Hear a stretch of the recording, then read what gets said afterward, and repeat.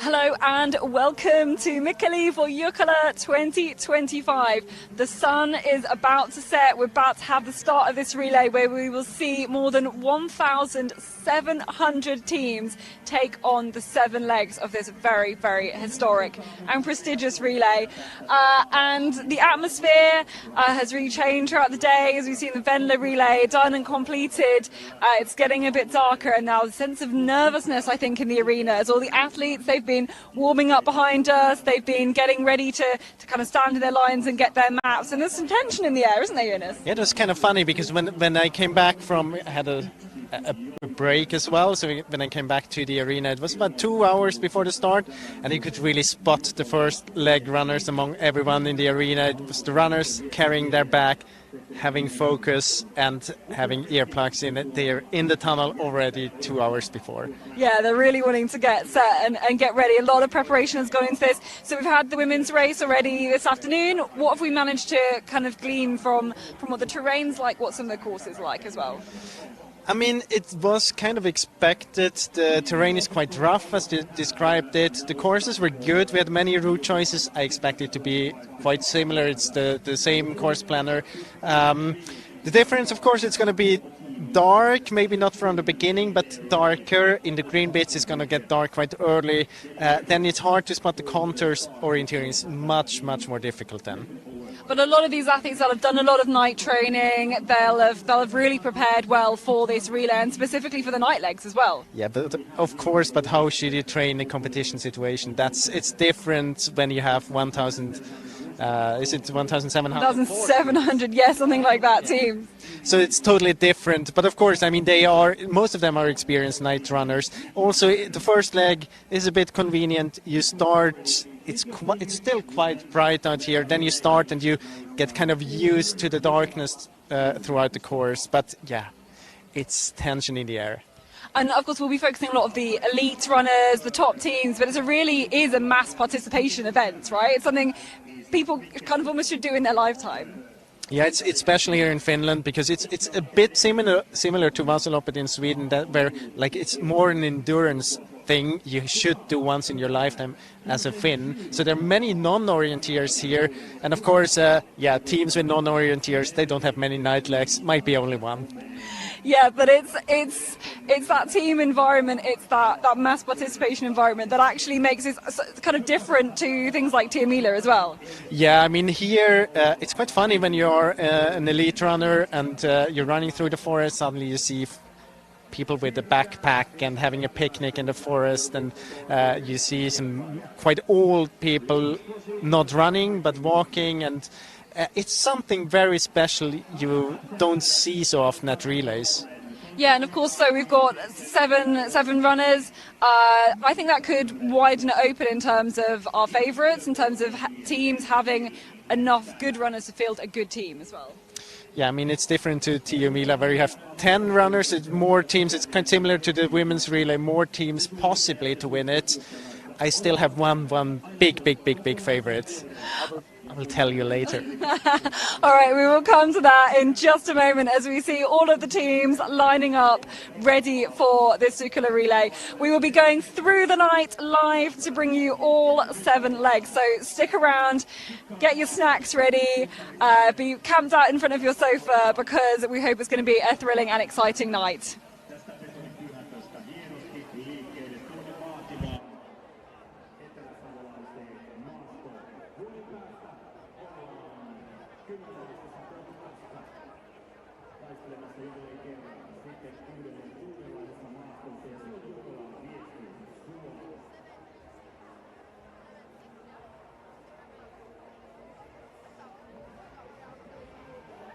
Okay, so we have these live pictures then from the start where these 1,700 teams lining up and ready to go. You can see those teams near the front are just kind of getting into position. Those teams that are near the back, they've had to basically be lining up for about 20 minutes already because they get them to kind of line up from the back towards the front. Them up in batches of 200 runners at once, and I think they started about half an hour or 40 minutes ago. So and of course the elite runners, that's the last batch to fill. Because they would obviously want to do a little bit of a warm up and things like that. Maybe no. Hopefully a lot of other people have done warm-ups as well, but we can't guarantee it. It's not that they can do the warm-up to the start point. You can see, you mentioned it before, sunset, I think it's 1 minute past 11, yes, so in about 11 minutes. Yeah, 11 minutes time. But it's kind of dark already. It'll be dark in the forest. Dark. Yeah, I mean, you can see everything, but it wouldn't be very convenient to run without a lamp at the moment. No, certainly reading the map, reading the detail, you will need your head torches in the forest.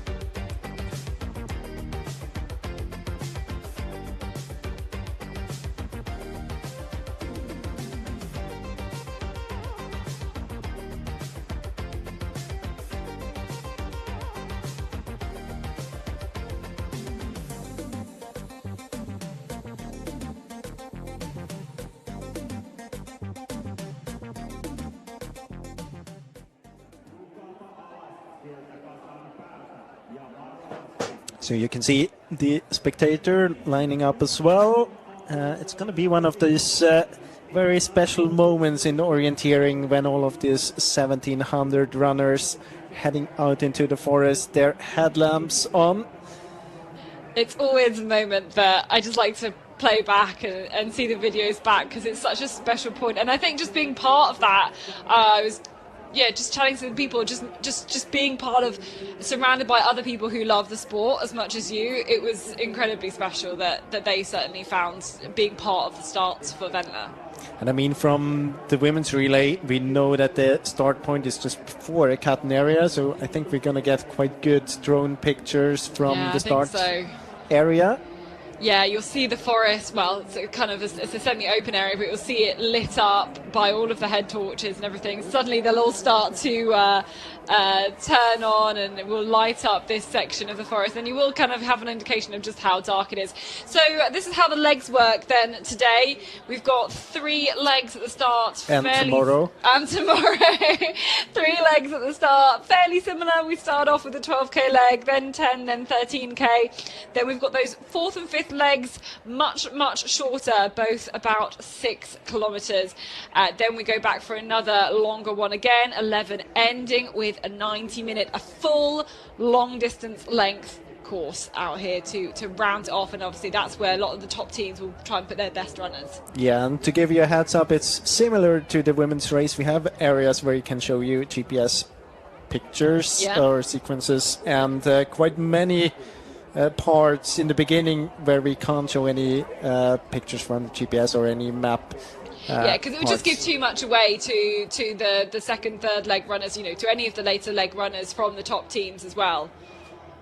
So they line up then with the order that they finished last year. So quite easy to kind of see whether clubs and teams are performing better or worse than we might kind of expect. But the team with number 1 have got 5 titles in a row. They're the huge favourites, aren't they, Storatuna? Yeah, they are. And if you look at the lineup, it's exactly the same as last year. It's in the same legs for the same runners. So they know how to do it in that team. They have a very strong team. If you just look at the results, for example, from the last Swedish League race, I think it was, they had like 4 or 5 runners within the top 10, so they are so strong. But of course, it's a difficult forest, and it's going to be difficult night orienteering at the same time. They have one of the best night orienteers for relays in their team, Jesper Svensk. So I think, yeah, as I said, they are the big favorites, but there are other teams with strong teams as well, and doesn't need much to get a bit behind, and once you're behind, we've seen that in the women's relay, it's hard to get back. Yeah, it's really hard to get back. We saw the winners there of Gothenburg. Once they got a gap, they just kind of extended it at the start of that relay. Yeah, and I mean, if you just look at the names in the team, maybe, I mean, now I try to build up a bit of tension here. Maybe if you would point out this a weaker spot in the team, it would probably the first leg or then the 4th leg. I'm not 100% sure about the 4th leg. Yeah, the 4th leg with Willy Johansson, Ole Kallered on the first one. But I mean, pointing out the weak spot in that team is really something. We're really being quite mean, actually. Yeah. We're being quite harsh. What teams could challenge the Storatuna then, if we've got them as number 1, the 5 times defending champions? Yeah, I think Helsingin Sunnistad has a very interesting team. Bit of a question mark in the anchorman Olli Oja now, because he wasn't performing that good in the World Championship selection races. Then NTNUE, of course, the winners of Tiomila, they have a strong team. One team to look out for, Ravina. And if you look at the leg times they had at Tiomila, I think everyone in their team had a top 10. Who is running in the team today had the top 10 results on their leg in Tiomila. So that's a very strong team. Then Ikalisten, number 3 last year. Will be interesting to follow them. Maybe not exactly as good as last year, but they have a strong finish with Eetu Savolainen.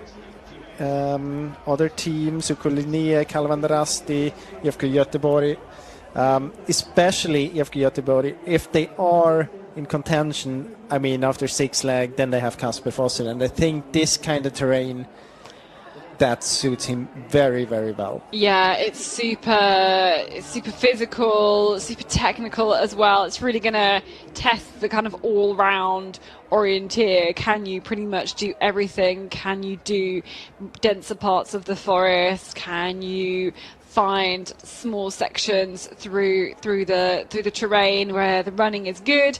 So we will have all sorts of TV controls through the legs today. We'll be able to catch up with the athletes and just see how the gaps are developing, how the leg order is changing. We'll do our best to talk you through it throughout the night as we see their progress. This first leg expected to take about 72 minutes of running. It was the women are running slightly quicker. I think they tend to get it a bit closer for the men's competition for this relay of 7 runners, based on the Finnish tale of 7 brothers, and that is why it is maybe a strange number of men running in the team.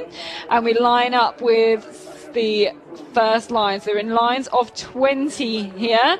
So these are all the runners who obviously came in the top 20 last year.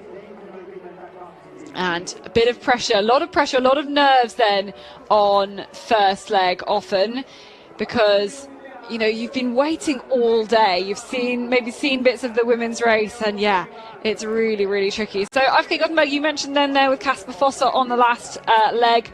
Linus Egvik Christiansen will go on the first leg. You can see just such consistent performances in the top 6. Kalevan Rasti and Ricardo Rankan, Swiss international runner. Yeah, Swiss sprint specialist, maybe? Yeah. Hard. Yeah, why not? We'll call him a sprint specialist. Yeah, he deserves that one. And he's going out on that first leg for the Finnish team. Tampere Purinto next, Anton Kuka. He's taking first leg for that team. A mostly Finnish team. They have Fabian Abersold, the young Swiss runner, on the 7th and final leg for them. Ikalista Nuseva-Voima, the next team to line up. Some injuries, some replacements in their team, so not quite at the strength that they were at this time last year when they were on that podium. And that is Juho Ylinen to start them off. This is Rito Eka going to start off for OK Linné, Swedish team based in Uppsala. And we have got Lucas Leland on the last leg for them. They've often in previous years had Albin Riedefelt taking that anchor leg, but a bit of a change round for the team this year. And the 5 times defending champion Stora Tuna there in the yellow jersey. Ola Kalarad is the first leg runner for Stora Tuna, and 4 Svensk brothers. It's a relay all about this tale of brothers, and there's 4 Svensk brothers in this relay team. I don't know what their parents thought. They should have 7 brothers. They should have done that, and they made a full relay team for Jukola. But silence falls now over this arena. You can see people's heads dipped with their head torches, some people looking up. It almost gets a little bit darker. Looks like just a Christmas as they tree or something. dip their heads, and we get ready for the starting mark here. There they go, ready to begin this Jukola relay. We'll find out which club is going to be the best over a test of 7 legs as they go through the night. We'll find out about 6:30 tomorrow morning. We'll be going and following through as 1,700 runners take to the start of this Jukola relay. It's such a huge moment in the orienteering calendar, such an incredible scene to be part of. And one of the Stora Tuna, looks like maybe the head torch coming loose there.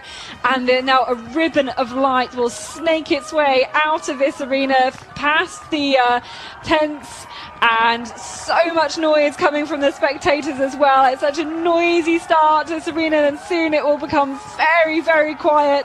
But they are racing out towards the start guide, about 800 metres out from the start point itself, before the race properly begins, the navigation properly begins, and we'll find out what happens. We actually already have one clear leader there.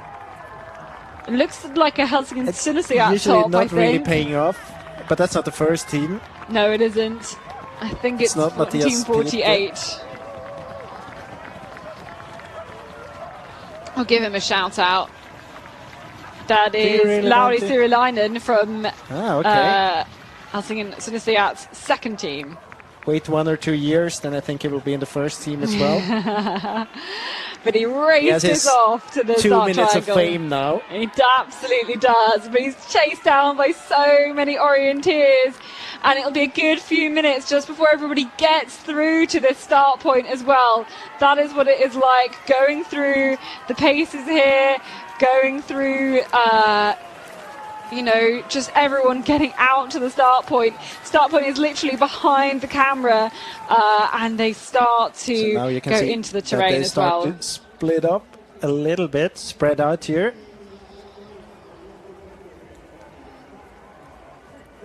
There should be a few tracks already from the women's race, maybe not exactly into this direction. Maybe a bit easier to get out compared to the first leg in the women's relay. And you can see it's a long tail. Yeah, I think a few of the teams are already like 2 or 3 minutes behind the leaders after 2 minutes of running time. I mean, 2.5 minutes of running time. We've still not had everybody through the start triangle yet. And now with that, thanks to our running cameras, we get a sense of what it is like to be in amongst all of these runners. You could spot already a few runners asking for the control number. There is a lot of talking that goes on in the forest. A lot in Finnish, yes. Vast, huge majority of the teams are Finnish. So if you are stuck with lots of people talking around you and you don't speak Finnish, you're at a bit of a disadvantage. Often it feels as if it's mostly the Finnish runners talking as well, but maybe that was just the perception. Yeah.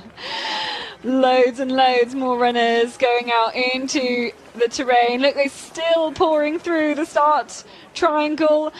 We can see these leaders as they go through the semi-open area, kind of in, I guess, 2-ish groups. Some people starting off in the left group, then cutting back across towards the right-hand group. And yeah, this is where, of course, you might need your torch to see the really fine details of the map, but at this point, obviously, it's good visibility through all of this part, mostly. If you can get through the bushes, that is. And there's so many bodies in the way. Just when you get these bottlenecks here, where everyone comes close together, it can be some physical contact. But that's actually why it's so important to get into the top 20, top 30 as a top team in the very beginning, not drop down too far behind.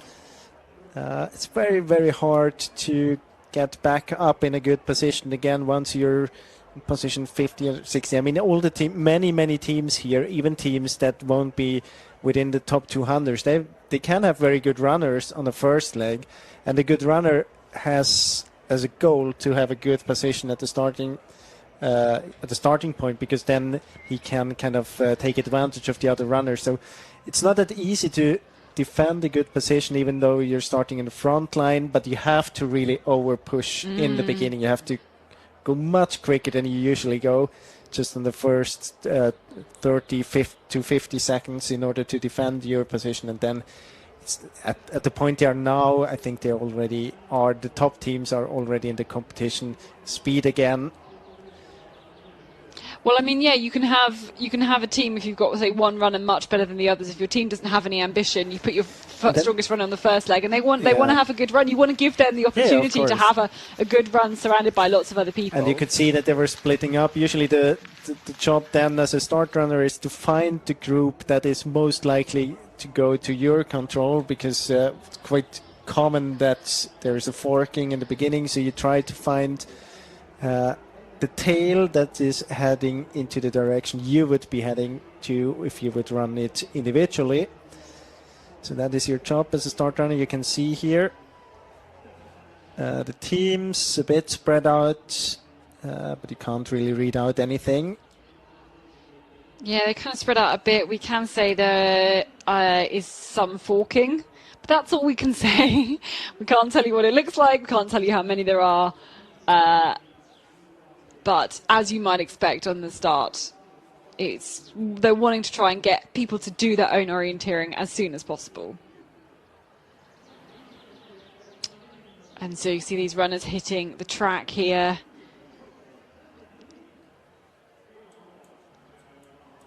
Really kind of picking up some speed. You might be able to do a bit of an overtake here.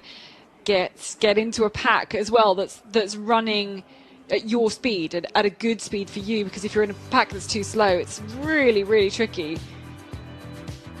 So these are some pictures for earlier. This is what it was like when everyone was lining up earlier on, getting ready for their run, then just what it is like being in the middle of that group as everyone starts switching their head torches on. They're getting just ready to go. And actually, sometimes if you have a bit of nervousness, right, you have this nervousness maybe building throughout the day, maybe try not to think about too much about the competition, trying to be nice and relaxed. But then sometimes the gun goes, you start your orienteering race, and then it's just into routine. It's about the orienteering, and maybe it could be easier then. It's not for really some when the gun goes here. Still a bit nervous until you are at the starting point. Or at the first control, once you've had the first control. Well, I think it depends a bit what kind of runner you are. If you're very active and reading the map carefully to the first control, I think then you're not that nervous. But if you were forced to overpace in the beginning and you didn't really have the chance to get good contact with the map, of course you're checking the map every now and then and to double check that you're on the right way. But if you never had the chance to actively read the map, then you're a bit nervous for quite a long time. Yeah, because you know, if you're slowing down to read the map, you just risk falling further back in the pack, and you have to be so good at keeping that speed up and taking in so much detail. That's what is so tough about first leg, and just being surrounded by other people who have that urgency, have that haste, and need you to keep moving. And in the upper right corner, you can see the arena. Yeah, we're in this quarry there. There's a couple of buildings, so it's a concrete factory there. There's a hill to the right of our commentary box that apparently they've drilled holes in, ready to put explosives in. It will disappear next week. It will disappear next week.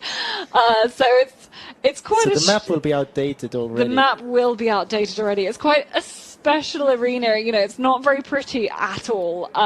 There's a lot of just rock and concrete around, but it does mean we have quite a short run out to the terrain, which I think compared to last year, the runners will be very, very pleased about, pretty much.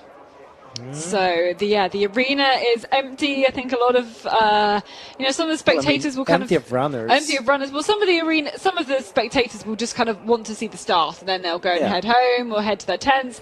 Some people maybe want to stay and see the first leg end, see the second leg end, and some people are here all night long. Some people are here for the beer, and then will run their race. Some people will, get a camp up and be camped in front of the big screen all night. It really, really varies and depends, but a huge effort. So what you can see there, that's the changeover zone. Those white lines are all of the maps that have been put out, ready to go, ready for their runners to go and pick up their map and hand over to their outgoing runner, where the advertising is there, and then they will hand over officially to their next runner.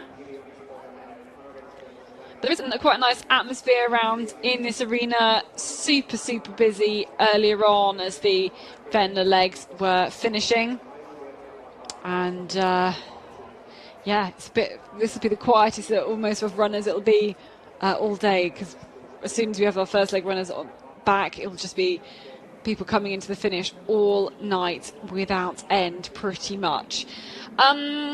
Anything that we can talk about from the GPS whilst keeping it vague enough to not give anything away? Yeah, I mean, the only thing I could spot is that Nydalen definitely changed group from one to another, so they were following possibly the wrong group for too long and then switched to another one. But say they're 1 minute behind the quickest to that control, so I think it's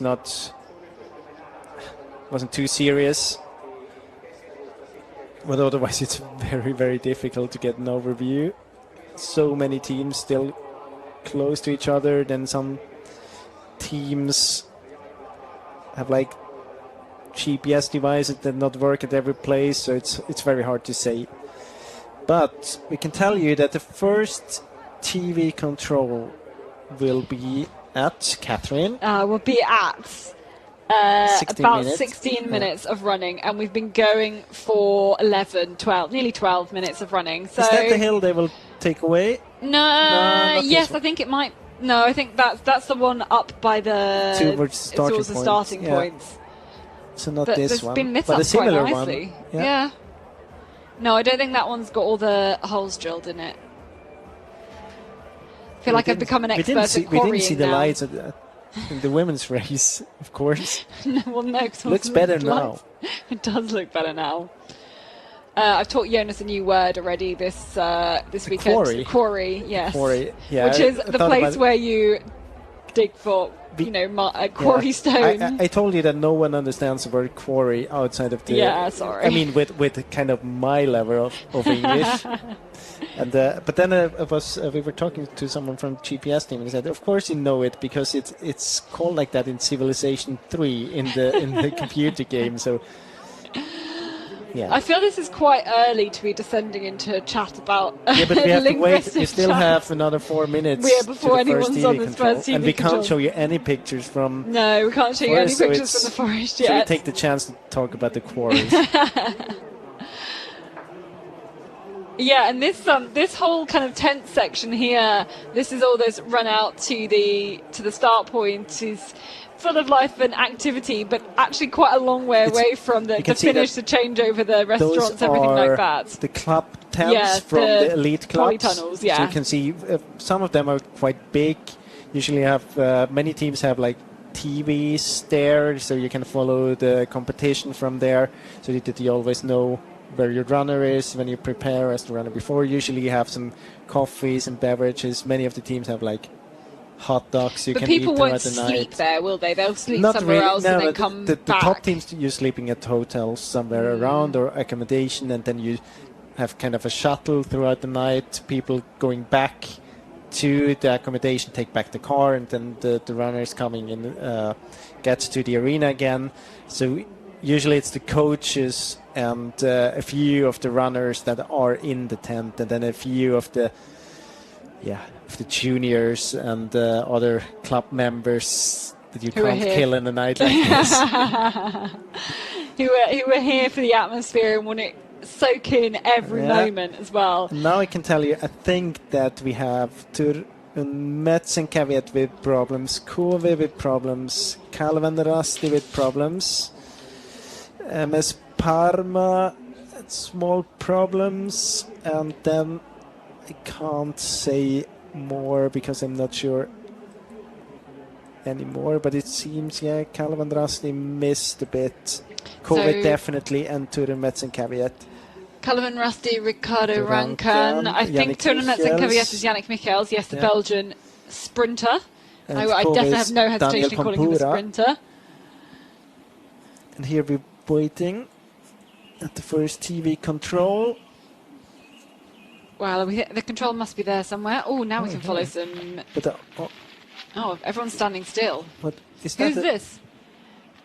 Is that? What happens? Oh. Where are we? They were at a control, but maybe we're at the. Maybe it's not these people's control.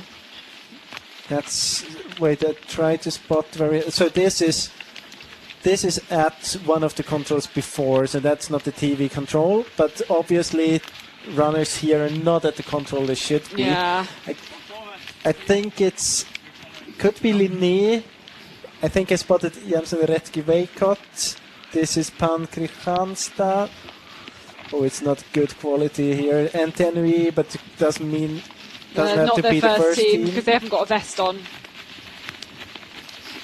Of course, winners. So I of can't Team really Milan. tell you what teams, but I can see where the camera operator is. That's why I think it could be Linné.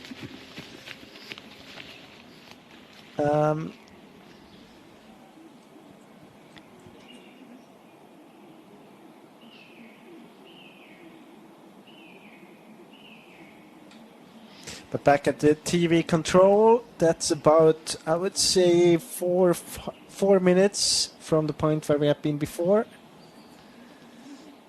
Yep, so we should be seeing these runs very I mean, now it's soon. always difficult to say because there could be runners without GPS devices in the very leads. But the first team with a GPS device is about to come in the 15 to 20 seconds. Okay, can we see them coming There, I through think the terrain? see some lights.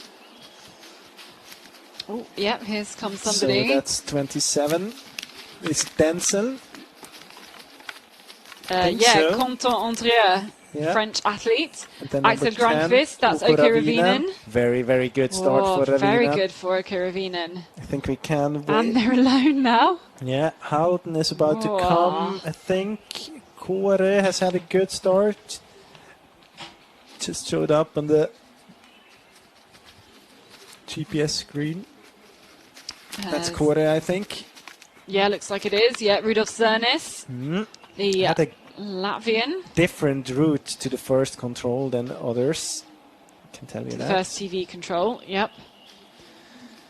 And now we wait for No, some more. to the first control, actually, Okay. not to the first TV control. And now we begin to kind of hear and see more runners. Yeah. This is a 3 with a Almost a big gap minute. here. Ooh, You can see runners heading up to the left there. They shouldn't be doing that. No.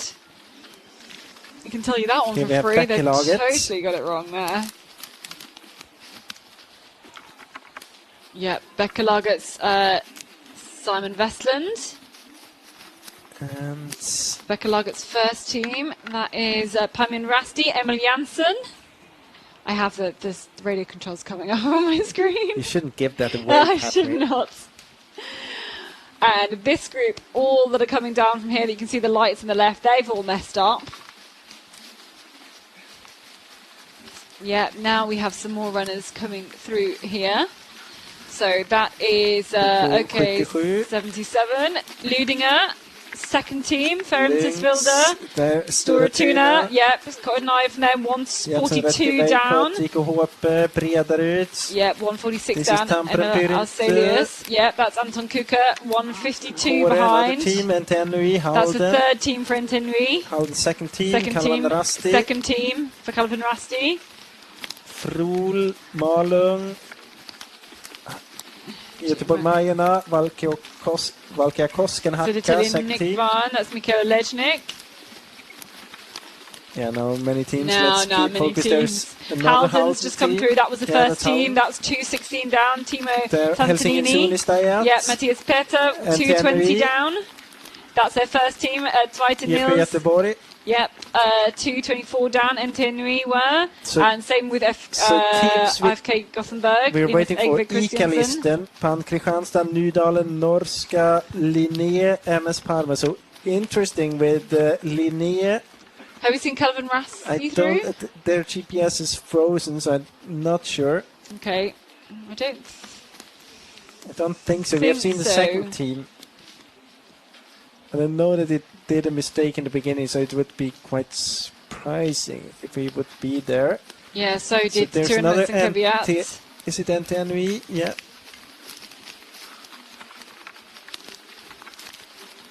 Fifth team, Vekaladen Veikot.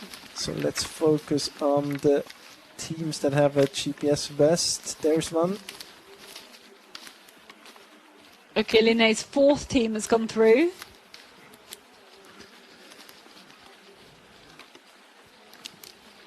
Trying to pick out some teams coming through, some of the big names. No, as they go Calvin Rasti through. won't be here within the next 2 minutes. Ikalisten Yes, Nuseva Voima has just come Ikalisten, through. Ludinger first team. Luke Fisher on that first leg. Cynthia Veskala just through now. Calvin Rasti 3. Soon we should have Pan Kristianstad. There they come. And then Norska, Nydalen, MS Parma within let's say 20 seconds. Yeah, Panker Hamstad, Nicholas Kastner just punched there. That's Linné, but that's the third team. That's Hector Haynes. IFK Gothenburg, that's their third team. So here we have... Team 31 is Netherlands. And Edinburgh University team and EMIT team through there, Janne Salmi. Overshooting that control, here he comes. Yep, that was Marius Kaiser.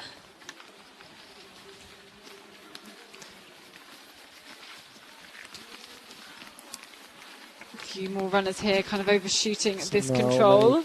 Teams, MS Parma was there. Loads of teams now hitting 100 teams. Tiseren.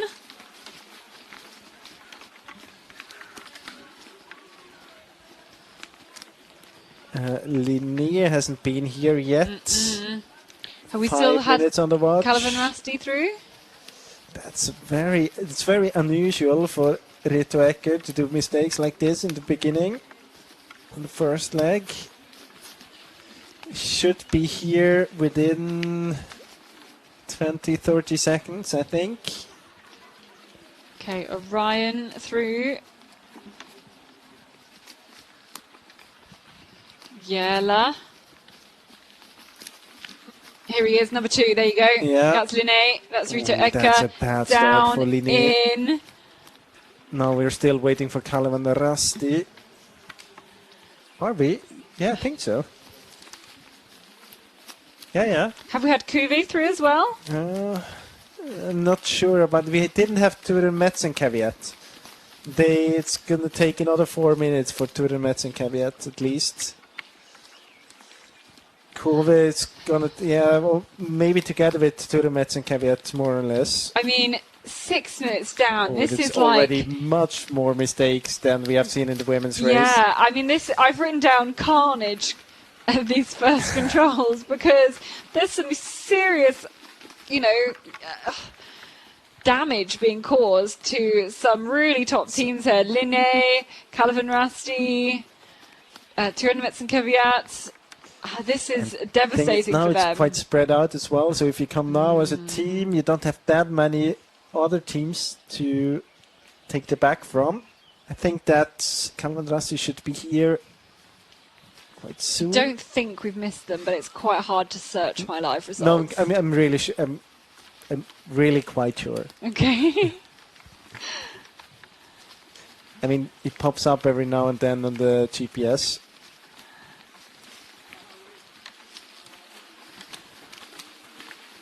Again, we'll look for anyone in the bib because they will really show. Here he is, number 5. Number 5. Oh. Calvin Rusty. Down in 160 seconds. This is a big group again. Yeah, this is a huge group coming through here as we get towards the 200 mark. We're going to be well over the 200 mark. And actually, our graphics are doing a very, very good job of keeping up with all of these results coming through. They were coming I can up. tell you, Turen Metzenkav, it's going to take another 2 minutes at least. Same for Kove. But those are the leading teams. We had a small gap there. Yeah. 3 teams that got away. Yeah, great work there from Quentin Andrea from Denselm to be in the leading team, and Ravinen doing a great job as well. Only 20 teams within 2 minutes. That's quite a lot.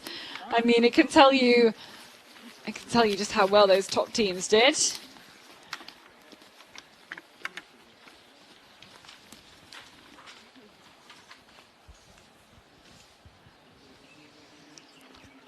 So our next TV control is a few minutes away.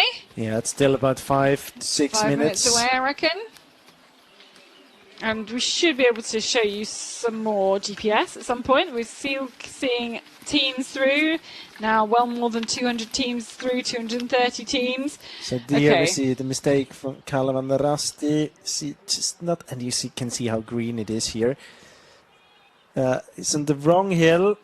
Obviously, he doesn't know where he is at all. It's so hard to relocate then. I guess it was a parallel area. Thought he'd come up all the crags, or it was the actual Yeah, proper more crag to on the the left. big crag on the map on the line.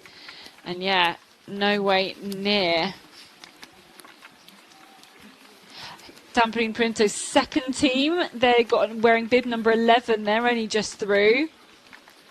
It's quite easy to spot now on the results. You just spot the really small numbers coming through. We've got team 1,586 have just punched through. Yeah, and now in about a minute we should have Turumets and Caveat. And Kove maybe as well. Keep an eye on our live results as you see more and more runners coming through this point. Don't think that Kärköl and Kisa Veikot thought that they would be ahead of Kove and Turumets and Caveat at the first TV control. Absolutely not. But some really big issues in the forest. Tricky. So okay, now we can see another, so some actual GPS we can show you. Like 4 to 5. Different route choices by Ravinen, Kore and Denzel. You can see that Denzel is heading towards this path halfway. Ravinen and Kore going more straight. All the others as well, by the way. So it's only Contin-Ondrieu, and I think we know that it's only Contin-Ondrieu. It went on this route because there was no one else in contention. Then the other ones went out there as well. We have another group going more to the north, heading to this path. That's a group that was about a minute behind. I feel like they've lost some more time just going over that hill that they've just gone across. So, just seeing how much they were slowing down when the others were avoiding the hill and taking that path. But now it's definitely Ravinen in the lead, probably in contact Denzel still. Yeah, really, Ravinen has chosen to put a very strong, very strong runner on their first leg. It's not really that dark. I don't think, well, it's really green. How green is it there? Where are we catching up with them? At control number 5. Yeah. Yeah, it's so hard to get a sense. And Axel Granqvist. Yeah. In shorts. So Rudolfsson and Axel Granqvist together. He will have a few marks on his legs after that. Yeah, he will. It's not that warm a day. Well, maybe it is that warm a day. It's quite bushy though. It's because Olli Markus Taivainen is the course planner, and he's always been running in these shorts his career. So this is channeling the thoughts of the planner, right? Exactly. Getting into his mind. Yeah. I tell you what, he hasn't avoided green just because of the thought of wearing shorts. The course planner. Neither does Axel Granqvist. So now we had Kove and Turumets and Caveat. I think, did Kove punch there as well? I don't know. They might have been gone up. No, not far up. They just punched there right now. Oh yeah, maybe 40 seconds ago. So this then on the way to control 6. So Kora and Denzel there, Ravinen in that group as well. And that's impressive. They've got a good gap on the rest of the field here. They have, definitely. Good choice, kind of coming across and then using the track about halfway. And you can see now they are going towards an area where you have this white, like a path through the greens. Those passages are very good visible in the terrain. They're like old paths that have been grown up a little bit, so it's a bit grassy. Not super quick to run in, but in the night it's quite good to navigate with. Do you think they'll be easy to pick out in the night, though? Yeah, I think because there are no trees in a line, like there's a straight line where you don't have any trees, so I think they're quite easy to see actually in the night if you just look up towards... if you look upwards, you can see that there's light coming in the line. So I think that was a little shot of those 3 athletes in the lead, Ravinen, Cora, Denseln, all just joining onto that track. Mikkeli-Jukola going quite a different route. Really, really wanting to cut the climb and get onto that track. I think it's a bit extreme. Can follow up on that later on. Linné, Calvin Rassi, so Linné dropped down to 125th, Calvin Rassi down to 162nd as they chase the leaders. But those 3, a big, big lead. Yeah, so far we had Kåre and Ravinen, the quickest teams between 4 and 5. So first, a bit to the north, then dropping down to this path was the quickest so far.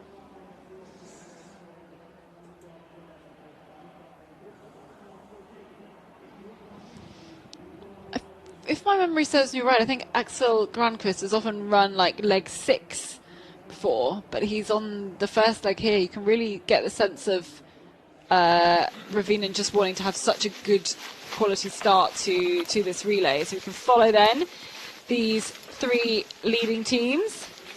There's Cora. It's so dense here. You can see that the light is not going that far. You have it quite early. You get the reflection from the trees. And here it's open again, and then you can see it seems to be much brighter. You can still see the contours of the hill. I mean, with the different camera settings, it's really hard to give you a sense of actually what it feels like to be out there. This feels quite relevant. Like this one seems. I mean, yeah, as it feels in reality. If you look outside. Don't know. Do you well, we're inside a lit room yeah, now. but do you I think it's hard for us. Would you say to it's darker or I think brighter? that's lighter than in the picture. In the picture than it is in reality. Let's agree to disagree. Okay, fine. I mean, we have no scientific way of testing this. But we can see the runners coming. Here they are, approaching control number 7. And it is this trio here. Managed to get a good gap away from the others. Yeah, you can get a sense that Axel Granqvist is pushing ahead of the others. Kåre. Yeah, so Granqvist, Ondria and Ridos-Zernes. Sweden, France and Latvia. Yeah, it's going to take another more than 2 minutes till at least we get the next GPS teams. Here you can see it. We've now had 800 runners through the previous TV control, just in case you were wondering. So this tail then on the runners here, 15 seconds. So yeah, a good minute or so before we have the next ones. Soon I will be able to tell you if Ika Listen's route choice was good or not.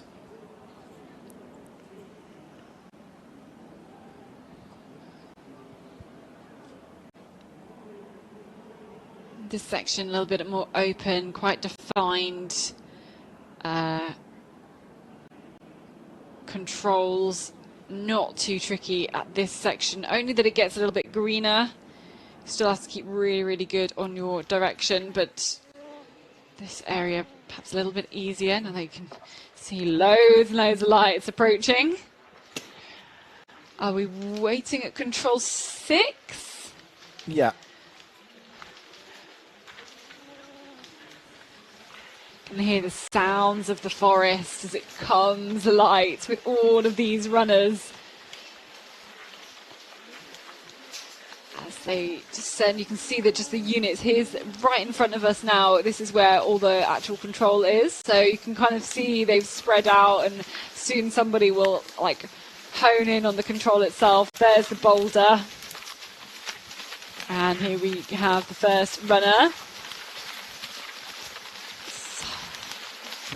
Halden is Yeah, there's Becca Lagert's in there. There's Sturlatuna number 1. Very obvious to see. Yeah, now it's very hard to see anything. Yeah, but a big load of runners. Sturlatuna in that, Entenui in that group, Halden, Turbing. Halden, Södertälje. Sturtuna, Päijänne Rasti, Helsingin, Helsingin, Sundsvall. Suinstad, Tyrving, Jämsen, Reykjavik, Veikot, GMUK. Actually, Ekenlisten lost about 3 minutes on that true choice. 3 minutes. Whoa, that's a lot. Yeah, Kåre had 10 minutes between 4 and 5. Yeah, and they were 3 minutes behind.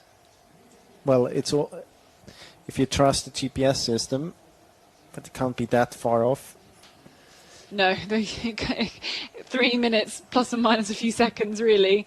Okay, this is the next control. This is control number 7, and we'll have that gap. It's a 3-minute gap for these leaders. That is incredible at this stage. This is Brederud. Tamperen pyr inte IFK Göteborg. Frol-Bäckelaget. Halden, Päijänne Rasti, Jämsen Retki Veikot, Stora Tuna, IKHP, Farum Tisville, Valkea Kosken Hacka, 77, Helsingin Sunistajat. Sen har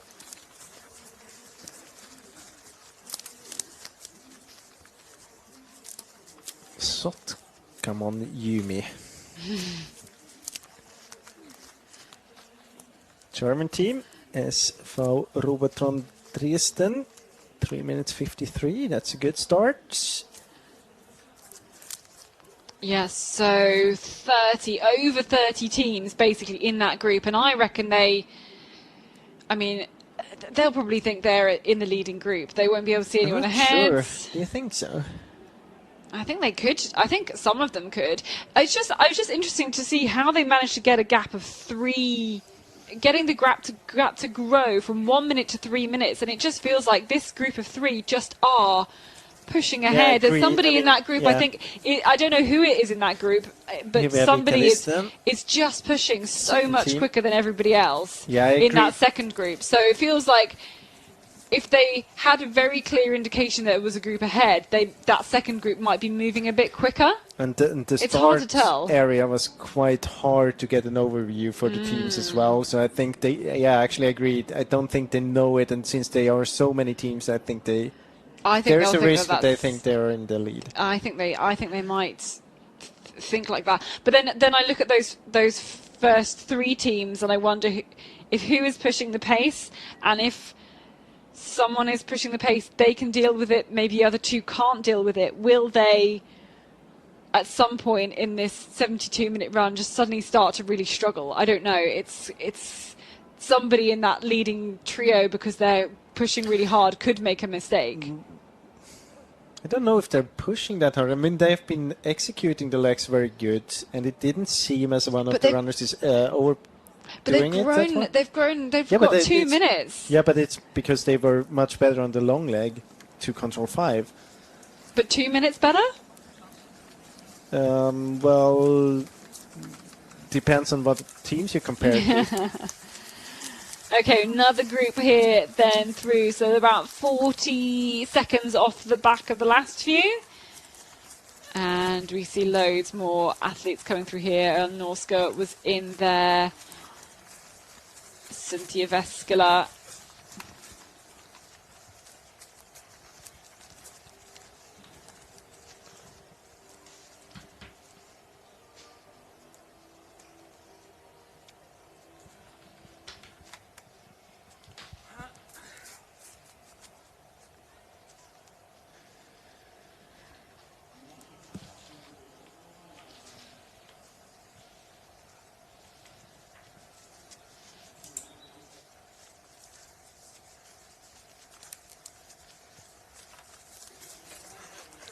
So New Darland's through there.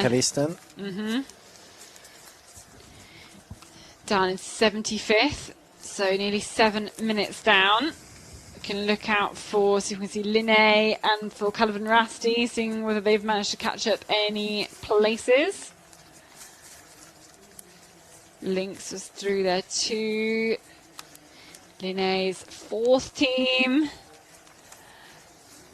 Linné's first team that just gone through into 90th place. 7 minutes and 18 seconds behind. Yeah, it's so tough to try to work your way back through the group once you are down by that many places. So Calvin Rasty still to come to this point, I think.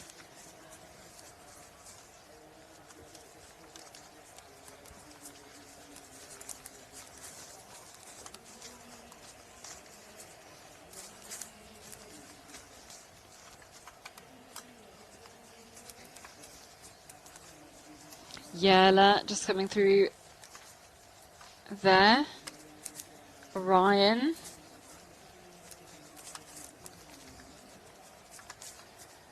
And a steady stream of runners, fairly equally spaced, very quiet out in the forest. These athletes certainly not talking to each other. Bit of a gap, and now next group coming through. Lighting up the forest. Okay, Ravina's second team, Astora Tuna's second team. Calvin Rasty was in there, so 122nd and 8.5 minutes down for Calvin Rasty. But here we go, those recap of the standings after 5.2 kilometres.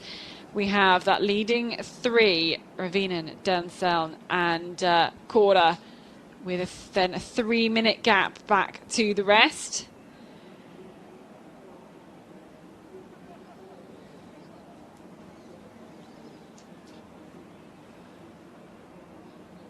Still some light in the sky. Sunset about 40 minutes ago. So we will not have much proper night time today. I can tell you that Gimuko is struggling at one of the controls. And here we have the leaders at the next TV control. It's still Ravinen. Then we have Denson. And a few meters behind, we also have Cora. Yeah, Rudolf Cernis. So no big troubles for those teams at all. Through some green section with no trouble, I think. But quite big troubles now for Göteborg-Majorna. Yeah, so there was those three, and then a 3-minute gap, and then a group of over 30 teams making camp out here, waiting for this first leg runners to be back in the arena. Settling in for the long run, a long haul. This is going to be a tough one for the Gothenburg team. He's really struggling, not knowing where he is.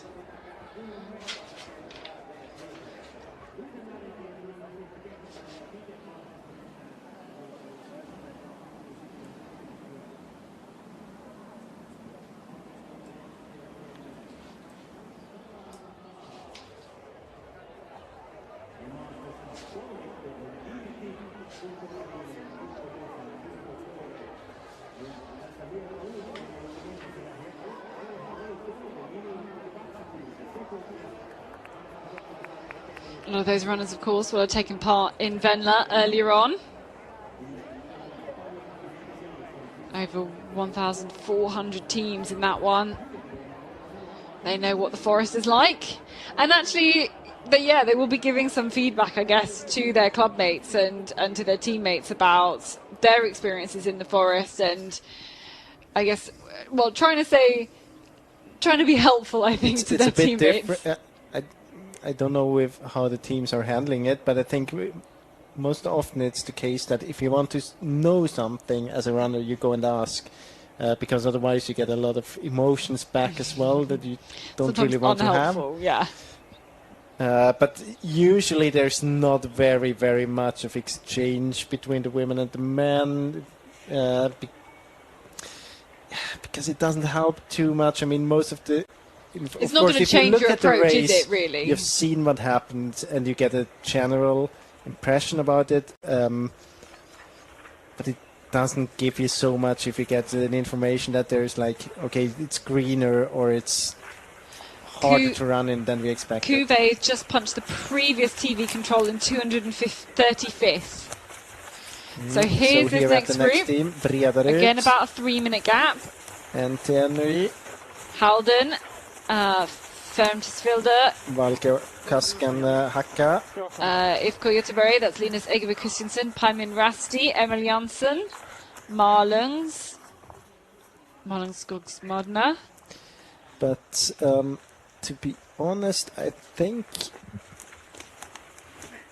Are there any other big actually casualties from the last few controls? Göteborg Maina is going to be disqualified because he's jumping over a control. Stora Tuna then, I think, leading that next group as loads of athletes come through. Tampin Perinto with Anton Kuka in that group as well. Helsingen Synestheat, Matthias Petter in that group. We also saw quite a few second teams. Calvin Rasti leading at Halden, Turin Synestheat, all with their second teams. Oh, not good Team there for 33. team number 33. Who are? I will look them up. That's Gothenburg Minor. That's Kasparas. Oh yeah, but then he noticed now that because he was Then he noticed now at this control that it wasn't right. Now he has to go back. Well, it's better like this compared to if they would be disqualified. Okay, it took him one control to notice. At least he has with a noticed. bit of luck, yeah, but with a bit of luck, he would have noticed at the control before. So another gap. Det was NMBU, orientering, Atunda, Frol, Becca Lagert's in their first team. Solstad, SV Robert from Dresden lost about a German minute team here. still in there. Yeah.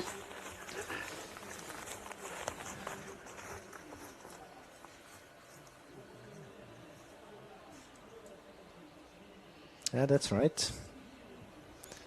Camera operator is looking for Ukoline. Yep. Still haven't had them through. They were, I think last time they were back in 90th.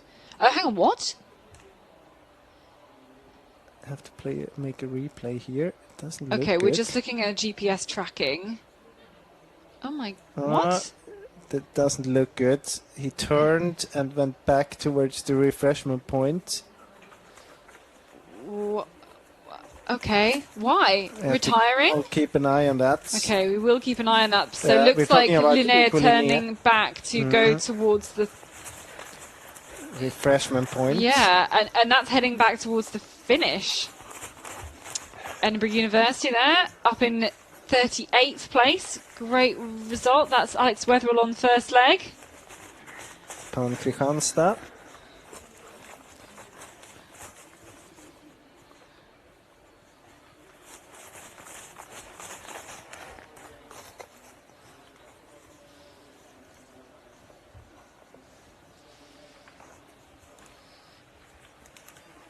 So 40 teams through in 6 minutes. But remember, there's a 3-minute gap between the first three and then the next chasers. Big group here dropping down the crag towards the control itself. And it's Palmer leading it, first team. Palmer's first team as well.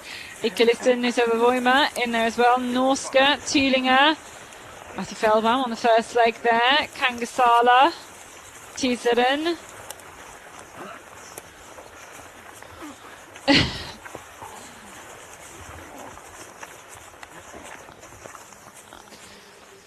IFK Gothenburg just like blocking our camera view there and then going to punch the control. So just to summarize it a bit, so after control 6, which was a TV control, we had Linnea going towards the next control and then suddenly turning back towards the street that he had passed before, going to the north and then to the refreshment point where he's now.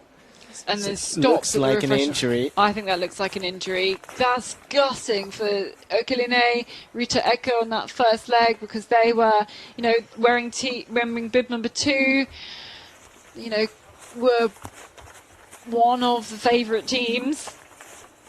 But I mean, he's not walking. No. But maybe he's lost a emit or.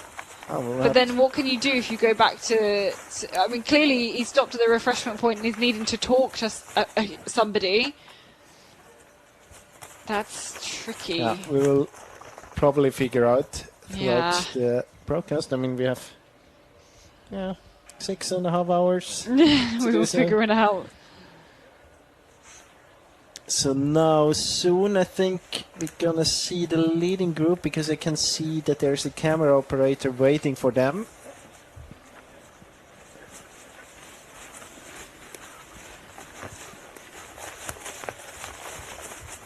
So Kuwait, second Here team they are. through. Those are the 3 leaders. No, was it Kore now in the lead? Yeah, Kore in the I lead. think so. Then Denson and then Ravinen. yep. So different They runners actually- pushing the pace They here. were a little bit low towards the control, so I had to climb a bit. Might be the reason why we suddenly have a different leader in this group. Ooh, and then they won't split up for very long, I don't think. Now yet Valmaina found their control.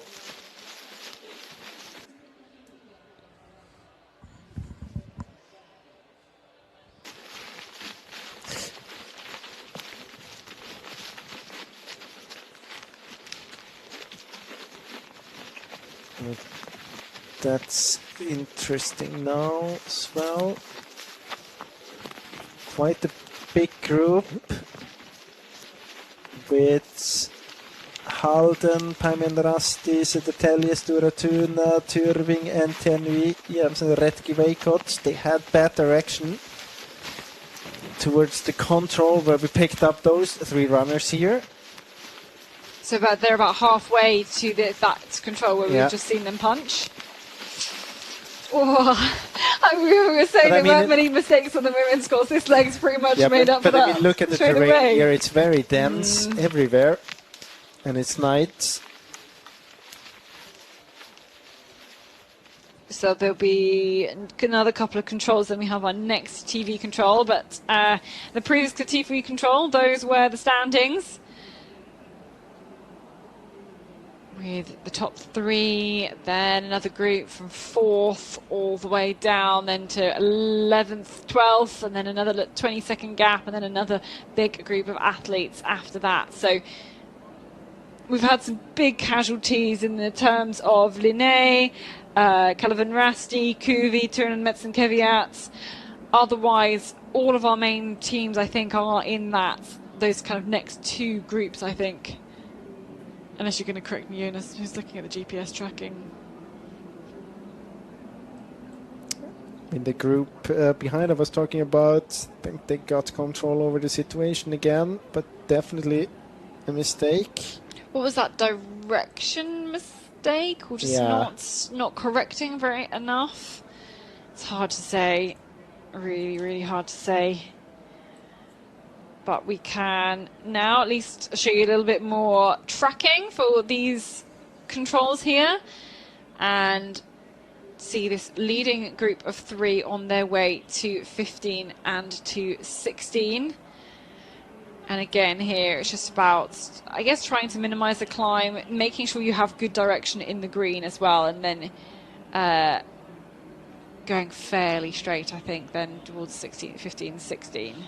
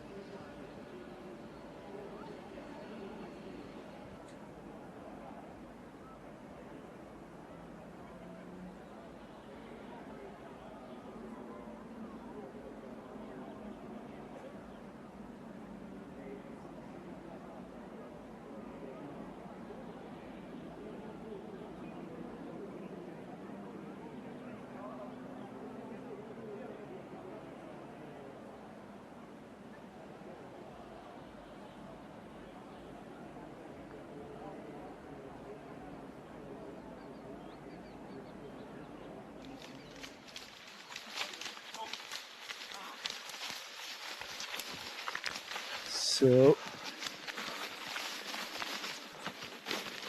now we're back at the control where we picked up the 3 leading teams are just after that control on the way to 14.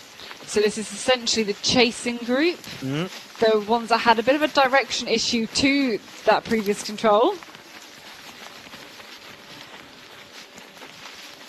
See some good lights in the sky, maybe some athletes with some head torch trouble. That's what you have when you're going through all these trees here.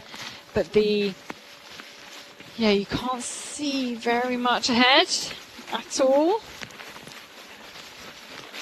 Just kind of following those athletes ahead.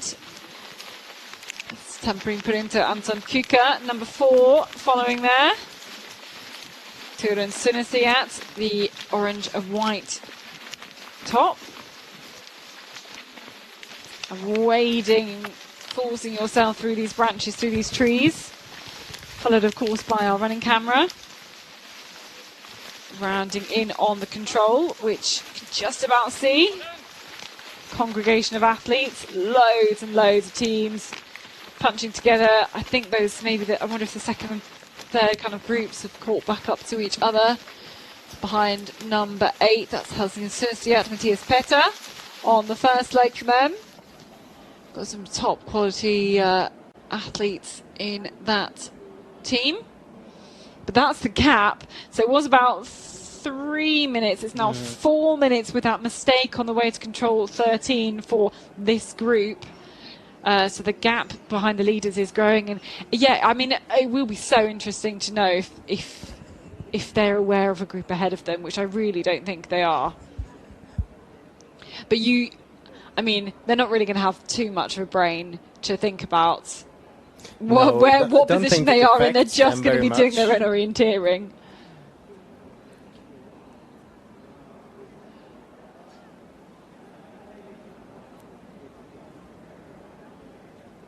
So behind this group that we can see at control 14, we have at control 13 very soon Ikalisten, Pan Kristianstad and Norska. Then a little bit behind MS Parma, Nydalen. Then about a minute further behind again, Kalvan Rasti. And now there's a mistake from the leading group. One of the first mistakes. They're a bit low. They've been so close to this control. Yeah, but you can see that the control is in the green. And quite high up, but they just haven't quite... They must have been within meters of it. I don't think they're going to miss all of the 4 minutes here. It's too close to the roads, but seems like maybe if they bounce off the road and coming back up, it should be okay. 40 seconds to a minute, maybe. Whilst we watch this mistake, what's happened to Linné? Yeah, they're still at this refreshment point. Not been driven away. I can't tell you more about that.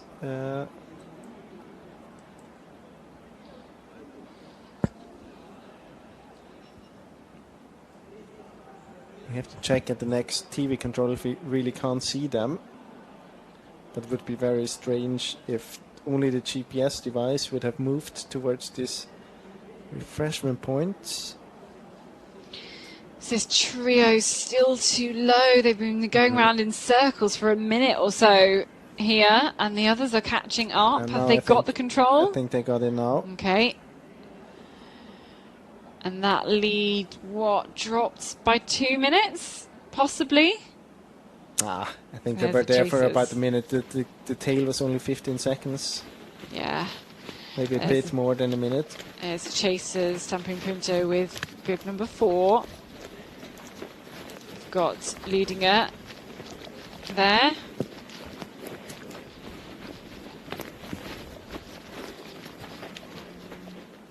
think that's maybe the second team from Ludinger with Ewan Triner.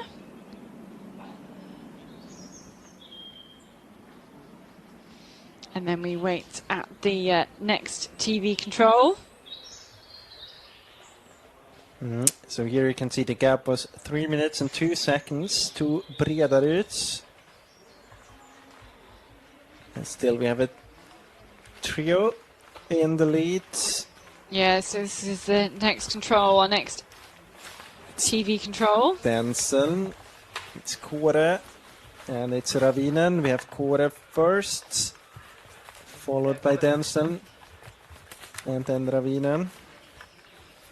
Ooh, and all going back a different way, and we can say there's a long leg here coming up where you've got to go. They will most probably see the others now when they back out again, so then the others know that they're not in the lead.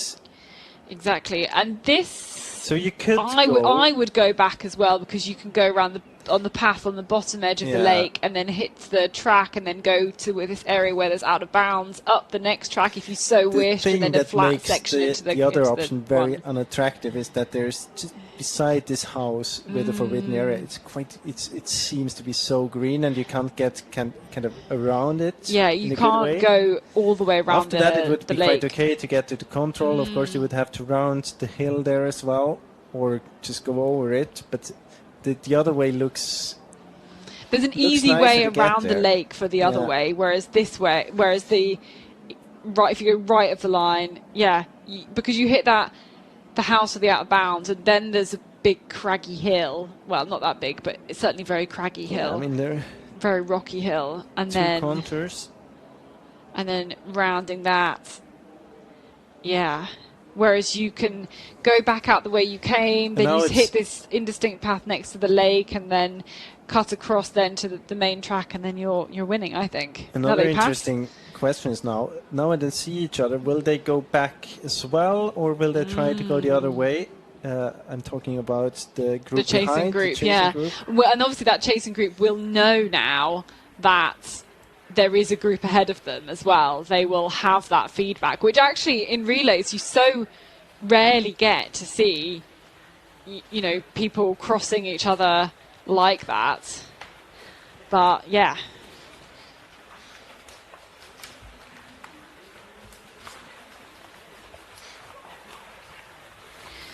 So it was a 4-minute lead roughly for the trio at the start, but it's gone down to 2:17 with Stora Tuna leading the chasing group. Becca Lagergren, Brederuds, Jensen Rödke-Veikos all in there as well on the chase. So it is Oleg Hallerad, Simon Westland, Emil Alselius. There's someone in the group always shouting something after the punch.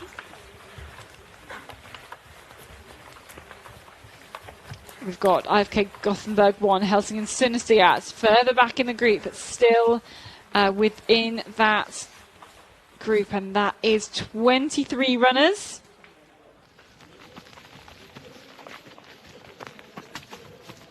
So a leading group of 3, a gap of 2:17, and then 23 runners chasing, with a few big casualties already. Calavan, Rasti, Kuvi, and Linné looks like they will be retiring, we would guess, based on their runner Rito Eka going back to the refreshment control. And actually the refreshment control was in the picture there now. So they will probably pass that one on the way to the next control. They will indeed. One runner all alone, Valkia Koskenhakka, second team. Ilmari Aho.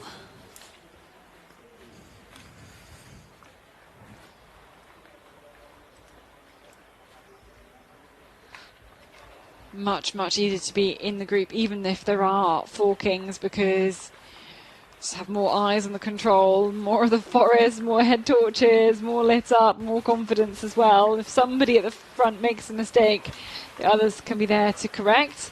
So we have another group then approaching this TV control from 28. So Anders Haugscott leading the way. Ikalisten in that group. Ikalisten and Pan Kristianstad. Snättringe, Växjö, Kåre second team, and MS Parma second team, and then we have all Norska, Swiss team, and Olsson's Latvian team. Kotisaran. Oskar Andrein for He Tiseren. was quite far behind already at the first TV control. I think he went quite well from there. Oskar Andrein. So 40 athletes through. And then we can see now. So yeah, both of these, this front group and this chasing group, all going the same way. But you can see Stora Tuna pushing the pace at the start of this group, and yeah, really trying to maybe catch. Now they know there's a lead group there, just before the forbidden area. That's where the refreshment point is, where we still have the GPS device from Linné. Now they were heading into the green a bit early.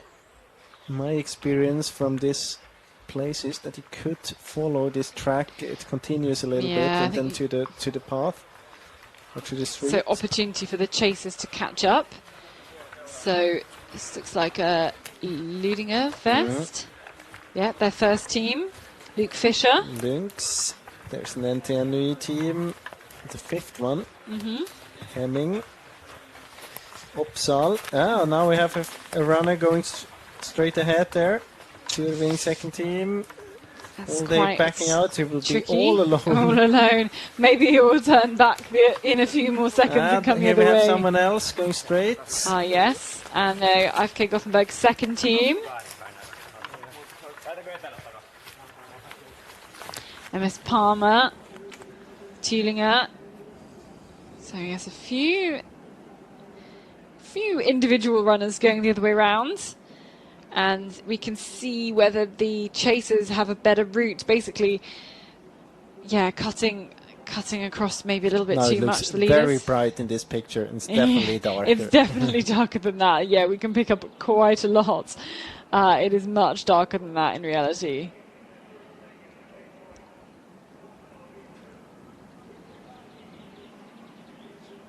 You can see there is an ambulance there, isn't it? Yeah, well, there's certainly a vehicle with some lights on. I don't know if it's lights or if it's just bad quality of the pictures. Or Yeah, maybe it's or not a an ambulance. reflection. Yeah. Maybe it's just a car. I think it's from at the refreshment point. It's not even the refreshment point. It's a bit away. The refreshment point is further up in the upper right corner. Yeah, so I think. So I think that's. Not, but we've jumped to too many conclusions there. Loads more athletes coming through this control here, 16th control, so the one before the long leg. Most athletes turning their way back, as we have nearly 100 teams through at this point, within 8 minutes. And yeah, the chasers trying to catch up. So they basically had a better job at cutting out to that main track, and you can see the chasers are catching up now, so maybe caught up a minute. On the map, actually the path stops, but you can see, I mean, this path was leading at one time towards the street, so you can still see parts of it when you're running. And like, that's what experience in terrain like this tells you from the map. You can kind of pick up small clues from the map that maybe not everybody would see those, but if you're an experienced orienteer, if you understand how the forest works, how people manage forests like this, then you can make those conclusions that it's an old path that's not really used anymore, has kind of fallen off the map, but still something there that you can use through the terrain. So the gap was 2:17. It looks like it is dropping then from those leading trio to the chasers. Yeah, so actually, the it's only trio a and the minute chasers of 23 teams chasing. But I mean, now that they know that there's runners ahead, I think this is maybe Stora Tuna and Tenui like just pushing the pace at the start of this group. But it's also that it's for the first time you actually have a chance to run. Yeah, to really push and physically and don't have to be too careful technically. Okay, catching up with the runners there. Yeah, you can see the gap between Kora to Stora Tuna. So really catching Catching. I mean, we have a good runner in Stura Tuna. Just got the information. 1:39 at leading Olopet. That's a really good time. So he has the physical capacity to. And for runners who don't know what leading a Loppet is, It's a 30k race. Kind of they call it a trail run, but well, yeah, kind of a trail run. cross-country kind of trail If you're run. an orienteer, it's like, yeah. But it's one of these big races that kind of sports enthusiasts want to kind of push themselves and do, quite a few races in different kind of sports, and this is like big running Swedish one. classic. Yeah, I know about that. You heard about it? Yeah. Yeah, because I told you about it. Oh, okay. So it's basically, there's cross-country skiing in it, it's swimming, it's cycling, Yeah. and it's running. So, but we won't have a TV control at control 17, right? We'll have it at No, have 19. it at 19. Yes, that's correct. Oh, and we have a spectator control as well that we can see from our commentary position. That's happening later on. Yeah, doesn't help the viewers at the screen that we can see the control, but we can get excited. actually, can we see it? I can see the screen in the way. No, I think we can see it. I think can see it. I think it was left of the screen. Okay. You can see the last control as well. So Calivan Rasti, as you see there, down about 7 minutes, making their way around the lake now.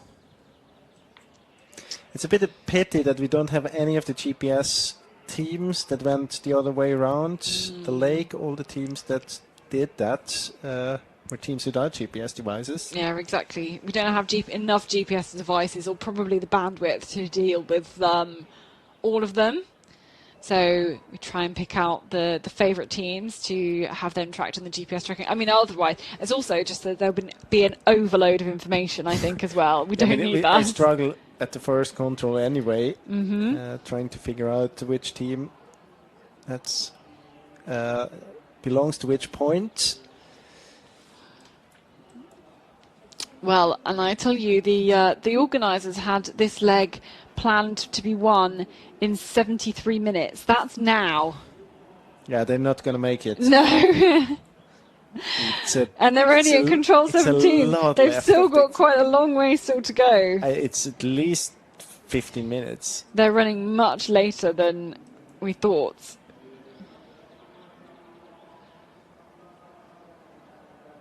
And there have been, there've been mistakes, but not that many mistakes. The broadcast will last until 10 o'clock. I know. No, don't say that.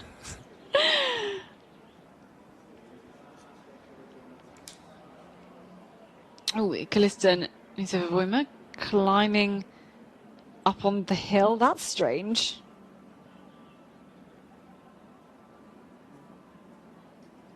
Surely you'd want to stay low down and then approach the control from the bottom.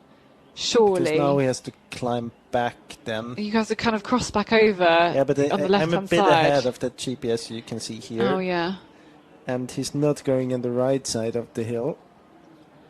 So he's going towards this cutting area where we have the name of the A of Stura Tuna. That's very strange. It's a control. The control itself is on a crag. You kind of want to approach those controls from the bottom. He's turning back to the other side, but that wasn't. Well, Norsken is doing the same. Maybe this path that's ending is continuing over the hill, and it's just the most convenient way to. Maybe. I mean, we don't know how green it is there. Yeah, and you have the stripes as well of the vegetation to the left. But maybe you just switched off and you're in a group, and there's lots more athletes, of course, that we've seen in the broadcast who aren't being tracked.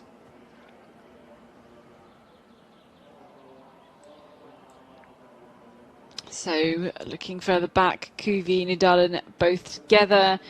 Jim OK, Turin, Metz and Keviat, those are the big casualties we had actually from the first few controls on this first leg. That's where we lost them.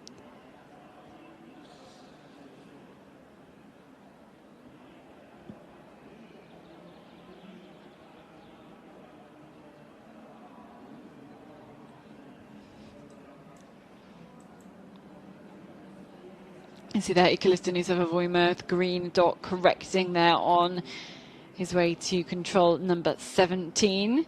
Add Pankra Hanstad into that group as well. And it was, they kind of came up the hill where MS Palmer is now, MSP, the black dot. Just felt like you needed to leave the track at that point and go left. We are waiting at control 19. So let's see, after 10.1 kilometers, what was the time they guessed at this point? They guessed 10.1 kilometers. They guessed they'd be there after 1 hour, and it's 1 hour 16. This is way off. So the forest is slower than the planners thought? The forest or the runners, maybe? Can the forest be slow? Yeah, forest can be slow. The forest can slow down the runners. Yeah, and can make the runners slow. But the forest is slow. If I say the runners are slow, then you just say they've not been trying hard enough. And I think they probably have been trying hard enough. Otherwise, it's definitely something wrong. It's a very difficult course in the night. But here we have should be the three of them. The leading group still, as it seems, but the gap is not very, very big anymore. No, so this is the gap, Ravinen, Cora and Denzel. Here they approach this 19th control. So here now we have had Cora now for a while in the leads at the TV controls. My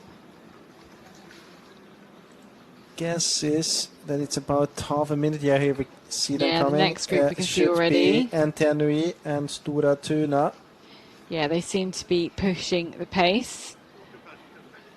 Let's see who punches this control first. So the gap, well, you said is about half a minute, you think? Here they are at half a minute, pretty much spot on. So it's Stora Tuna and Antenui. And you know what? They've managed to get a gap on the rest of the field. You can really get a sense that they've upped the pace. Another half minute, I guess. They've upped the pace. Others are struggling to stay with them. So Stora Tuna, Ola Kalarad and Nils Zweiter for Antenui.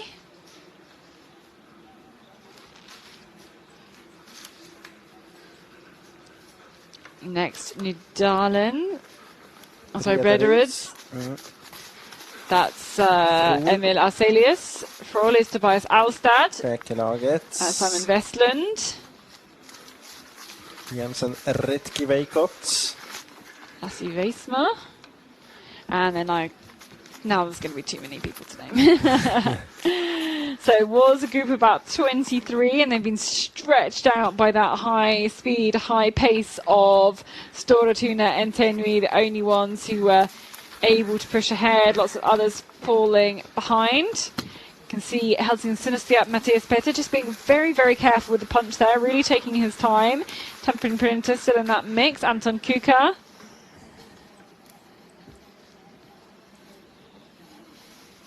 It's like Halden. That's the second team from Halden.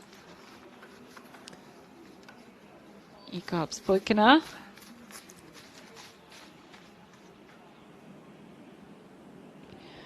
And the lights glisten in the forest, picking up different flashes of the head torches.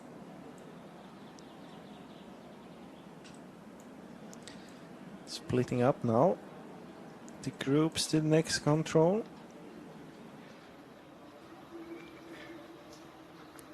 So 21 teams through. There's a couple of strugglers who've fallen off the back of that group of 23. So next to punch.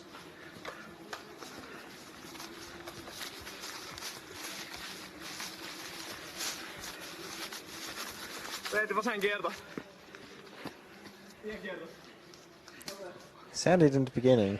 It's Finnish language you hear when they're talking.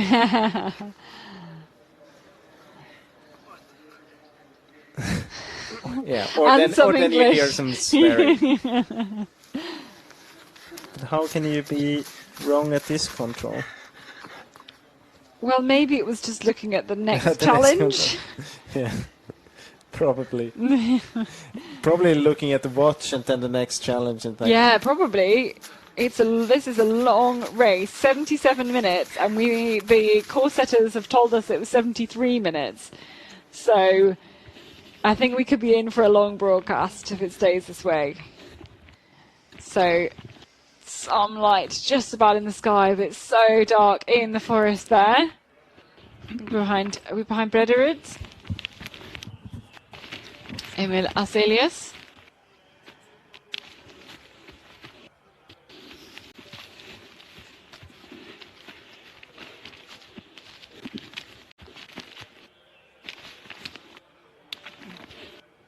Climbing up here. There are some sections of the forest that open up behind Froll, Tobias Alstad now. So punched the last control in 7th place. So there was that leading 3, then Storatuna and Tenui 34 seconds behind, and then Brederud and Froll, the 2 runners we can see here, were about a minute off the leaders. So much has happened already in this first leg. I've made so many notes. Oh.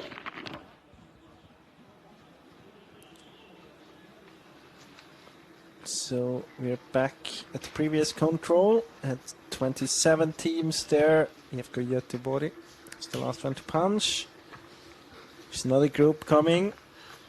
Pan Kristianstad. MS Palmer. Second team. This may well take us to about 40 teams. Tisseren, Snettringer, Vexfer, I think that's Zephyr I think they must be a New Zealand runner on the first leg.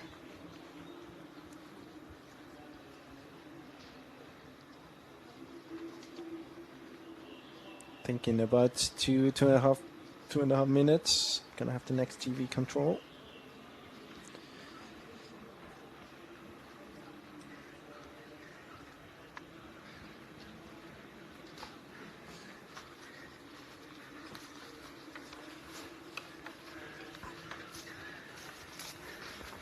Mora then with Florian Attinger. Continuing their 3rd team in the green, in the patterned trousers. So all Norska. Marius Kaiser. I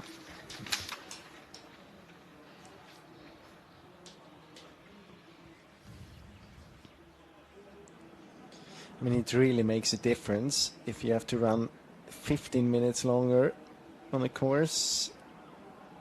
Yeah, you try and pace it. It's a difference between and like almost 90 minutes or 73 minutes. Yeah, and they will. It's almost like you have a mindset of how far the course is going to be, how long you think you're going to be out, how you need to fuel on a race, how you need to prepare, and yeah, this will be quite a shock. And it's longer than this. Control 21, the next TV control. We're waiting for the leading teams. We had 3 teams basically in the lead. I think still. I can see more than 3 lights here. Definitely.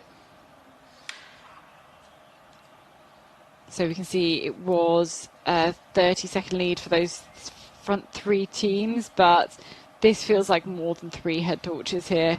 And the first athletes to find the control come through. It is still Kåre and Ravinen. There's Stenson. Here is Stenson, right? So it's still the 3 still of them. 3. But here we have Storatuna. Yep, Storatuna with Entenui. Here he is. It's a very, very good start for Ole Kallereds. And Nils Zweiter, now Froll and Brederud catching up. So kind of a group of 7. Jamsen Retkiveikot. And Farum Tisville. 2 interesting teams actually, developing quite much throughout the last years. Jamsen Retkiveikot won one of the Västerliga races this spring. Tyrving, good start for Tyrving as well. They will send out Matthias Kiburts on the second leg. Yeah, Benjamin Way will be, should be very pleased with this run. And interesting, Kibbert's going on the second leg, not the last leg. Yeah, I think it's because of the World Cup race coming. Didn't want to go up early in the morning to run a long distance. Yeah, and this is a better option. You know, you just kind of stay up and then run now at almost midnight. Yeah, given the team they have, probably not. I mean, the top 3 is probably not possible anyway. Yeah, so just wanting to. Yeah, I think if you really want to be fighting for the win, then it's essential you put your best runner there at the end. But if it's a bit touch and go, then you know you've got to put your top runner. You've got to respect where they want to run, don't you? Really. Okay, so that was the control we've just seen them at, number 21, and then on their way to number 22. This has kind of been described on a little map as the spectator controls. So on the top of the hill, we might be able to see them. They climb up the hill here. Now let's see if we see them. It'll still be a minute or so before we see them, but we should be able to see some lights, I think, at the top of this hill.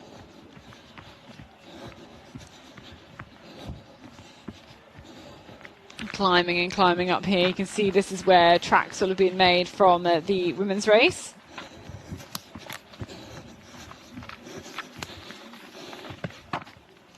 That's probably another minute to the control. Yep. Interesting. Stora Tuna, a bit of a different way, stayed below. Yeah, you avoid some of the climb there, definitely, because now those runners we're on the top and then have to drop back down and back up again. You can see that they stay below. The control, which is saw in the picture, is at stone on the top of the hill. Yeah, that was one of the women's I think that's a good walkings. option to stay below and then do the climb, because they have to drop down and... Yeah, because you can still come round the crags and then you still got good direction. The control is not very difficult either way. So Entenui here behind Niels Zweiter. And we also have Cullivan Rusty. Not Cullivan Rusty. What am I on about? It's not that late. It is that late. Okay, Ravinen. That's the spectator control. You can see from the arena. Can we see it from a commentary position? That is the question. Looking out into the terrain, see if we can spot them. I can spot them. Can you? Yeah, we can spot them. I can't. I can just about spot them all the way on the right. But it's really, I mean... They're just lights in the distance. It's quite exciting, but I don't know if you can get a sense of it in the broadcast. But there's a big round of applause in order to see them. Yeah, I think you would. But big round of applause coming up from the arena, showing support to all of these runners going through the spectator control. Dropping across, they've got 2 more controls to go. See them. So they will on this only be like open area. 20 minutes slower than predicted. Oh my god. Times 7. It's going to be a long broadcast. Wow. Probably not going to be 20 minutes slower on every leg. Hope not.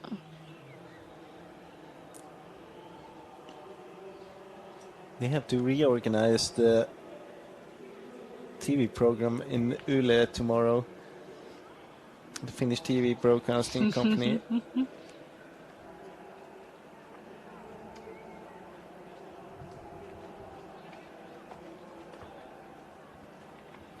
So here we have Kåre in the lead at the second to last control. Then Ravinen, Denseln, the 3 teams you have seen in the lead for such a long time on this first leg.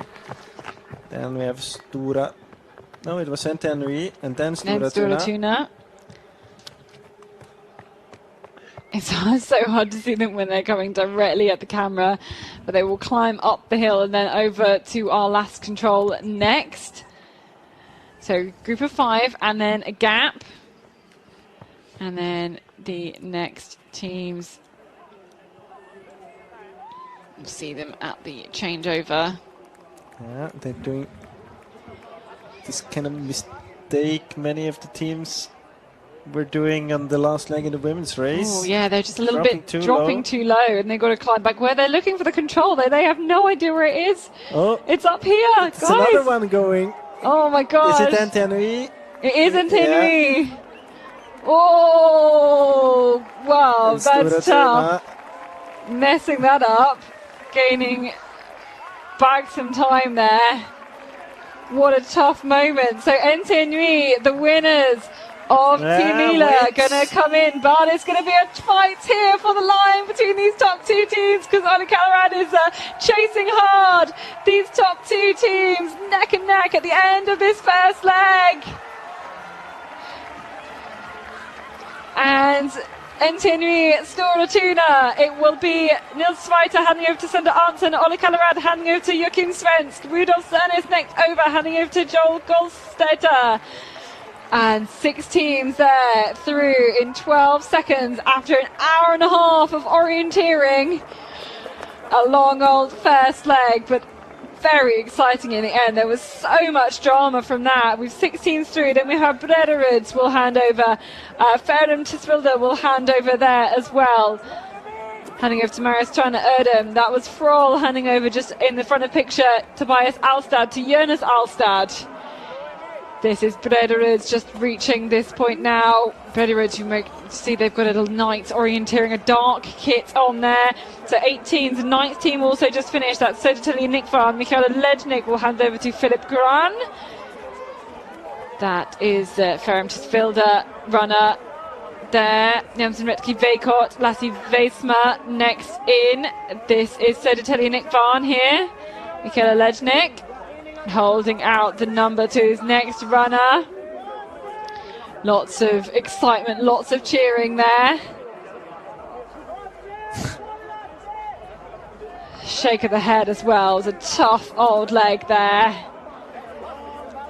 That's Matthias Kibertz. A high five for their team from Turving. Great work there from Benjamin Way. Going to hand over to Matthias Kibertz on the second leg. What a strong runner. So he's 1:05 behind the leaders.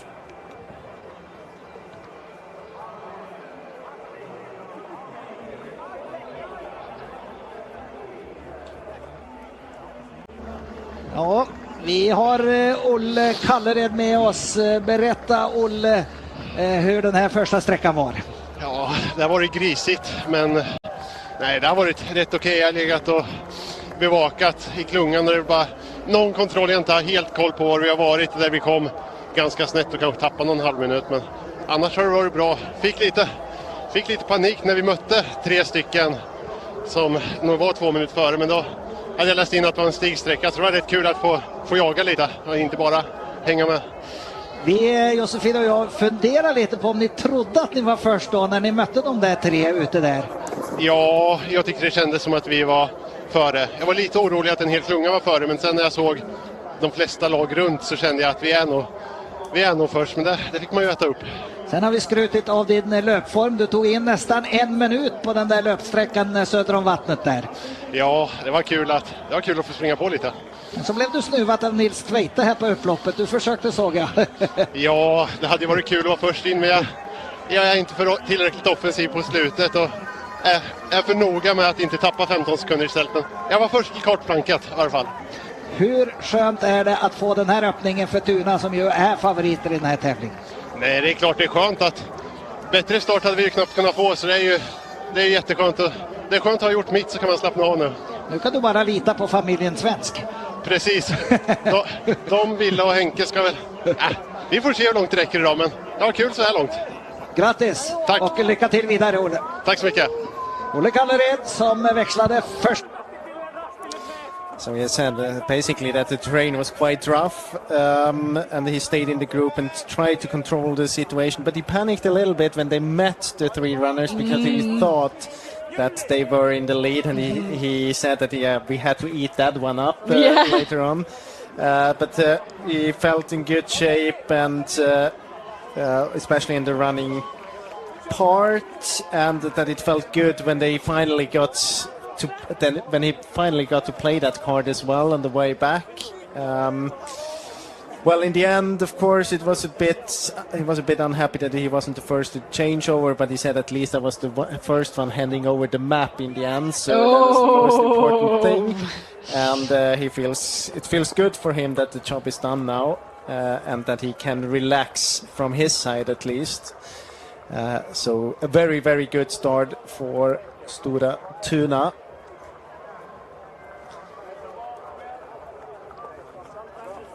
Yeah, very good start indeed. 23 teams across the line there. That was Halden handing over.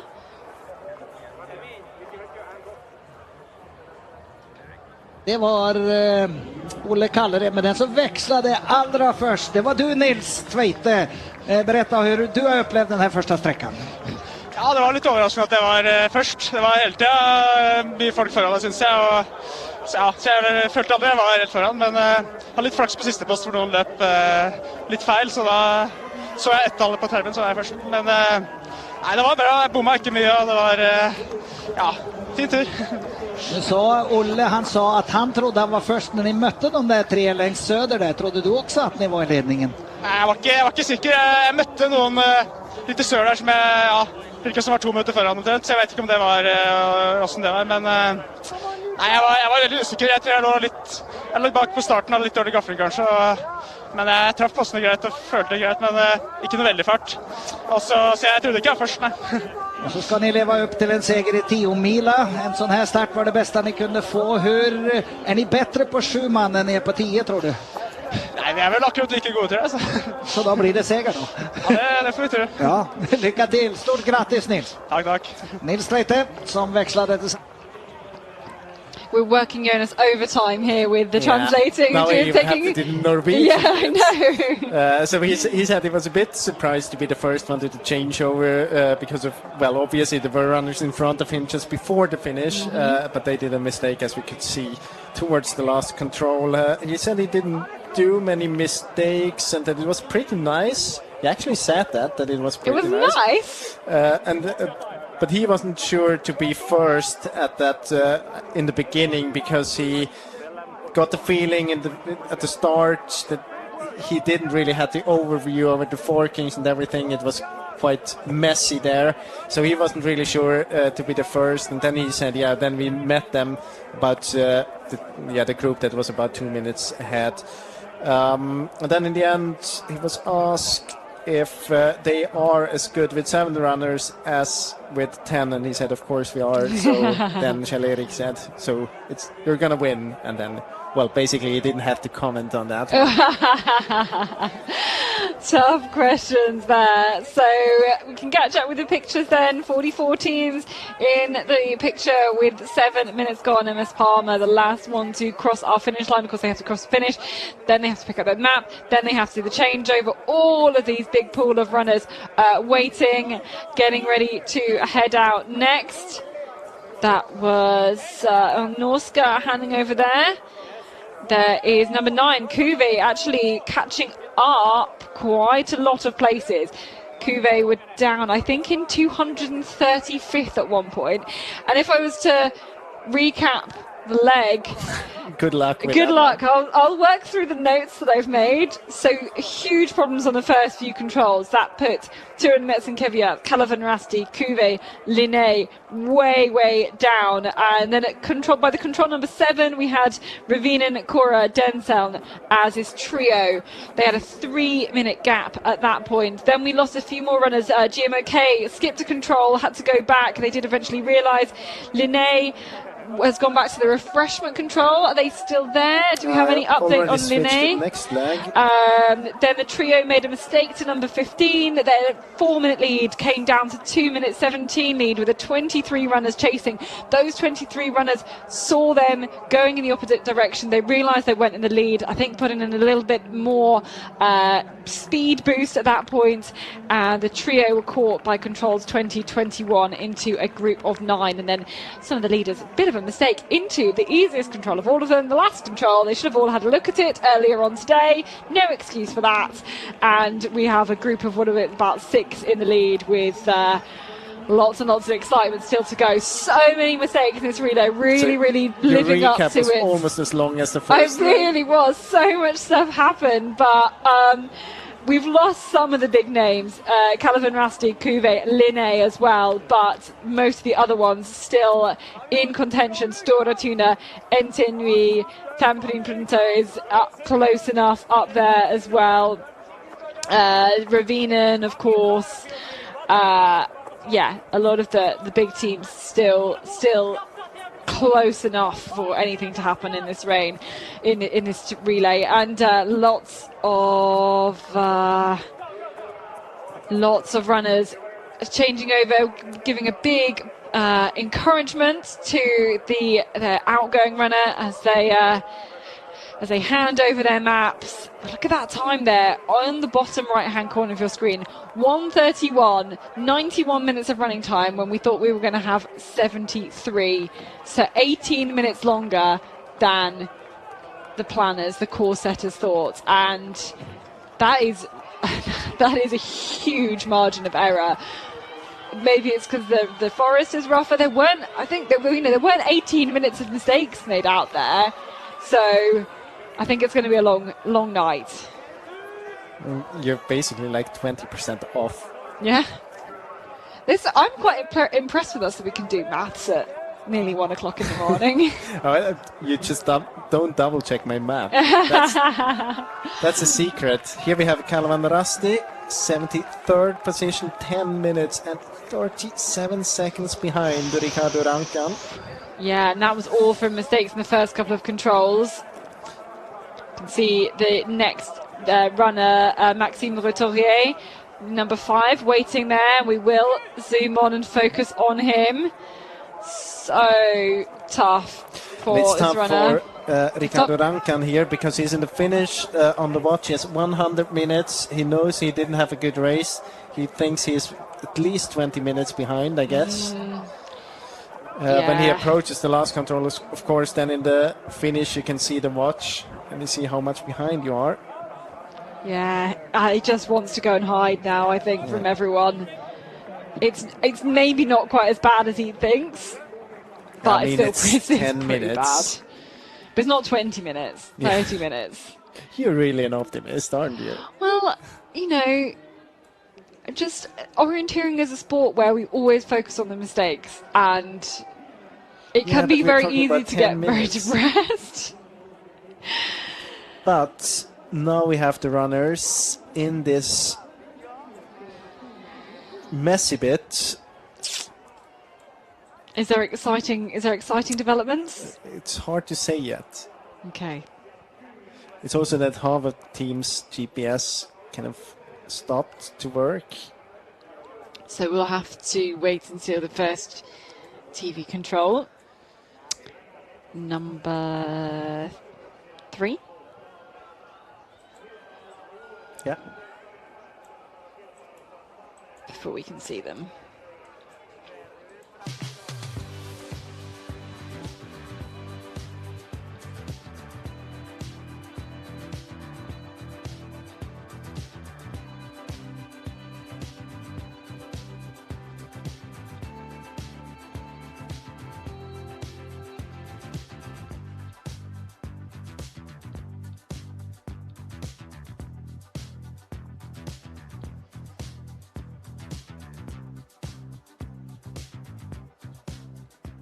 Antonio is such a well-drilled relay machine, handing over in first, taking two Mila wins in the last 3 years. They've not performed nearly as well in the Jukola Relay. So is this a year where they will finally match their performance in Finland, where their performance will finally match that they can do in Sweden? We will wait and see. 100 teams already through now, in absolutely no time. Absolutely no time. It's like 90 minutes.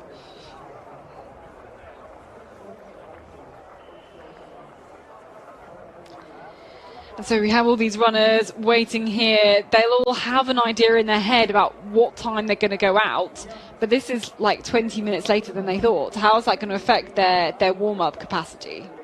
It's not the situation we wish for, because you're there, you try to build up tension towards you start, try to get into the tunnel, and you focus, and then you suddenly notice, okay, the coach is approaching you and telling you you're a bit off, prepare to be a bit late, but of course you don't really trust it. And you start to warm up usually about a half an hour before, and then suddenly you warm up 50 minutes instead of 30 minutes. And it's about the focus as well. That's quite the difficult part. And it's not only affecting those runners here, because I was going to say, does it have plan. a bigger impact for like for a runner that's going to go to sleep? Not yet, because 20 minutes you don't have to change so much. But you have a plan for every runner: wake up time, breakfast time, driving time. We were talking about that before. You have to get the runners from accommodation to the competition center. And, 20 minutes, you don't have to change that much yet. Maybe when you eat for longer legs, you have to move it, but it's quite easy this way because you just start a bit later with your breakfast. But if it continues like that, then you kind of have the runners an hour later, and it's easier this way than the other way around, because then you just don't wake them, or you just they probably have to watch on the time, but then you tell them you don't have to hurry, and it's a bit easier when you can intervene already at the breakfast. It's hard when you're at the arena warming up. Yeah, and how much information do they even have? Kind of warming up. Will they have coaches telling them things? You usually have the coach located at a certain spot. I don't know how it is this year, but many years you can have one coach in the warm-up area. The coach has a bit of water, some reserve compass, and stuff you could probably forget to take with you. Like then you go there every now and then, because when you're warming up, you don't have your mobile phone, so you don't check the splits. You take a look at the screen every now and then, but you go and ask how it's looking. Has it passed yet? Because you can't look at the screen all the time. And then then the coach tells you, we're a bit behind schedule. Our runner is probably 10 minutes behind the leading team. So then you're, for example, Calivan Rasti, half an hour after schedule. And then you have to handle the situation, but it's not that easy. And then suddenly when you're then you have been eating 3.5 hours before the race instead of 3 hours before. If it's a long course, you might have to. I was going to say, if you've got 10k, extra fuel. But then you also thinking, okay, if these guys have taken 90 minutes, how long am I going to take on my course? How long am I going to be out there? Have I got enough? Have I prepared for that? But in that situation, you just think, I'm not as bad as they are. Well, if you're Matthias Kibberts, you're certainly going to think that, but I'm not sure about everybody else. Yeah, I don't know how confident he is with his night orienteering, actually.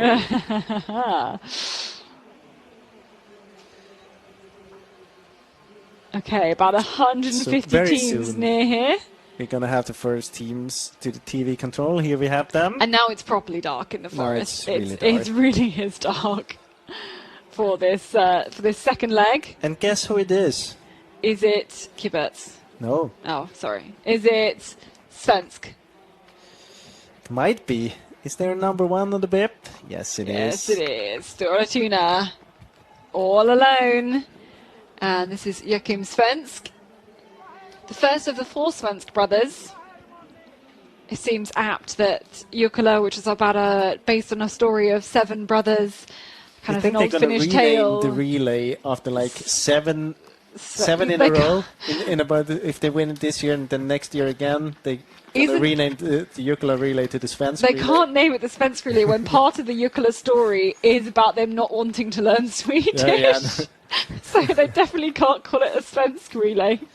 So let's focus here. We had Turving into second position, Matthias Kibberts and Jamsen Retkiveikon. I think they went out together. Bredaryd, Farum Tisvilde, Södertälje, all within 42 seconds. Then Ravinen. That's Contemporary.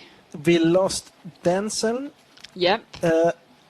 We definitely lost them here. On the way, it's going to take another minute. Entenui, we've lost Entenui. Yeah, let me take a look. Yeah, where have Entenui gone? Yeah, but there are many frozen GPS devices. Oh, here's Entenui punching now.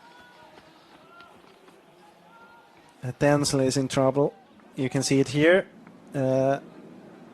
Ooh, ouch. He is far. Does he need that control? Then he's really, Oh my really far god, off. what? He must have. Whoa. Well, we're not gonna see him for a while. Interesting as well. Kibbutz goes different way compared to the others. To the next control. We are waiting. So we have other teams coming here. Not yet to the TV control, but close to. Or yeah. But 2 minutes away. Go up in next team, probably Tampere and Pyrinto of the GPS teams. Yeah, so 9 teams through here. And Tenui falling off the back. Obviously did the changeover. Well, finished the first leg in first. Stora Tuna pushing ahead. Probably. Which way are they going to the next? So we can talk about the next. So yeah, we controls. can. So here we have it. There we go. We also have Turving, not in the picture. Matthias Gibbons, it shows to take the small path just west of control 3. So let me see if they're together. He's a bit behind. Oh, and now. he's gone to the marsh. Yeah, but he will catch them again. I think he will see Ravinen at least. Now we have Turving there, and we can see that Stora Tuna staying to the south of the red line. Yeah, it's fairly flat through there. I think both options are quite okay. It's a bit easier to go the Stora Tuna way in the beginning because you can drop and you have this yellow part that's leading you towards the lake. North end of the lake, yeah. And then, I mean, this middle section through the green you have to do either way. Maybe if you go to the north, you can use those yellow bits in order to get to this small track and then use this one towards the control.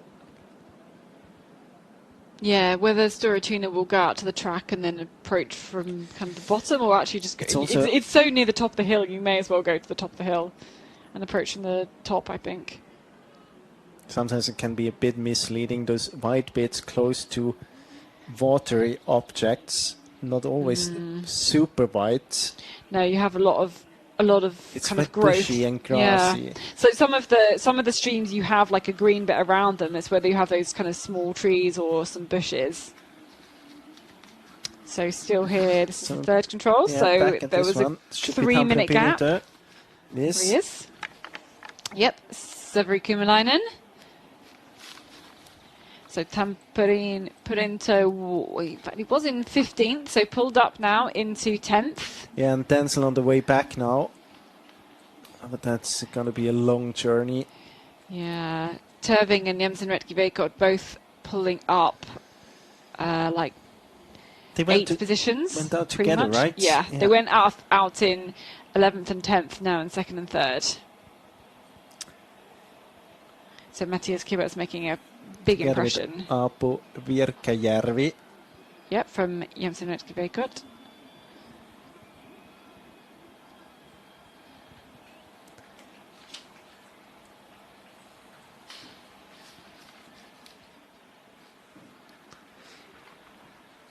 Yeah, the changeover, I thought I'm going to teach you the name Joel Gulsäter as well for this leg. Kåre.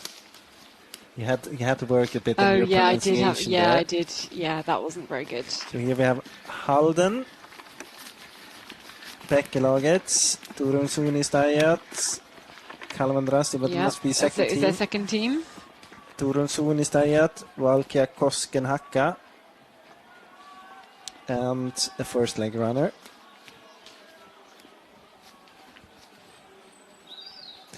We haven't had IFK Göteborg to this one. Waiting for Pan Kristianstad, Ikalisten, Malung. Should be here within half a minute.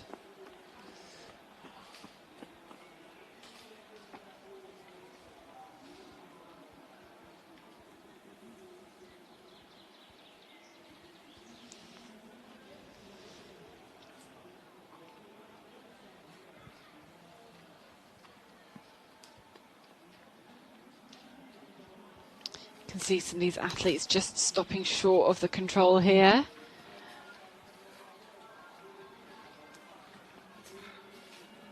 They know they're really close.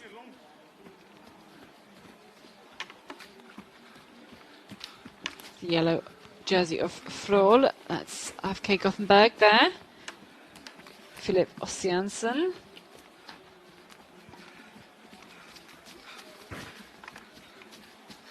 Pan Kristianstad, Snettringa and Ikalisten Niseva-Voima.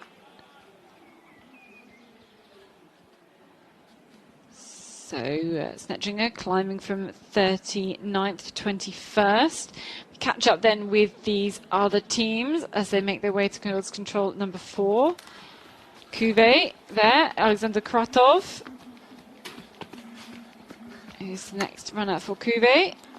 Can we have another look at control number 4 on the GPS? Where I know we saw it just come up there, but it's interesting routes into the control because I'd have expected them to go down to the track. Yeah, I think we're going to have a camera operator at that control. So maybe we can catch them there. MS Palma, second team, 7.5 minutes behind. Christo Heinemann, who I think is Estonian.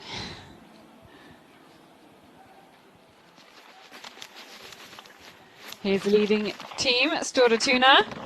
By the way, I was just listening with 1 year on the first leg. Did you say that Benjamin Way was New Zealand? From New Zealand? No, I didn't say that. No, because no. he's a Swiss runner. Yeah. I just I said there was a New Zealand yeah. runner, but it was Zephyr Fave. Yeah. So not Benjamin Way. Then we had some yelling, which I think yelling some control codes there. Is this earlier leg runners? No, this is number 21. No, it's 21.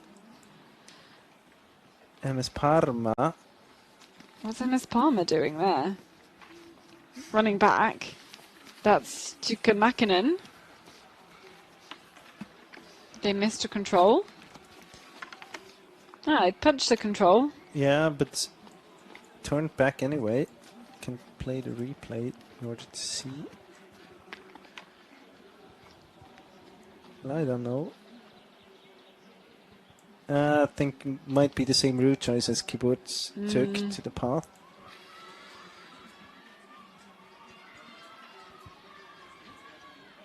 So now we have the chasing group punching at control 4, about a minute behind Stora Tuna. At the finish, we're approaching 2 hours since we started and 250 teams finished. It's not this light. First of all, it's the first thing I need to tell you. There is some light in the sky, but it's not that light. And there's the standings, though, at the TV control. First TV control. We're the lead then for Stora Tuna. Can they make it 6 in a row? Well, they've made a great start to it, particularly Joachim Svensk pulling ahead of the others at the start of this second leg. Big stream of athletes about to come into the finish. You can see loads of lights making their way towards the arena, but still in the forest. We're behind Stora Tuna. Stora Tuna's night kit, it's the dark colours, the black and yellow kit, which can be very confusing once you start learning kits, then you realise they have night kits. It's devious. Anyway, it's all going well there for Stora Tuna on his way to the 5th control. We get another time check at the 6th. Helsingin Sundstia taking a very different route choice down the other side of the lake. Norska following as well.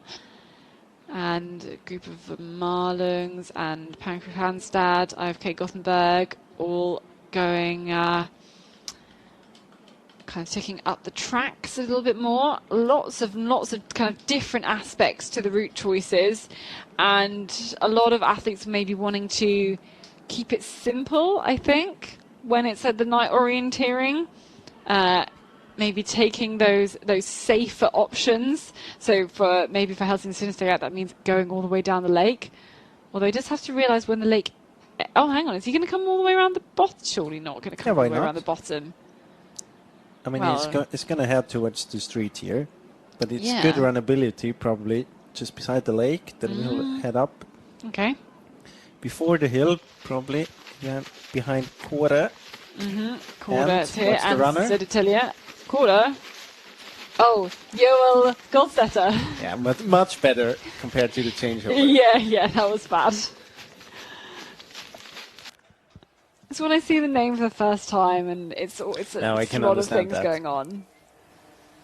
But I mean, you teach me some Words English like words quarry. like quarry. I teach you the Swedish names.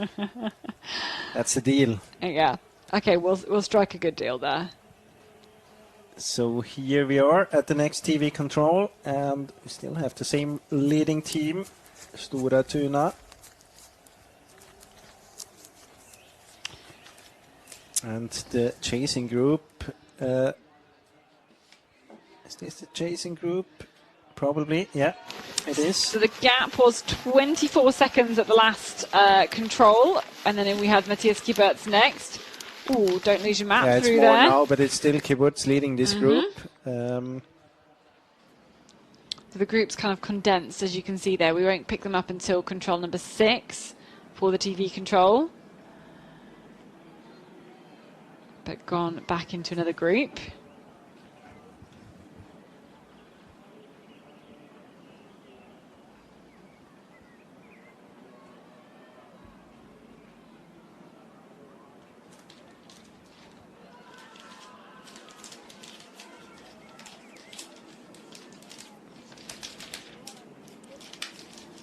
So now we can see the next group of runners coming through. So Stora Tuna will get a chance to see their lead. It was, as I said, 24 seconds, now well over a minute. 1:18. Then we just see how many there are in this group. So Entenmio, Kikora, Jamsen Retkivekot, Södertälje, Nixvan, Turving, Brederud and Ravinen. So 7 runners all together and working very hard there. And then you'll see it's going to be a big gap. Okay, not all of the runners are tracked at this point, but Tampin Printer TP, the next one tracked certainly to get to this point, but I think we'll see a couple of untracked runners getting here first. Here at control number 6.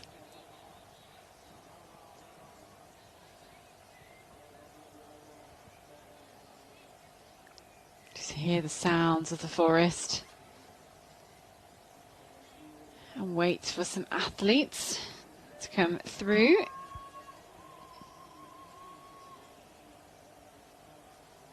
Somewhere there.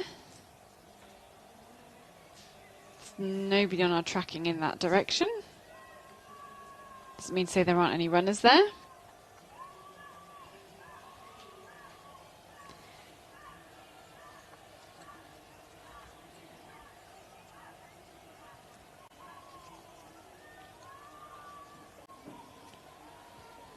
So Okiravinian and Conton Roturier was the last one through this point. Can we see? Yeah, it is. Yeah. Marius Trana Erdem. They don't have a GPS. No. Yeah, it's a team that you feel ought to have a GPS. They're a, growing club. Set up a kind of new centre for Danish orienteering. Got a bit of funding. A bit of funding.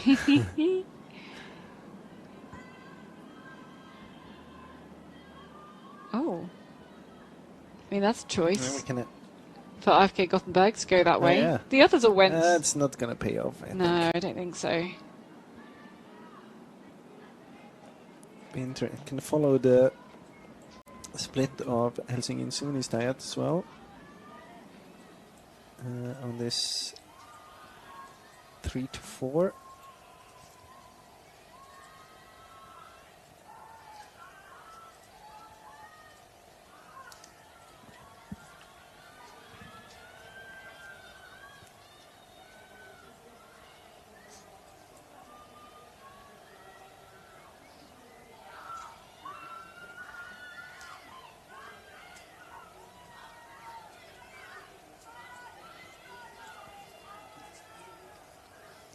Should be Tampere and Pyrintö on the way now. Looks like the red and white machine. Yep, number 4. Severi Kymäläinen. Yes, still in 10th place. So he was 10th place and 4 minutes and 6 seconds off the lead at the last TV control, and now 10th place, 4:27 down. And Helsingin Suunnistajat, they lost about a minute going all the way around compared to Stora Tuna. I can also check the 1:45.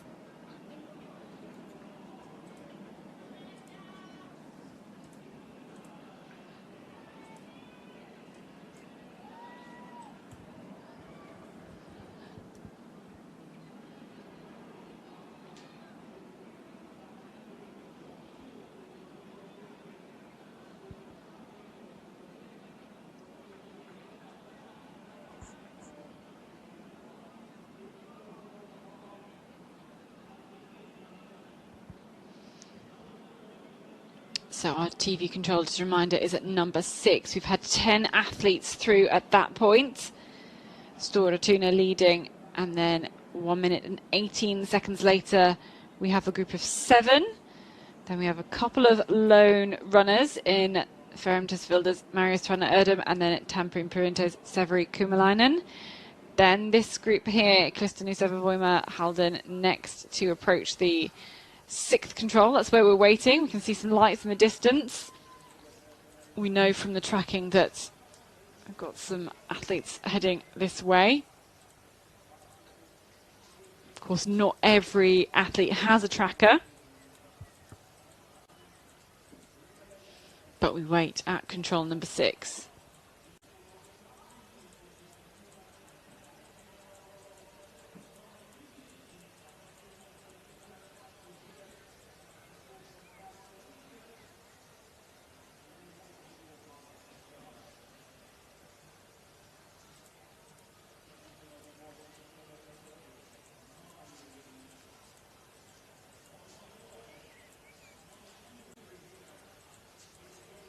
Yeah, and I can tell you that IFK Göteborg, they lost about 45 seconds on the route choice between 4 and 5, picking the other option around the out of bounds area.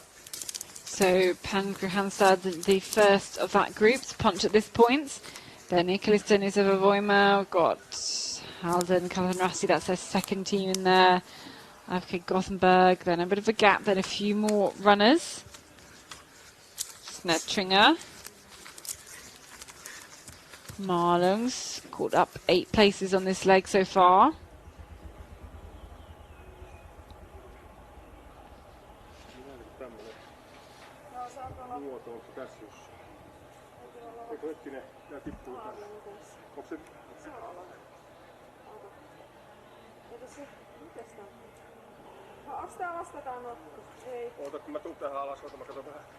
So some first leg runners, I think, in here. You can hear them chatting along.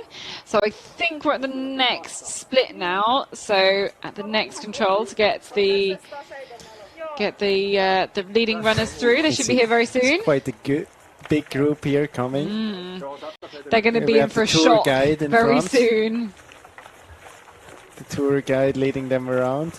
I mean, if it's 20 minutes longer for the elite runners, here we have Stora Tuna. Yeah, there and it's he goes. about an hour longer or more for those. He's really having to fight his way through in the queue there. It looks like a school class.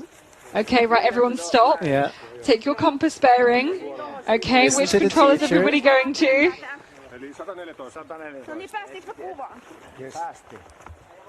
Okay, everyone happy with their compass bearing? If you orientated the Anyone map? thirsty? Anyone has to go to toilet?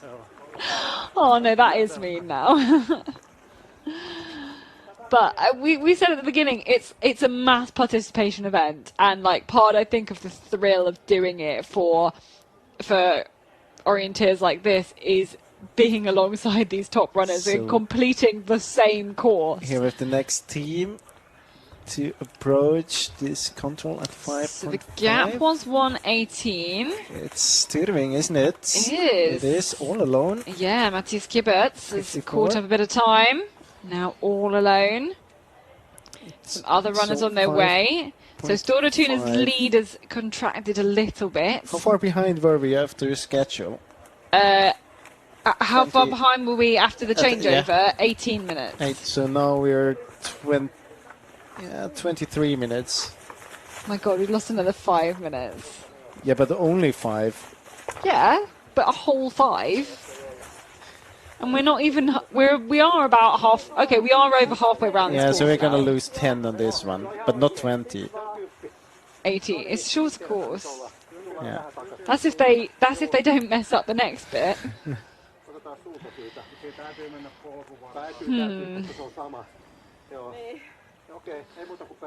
And it's still here. Or is this another group?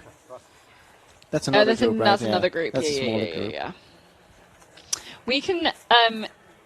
We can talk So about the here rest we of the have- course as well now, just to let you know. 19, Södertälje Nykvarn, 2 minutes behind. They dropped behind the group here. Did a mistake to this control, to the TV control. And now actually, Stora Tuna and Tyrving, it's kind of it's not the same control, but it's kind of the same concept. You have this control, and then you can either back out again around the lake or continue. All of the teams, the earlier leg, they backed out again. Oh my God, why Tyrving is Matthias Kibberts going the other way? But what is Stora Tuna doing? They are missing the control. Do you think? Yeah. Yeah, they must be. But they Okay, were, oh my gosh, we need to see some GPS they were tracking. literally at the control, both of them. Yeah, and now they've been caught back up. Yeah. Oh my gosh, okay. This looks like the easiest control ever. It's right by the water point. It's like, right, maybe they got the control description wrong. Maybe they thought it was on the So crag here we and it's have actually it. on the top of the hill. It's not exactly the same. So the control before was a bit further in. But now I think they have it, or at least Stora Tuna has it, not Tyrving. Yeah, Tyrving has it as well. They are together. Yeah, now they will go together. And the teams behind, it's still about 15 seconds. It's going to be But interesting now. they'll know surely that they're all it's- going back out the same way. It's the same concept now. I mean, on the first leg we had seen Ole Kallered playing out his physical card. Mm-hmm. Let's see if Keyboards can do that as well. Yeah, Kibberts and Joachim Svensk then leading this relay together.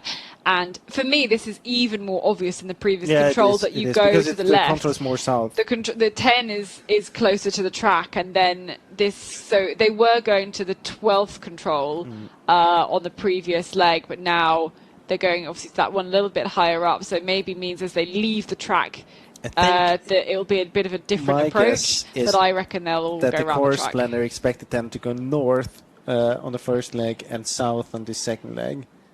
But north is so. Yeah, but I mean, if maybe he tested it and it is quite good. Maybe there are a few tracks.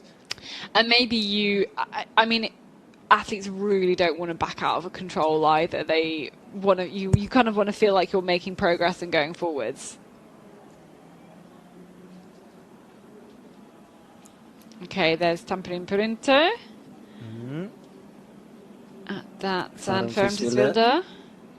So that's at the 9th control. So the one before this kind of route choice leg, either this one that we can see here, either side of the lake.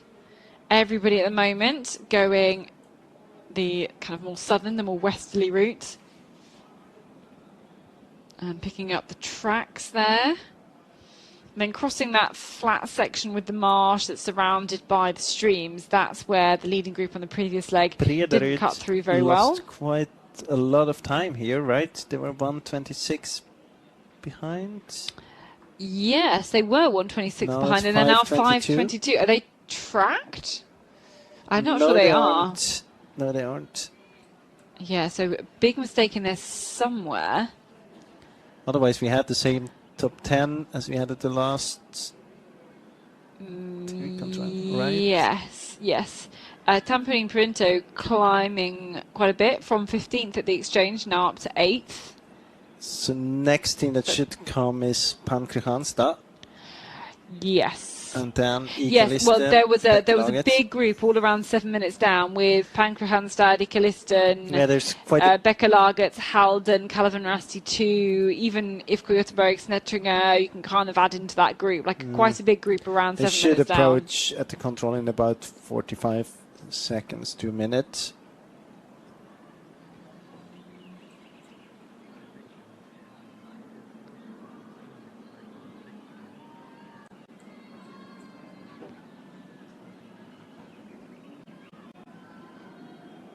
I mean, now we are in an area.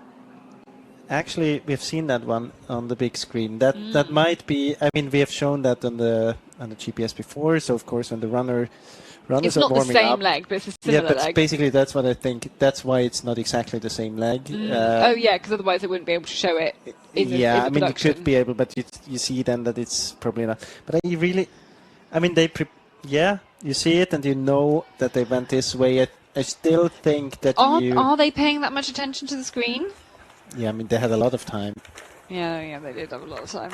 But then if they know they'd see it on the screen, it's unlikely to be a even thing. if you don't put so much attention in it, you still see that they went south of the lake. It's quite easy to see because it's such a big feature. Yeah. But still, they will check the route choice and they will make their own decision because it's so obvious that it's not the same control 10 at least. So 7 and now 8 athletes through in this group, led by Becca Lagertz. And I mean, you guess, really, don't you, even when you do your preparations, that there's going to be some sort of route choice around a lake. I mean, it's like quite typical. I don't know. You don't see that often that you have Do you because not? it's a feature that's really black or white. Well, yeah, because it's either left or right. yeah, It's, so not it's not multiple route choices. It's no. So sometimes you try to avoid it in order to not have it that obvious that you go so far around something.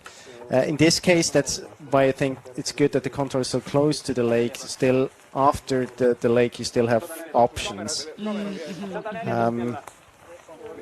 Yeah, but of course, I mean, they saw that they were on this track, that there's this route, that it was okay to go there. Might be, I don't know. We should ask them if we get a chance at the changeover if they prepared it. Yeah, we should. Can you write that question down, Kathleen? Just below your summary of the leg. I've already got 6 lines of summary. Yeah, keep another 6. Okay.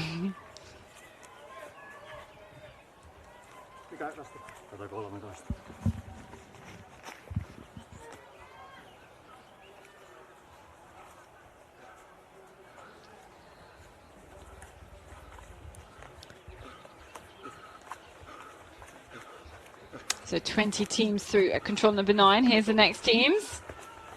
MS Palmer. And MS 2 of their Parma. teams. Frohl. Frohl in the yellow. 8 is... Oh, this Helsingin soon is that? Oh, yes. No, they were already that far down. Yeah. Yeah, they were 23rd at the changeover. Now they dropped down to 28th by the second TV control. Now up to 25th. Yeah, tough for such a strong Finnish team. Hope they'd have some home advantage. I think they actually have some runners from Mikkeli. That wasn't the question, right? No, it wasn't a question. It was, I think they said this. I think I heard in an interview that they have some home runners.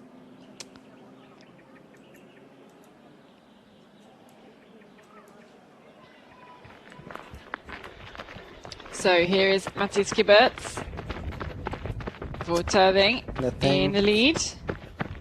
Joachim Svensk is just behind. I think he is. Yeah, there he is. Yeah, it's not far behind, really. 1.2 meters. And there's another group. Whoa, they're going to be in for shock here. Move! And I think this is a replay from earlier on. And it's a bit behind, I think. Just catching up here on the track with the water point, as you can see there. And the top two runners. This is the lead of the relay. These other runners will hear them coming as they go out onto the track. Replay because it's where about Tampere Printo is. It was the junction there that they're approaching, was where the refreshment point is. And now different routes up towards the 11th control. This is kind of where we saw teams split on the previous leg. But looks like no problems there. For really, I think both of these options are really good to get up the slope and to the control itself.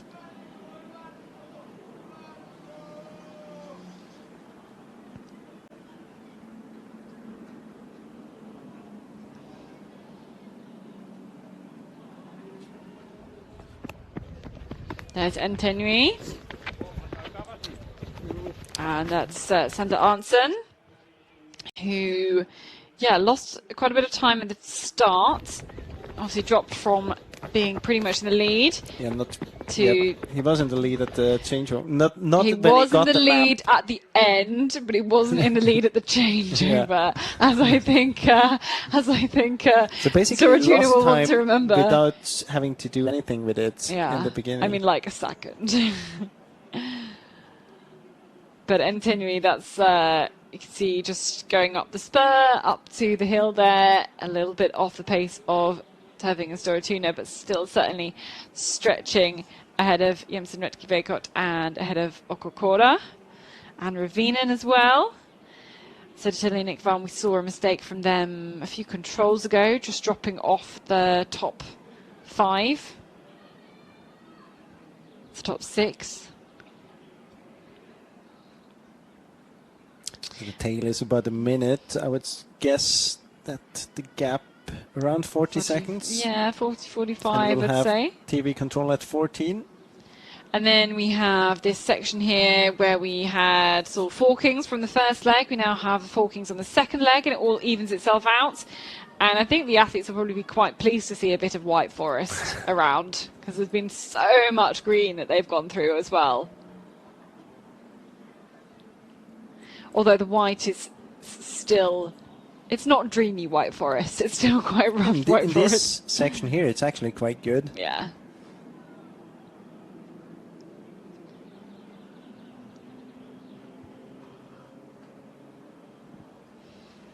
So we can see that Stora Tuna has J control, Teving has K, so they will split up. Antenui has J. Who else do we care about? Jensen Retke-Veikot has K.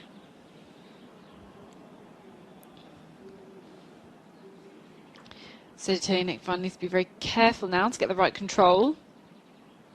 Yeah. Dropped a bit low. He's not getting the help of the re-entrant by being so low. There's a risk now that he's getting into the next re-entrant. Then doing a parallel mistake, following it up, because there's a crack there below this re-entrant as well.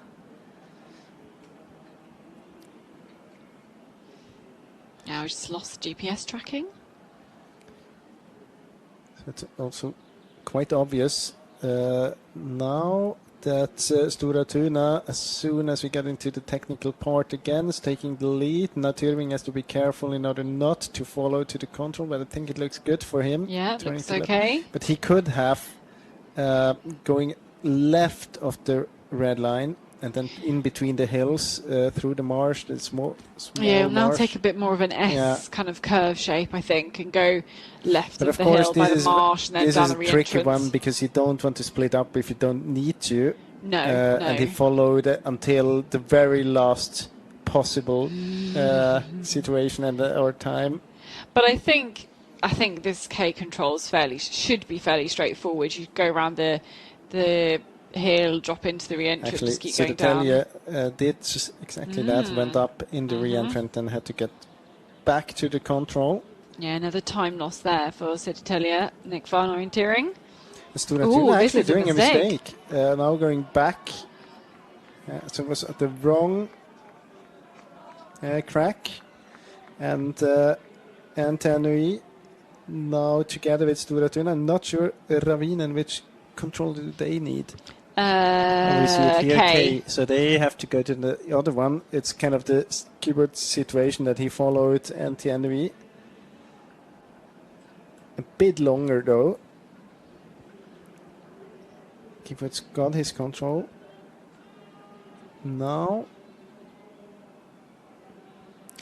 it's a bit of a surprise to me that Skibbert's running over the hill there. If he would have stayed a bit more to the left, he could have saved 10 meters climbing. Obviously a lot of energy in that body. Yeah, clearly feeling good. So we saw him miss a lot of the orienteering last season for racing at the marathon at the Olympics. Do we know what his focus is on this year? Well, at the moment it's definitely the long distance at the World Championships. I don't have any official information about the future after that one.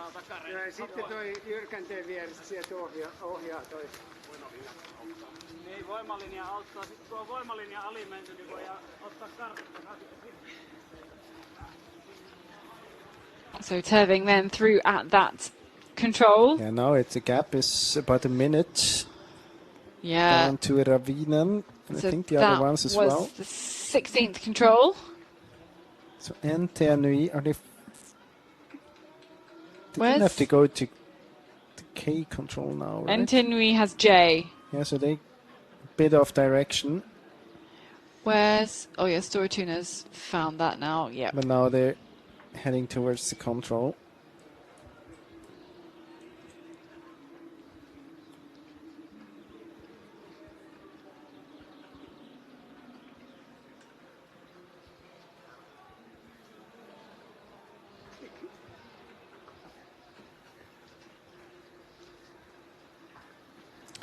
So lots Almost- of first leg runners here at this control points. Number Almost 16. a minute since we had Terving at this control. Sounds like Yeah, a I can hear some group quick of runners. quicker runners approaching that control. Tanui, Stora Tuna, Ravinen.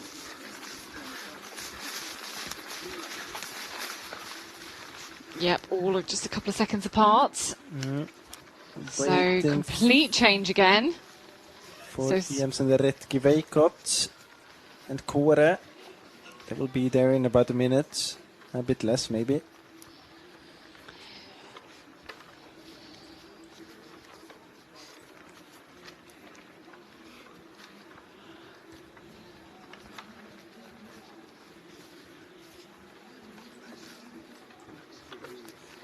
Yeah, and I guess for Stora Tuna, for Jesper Svensk, you are, so used to being with somebody else, then they leave you to go to a different forking. You kind of do know that you're on the way to your forking. Presumably, he was leading that group with Kibberts behind, and then suddenly you're by yourself, and then, the wheels can come off. You But can I make a mean, mistake. he was in the driver's seat. He was But approaching still, his control. I wonder still if having somebody else still with you in that moment just gives you that extra bit of Obviously, confidence. Of course, but I mean, you have to be prepared for forkings at all the time. Next two runners just come through, Jens Metki-Veikot and Jukola. And now so we can kind of recap here. This is That's not the recap. this is not a recap. Oh yeah, we're only at control 14. I got ahead of So myself. there's another forking here. So you either have the control, that extra control near the beginning or near the end of this kind of Yeah, forking. it seems like all of that. No, Ravinen would Ravinen has not have L. needed to go there. Oh. But I mean, it Interesting. doesn't matter. He can't. He's allowed to go there, but Yeah, well, as long as he notices what's going on. Ravinen, Canton Roturier. Here is Matthias Kibberts, number 17 for Terving.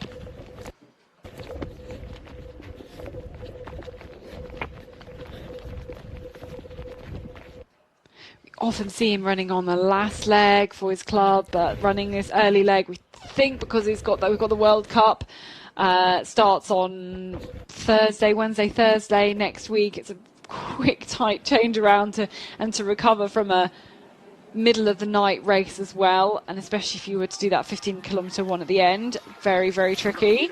So 6 runners through at this point. That's control number 14. Next one, Sedatelli and Nick Van just through there. Philip Gran. Lots of chatting as well. For these first leg runners still coming through. It's kind of interesting because it's not very often that we see so many of the first leg runners in the broadcast, because usually not that far behind the schedule, and of course not that long, so we're a bit later in the competition.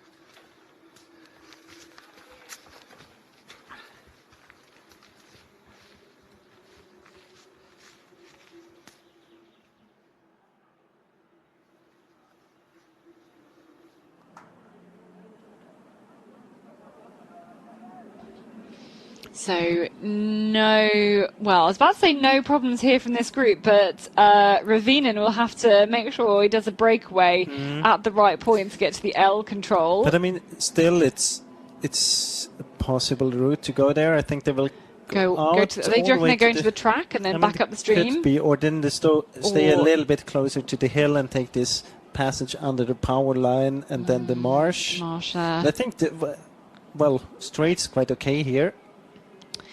We should say Jukola and Jens Metley-Vekot also, they've done basically the same thing as this group. Oh, night orienteering with forking is just a fun game. Not if you're running it.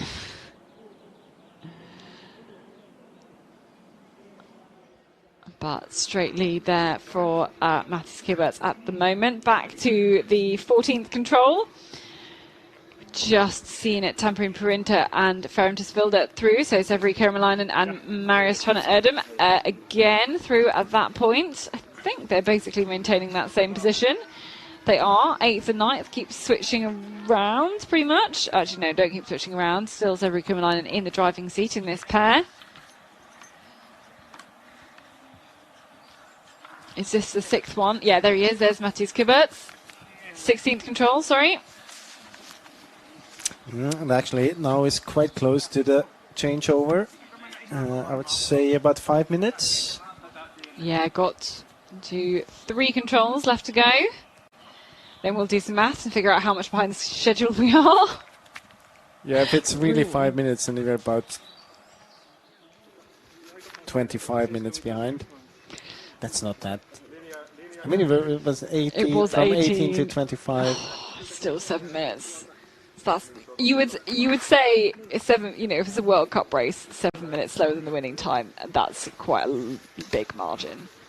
I would definitely say that. But I don't know. So many people out in the forest still. That must be so weird as you're now catching people and it's just like a big long train and you know they're all kind of going to your controls and you're just kind of snaking your way through people. Maybe that's a question we can ask Mattis Kiberts as well, what it's like catching up so many runners from the first leg. But maybe he's kind of used to that experience with often running the last leg.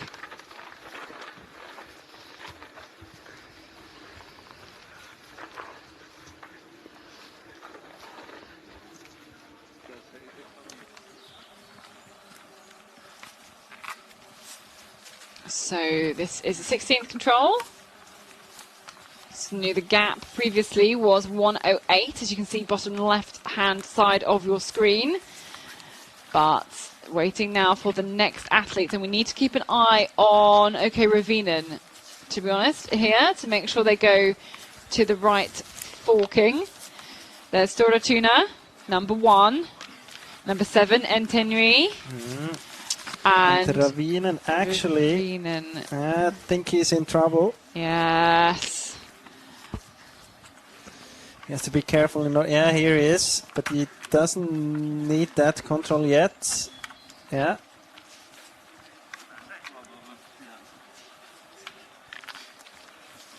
So he has to realize. Oh, he's asking someone. Oh, he asked someone where he was. That's poor form. I wouldn't help him. No. He wouldn't ask you. Yeah, he would ask me. I would be going that slowly that he'd ask me. And I'd say, go away. Okay, Matthias Kibbers maybe takes a little look behind, but he's all alone out here. That's a replay as well. He's already about a minute further. Yeah, coming up this track by himself, so the lead has grown 2 minutes and a half. Over a minute and a half, so 3 teams through. That's control number 16.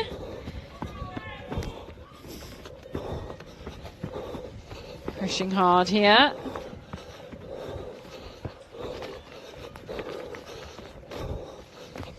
Climbing up towards the top of this hill. Only a couple of controls to go.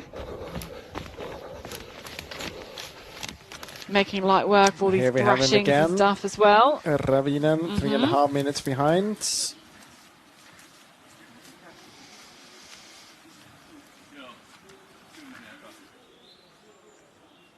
That's a replay. Sidatelli with a mistake there to control M. So watch Ravinen then here, because he's got the L control. I followed the others.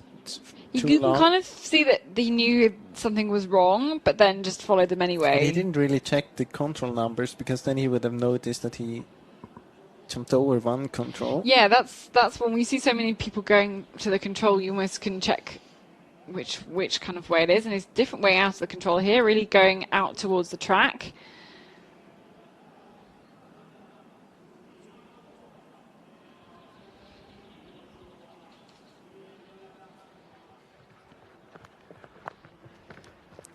This is the second to last control. We're waiting for Matthias Kibbutz, who's coming down the hill here.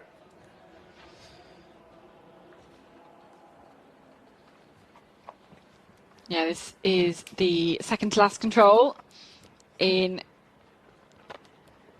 No worries, no difficulties here at all. And then just the last control to go, which I say just the last control, but everyone on the first leg messed it up, all the leaders there. Well, the leaders pretty much messed it up. They hadn't quite, just couldn't quite spot it. And I think as well, you kind of see, you kind of head to the lights, you head towards the sound, as some of the women were saying. You can make a mistake there, but it's up and over the top here, and then we will see him drop down. Hopefully no problems there with all the other runners heading into that control. Oh, is he that? Yeah, he's the bright head torch, dropping in more directly. Yep, straight on. And he's picked up loads of places down here. Was 11th at the changeover. Now into the lead here for Matthias Kibbutz, who so often we see running on the last leg, but he is, I wonder if he's ever been the first one to change over. Again, it's all these questions we should ask him in the interview. If we only would get him to an interview. I think we will try and do our best to get him in for an interview.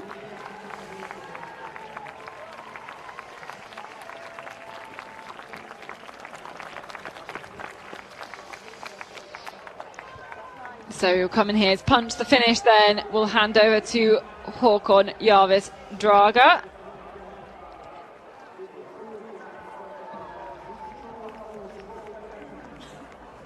Picking up the map and handing it over to his teammate. High five there at the exchange. Great work there from the Swiss athlete. Caught up very, very on and then pulled away from the rest of the field, who are maybe messing up the 17th control. Yeah. Possibly. Far to the right. Yep. In fact, Entenui, this is a crack. Here we have the camera. So I think this is a mistake here. Yeah, they're going up the hill. Yeah. And it should be just a bit further back. There's the controls. It's just too low. So who was messing up? Storatuna and Entenui. But they got control now.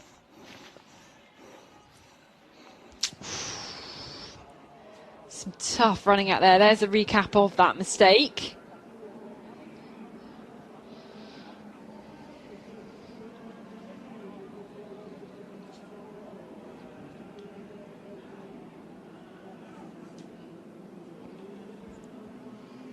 We have the next runners. You can see there, number 17 running out on the start.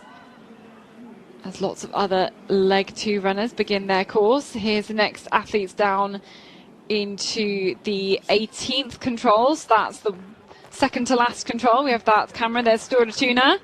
So 3 minutes behind now. The gap growing and growing.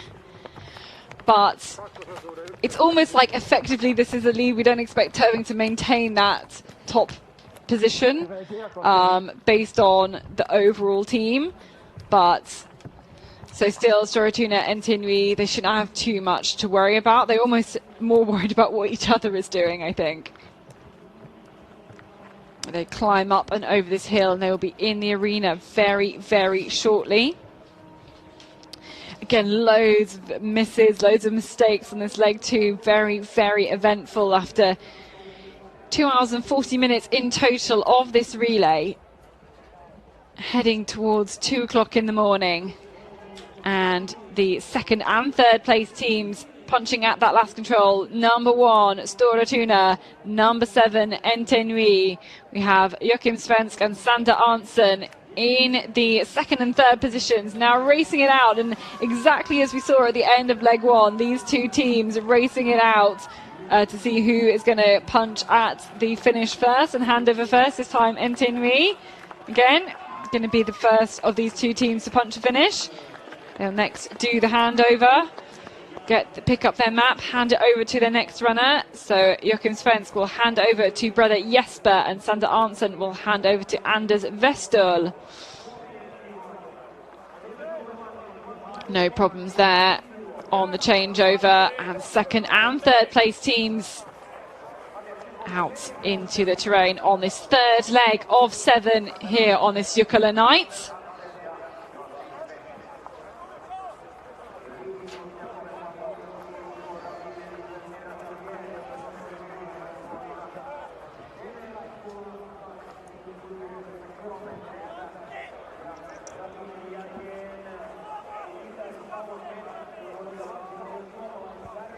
And next, who should we be seeing? Okay, Ravinen, I think. Who obviously we saw with the mistake around control 15. Here he comes. This is Quentin Roturier for OK Ravinen. They performed so well at Tiomila just a month ago. Was given the team a big, big boost, and still doing a fantastic job after the second leg of this relay. Few tricky moments.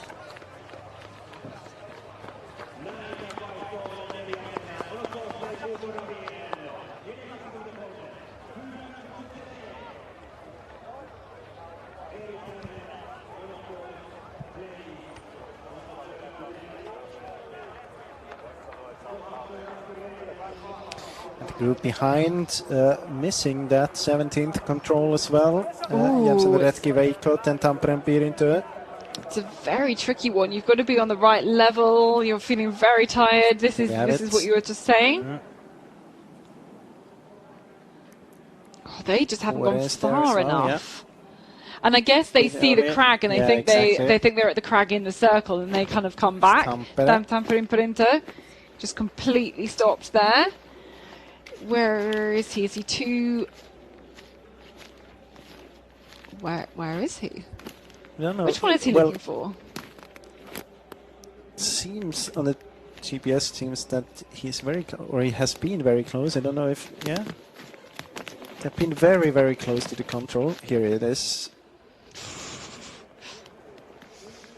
That was quite a big mistake.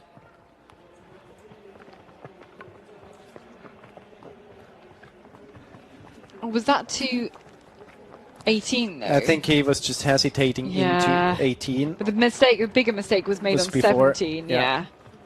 And then again on 18.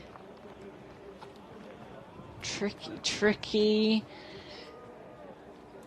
I mean, that 18th control shouldn't be too hard, but when you're at the end of a long course, then it's so hard, and it's nearly 2 o'clock in the morning, and you've been running for a lot later than you thought you were going to be. Then all sorts of mistakes can creep in, and that's where the class really, really shows.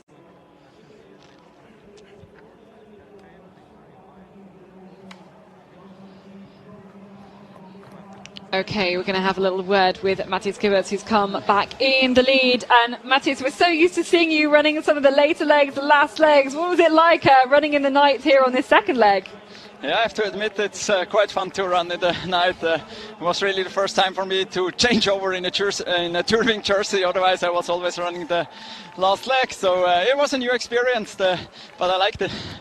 We were discussing if it was the first time we were changing over in the lead. Might be, yeah, I think so, to be honest. Yeah, and as I said, it's the first time I even changed over in the touring jersey. Another question that appeared throughout the course, we have seen the long leg from the very south around the lake. You had quite a lot of time to prepare when you were warming up because there were much longer time out in the forest. Did you actually see it on the screen and get some kind of hint about that? No, not at all. I haven't seen anything on the screen. But I already passed a lot of runners there, so I saw that this is a route rather in the beginning. And then I had the feeling now it's time for some path running. Before it was quite green, so I was happy to get some change in the rhythm. And how is it? You're not that experienced running the night legs at big relays. What are the differences for you? Yeah, in the beginning I was really nervous, some small greens, and then with the direction, and especially also with the distance. I struggled in the beginning with the distance. I always had the feeling I was already further. This was really unusual for me. But as I said, in the middle and end part, it was also a bit of faster terrain and better visibility, and there I felt really comfortable now during the night. And what is it like catching up and having to work through all of those runners from the first leg as well? Yeah, of course, that was sometimes quite hard. As you mentioned, the route around the lake, so there was one nice path and we always had to go around. So yeah, some extra effort is needed, but it also gives a good feeling if you see you're much faster. So, yeah. And the courses are having much longer winning times than the planners thought. Did you get a sense of why that might be? Was it rougher than you expected? Yeah, especially in the beginning. It was way rougher as I expected and also way greener. I had to slow down quite much in the beginning. I really had the feeling, I'm not running at the maximum.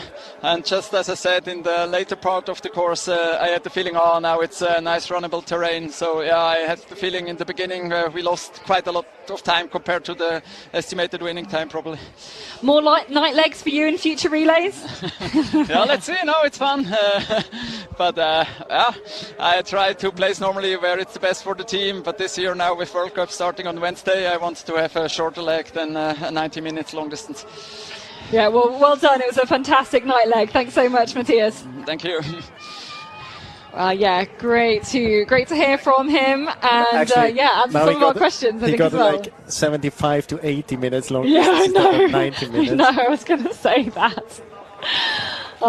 Very, very tricky. 10 runners, 10 teams through here now. I can tell you we are about 25 minutes behind schedule now. Okay, so we've lost 7 minutes on that leg. It's still a long old way. So it was only a 70 minutes leg then.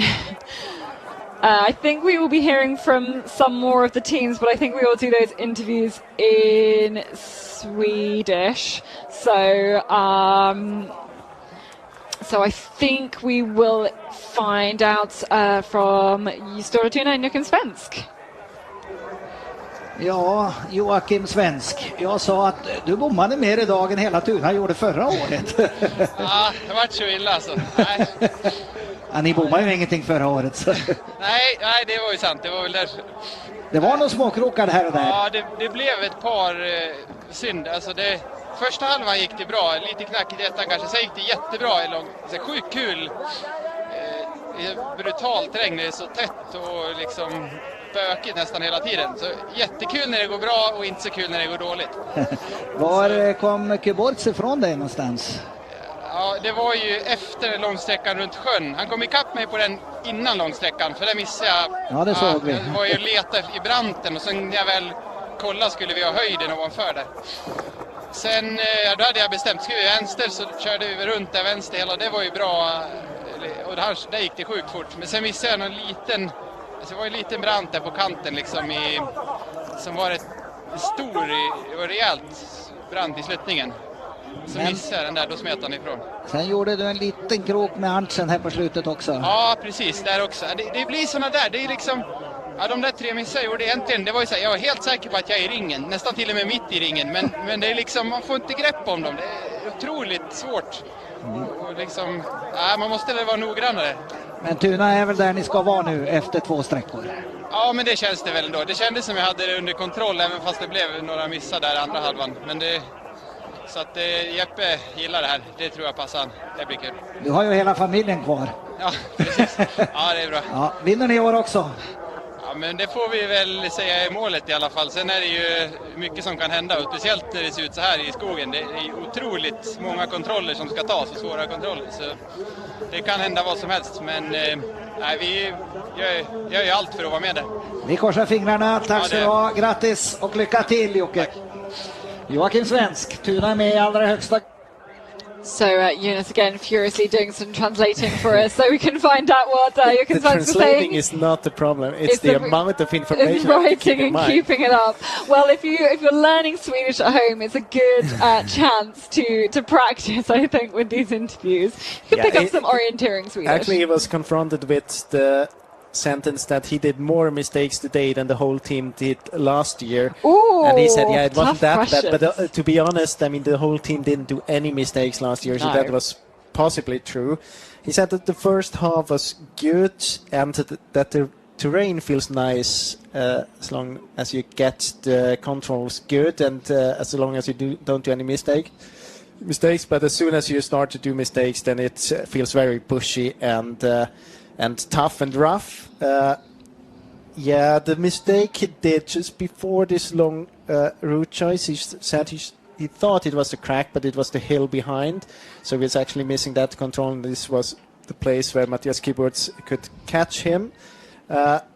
Many times at many positions he thought, or at least at all of the 3 mistakes he named, thought that he was in the middle of the circle, but you have to do the work all the way to the control. It's not enough to just be in the circle. So you have to be very precise, and he also said it's still looking very good even if they're a little bit behind. A lot can happen in this kind of terrain. It's really difficult, he said, especially in the night. There are many controls to take, but well, he is optimistic for his team, of course. Yeah, I mean, still in a really good position, so fantastic work there.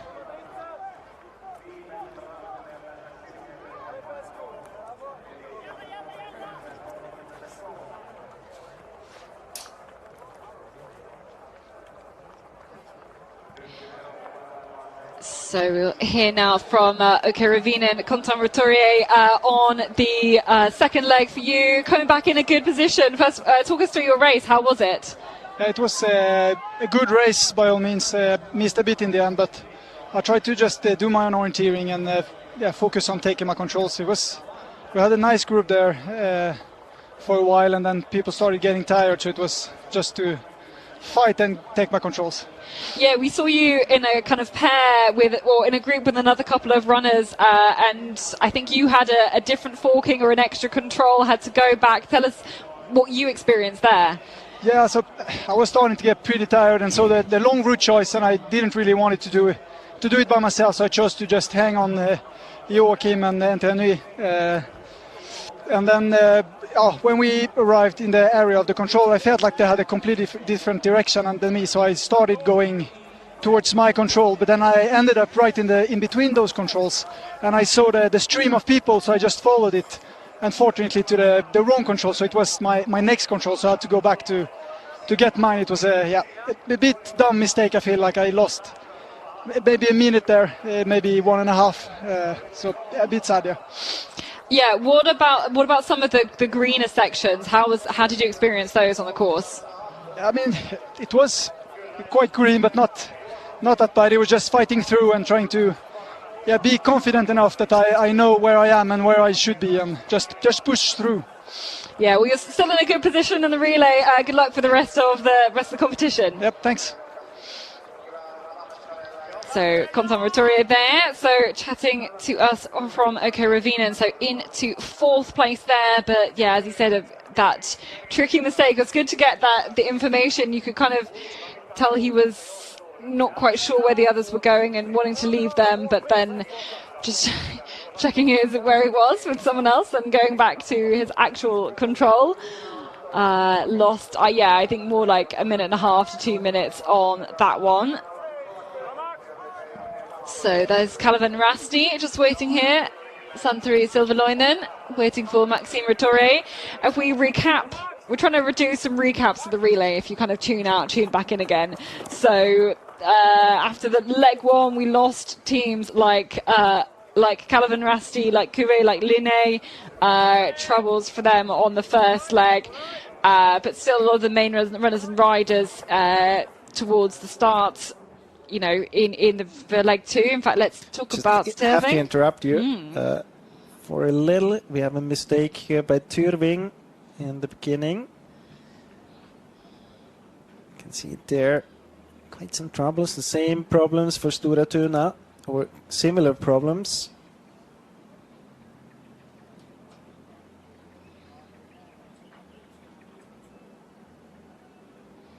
So both teams and having I mistakes. can tell you that the team that had the advantage of this, of course, Antenary. Yeah, we'll soon get them at the next control. So Antenary lost a couple of minutes. Denzel, and they were in the leading group. They made a huge mistake at the start. We had Turving Kibberts basically moving his way up through the pack. Stora Tuna did have a lead of 1:18, but then Stora Tuna and Turving both missing at control number 10 just before the big route around the lake. Again, Stora Tuna missing on the forking, put Kibberts out into that lead by 1 minute. That lead just grew as a few of those runners further behind making some mistakes on a control very, very close to the end and giving Turving quite a good lead out then at the start of leg number 3. But again, some difficulties already at the start of leg number 3. And that was perfect timing, because I think we're going to have very, very soon the first team to the first TV control on this 3rd leg. The long night of this Jukola relay. Well, of course, it's not the same kind of concept of this long night at Jukola compared to the one at Tiomila. There's no unforked leg in Finland. No, this one is about 13.1 kilometers. So that is, that is going to be the longest leg we've seen so far. And I guess should really see Turving coming here very, very soon. Watch out for a fast-moving bright head torch. If they come into the right direction, because I think actually we're not going to see them coming here soon. Oh, no. It's bad direction to this control. The band might distance be just dropped. Tuna. This is a bright head torch. No, maybe not. Yeah, but no, it's... Are they all messing this control Turving up? is going to do a mistake here. Stora Tuna not perfect to the control. They will come a bit from the left, I guess, if they... So this is really not... The start. There's Turving, just managed to make Svensk. Not very precise. So we're going to have Turving first anyway. Yeah, so he's already gone through. He's already gone. There's Stora Tuna now as well, so 11 seconds down. That wasn't very precise. You can just see the end of them, the legs there. So Stora Tuna kind of rounding into that control, and you can see the brown line from Turving just kind of, stopping too soon. Maybe a parallel error with those hills. It's going to play into the hands of Antenary. And Antenary running with Anders Vestel on the next leg. On this leg? This leg, yeah. I'm losing English. Good for me that I don't have much to lose. Okay, Antenary has gone through that point. A minute down on the leaders.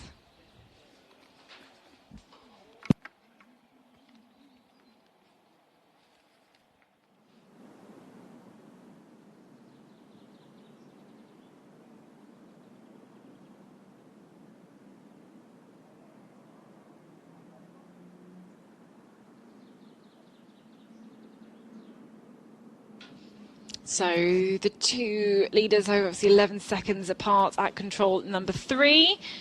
Be able to probably see each other here on another leg that involves a lot of route choice, a lot of hills. Looks like Entenui will go the other side of the lake here. But there's, yeah, you've got to climb up obviously from here, go across a couple of the tops of the hills, make your way through that green as well towards the 4th control.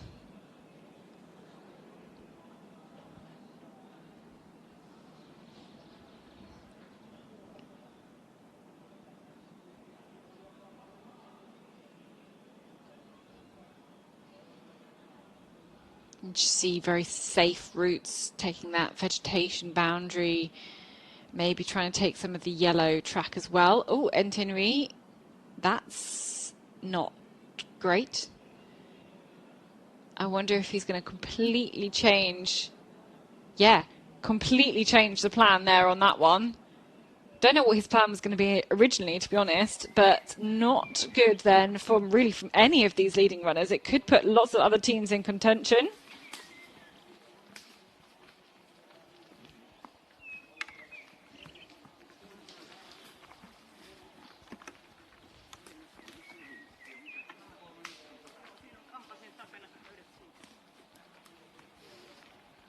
So waiting at this 3rd control now. Here is, Ravinen, Eric Kerner.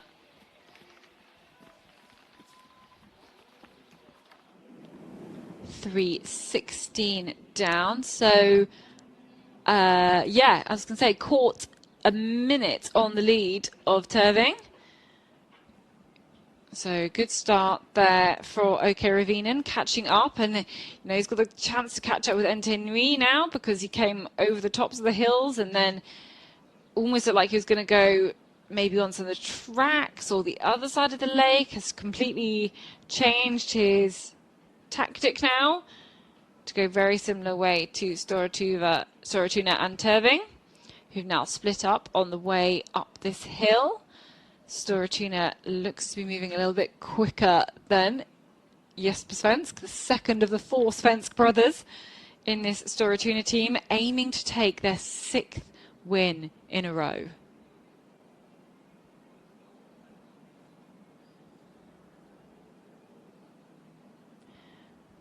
Ravinen again wanting to stay on the top, wanting to maybe avoid some of the green, but ultimately going similar way to Storatuna and Terving, not making that mistake of Entenui.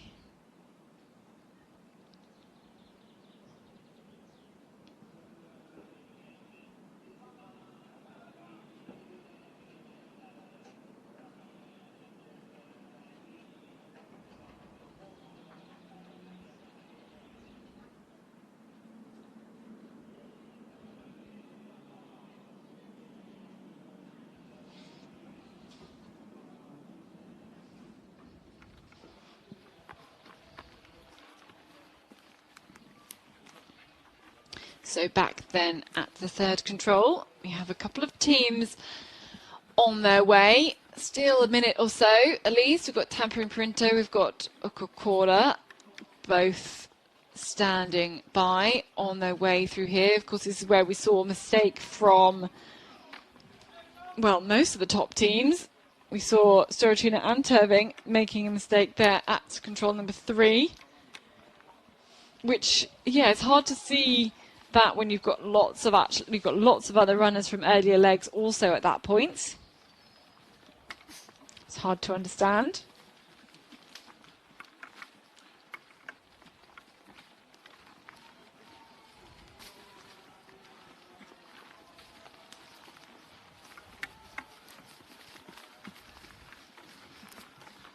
Okay, there's Fermtisvilde, who we don't have in the tracking, so maybe a mistake into that control, but a good punch there. Tampering Punta as well.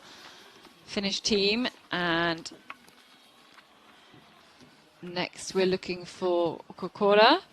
So Fermtisvilde, Søren Trane Erdem was handed over to in 9th place by his brother. and has already caught up from 9th to 5th. So really good start there from the Danish runner. I think Søren's had quite a few injury problems over the last couple of years, but making a good start to this third leg here.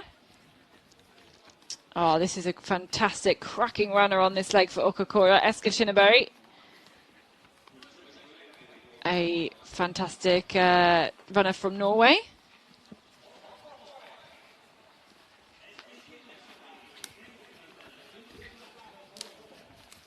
So 7 teams through there, and we've got a few more approaching. It's Södertälje Nick Van with Jesper Fröblom and Jepsen Vetkebekot and Kuvi. Timo Sild for him.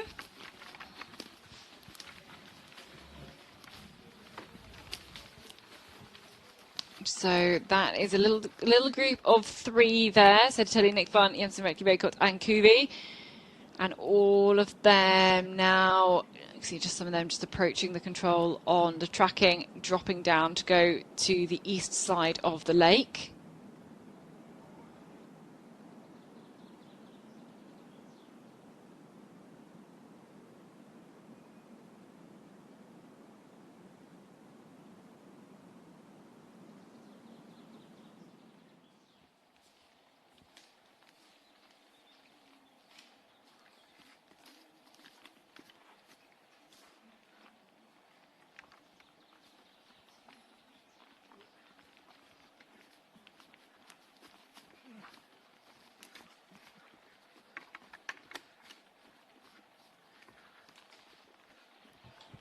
Okay, so we stay on this third control because we've got some more teams approaching.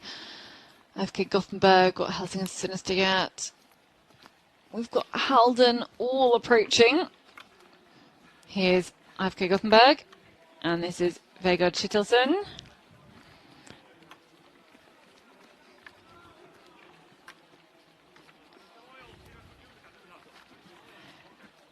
Lots of previous leg runners also making their way through this point.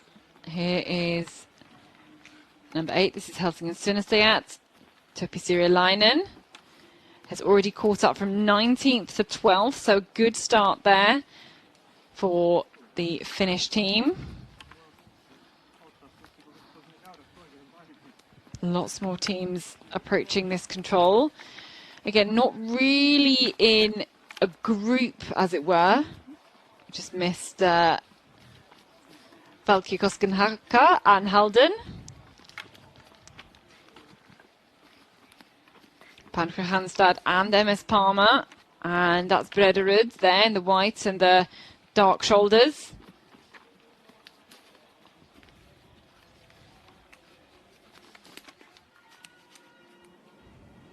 Then we look ahead then, and we see that Storatuna has got ahead of Terving. They were together halfway through the leg towards control 4, but now Storatuna and Terving going very different ways to this 6th control, and Storatuna choosing to go on these this open section. There's some fields here, maybe jumping between those, and then I guess you could go down to where the house is with the out of bounds, then picking up the bottom, the southern edge of this lake, which we know lots of runners have been on before. In fact, Mattis Kibbets was saying there were so many others from previous legs he was having to step off the path and go round them constantly, saying it was quite tricky to work through there. But that seems to be, I think most of the athletes will they go south? Not necessarily, because if you go north, I mean, you have to go round the extra part of the lake, but then you get onto quite a good track and have a good approach to control number 6. So both of them, yeah, it'll be interesting to see how they split up, whether they take different routes. I've just seen Jella through there.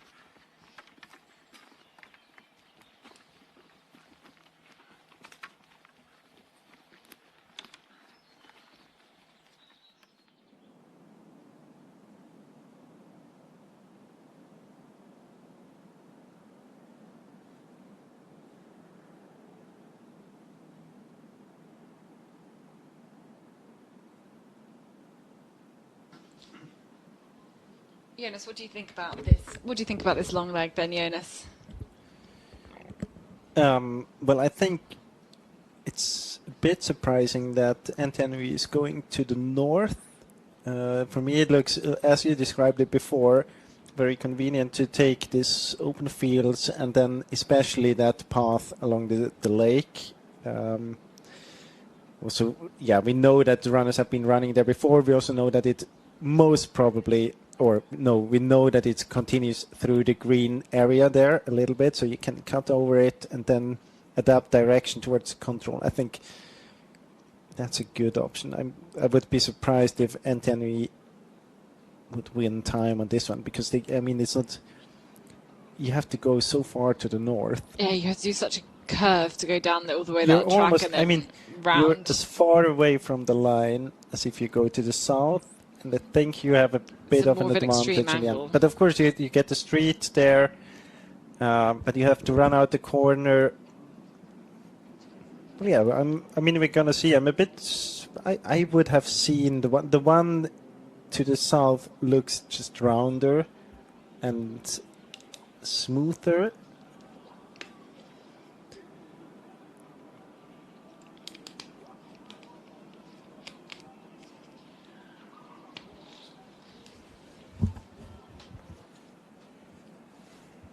Yeah, and I think where you do have to cut through, it is a bit whiter, or it's a bit flatter at least. I mean, there's not very much to cut through, even if you go to the north.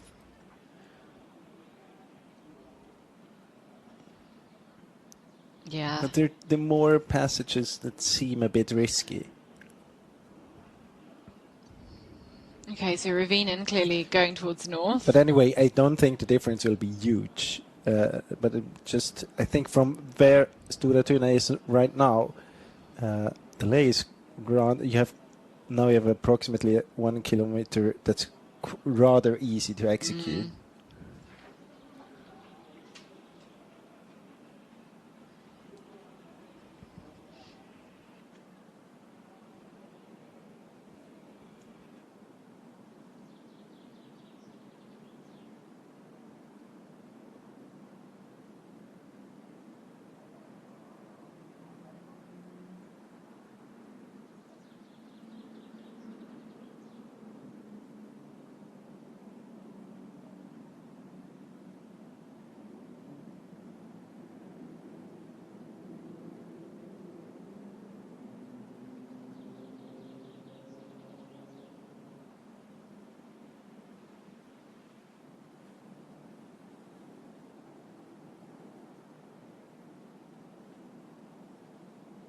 I mean, now I think is it the third leg where they're running on this path? So we probably have first leg runners still on that, second leg runners, and now it's the third leg. Now, summing up, it's gonna be a tight passage there now. Yeah, where Stora Tuna is, you mean? Yeah. All three legs have gone on that track. Of course, and he doesn't really know that. In the two direction even. Because some of the runners will use that one in order to get to the control before the long leg.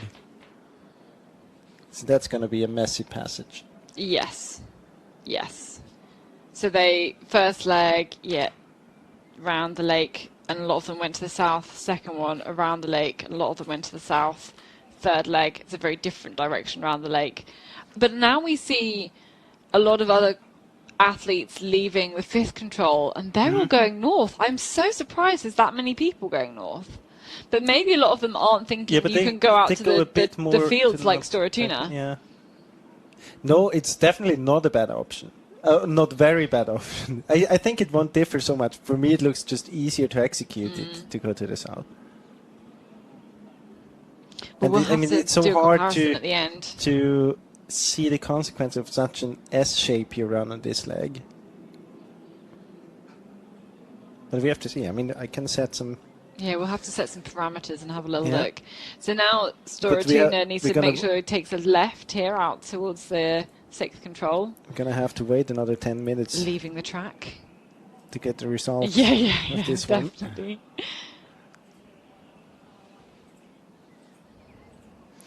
But if there's anything we have, it's time. We do have time on this long leg. We can properly nerd Not out only on the about all long the leg. things. The whole relay, we Yeah. do. We can properly nerd out and get some good stats up. Oh, there's the spider. Yeah.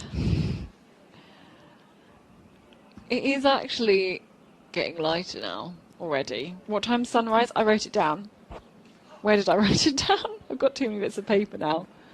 I think it was about 3:21 the sunrise, so not for about an hour. Just over an hour. Till the sun comes back up and we get a new lease of life. So those are the standings at control 3 on this third leg of 7.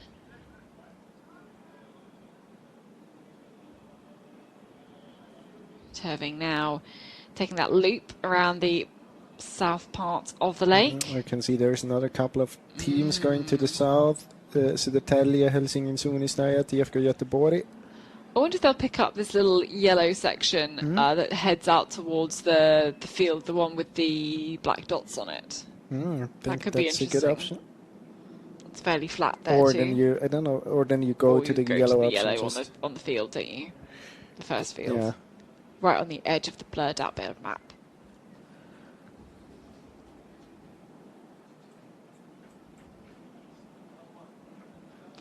I mean, it'd be good to get the sense of how much they're spreading apart as well, because if we look, I mean, Turving was still in the lead at the last TV control, with Storatuna 11 seconds behind, and then NTNUE was 59 seconds behind. Yeah, but they did a mistake afterwards, right? Yeah. So at the NTNUE control, did, yeah. at control Big 5, it was mistake. about 2 minutes. Between who and who? According to the GPS, between Storatuna and then NTNUE.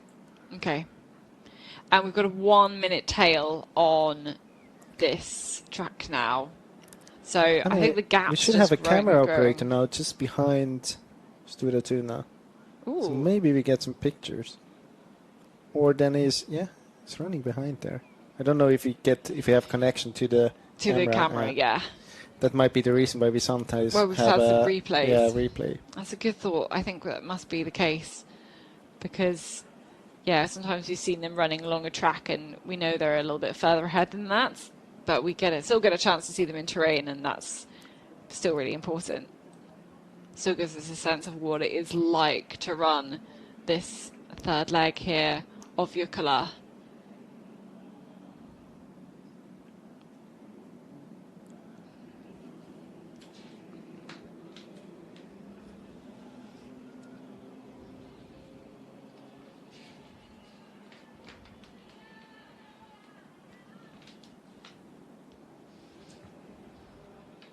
So the next TV control is at control number 7. We've seen that control before in the re-entrant.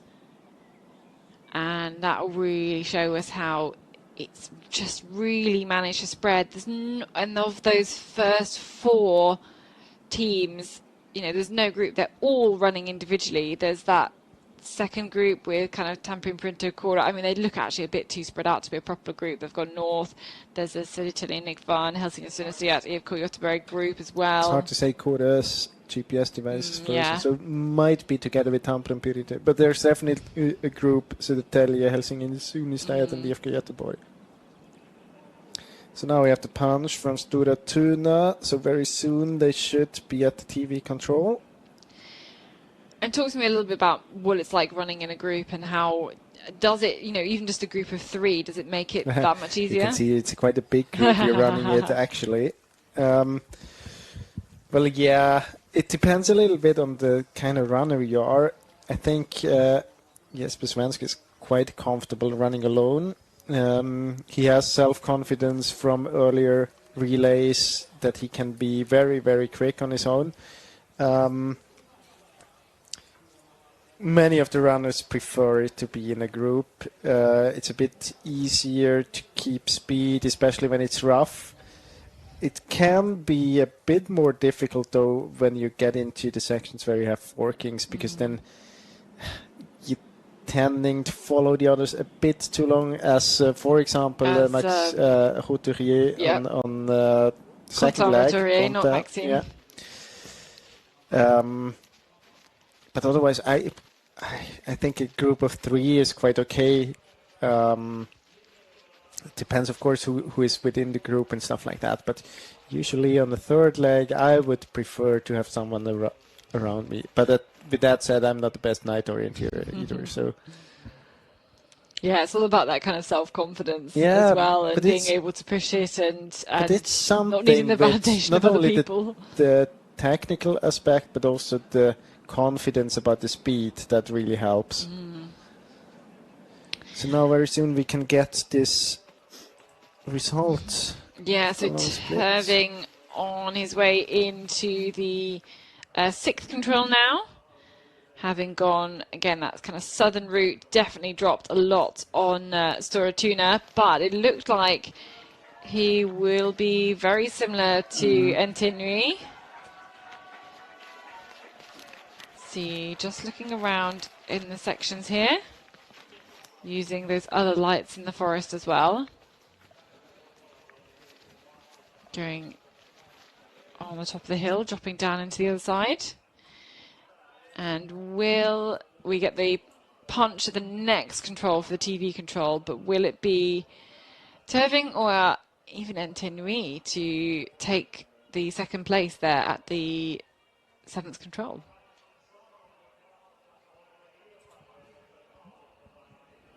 You can see here Jesper Svensk really playing out his routine. I guess he has the E control. He does. Going around, you know from before that there's a good track through the green, heading towards this one again, and then you have a very easy entrance to the E control. I'm not sure if he would do that if he wouldn't know that the track through the green is good.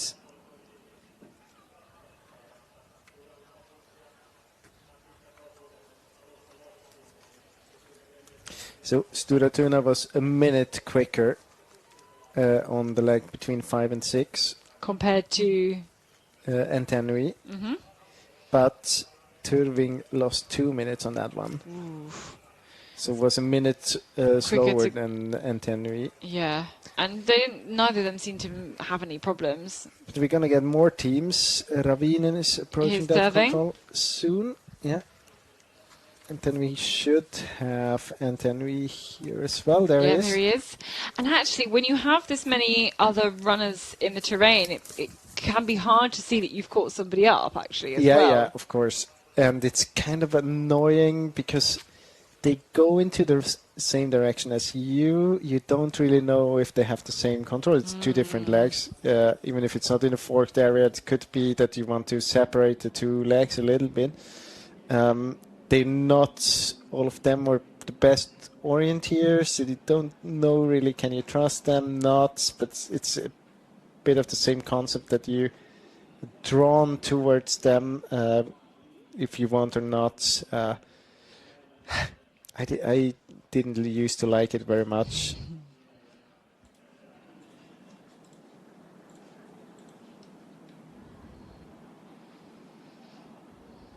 So here we get a first look at some of these forkings that we have there from controls 7 to 10 on the map. And again, section of green with those controls, it can, cause some problems for the athletes. But I think, actually thinking back, we didn't have too many issues from these controls earlier on. Ravinen just through there. Still in fourth place, so 4:30 down, and the gap was 3:16 at the previous split. Actually, Ravinen was only half a minute slower than Storatuna going to the north on this long leg, so it's not a huge difference, but it's half a minute. So Storatuna with E. That's Turving also has E. Entinui has G. We have had a few teams that struggled in this forked area. Keyboards came towards the G control, but had F, for example, lost a bit of time there. Especially on the first leg, there were quite many teams. Giamuco, they came to... That's where they had the skipped E the option. control. Yeah, they had the E option, so the one Stora Tuna is at, but ended up at the next one already, then followed to 10 and went back again. And there's a mistake, actually. Yeah, it's a small miss. Stora Tuna, no, he did everything right, took that Yeah. route. I said Nice it's a and very safe. easy entrance to the control. It should be. But it's in the green and it's stone. And you can be so close to the control, not Yeah. see it. You can also get See put off that by many other times. runners, and then you miss, and then you just go the wrong way when you miss the control. You wouldn't have lost too much time though. Tyrving Yes, Svensk. going around as well, but not as good as Svensk. Is leaving that green area or rounding it a bit too much. Could stay a bit closer.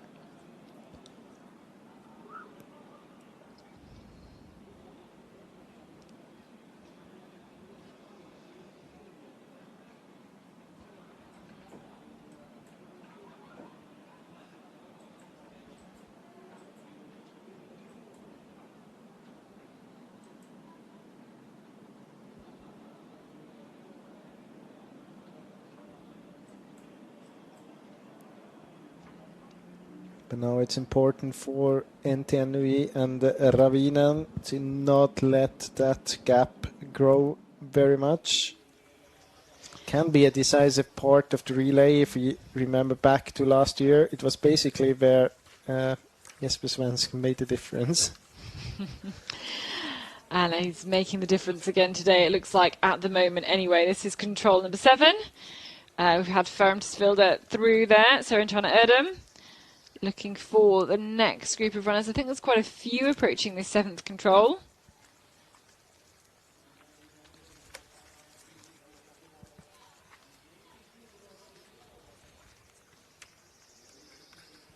Yep, there is Jukola, Eskil Shinneberry, and Mikko Irola for Tampere Pirinto. A good little group of runners there. And were they the group who went north? Yes, I think they were.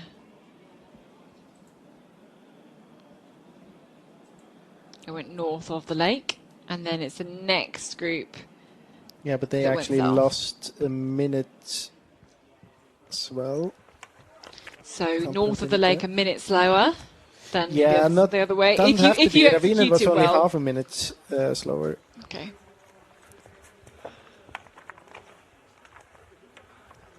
It's all about these micro route choices as Jesper Svensk comes through in the lead still for Stora Tuna at control number 10. Gone through that forking. I was about to say no problem, but there was a bit of a problem as he left the track kind of where Tyrving is approaching, going up to the boulder there. Yeah, Ravinen has E as well. Anthony kind of passed F control but has G. Ravinen almost passing F control but having E. Yeah, I wonder if this is part of the factor of there being other runners from earlier legs in that in the forest, and you kind of pick up on the tracks and everything that the other runners are part of.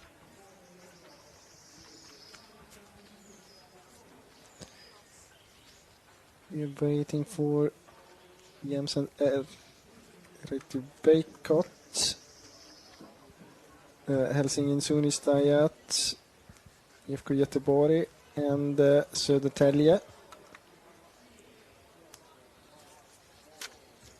Here we had Jämsen Reykjavik.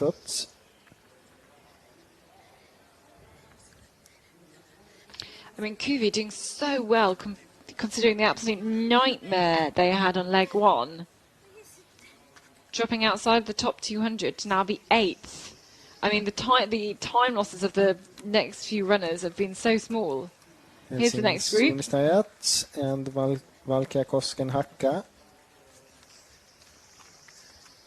IFK Göteborg. And Södertälje.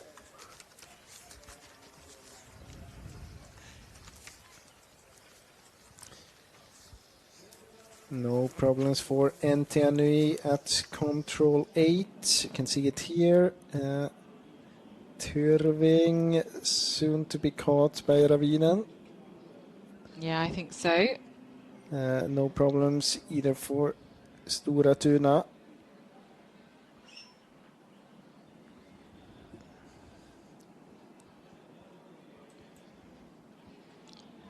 Stora Tuna had the I control, And now, but went via the H control anyway. I think very soon they're gonna start preparing for one of the coming legs. There's a lot to prepare for that one. There is a lot to prepare Because for that we're one. at control 15. We're Yeah. allowed to talk about that, right? Yeah, Yeah. we are. Yeah, we are. Yeah, it is. It's I'm only just the trying to first build part. some tension. There's a almost 4K leg waiting for them. I think it was 3.8. Yeah. Do you know how long the one at Tiomila was? Can't be. It It was wasn't 4, about right? the same. It was Yeah. about the same, I think. I remember at Tiomila in Göteborg, that was the first control of the long night. Was a 4K leg. Fun. You had like you had 25% of the course the first control. And sometimes it's so nice just to get to the first control out of the way. You're like, yes, I've got one. I can orienteer. It's all Yeah, it working. was the same there. And this is just, your first control is just so far away. 4K away. Wow. There's Antinui. So this is at the 10th control. So Antinui overtaken Tyrving, who's on his way. Håkon Novistraga.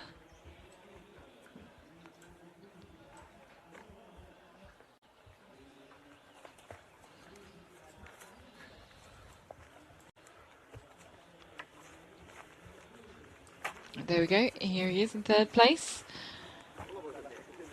Looking for Ravinen. Here he comes. So Eric Kerner into 4th place. So about 40 seconds between 2nd and 4th at the moment. You can see how they are grouping up.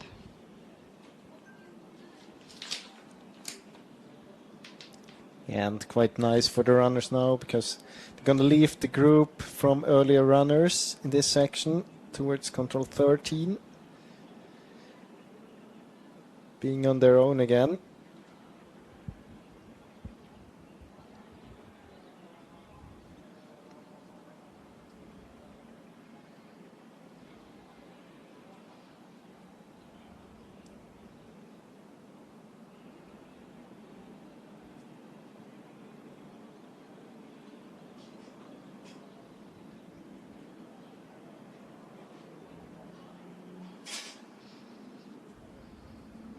So Stora Tuna approaching this little unforked section, these open hills with these, I mean, they look kind of like extraction lanes here for forestry work on the top of these hills. Yeah, I think it is, definitely. Has the markings of a tractor going in to haul out some felled trees.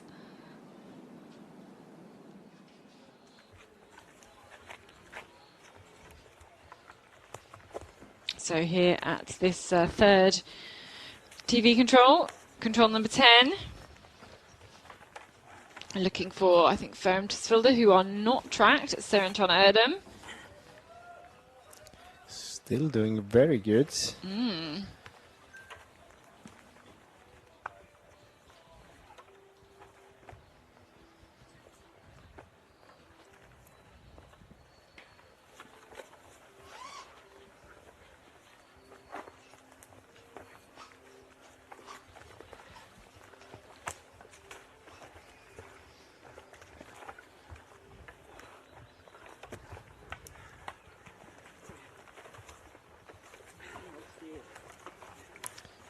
Yeah, very soon. There he is in the Yeah, Danish we're going to have Tampere Primitive shoulders. as well.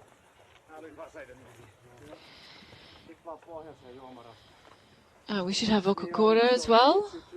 How are they doing? Oh, we just lost the tracking on. Oh yeah, he's on his way. Askershinberg's on his way. But these forkings have really split up this chasing group, actually, haven't they? Because it's going to be Tampere first, and then probably Kåre. Yeah, and they then were Kove. 2 seconds apart at the previous control. And then a little bit of a gap to Kuvi and then to Jemsen Retki Beikot. Then a whole group from Helsing and Sinisteyat together, who I imagine have all been split up by all of these forkings. Here he comes. Mikko Irola. So he was 7 minutes 41 down, so running at a very similar time to the leaders, maintaining that about 7.5 minute position. Here we have Eskil Kinneberg. Yes, for Kokora. And then should be Kove here. That's Timo Sild, the Estonian international.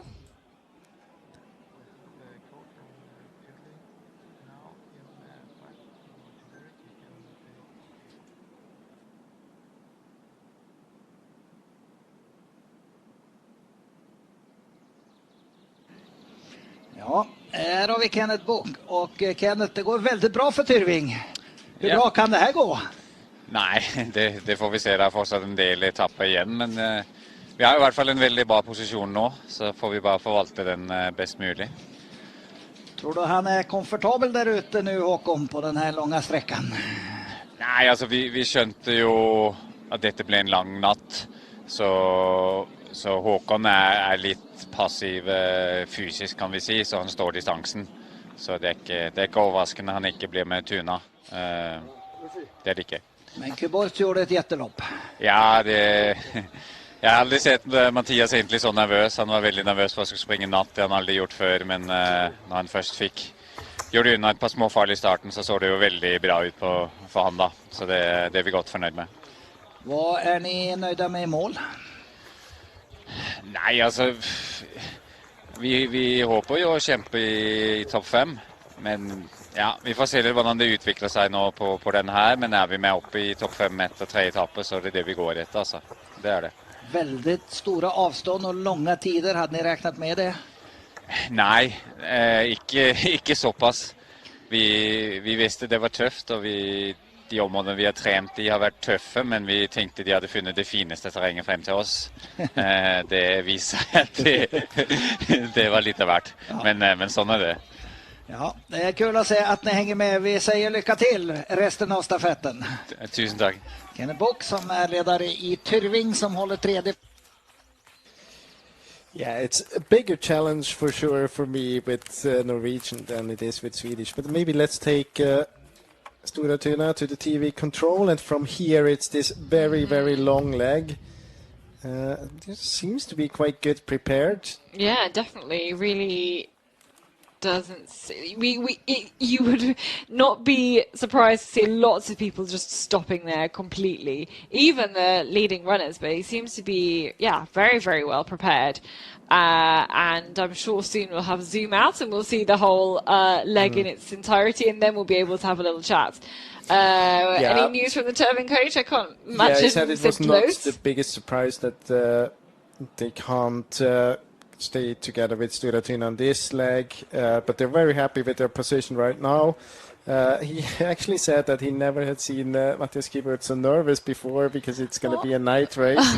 But of course, he was very happy with his performance, and he did a great job on this second leg.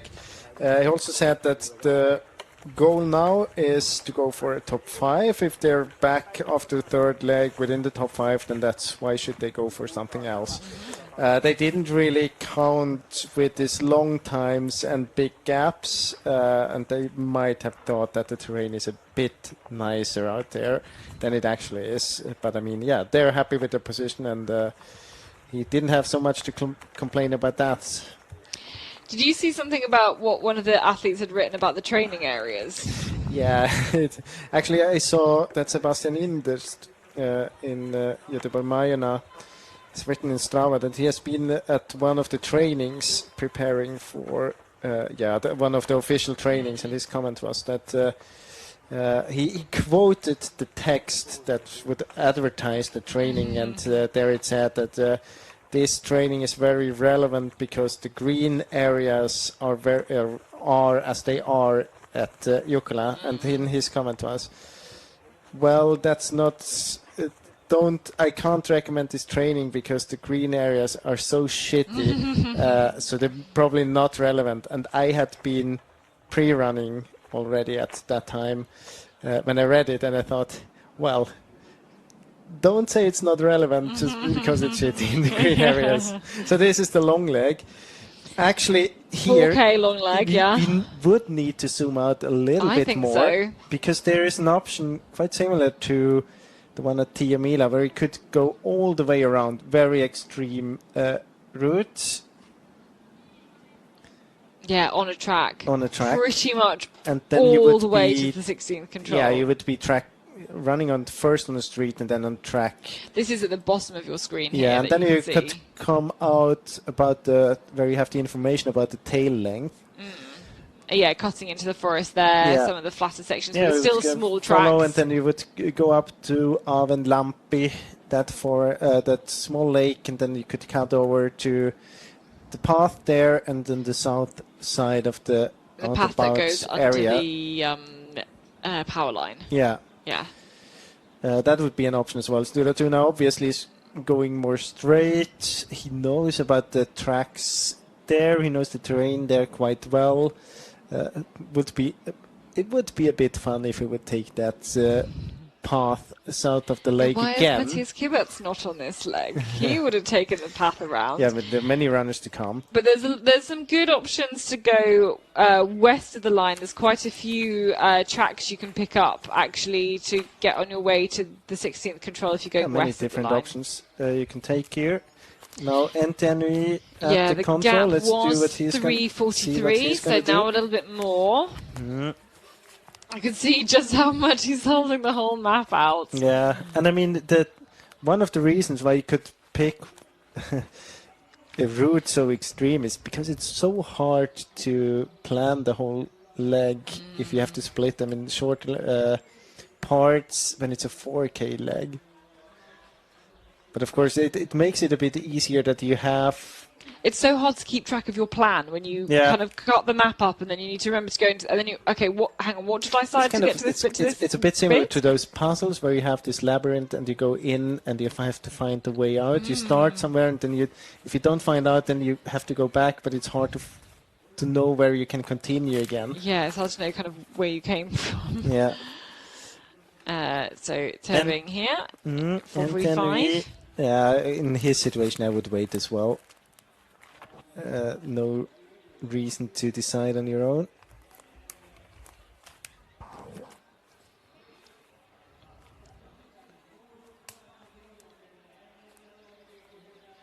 But he doesn't want to let Oka Ravinen out of his sights too much. Yeah, there's some serious planning going on here. It's not a frozen picture. They're still planning that one. But of course, I mean, those 10 seconds they are planning, if you've seen on the running time of this leg, that's nothing. Yeah, I mean, it's worth investing those seconds into planning this leg. Yeah, and we didn't really get at the small path south of the lake now. Yeah, classic. Of course, we know. But he's not going to the west of it, so he's heading up. You can see it here. But there we have been many times. But there's a couple of good routes on track routes just to the east of the line as well. Although it does mean you have to do a bit of climbing up here from the track. He could go via the fields again, I guess. Go back via controls 4 and 5. That's a bit extreme. Actually, I can tell you the Turving and Ravina, they split up. Oh. Hard to say though. Looks a little bit like it.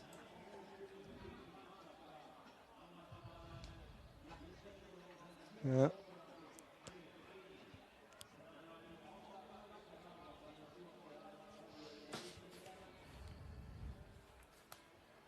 Yeah, so Antoine Erdem also just stopping and choosing his route. We don't have tracking, remember, for Søren China Erdem, so we won't be able to tell you which way he's gone. So the next we should see Tampering Printer and Okakura, I think, as well.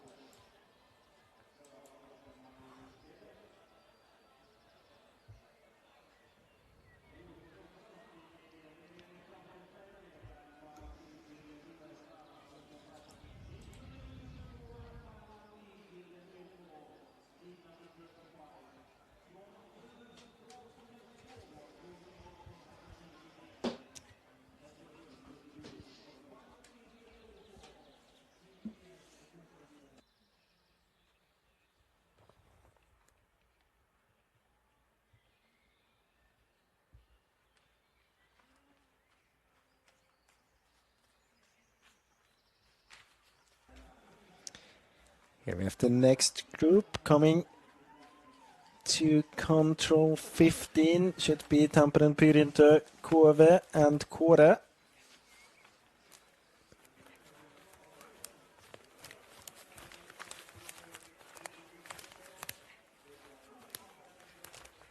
Yeah, it's taking some energy.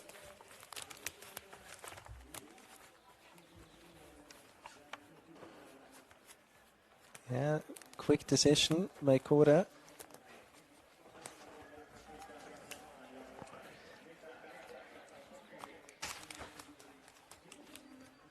So far, none of the runners is going out to the very east and the road.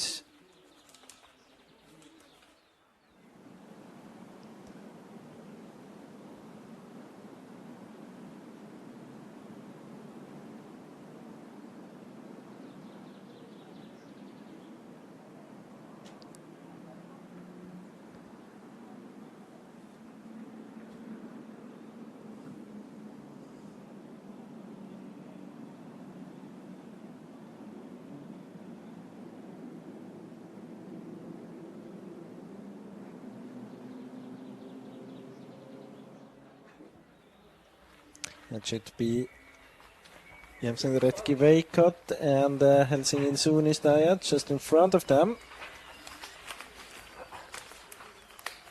And we also have Valkea Kosken Hakka.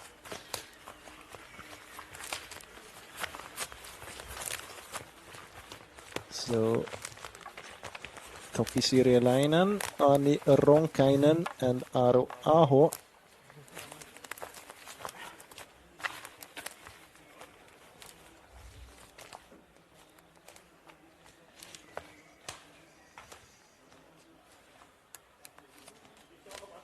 That's important with energy before this long leg.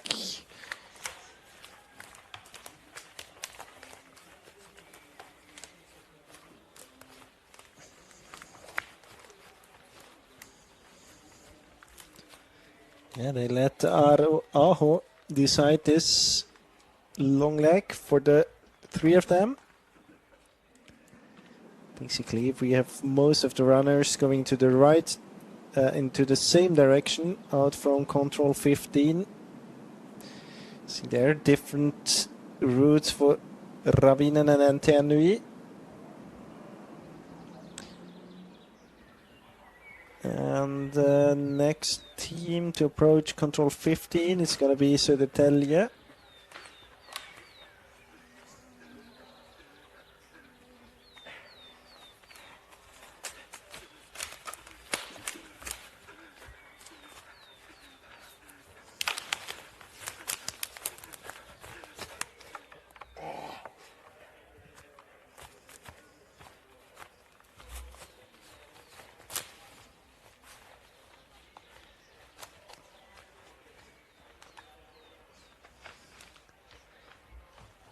Actually, I think that Helsingin Sunis Diet and the group around, Jensen Retki Veikot, Maria Kosken Hakka, that they will go to the west of the lake. At least they exit the control like it.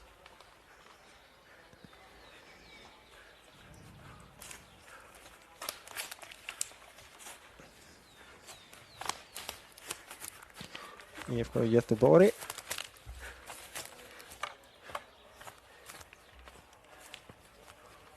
We got Kittelsen. All on his own. Quick decision.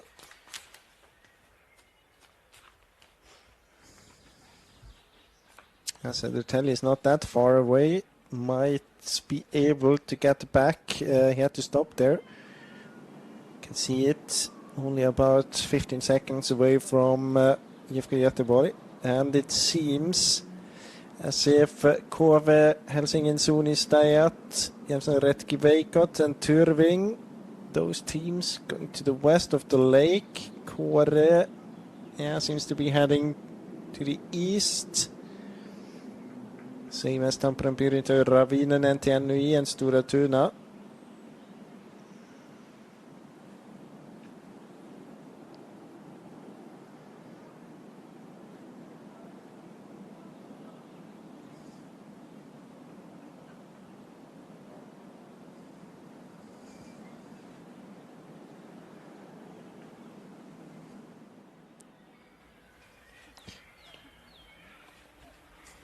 Team 14 and 15 should be Malung, Norska. There's another team there. Probably Brederud. Martin Hopman for Norska. Daniel Hayek for Malungs.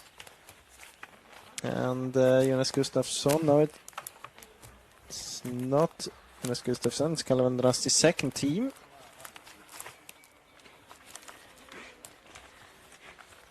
Lost Brederud. Here he comes. Together with Pan Kristianstad. This is a bigger group now if they decide to follow each other.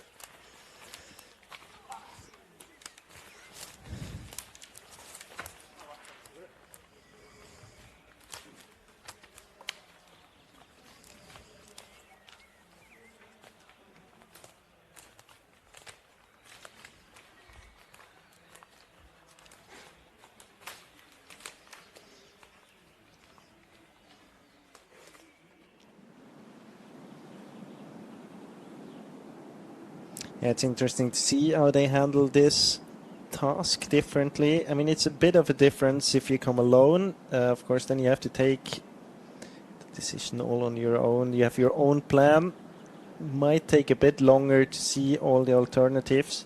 If you come in a group, usually you have one runner that's a bit more active throughout the course. Then you usually stay a bit behind.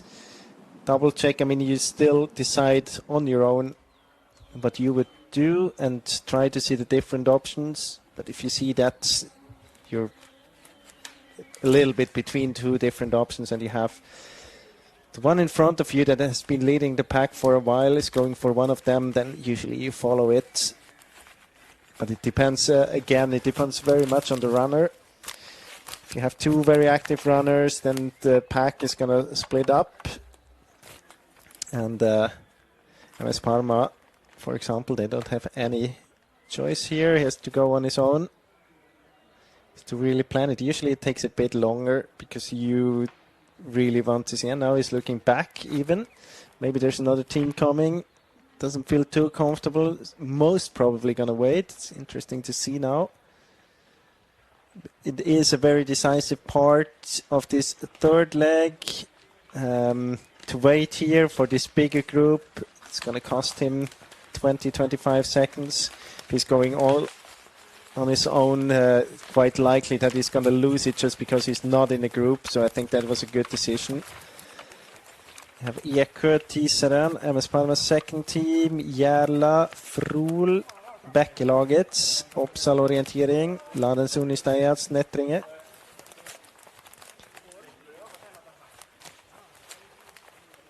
Everyone looking around. It would be interesting to know who's leading this group. Unfortunately, we don't have so many GPS devices on them. But I'm not very surprised that everyone is going into the same direction. It seems that would need a lot to take this group apart. IFK Göteborg's second team, most probably going to try to close the gap to the big group in front of them. That's Halden. And now for those teams, it would be very, very good to close the gap and try to, you can see that he is not hesitating a lot, just trying to get in contact with the others. Yeah, now he's double checking, but not doesn't take him as and especially Kalevan Rasti not hesitating at all. He wants to close the gap to the other teams. I don't know if he knows that there's so many of them in front of him, but he's definitely seen one or two.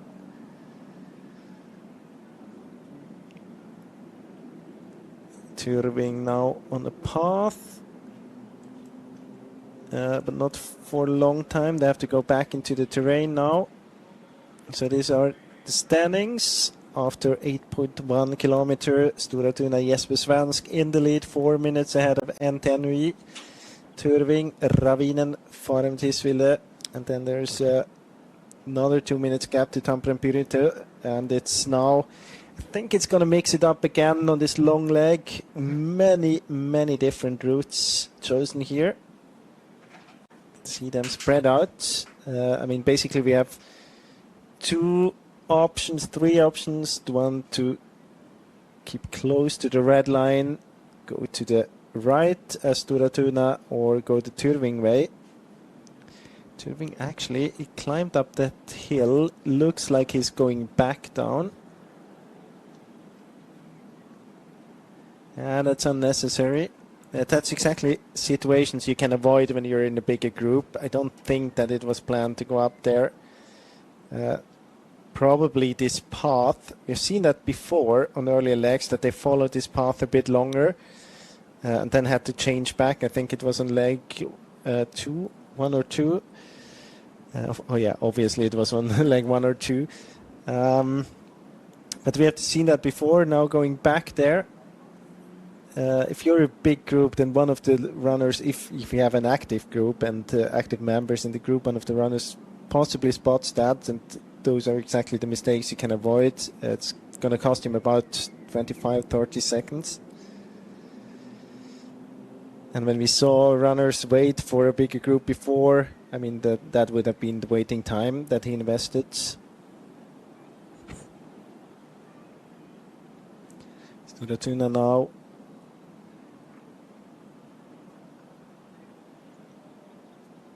Stora Tuna now, quite a straight line. You can see that's a bit yellow in between old paths leading you into the right direction.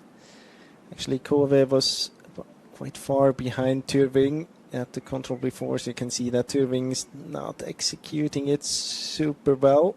But that was kind of the trend before as well. We heard the coach saying that he might lose a bit physically on this leg.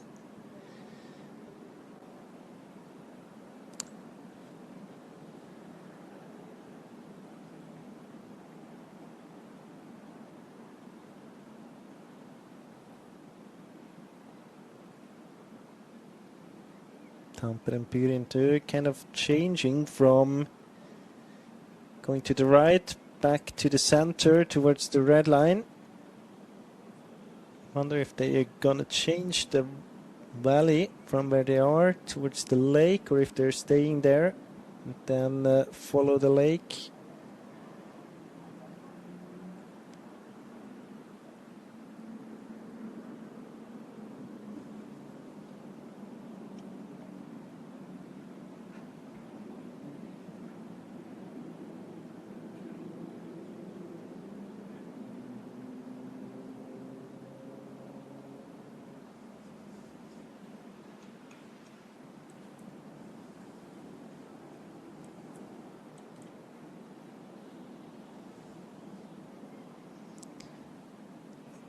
I'm a bit surprised that Stora Tuna and Jesper Svensk, that he isn't dropping down,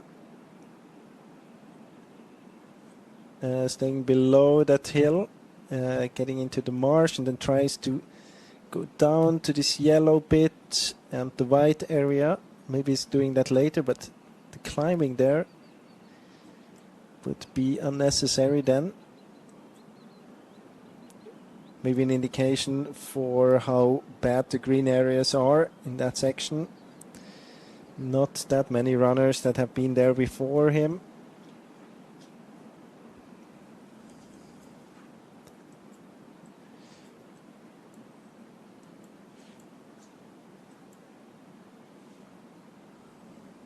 You can see that with a little bit of luck, Kove is going to be able to see Ravinen. Mean that he caught 3 minutes. And Tyrving, actually, you can't see it from this view because we're a bit too much zoomed in, but Tyrving has quite a good entrance now to the control. There's about 2 kilometers of running on a path.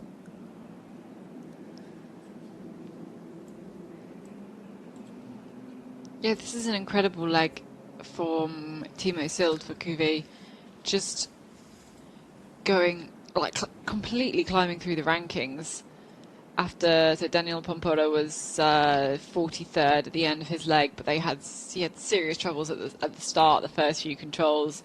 Alexander Krotov brought them up to 14th, great leg from him, and then Timo Sild bringing them back, I mean, in contention for podium places. It's so interesting. You can see Södertälje did exactly the same there. There has to be something that this path is longer in reality than it looks on the map. I think you're right. And then you just follow anything. When the path is losing itself, then you go a bit to the left and stay in the valley.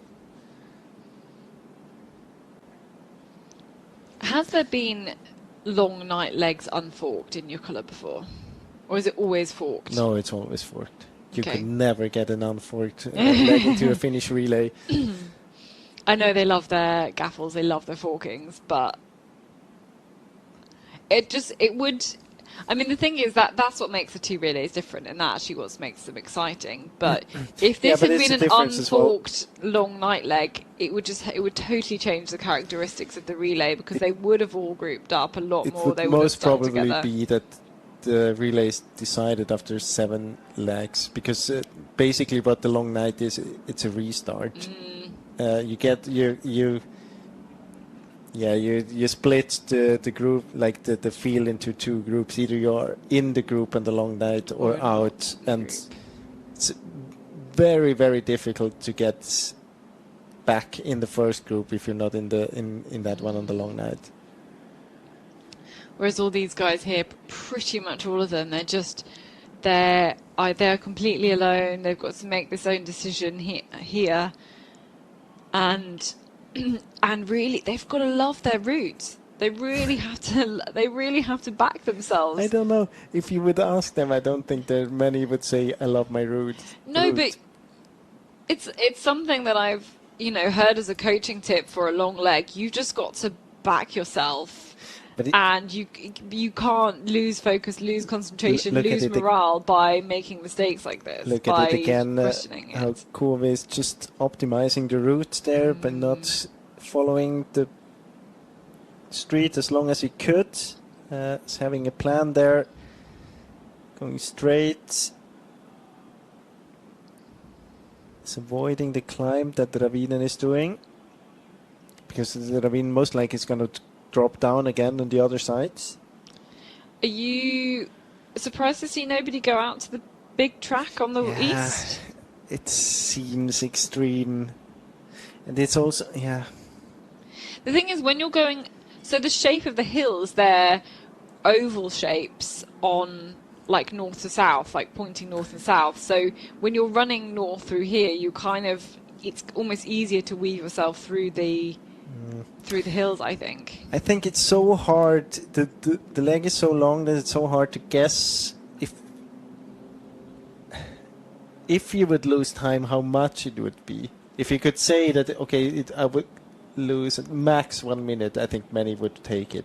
And I think that's the difference to the Tiomila long leg. You could see that in case it is slower, then I at least saved energy and I didn't lose that much in the end towards the finish. But here, it's so hard to say if you would be 30 seconds quicker, or if you would lose 3 minutes, and 3 minutes would not be worth it. You would never win back that to the finish. Here is the leaders. Jesper Svensk still. Yeah, and he is at the third last control of this course, so he's going to be at the changeover in about 4 minutes.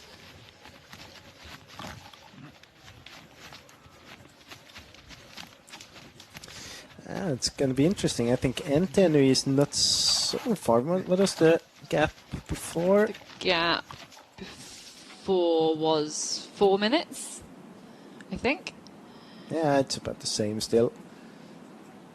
Yeah. Set a split here. And then 4:45 back to Terving, and then 4:54 back to Akira Vinen. And Kuve were down in 7th and 8 minutes down. Yeah, it's not going to be 8 minutes for Kuve.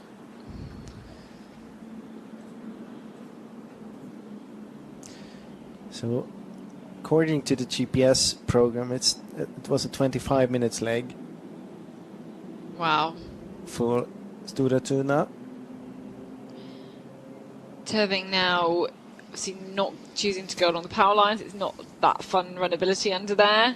Goes and sticking into the forest, as we might expect. I mean, that's basically the problem of this route choice, that you have to go back again. You're almost like 700 meters away from the red line, so that distance you have to do additionally. Yeah, and it is quite a long way off that big but I mean, track. yeah, you get a very nice passage from where they're now, Jefka Göteborg, to after the power line, but then it gets a bit tricky again.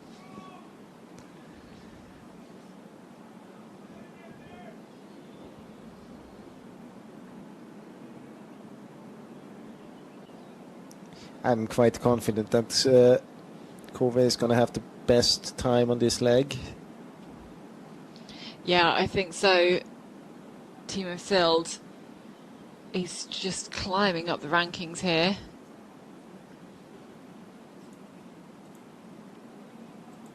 So Kuve, Timo Sild, Kenny Kivikas, Tim Robertson, Larry Sild, Daniel Vandas as well. So no, Daniel Hubben runs for Kuve. No, he's running in Norska. Oh, but okay. I thought actually that he's going to run the first leg, so I was a bit surprised that we didn't see him. Might have been a change there. But Kove now sending out then Kenny Kivikas. Yep, another Tim of Robertson. the Estonians. Tim Robertson, the Kiwi, who had surgery, I think, over the off-season. Recovering from, quite big injuries. Then Lauri Sild and Daniel Vandas. I don't think it's the strongest second half among all the teams. No, I mean, if you put Daniel Vandas up against like Olli Janho, Lucas Wieland, Emil Svensk, Fabian Abersold, it's going to be very tough. Kasper Fosse. Actually, I think they do a mistake at the control at 16. Ooh. Or we just lost it. Yeah, but he did a mistake there, about 25 seconds, 30 seconds maybe. He was quite good on the route otherwise, almost similar time compared to Stora Tuna, but well, yeah, he lost here. Kuve has caught up with Ravinen now. Have to be careful they're with going to be ahead of Terving now. Calculations made by the GPS. I can't guarantee the times.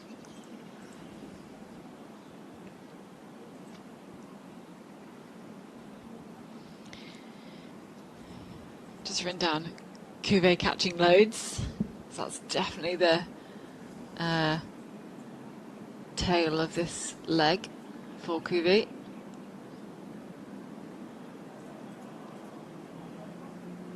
Oh, well, Norska on there is Martin Hubman running.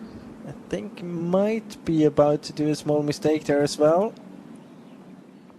Silt and Ravinen, both of them. That's really surprising when it's such a... Yeah, but they didn't really go out to the street, so they freestyled a bit just before the control. Okay, this is the 18th control, so we're looking out for our leaders. We're looking out for Storatuna. It's the second to Jesper last Svensk. one. I think it's going to take another 20 seconds until we Yeah, he show up. should approach from basically Yeah, you right can at see the the top of light the hill. there on the top of the hill. Yeah, there he is. You can see just how high up that hill is. Everyone else approaching from another direction, just throwing himself down the hill there. So even with a small mistake to 16, Kove was about a bit more than 1.5 minutes quicker compared to Storatuna. 3 minutes compared to Ravinen. That's what we said before already. 2 minutes and 20 seconds quicker than NTNUI.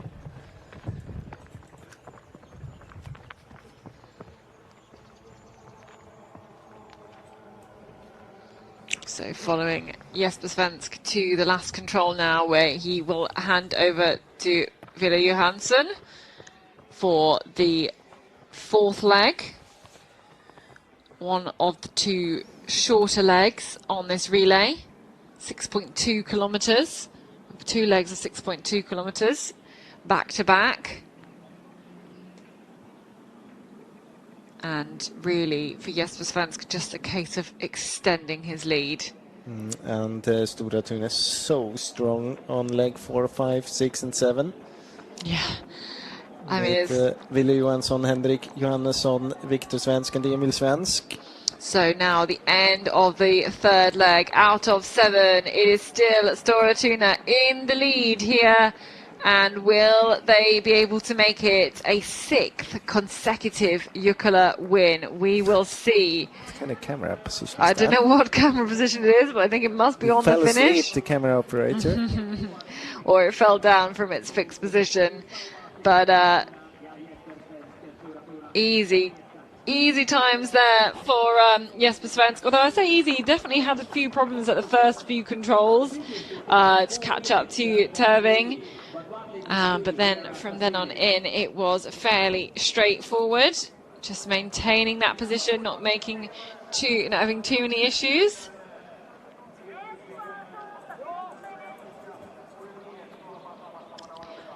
And the gap will be a big one. So before the long leg, it was 4 minutes. It's going to be more than that.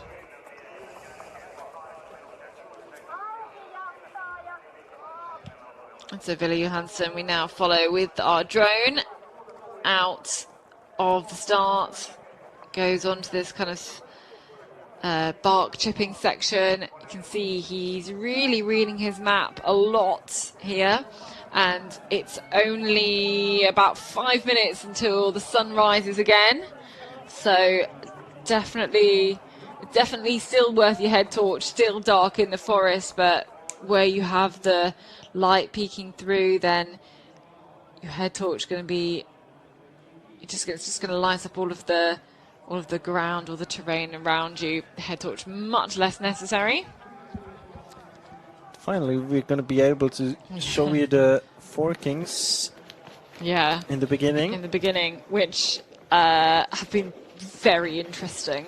See if we can try and remember what happened in the other leg to try and show you that. But behind Dentinry, it's actually a bit far south. I'm a bit afraid that this is going to end up in a mistake. No, if he doesn't turn to the right on top of the ridge. Unless his plan is to drop off the hill and then turn right, yeah. Which would be okay. Yeah, turn to the right now on the top. Yeah, there you go. Try to avoid a bit of the green area. Yeah, I don't think that's a bad shout. So Kuve dropped Terving. Terving lost about 4 minutes and 15 seconds compared to Kove on this long leg. And so for Anders Westdahl, he had a very strange route to Control 4, almost deciding one route and then completely changing it to go a different route. Lost him quite a lot of time there, Yeah, but otherwise he had bad direction out from the control. But otherwise fairly decent since then. That's not who we're looking for. We're looking further up the hill, I think. There he comes. The white bib and the green vest with the yellow and black, yellow and brown colours. Just reading carefully the last control, because you definitely don't want to mess it up at this point when it's gone pretty decently so far. All these athletes coming back quite bloodied knees. There's lots of brushings on the ground. It's very rough. It's very slow in the green as well. You've got those fir trees just ripping at you. So he goes up, just taking this climb up to another little track that goes kind of up and around on this slope.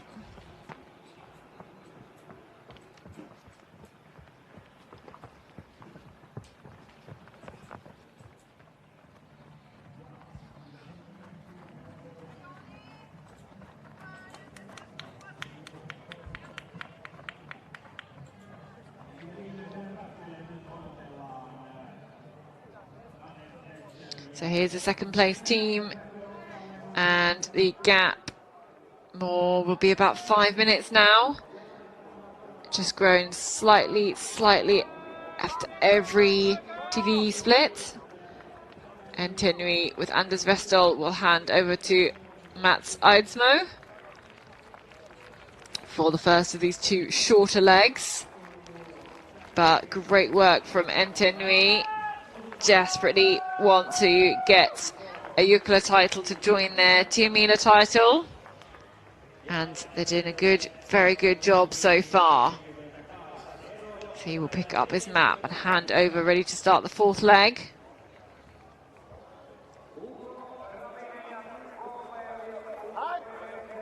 That's Mats Eidsmo running out on the fourth leg for Tenui.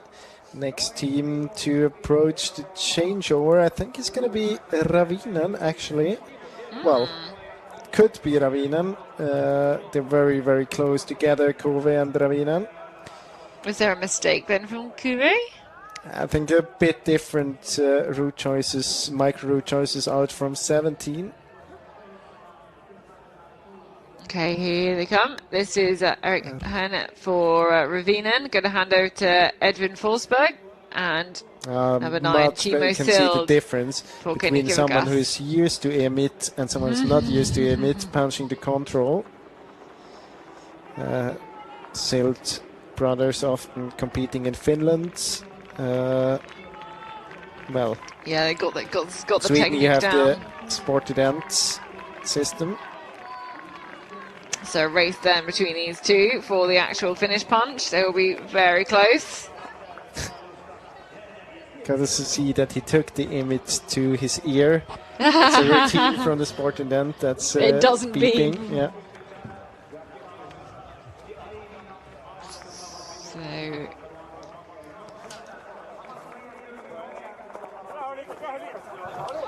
Ja du Jesper, har du avgjort det här nu?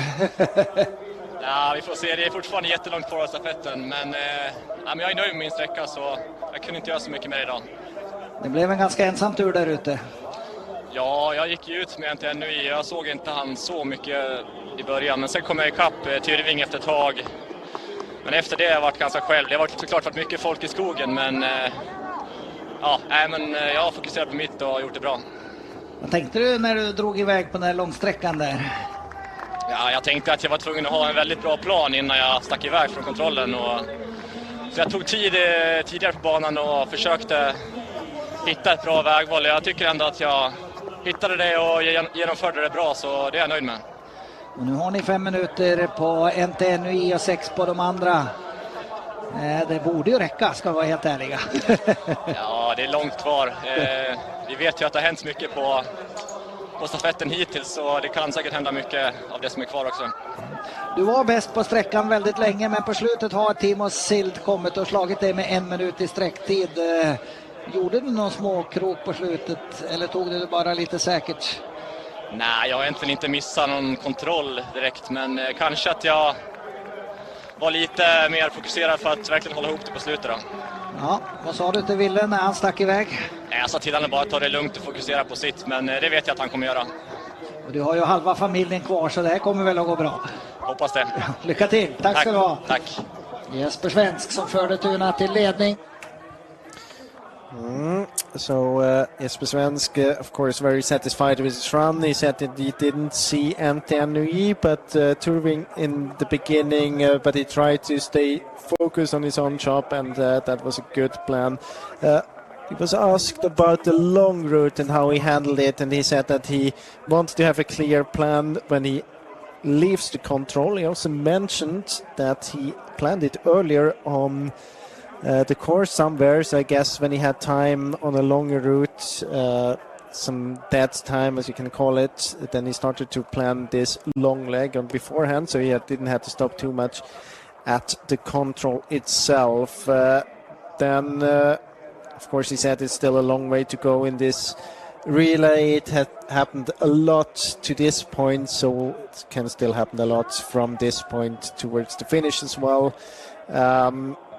He also said he was asked, was basically asked why he didn't have the best time on the leg. He lost a bit of time on the last section compared to Kove. And he said, well, I didn't do any mistakes, but I was maybe a bit more focused on the job in order to save the position and to hand over in a good position to the next runner. And that he told Ville Johansson that he should focus on his job now, but that he already knows that anyway. So, yeah, not that much information. I think the most interesting thing was that he actually had the time to plan the long leg on beforehand. I think that's a very difficult thing to do. Yeah, it's quite because impressive. you leave don't focus. have much time. You have to be confident to leave focus and then go to another place on the course and then switch back again. The risk when you do that is that you kind of miss your attack point, or that you not exactly know where you are at the moment, and then you need a few seconds to relocate and to be sure that you're where you think you are. So switches like this always a bit risky, but when you have a longer leg and you have about 500 meters on a path or something like that, I can imagine that it was between 5 and 6 when he went out on these open fields, then he had a bit of time there to plan on beforehand. Yeah, so a few more runners just punched that second to last control, so very soon they will be in at the arena, ready to hand over. We've had 7 teams finish so far. Last one's finish was Framtisvilde with Søren Erdem, who's handed it over to Magnus Duet.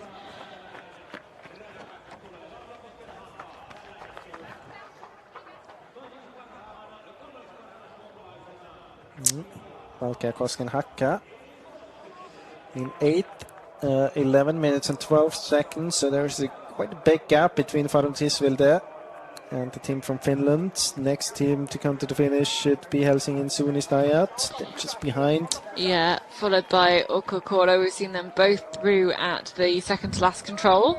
Jensen Retki Veikot should be around there somewhere as well. Topi Syrjalainen, here he is. This is for Helsingin Suunistajat. He's going to hand over to Mathieu Perrin, French runner.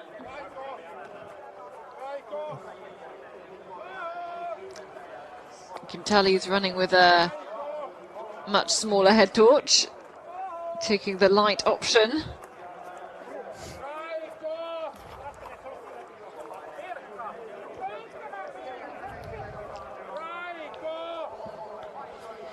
Jukola here. This is Eskil Kinneberg, going to hand over to Peter Eriksson.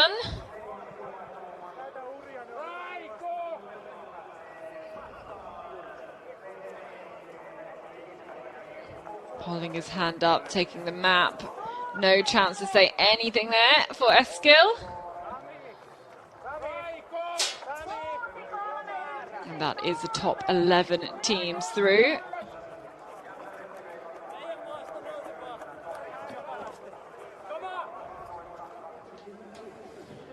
In 12 minutes then for those 11 teams. We'll start looking at the next leg fairly soon, I think, which is one of those shorter ones, 6.2k.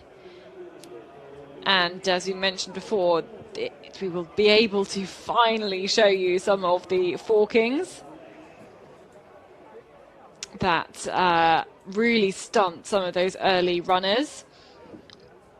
It was a 4-way forking. You have to be honest here. I think it's going to get easier and easier because now we had 3 legs through these forkings. It's going to track up a little bit. I think it was most difficult on the first one.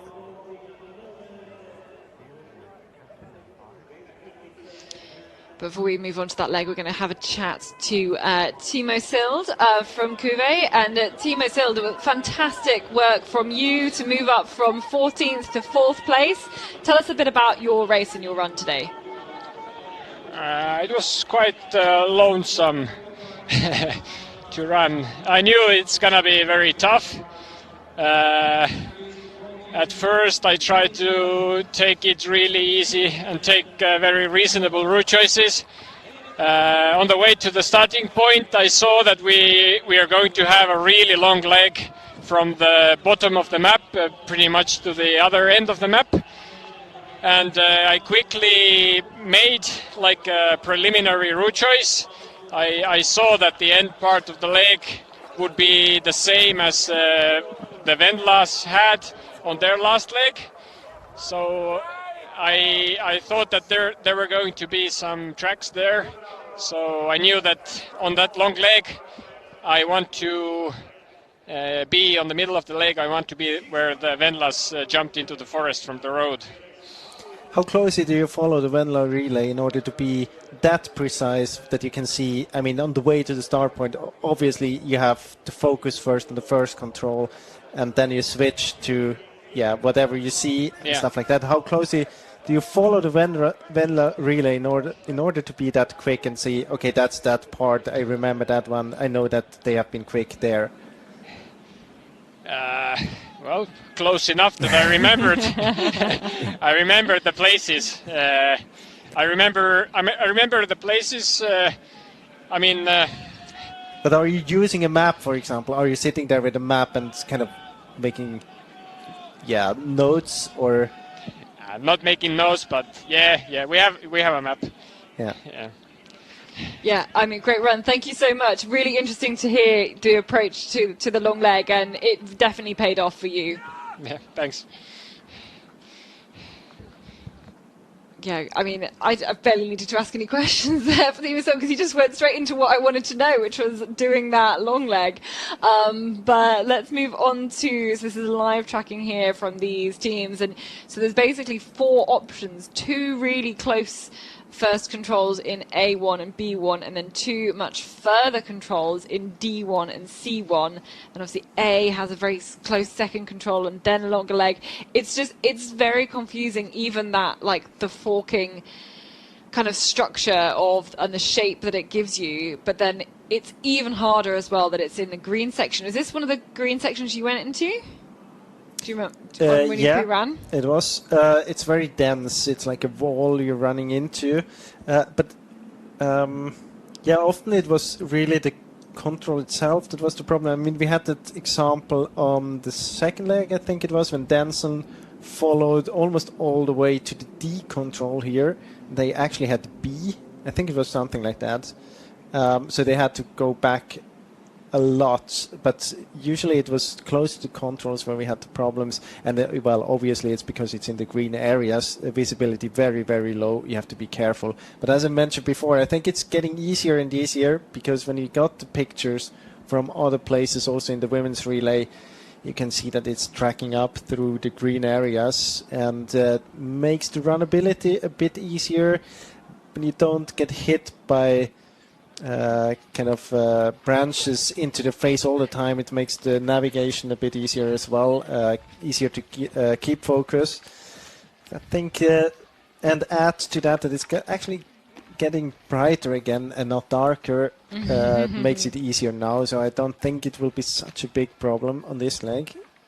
No, I really don't think it will be too much of an issue at all. And again, with them being more split up, there's lots of individuals running together. I mean, Timo Selder said it was a very lonely race for him. I think that'll be experience of quite a lot of the runners as well. Here's leader. This is Stora Tuna, Ville Johansson, and this must be, was that control 3, I think? It is control 3. So yeah, this place where we've seen quite a lot of people, and obviously he had the A forking, so quite a long route from 2 to 3, but picking up those routes between the crags, which are just south of C1. Now we have Tulving has to be careful there. He's a bit high up the hill. But that's the situation. I guess that there should be tracks to this control. Yeah, he's hesitating up there.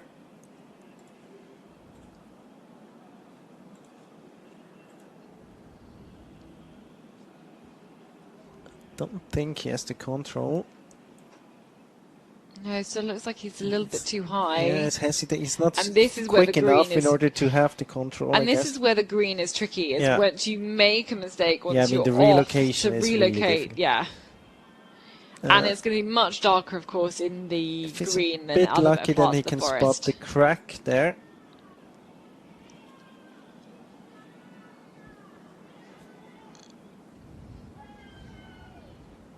Not that many. Yeah, maybe there are a few runners from earlier legs still out there. Can see a line of runners approaching controls. Kove heading out to the streets to approach control B2. Yeah, really trying to avoid the green there. Yeah, But it'll be a totally bit makes of, it'll be a sense. lot of climb. Obviously, he's dropped down a couple of contours, well, contours and a couple of form lines as well, down to the track and then climbing back up again to the control. But I think it's worth it when you really want to avoid the green because it's so tough in there. It's so dense. And that's kind of what, I guess, like what Matthew Skibberts was referring to, like how dense and how tricky it was in the beginning and just how much you had to slow down in order to keep on track and to stay in one piece and still find the controls. And it wasn't until the end that it opened up and he felt he could really kind of push it physically. And Tinri with Mats Aidsmo. And this gives you an indication of what some of the terrain around here is like. It's always just weaving left and right in and around these trees as well that makes it so tricky. And then as well, when you want to try and overtake someone, you have to get off that beaten track.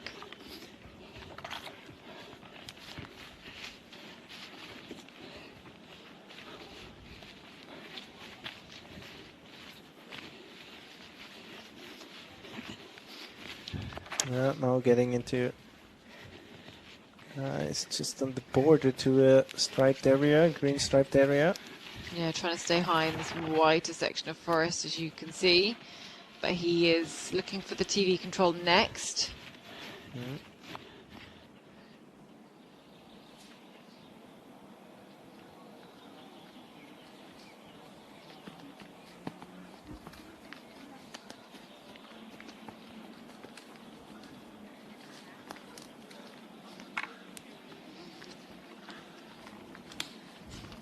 And where do these short legs, you know, what kind of role do they have to play? Could they be decisive for these relays?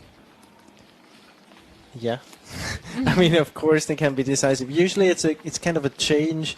You have this long night leg. It feels a bit slow because you have once you see after first or second control, you see if the runners feel comfortable with the task. Longer legs, can they execute it? Are they in a group? Are they on their own? Here it's a bit more nervous. It's more kind of a middle distance character. Speed is a bit higher, makes the risk for mistakes a bit higher as well.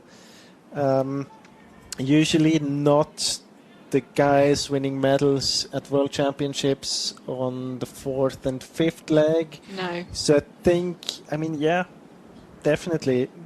Those legs are, it's kind of a restart and often a kind of a change of the characteristics again.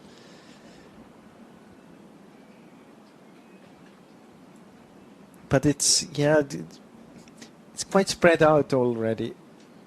Yeah, it really is very spread out, and you also have, I mean, the teams in contention for the win still have really, really good runners to put on here. So maybe you see some real gaps in the ability of your runners when you think you maybe want to minimise your time losses, put your weaker runners on these two short legs.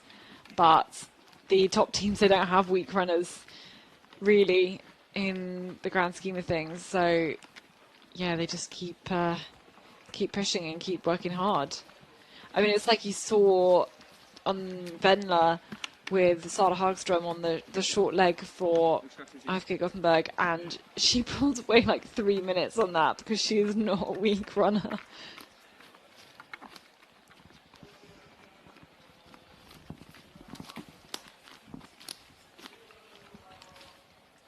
Okay, so we're waiting at this third control.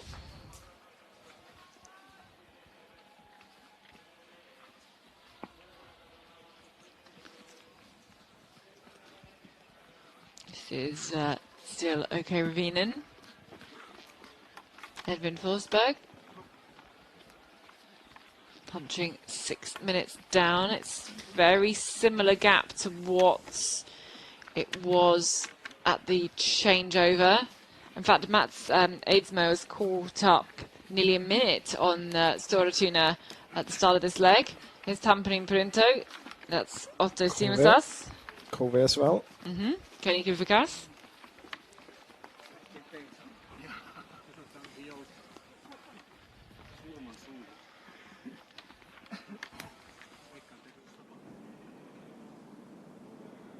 And so that third control that we see just there in the TV screens is where we see people kind of drop off the map a little bit. But they've got a few common controls here that we will be able to show you on the GPS tracking. Again, one about route choice, maybe avoiding climbing, although actually I expect most of them to go via the water points and the first aid point. Did we ever find out what happened to Linné? Has anyone found that out? Here we are in the group with Kove and Tamperen Pyrinto. Actually, it would be interesting to see, to see the leg 4 to 5 here. So I think it was a bit, maybe a small mistake by Stora Tuna, not taking the control, but in the route choice. My opinion, he could have stayed closer to the red line.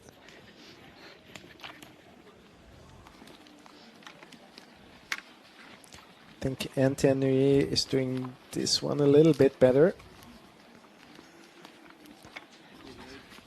That's Turving here as well at the first TV control, 8:01 behind, 6th position.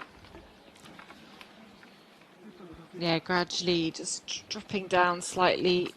Obviously, after the second leg, they were in the lead after that storming leg from Matthias Kiberts.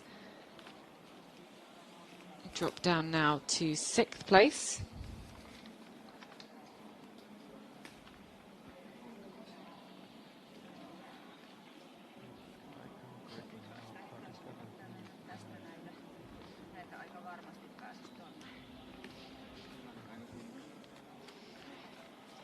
So after the first leg we were 18 minutes behind, then we were 25 minutes behind, and now we're like 37 minutes behind, I think. So that's a whole leg behind because the winning times for this leg is 37 minutes. Maybe they're just going to skip the next one. There's no way they're going to do that. The whole point of Jukola is it has 7 legs for the 7 brothers in the story, so you That know. would be a different story, yeah. It would be a different story. But you know, for the athletes who are going to go and do leg 5, leg 6, say, they are expecting a certain time, does that have much of an impact really on them? Or will, you know, they'll have known the delay? You're talking about the running time? Well, I'm talking about, no, starting later, I think, really. Yeah, I don't think. I mean, Only makes it doesn't- lighter. Yeah, well, that's definitely affecting it. Many of the runners here would have thought that it would be darker when they start. But I mean, I think it was worse for the runners in the second leg because it was so unexpected. After that, you could prepare for the fact that it's gonna sum up and be later and later. So I don't think it affects so much anymore, especially those runners here on the fourth leg. They will have gotten the information basically when they were back at their accommodation. So I think for them it doesn't matter. It's more for the runners on the third leg because it adds another 10, was it 10 minutes longer than their running time. That makes a difference. On a long leg here, it's going to be maybe 3 minutes or something. Doesn't make any bigger difference for them. No, and it's Here quite short anyway. Here I think, I mean, we had Stora Tuna going the Ravinen way, so around there, I think you could stay quite close to from this junction where Kove is at the moment, can go a bit south, take the re-entrant up, and basically, I mean, you climb 5 meters too high, but you stay very close to the red line, and the control is not much more difficult. And then we did that. Yeah, and I think Tampere Printer might take some. It can't. The runnability here can't be very good if you go down, take the path, and don't stay close to the, and go straight out north. But then sometimes the trees right on the track are denser. You have the branches growing into the sunshine there. It's kind of sometimes hard to get a sense of what the forest is like when you're looking in from a big track. But I think I think they're going to be losing some time on there, and I wonder how Tampere Printer will do into that fifth control and catching up some time. But Kuve, yeah, but they went a different route. They went to the south from the beginning. Well, Kuve was 20 seconds behind OK Ravinen. It feels like dropping a little bit further back now. This is Jukola, Peter Eriksson into 9th place. And we go to the next TV control. We've already had Stora Tuna through, and this is Entenui. Yeah, catching time still. Yeah, actually. I think it was like bit of the 2 control 5. 50, then it was 4:06, and now it's 3:23. Can give you the difference from what I was talking about before.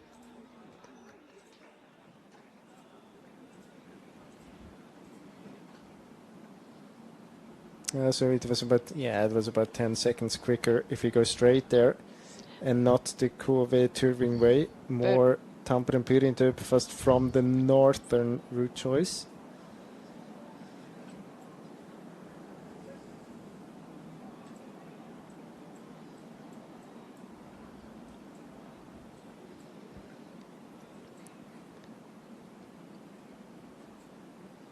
Actually, Stora Tuna, not maybe about 8 minutes left.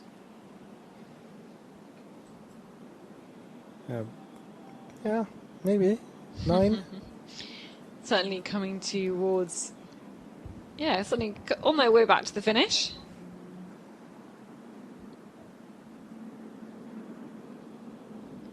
And then Ravinen, Tampere Printer will probably have seen Kuve, seen Turving on their ways into and out of that control.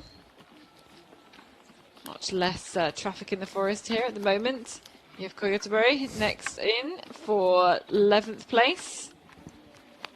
This is Ludwig Eck.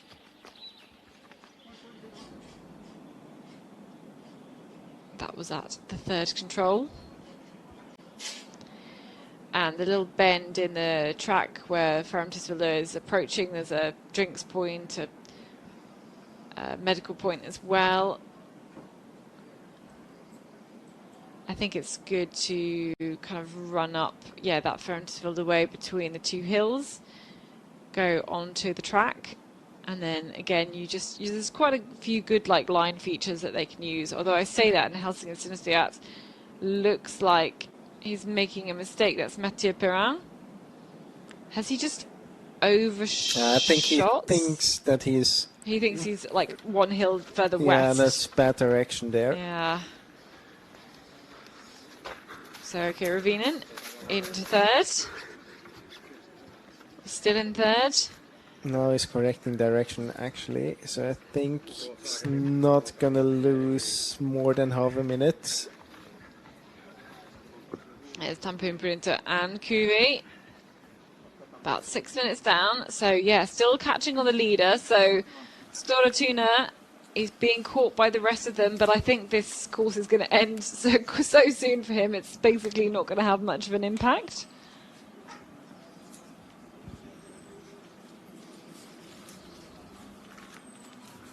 Here he comes. Here's the leader.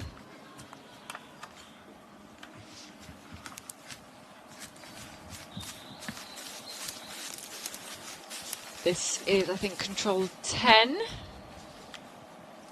Yeah, it is.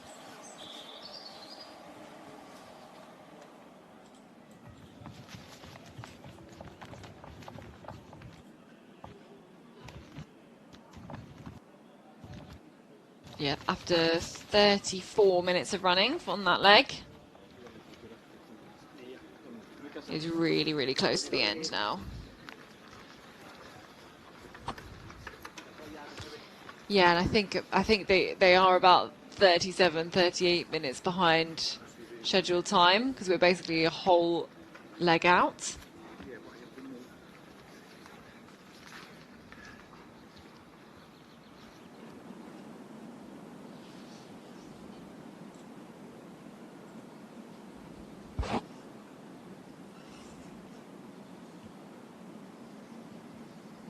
So Helsing seems to be making amends there and managing to get that fifth control. Oh my gosh, what's Cora doing?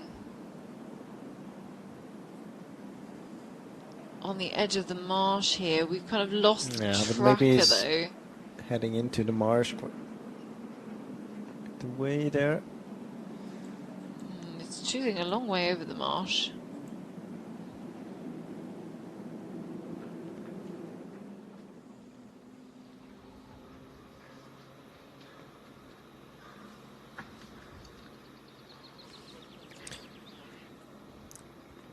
I'm not sure, but I mean, with the planned changeover was 3:05. We must be 47 minutes off. Oh, you're on a different plan to me then, because I thought it was 13 minutes past 3 that we were having the changeover. Okay. And it's going to be like 3:50. I don't know, that's... What's that then? No, I think you just had them maybe slightly quicker running times, like by a minute each leg.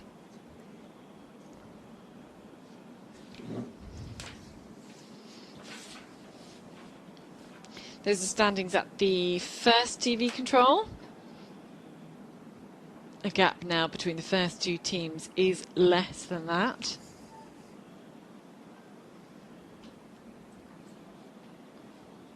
That was control number 3.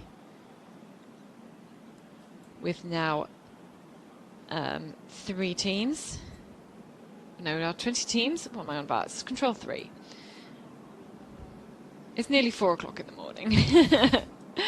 The sun has risen, and we'll soon That was start to see the some control nice that sunshine. many struggled with on the second leg.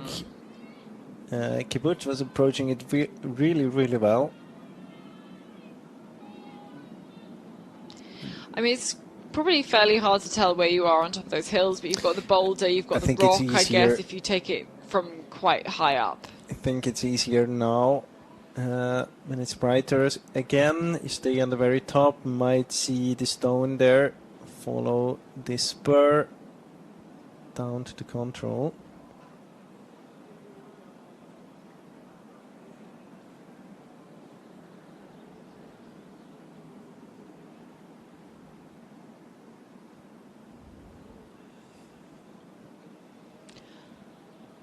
No, it wasn't that control. They were having problems with one on the No, spur. that was closer to another leg. I think that was the third leg. This one was the one from the second. I'm quite sure, but I mean, you have the maps hang on, here. I've got the maps. Can double check that.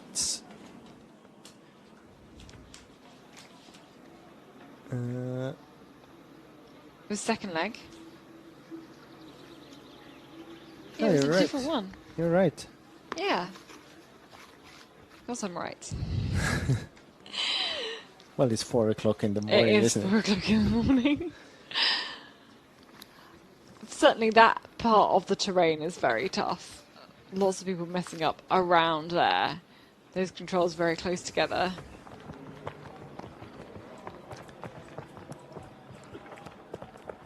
So, I think I can yeah, there he is. Approaching the second to last control. Control 12 on the 4th leg of this year's Jukola. And surprise, surprise, who's in the lead?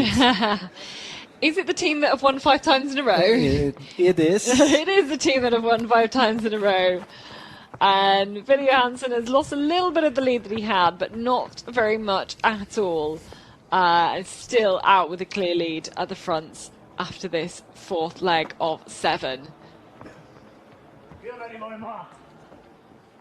Climbing up the hill here. It's quite brutal to have just that up and down to do on the last control. As we follow the runners through here, dropping down then to the left, overtaking all these runners. There is the control, no problems, and now the run in, just a run in here for Storatuna, still in the lead. Another great performance from Ville Johansson. They have the same team that they won with last year, no changes whatsoever, and they gel so well as a relay team. They know exactly what to do, and they can just be out in the lead and enjoy being in the lead, to be honest. Each doing their own orienteering, not making too many big mistakes, not taking too many risks either, and straightforward running then on this 4th leg. He'll hand over to Henrik Johannesson, who will do the second of the 2 shorter legs. Here he is, waiting, ready to go. No head torch then here, even if the forest maybe is still a bit dark, but chooses to run without a head torch. And handing over, after nearly 5 hours of this relay, handing over 40 minutes, I think, behind, at least behind the schedule I've seen, maybe more than that behind the schedule you've seen, Jonas. So just every single leg running a little bit longer than what the course planner thought, the course setter thought.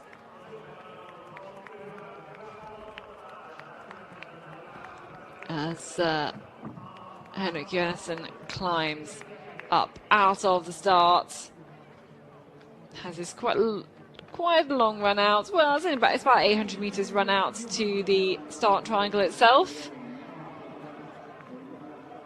And as some of the runners were saying, it gave them a chance to plan the long leg, which was very, very impressive. There's no such thing as a very long leg on the 5th leg. Well, no, exactly. I was going to say there's nothing for him to really plan for here. And Tanui to the second to last control. Yep. Mats Eidsmo Catching another 20 seconds here. That was a good run. Yeah, very good run. If it is still within 3 minutes, I mean, then at least it's open. Happen. Yeah. I mean, we've still got 3 legs left to go, including one really, really long one to end with. Here's Aki Ravinen, Edwin Forsberg on his way to the 11th control. Yeah. And the back of him, Tampere Pirinte and Tyrving. Yeah, in fact, this is a group that's kind of expanded, contracted. They've never really seemed to be running together. But Oko Ravinen still in that third place. Mats Eidsmoen, you can see how bushy it is out in the forest. Yeah, completely ripped his trousers there. I can see a gash on his leg as well. That's just very bushy, very rough good terrain. finish here as well. Now it's less than 3 minutes, I guess. Yeah, it will be when he punches the finish there. Very strong finish. Good high speed and attacking and chasing. That's what you have to do when you're in that second position and you feel like you have the potential to win this relay. You have to be attacking like that, and yeah, done a fantastic job. And actually, Sigurd Pausen-Vie is in great shape at the moment. It's going to be very interesting to follow me in on this fifth leg. I was going to say, this is an Oko Ravinen team, but not the Oko Ravinen team we're looking for. So we're live here with the runners. Different routes up towards this 11th control. We've seen people having problems here.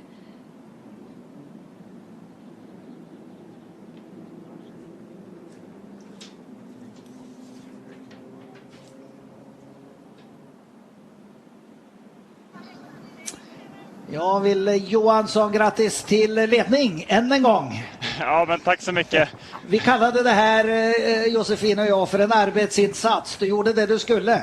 Ja, men det är bra beskrivet. Jag har varit lite nojig inför, men så har det känts bra veckan in nu mot loppet. Så att, det var skönt att kunna leverera här på plats också. Det verkar som du tog det säkra för det osäkra och gick väldigt säkert genom banan. Ja, jo, men det stämmer. Visste du hur mycket du hade när du gick ut? Jag hörde 4 minuter någonstans, men sen så var det bara fullt fokus på att hämta in Jesper. Det har ju gått lite långsammare än vad vi har trott, så jag har haft fullt fokus på att bara se så att han kommer. Hur länge har du stått och väntat innan det blev växling här då? Nej, men jag såg att Jesper sprang fort, så jag tänkte att han är nog inte så långt efter. Ja, vi är nästan 40 minuter efter banläggaren. Ja, jo. Ja, hur var det? Var det som du hade föreställt dig det här? Ja, men ungefär. Jag tycker att det underlättade lite att man var ute i skogen efter så många andra löpare. Jag tycker att det fanns mycket stråk och det känns som att man har kunnat utnyttja stråk från andra tidigare sträckor. Då. Var det något problem att det var mycket folk ute i skogen? Nej, det tycker jag inte. Det är klart, det blir ju trångt i grönområdena, men man får ropa lite försiktigt och skrika kitos ibland också. Jaha, det kan man lära sig. Och nu blir det som vanligt med Tuna. Ja, det får vi se. Det ser ju bra ut nu, men vi ska göra jobbet också. Vad sa du till Henrik? Jag såg du sa någonting när du växlade över. Ja, men jag skrek väl min upplevelse att tekniskt i början och sen är det bara kubba hem. Ja, lycka till och följ med nu. Det kan bli spännande här, Ville. Ja, det blir kul. Tack ska du ha. Tack. Ville Johansson, först interväxling 3. Jonas again furiously writing notes so he can remember all of the things that Ville Johansson has said. He said this was kind of a work piece. This leg, he did what he had to do. He said even that he was a bit anxious before. Mostly, I would say a week ago, he said then that he had quite a good week and that it felt better and better the closer the competition came. He put in safety first. He thought he was about 4 minutes in front of the others, so he was quite aware of the fact that he had something to play with. He had quite a long waiting time at the warm-up. I think he thought that Jesper would be running so fast that he wouldn't be much slower than expected. I mean, of course, you had to have that slower, but the confidence T on his leg wouldn't lose too much. So he was waiting for quite a long time. He said there's many people out in the forest, but it's not a problem if you shout kitos at them every now and then. You have to be careful, but sometimes you can do a bit shouting to get them out of the way. And he said also that he was giving the advice to Johannesson that it's technical in the beginning and then you just have to get it home, to bring it home in the end. So it's more difficult in the beginning, he said.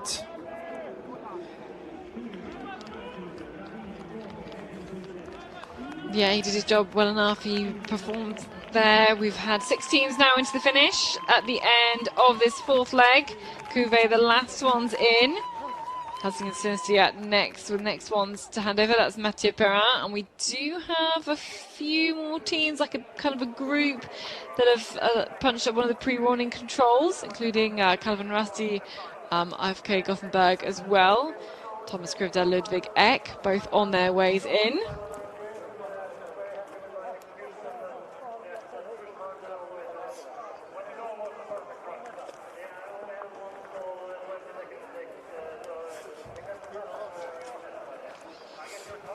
So Helsinki Mathieu Perrin over to Arttu Sirilainen. This is now looking for Ferrantisvilda to be the next runner in. Magnus Duet going to hand over to Niels Elton, and then a few, as you can see, together.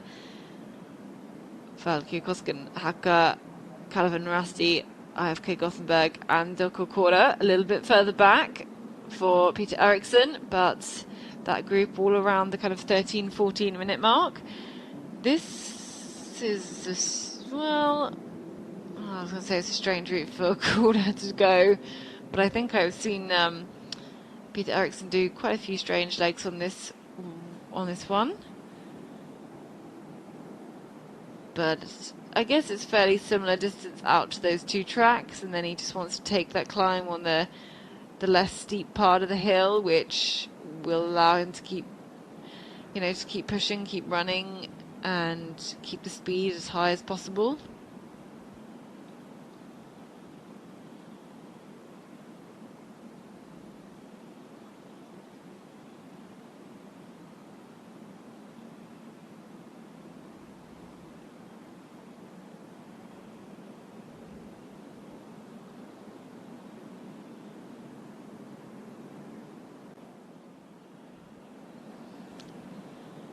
So the sun still coming up, gets brighter and brighter for our runners here. And we move on to looking at our 5th leg, where we have Henrik Johannesson out running by himself. There he is on the track, picking up high speed then to his next control.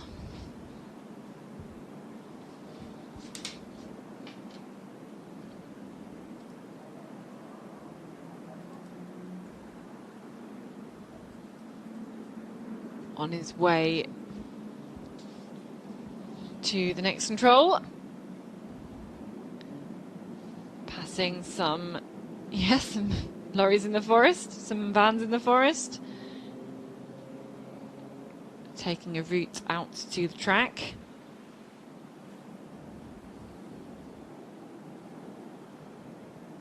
And then diving back into the forest.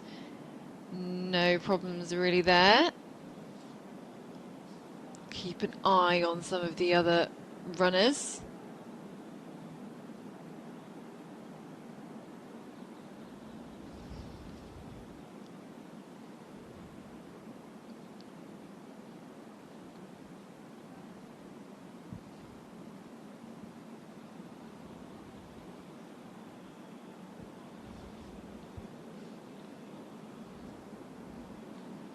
There we can see the control, the next TV control.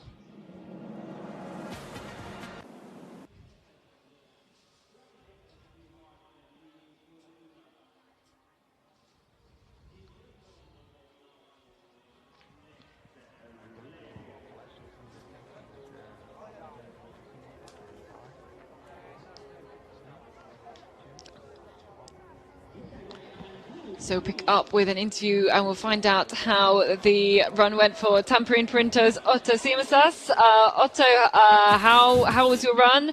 Were you satisfied today? Yeah, I'm pretty satisfied. I did my own job the whole way, and it was quite clear orienteering. I think quite many tracks to use, but I managed to do quite well, so I'm pretty satisfied. Yeah, we've seen that in the first section with the first controls, it's very, very green, and a lot of the first legs had some troubles there. How was it looking when you got to those first few controls? Were there a lot of tracks there? Yeah, there were a lot of tracks. They went like quite zigzag, so you had to be quite sure where you were and follow the right track. But there were quite many tracks. I was a little bit surprised that there were that many already in or let's say in that area where we went in the beginning. And were you aware of other runners kind of around you as well on your leg? I saw Kove and was it Tyrving, and then Ravinen here in the end. But I knew that I had caught them, so I thought that it's okay run. Yeah, what goes through your head when you know you're catching other runners? No, but it's a good feeling. You know that you know that you are doing pretty well. So it gives you this boost. Yeah, and did you feel like you'd done a good preparation for this race, and I guess some good geeking with the club to think about what areas you're going to be going in? Yeah, we have trained here quite a lot, and we have prepared well as always for this big relay. So this was quite familiar, I would say. Yeah, and the white sections of the forest, were they much more runnable then? Were they okay for you? Yeah, they were pretty good, and the visibility was really great. I think like almost all the way. So it was just to push there in those areas where it was a little bit whiter on the map. Well, your good preparations have paid off. Congratulations. Thank you. Nice to hear from one of the Finnish teams, saying he's had some good preparation then and training on this area before. And yeah, getting I think maybe some surprise that he was going to be in that area, that green section in the start, but I could see those tracks kind of crisscrossing. You get a sense that it just shows you what those, literally on the ground, what the forkings are.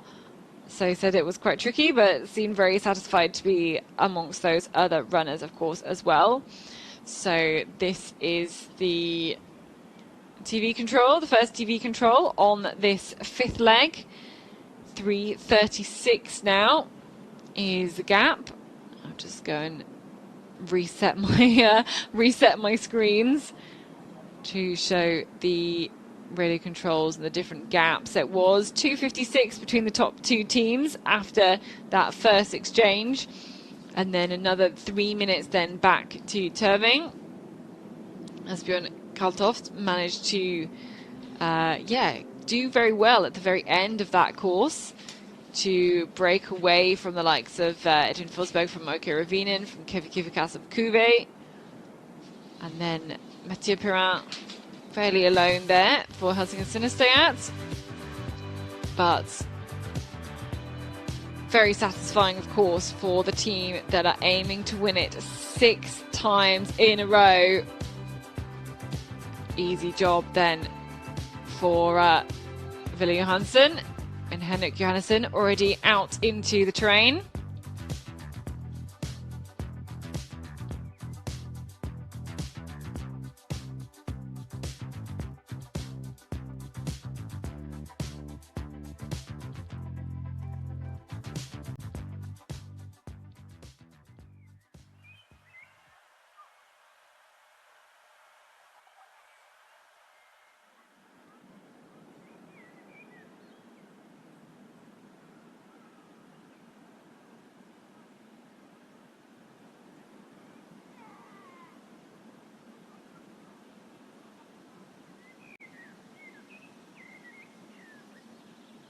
So this is Tyrving again, and this is Dominic Müller. Again, we already saw Henrik Johannesson pass this van, so we can say he's taking the same route to this control. Another Swiss runner for Tyrving. Yeah, it's always third good. one, right? Try to count Benjamin Wey, Matthias Kiewitz. Yeah. Why is that? How come there's so many Swiss runners for Tyrving? Actually, I'm not sure how it started, but usually when you have one you have one runner from a country, and then it's easier. Then it kind of gather together around them. Well, I mean, I've been in clubs like that as well. It's just easier if you know someone, then maybe you're recruiting and some other guy you already know, or you know that he or she is looking for a club, and then, well, it's yeah. I think it's about connections mostly. Yeah, and if you're wanting to find a Scandinavian club and you're not from Scandinavia, it's quite nice to know somebody who's just already there. So you know you have someone to kind of chat to and can introduce you to like other members of the club as well. That's can be an advantage, but can be a disadvantage as well, because it makes it a bit harder to get a part of the group if you if you stick only with the person who the one for example, person it makes it harder to learn the language and stuff like that. Well, if that's the goal, at least.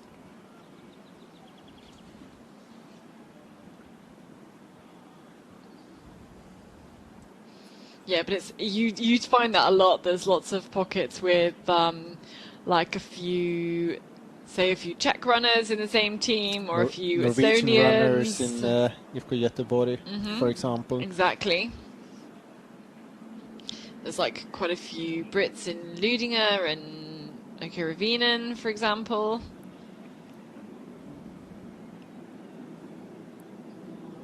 Usually it's also simple things like clubs close to airports, more likely to have runners from abroad. Yeah, much easier to get there and join in the training. So you saw then Emil Granqvist through there, Arttu Syrjalainen from Helsingin Synestheat, and Alexis Sosa for Tampere Printo. And then back again. This is at the next second TV control then, with Henrik Johannesson out there in the lead. Just looks behind just a tad, running without a head torch there, and you can see just how open and visible the forest is. Beautiful sunrise. He crosses the power lines.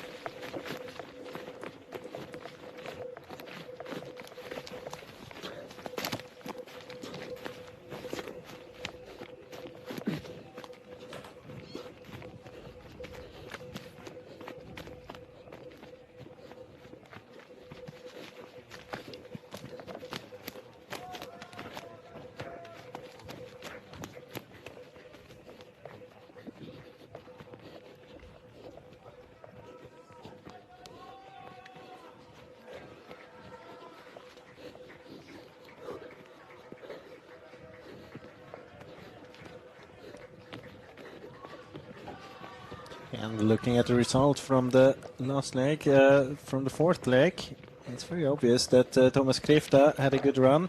Already had a good run, very good run. I think he had the best leg time in Tio Mila as well. Not 100% sure, but or then he had it last year. Somewhere in my preparations it showed up that he had a good relay leg before. Well, obviously he had that before. Kalevan Rasti 4 minutes quicker than the second quiz, almost 4 minutes quicker. Then we have Mats Eidsmo. It's, yeah, what is it, 3.5 maybe? But compared to the leaders, he was 4 minutes quicker. Yeah, his leg time was 35.56, and then the second Billy quickest was Mathieu Perrin at 36.31. Also, Luis Nogueira, Spanish athlete from MS Palma, had the third fastest time on that leg. Very impressive. Yeah, but Kalevan Rasti, I mean, if you remember the beginning of the relay, they were far behind. Big struggles there in the beginning. Yeah, I mean, they're the ones who I was writing out about.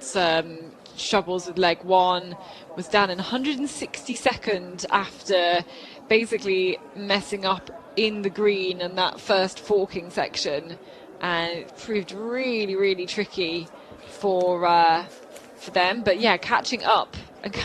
He caught up from 28th spots into 9th place. And Luis Nogueira caught up from 27th to 14th. Right here in the picture, actually losing time now 3:56 behind. Losing time compared to the start. I don't know how it was at the last TV control. The last TV control, it's another 20 seconds another now. 20 seconds lost. So the gap between Storatuna and Entenui was 3:36, now 3:56. So it's like that gap that it got smaller and smaller and smaller on the last leg has just grown a little bit now again. Fortunately, we can't show you very much of this leg when it comes to GPS. We have to wait a bit. Is anyone really making any mistakes? Anyone coming unstuck, particularly? Can't see anything.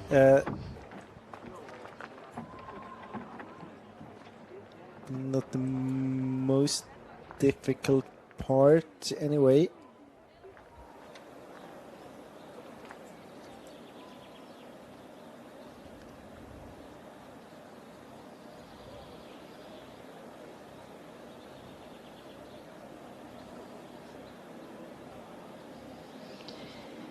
So we wait still at this next TV control.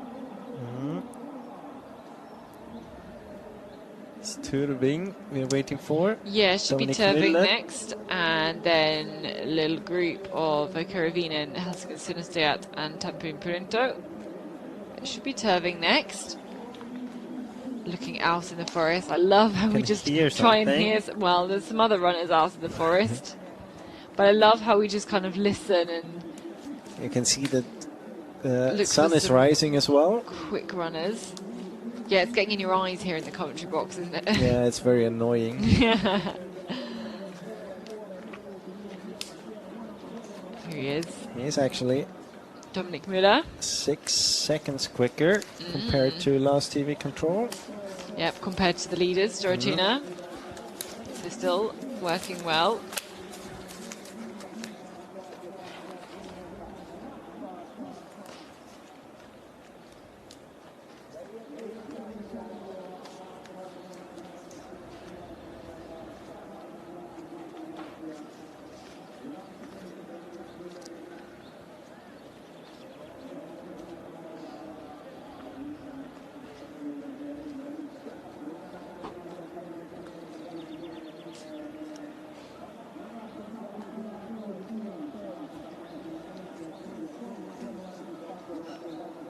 Next team we expect to come to this control here, Ukoravinen.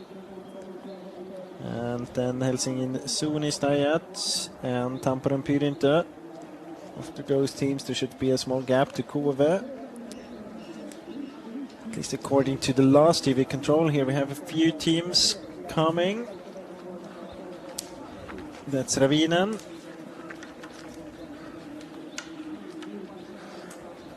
And Helsingin Sunistajat. Now we start to get the problem again that they don't have any club kits on, just wearing the number bib.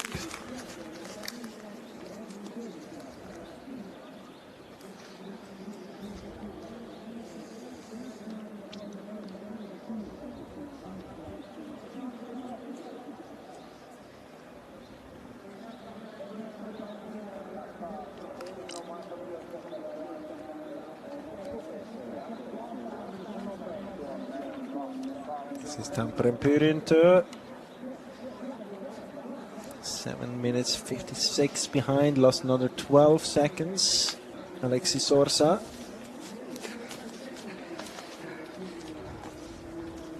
Just been looking up Dominic Müller from Turving. He is a second-year senior runner. Raced a couple of jaywalks for Switzerland. In Romania, he was 5th in the middle distance final, 9th in the sprint. But it's so hard, especially in a team with such great athletes like Switzerland, to kind of break into the ranks in the senior level. But has had some junior success. Tim Robertson punched in 7th position for Kove. Yep, the New Zealand athlete lives in Sweden, runs for a Finnish club. And this is one of the few legs we can show you here. A bit of a special leg, I think, because there's no route choice really. Maybe some micro route choices where exactly you go up the hill. But unless you fancy a swim, which you can technically do, but I don't think any of the athletes will choose to do unless they really need cooling off, then it's a fairly straightforward leg. You can stick a little bit along the bottom a little more, then climb up. You could stay a bit re-entrance. longer down by the lake in order to avoid a few meters climbing. Yeah, because you have to go down and back up there at that point. Yes, it's fine. We're talking about 5 meters. Yeah, so we're looking at the... But we have to discuss something on this leg. Well, yeah, exactly, we do. Well, this is the next TV control. In fact, you can see it there. And that's the 10th control, so no problems. We're speeding through TV controls here. So another of these short ones. Almost no GPS, but many TV controls on this leg. Yes, so at least we get a little bit of that to try and kind of comment on. Here's the chasers. So that's Okira Vinen, and it is... Helsingin Sunnistad, isn't it? Yeah. Is it? It must be. Oh, yeah, it's not Yeah, great. it is. Yeah, they were just a couple of seconds apart at the previous TV control. And they are just climbed up on the common leg.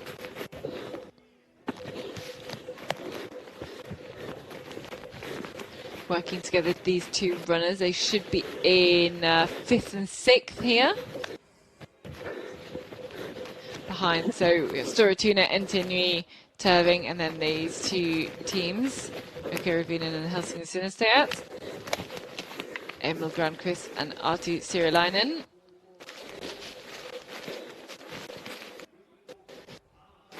Dropping down out of that control.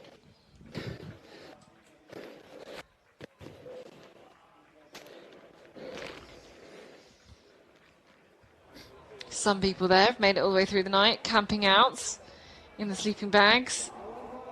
I say made it through the night. The night is, it may be light if it is still night.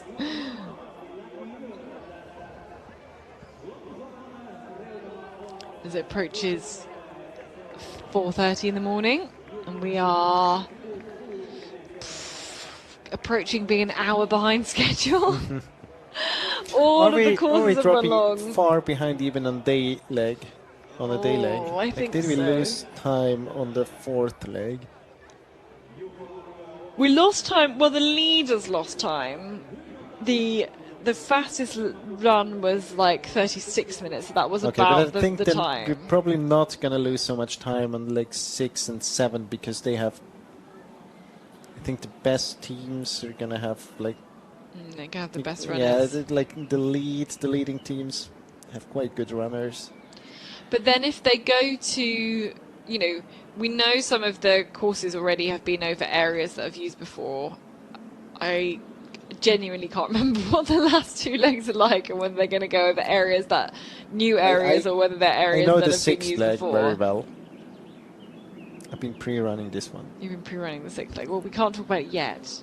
No, but Entinui is going quite far north here.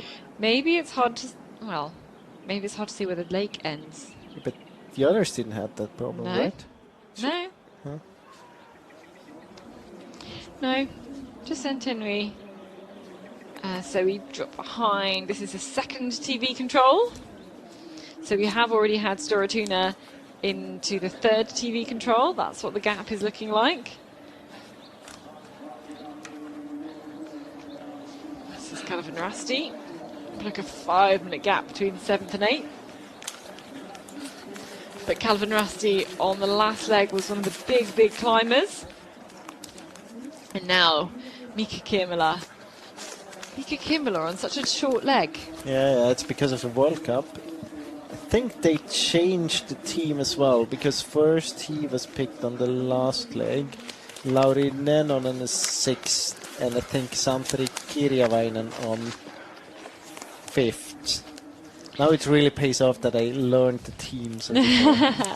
So So I think they did a last minute change. At least, I don't know. I mean, maybe it was planned that they put up the first team just because.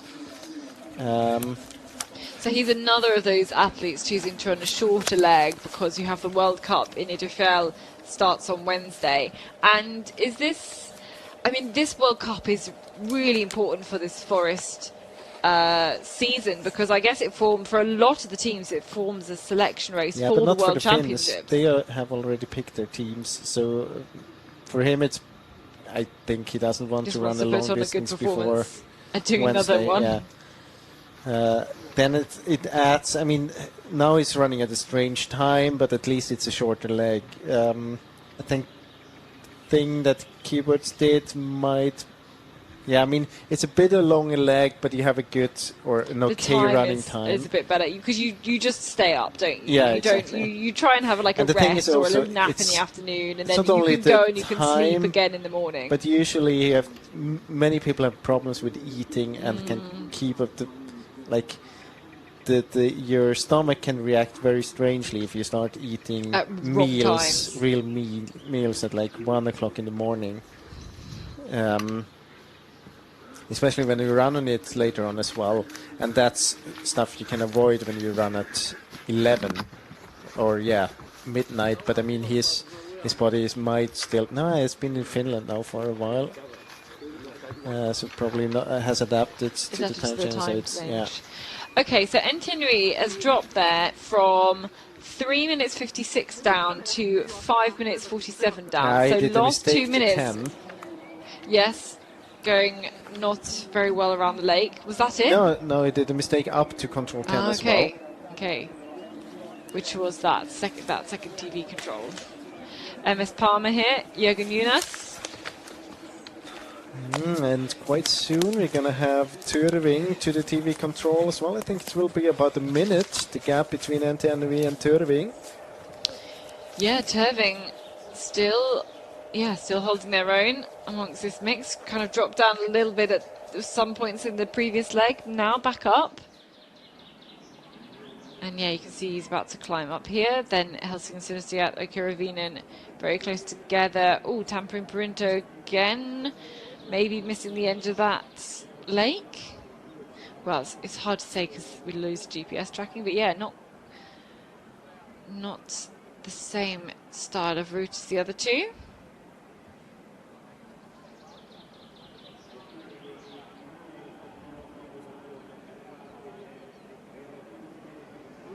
Yeah, now, I mean, we have Tyrving in third, right? Yep. Next one to come, very experienced Erik Börjeskog. Very good relay runner, usually. And then you Forshadin Gard. I mean, they were talking about top 5. At that point, I thought it was quite optimistic to talk about the top 5. Now I start to believe it. Yeah, so do I. Definitely possible. So we've had Tyrving through there. Yep. 6:49. The gap, I think, was about a minute between Tyrving and Helsingin Sunnistiat. Still about the same. Yep, so there's about a minute between Entienry and then Tyrving, and then again a minute to Helsingin Sunnistiat. The gap between Entienry and Tyrving must be smaller now, right? Yeah, it is. Yep. Because of the mistake he did up to control 10. Here we have Ravinen dropped a little bit behind Helsingin Sunnistiat. And all of these runners are dropping compared to Storatuna. They're all just fractionally. Rick Anderson going really, really good again. Here he is. Yeah. Talking about the devil. How are you saying that in English as well? Speak of the devil. Speak of the devil. Yeah, that's what you say. Is that what other language is that a saying in? I don't know. Oh, you just made it up. In German you can say that. Okay. Wenn man vom Teufel spricht. Yeah, speak of the devil. Yeah. And he shall arrive. And Henrik Johansson, working through some traffic, but really, looking great again. Just pulling some time on the whole of the rest of the field. Yeah, looking very good. And picked up some faster runners as well alongside him, I think.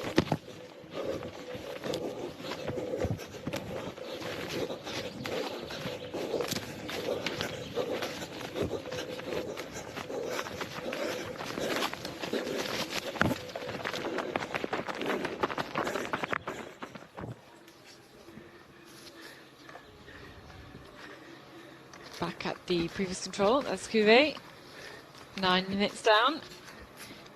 Again losing, so they were 6th at the changeover, now down to 7th.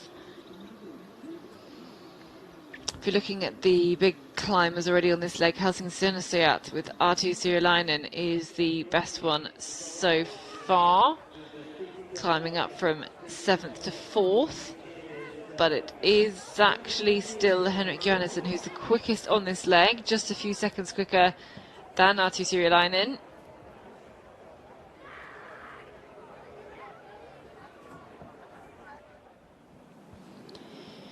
So we catch up with Stora Tuna, very, very close towards the end of this leg now.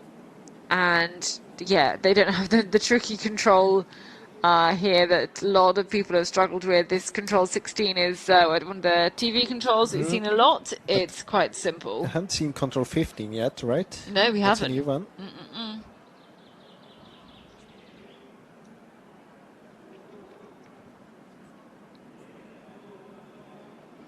No, everybody else has gone up like further along that hill, and no, everyone's kind of come up the western side of the hill rather than anything on the eastern side. But looks like he's just going to head straight to the top of the hill and then off the top down towards control number 16, pretty much directly west. Here he is. Here he is already ahead of the GPS tracking and fighting through all of the other runners here, straight through, up and over this next hill. Really making light work of this terrain. The forest looks very different now to when we ran on it a couple of days yesterday, before all of these runners have come through. But it's a pretty simple job now, just going up and over this last hill to reach the last control and then the changeover. Sun rising in the sky now, casting a beautiful light over this arena, and the job is done for Henrik Johannesson on this job. Very well done, yes, because he has built a gap. It's going to be one of the quickest legs, I think, here, and he's going to hand over in the lead still. Stora Tuna still in the lead. Very important to track on the watch there. Yes. Going to make sure the tracks look good. And so he's going to punch there. It's 40 minutes of running for Henrik Johannesson, so still slower, 3 minutes slower than our expected winning time. And he hands over to the third of the 4 Svensk brothers, who will hand over to Victor Svensk, who will be ready and raring to go. He's it's the same team as last year, but he's so used to doing kind of this double act with his brother Emil. I mean, the two of them we see on the Swedish national team. Sometimes we've seen Victor beating Emil Svensk as well. So the two brothers to round out this relay are going to be so hard to beat. Very close to make it into the World Cup team as well. Yeah, but these two brothers are going to be so hard to beat as Victor Svensk makes his way to the start triangle, start point of the course. And the gap, when we looked last, was about 5 minutes back to the next team.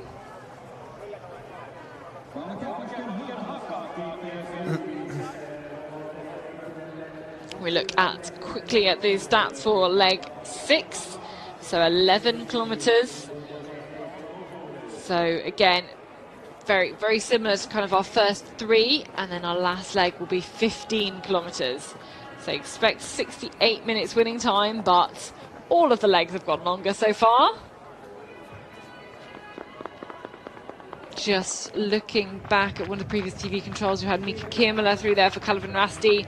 He's got the quickest leg time at the moment on that one, going about 25 seconds quicker than Henrik Johannesson at that point of the course. But we are behind Sigurd Poulsen Via for Entin Nui in second place, and he must be on the top of this hill on his way to the second to last control, I think. Not yet. Oh, I still think on he's his on way the way to up to the third last control.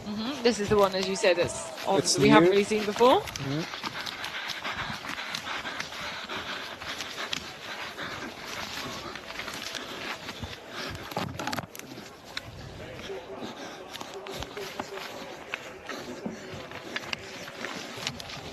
He's not got a very good emit punching technique. This is Terving and Dominic Müller. I think that Helsingin Suunnistajat should be very close.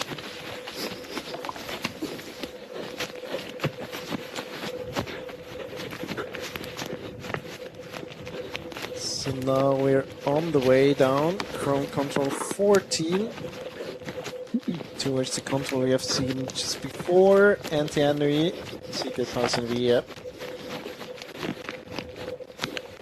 Stop and go here. Double check direction. Maybe try to spot that stone there. Rock.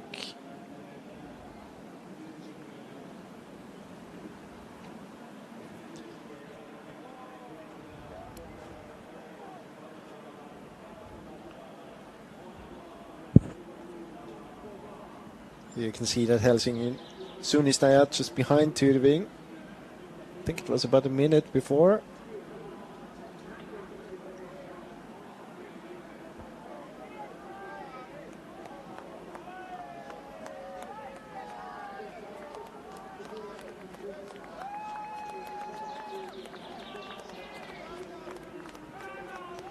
So we watch then at the 16th control for NTNUI. Looking out for green kits.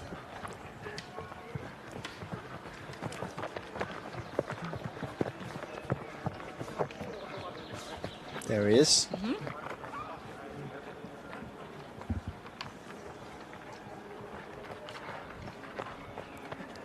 5.5 minutes. It's a bit less now. Yeah, it was 5:47. But still lost time on the leaders overall. You can see that the head torches are still casting a little bit of light on the ground. Not so necessary though.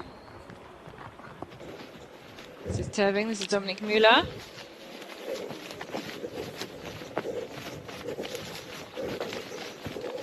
Being chased by Helsingin Suunnistajat and Arttu Sirilainen, who's got one of the faster leg times here. But we can take Sigurd Paulsen Via into the finish line for NTNUI, still in that second place. And for these middle legs, you know, there's not been too many changes at all, really. We've had some teams like Kelvin Rasti climbing, but actually, in terms of the top runners, they're still the same clubs we're talking about.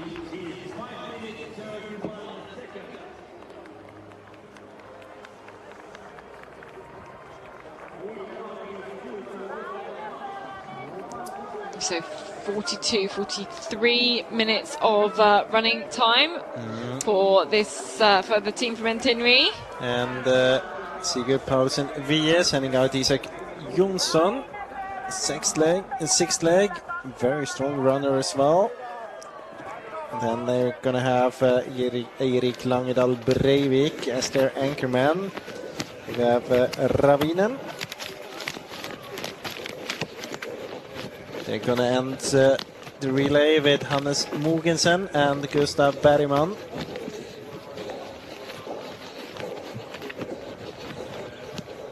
Here we have Tyrving at the second to last control. And we're waiting for Helsingin Suunnistajat as well. They should be just behind. There he is. 15 seconds, the gap between Tyrving and Helsingin Suunnistajat.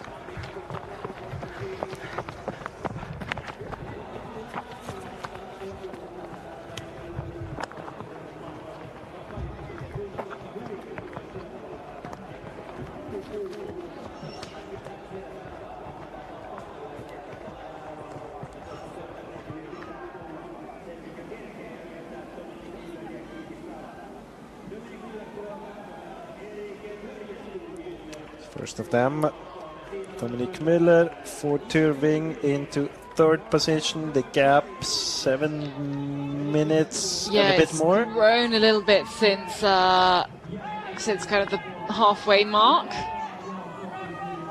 It didn't do any visible mistake. No, he just kept it nice and calm. He's being chased by the drone there all the way into the finish. Now we'll go and hand over to Erik Borgeskog. Very experienced name, a very mixed team, of course, for Tyrving here. Interesting to find out how the youngster got on. His time, so he ran that whole leg about a minute quicker than Entenui. And just punched the finish as well. Helsing and Sinnesliat is the next team to make the changeover. Arttu Sirilainen handing over to Thomas Heikkila. Interesting. Sprinter there, Thomas Heikkila, but of course lots of forest pedigree as well. Physically very, very strong. It's handing over to Helsing and Sinnesliat. You can see there, Arttu Sirilainen, number 8, just finishing his run. And he lost 22 seconds compared to the leaders.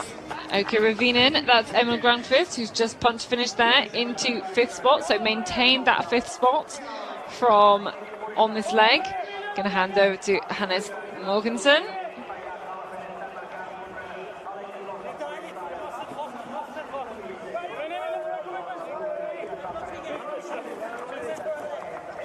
No problems there. And next in we have Tampin Purinto, that's Alexi Sosa. Going to hand over to Elias Kuka, there we can see him there, number 4 for the red and white machine.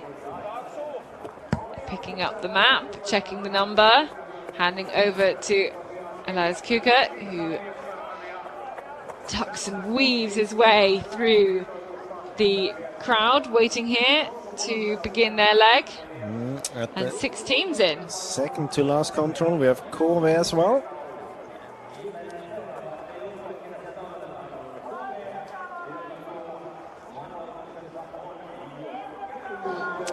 Ja, Sigurd Paulsevie, det såg ut som det var lite, ska vi säga, lite stressigt, som du inte fick flytet riktigt. Ja, det var spesielt litt i starten og i midtpartiet, så ble det litt tull. Var det svårt? Ja, det var vanskelig, og jeg tok meg ikke så god tid som jeg burde til å orientere, så det er irriterende. Du har tappat lite drygt 2,5 minuter till Stora Tuna. Kan ni ta igen det? Ja, jeg håper jo virkelig det da. Isak er i veldig god form, og han er nok gira på å ta igjen Viktor, og Eirik er jo verdens beste orienteringsløper på en siste etappe, så jeg har toa. Så ni flyter lite på självkänslan efter 10 mil här? Ja, jag hoppas det. Lycka till och grattis! Tack! Som ligger alltså 2 då. So, was a short one. He said he was not very satisfied, especially with the start and the middle section. He said it was quite difficult there. Well, obviously we haven't seen very much of the course. Sure, we're gonna see bits of that terrain that they have been in later on. Yeah, he said it was difficult and he was a bit irritated on himself because he did small mistakes there. He said that Isak is in great shape now, running the 6th leg, and then he will be followed by the world's best orienteer on the last leg at the moment, Erik Langedal Breivik, so they still have the hope living. Oh, it was a rather short interview. Not that many notes to take. Mika Kimmola into the finish here.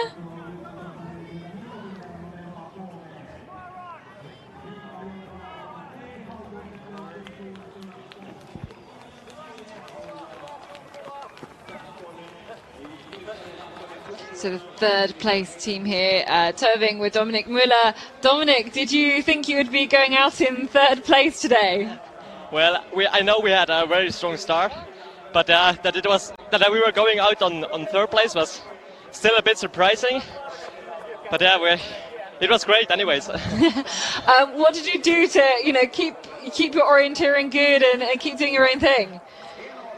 Well, I think it was just like we entered a lot of like green parts, and there it was just about taking my time, like double checking. So actually it did not feel so good. I had a lot of hesitation, and I did not know like how my placement was, but I just took my time, and that was well, I think. How did you find the terrain? Did you find it super rough? Did you find some of it a bit more runnable? There was some nice hilltops, at least for sure, but yeah, there was also a lot of, as I said, green parts where it was harder to run and also to navigate. But it was orienteering, and I liked it. And what is it like with so many other people in the terrain from so many of the other legs that you were kind of having to work around throughout that whole course? I think it was okay because a lot of forkings or like the other legs were like going the other direction, so they did not very much affect me. It was only in the end where there was like big tracks and a lot of people coming towards the finish, and you just have to fight the way through, I think. And what advice would you give for your next few runners who are going out now? Yeah, I would do the task as I did, just taking time, stopping when it's needed, focus a lot on direction, especially also on the hilltops, and then it will be great. Yeah, well, you did a great job today. Congratulations. Thank you very much. Okay, there we had Dominic Müller, still with the fourth fastest time on this leg. In fact, we just had Mikkeli-Jukola. He came in and he had the leading time on that leg by quite a big margin, 1.5 minutes, 38 minutes 31, and he's and I would caught even up say time that as well. He wasn't very lucky with all the forkings he had, so I think he lost time in parts where he actually shouldn't lose time just due to forking. Very interesting. We will eventually get a chance to look at some of those as they kind of progress around here. This is Ifko Göteborg, Odin Ek, going to hand over to Quentin Moulet. Off he goes in 9th position, but quite a significant gap to 8th. So 14 minutes down on the leaders. So over 2 minutes to the team ahead. And that is the exchange. 15 minutes after the exchange from Stora Tuna. After this 5th leg of 7. Next team to the changeover is going to be Tvaran Tisvila. Just approach this second to last control. And we're going to see a replay here. Yeah, they've dropped a couple of places, not too bad. And now I've got a big folder this time of maps rather than my big stack of maps for Tia Mila, so I'm just going to turn another page. Oh, and this map has been moderately destroyed because you ran on it yesterday. Yeah. But I don't need to look at it, I remember stuff. Well, I need to look at it, I didn't run it. It's got all the forkings written on it as well, it's very useful. This is MS Parma into 11th. It's almost like you've dragged it through a forest, this map. Yeah.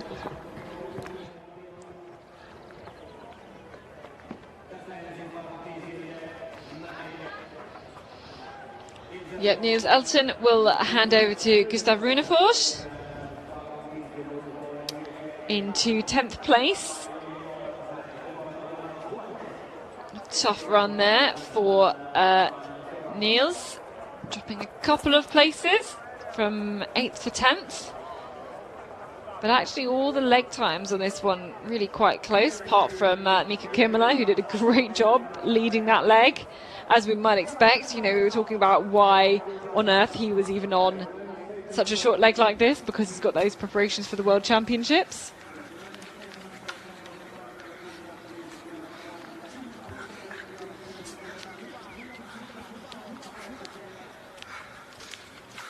And so Victor Svensk already at our first TV control.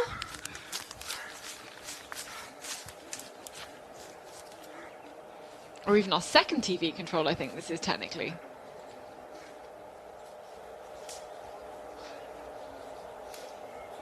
It is the second TV control.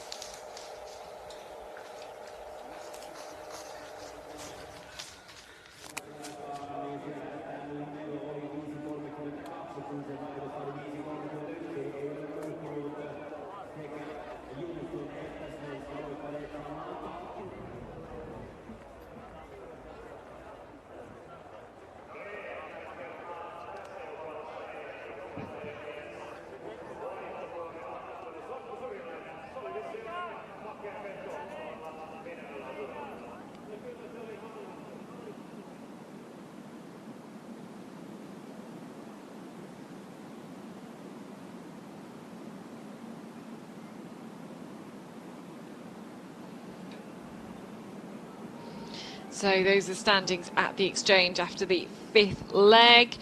We've switched our GPS tracking around to the 6th leg now. There's a few things we're not allowed to tell you for a bit, but we can certainly talk about one of the teams making a mistake. Yeah, Kalle van Rasti did a mistake to the first control, actually, quite a big one. Still, they haven't punched it. I would say the mistake now is about 1.5 minutes. I don't think he has it yet. So this is going to be more than 2 minutes mistake for sure. Has he dropped places as a result as well? Not yet, but soon. Yeah, I was going to say there was a bit of a buffer, depends. about a 2-minute buffer back to IFK Gothenburg. Yeah, it depends a little bit on the performance of IFK Göteborg and how quick he is in relocating. Doesn't look too good though. So this is the first TV control. We've already had Storatuna and Entenui through here. These are the next couple of teams. It's looking to see if it's Turving there. Yes, yeah, number 17, Erik Borgeskog. And was it another runner as well? I think that's number 8. I think that's Helsing and Sinnestia. So yeah. Thomas Heikkila has caught up Erik Borgeskog, and Hannes Morgensen has caught up. So those teams were separated by nearly a minute, those three, and they've all grouped together now. So this is a group from 3rd to 5th. And now I can say that Kalle van Rasti is past.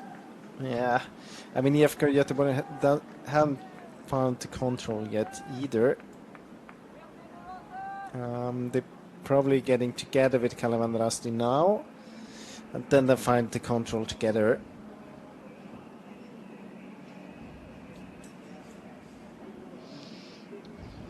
But now we can see this section here where we do have a couple of forkings. So you go from this section where you have this white bit, this section with more kind of, I guess, open tops, and then you like drop steeply down and then into the green. And it's also it's not just the green, but it's the contrast of the white and the green. It's the constant changing of technique that is also tricky. It's the beginning of the area of the beginning of the forking of the first 4 legs as well. So they have been other legs have been in this area. Of course, the tracks, they don't match the controls anymore.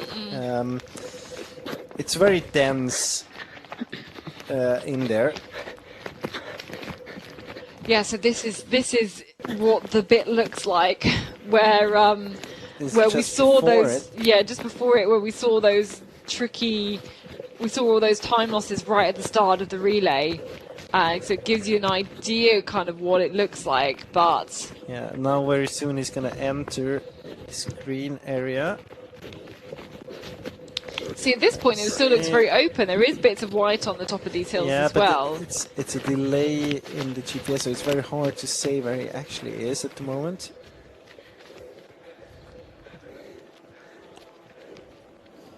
Yeah, so this is the mistake by Kalle van Rasti. You can see it. It's too far to the south. Then he climbs up that wall. That's the thing that I don't really understand. He has the chance to relocate here on this path, getting down again, following the slope, but then not being patient, getting up again. But you don't want to be on the slope. You want to be on pretty much on the flats. Yeah, and then at this point he meets IFK Göteborg. What I don't really understand is why this wall is very, very visible and it's very, very steep. Yeah.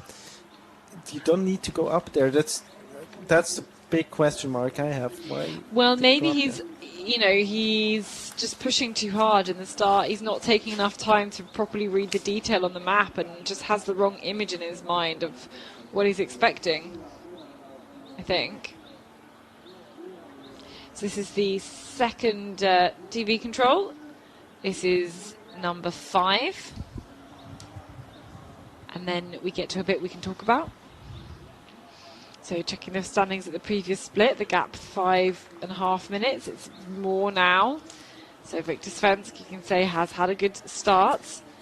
Isak Jonsson, we are looking for next. From Entenui. Not either of these runners.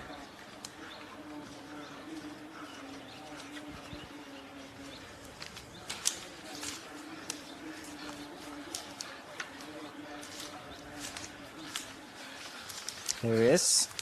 Yep. 6 minutes, 27 seconds So lost another minute in this section, which is not a very long section.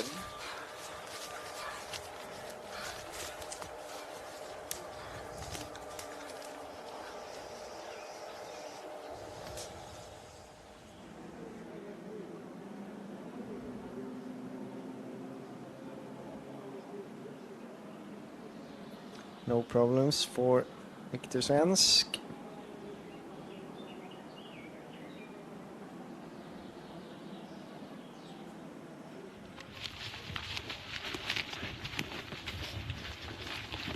So there's a run on a previous leg from Lynx. This is Henry. This is who we are checking out really.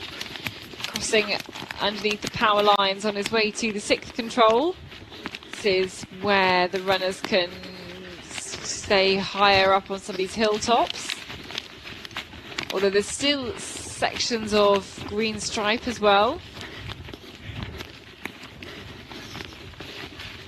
So a bit of undergrowth to contend with.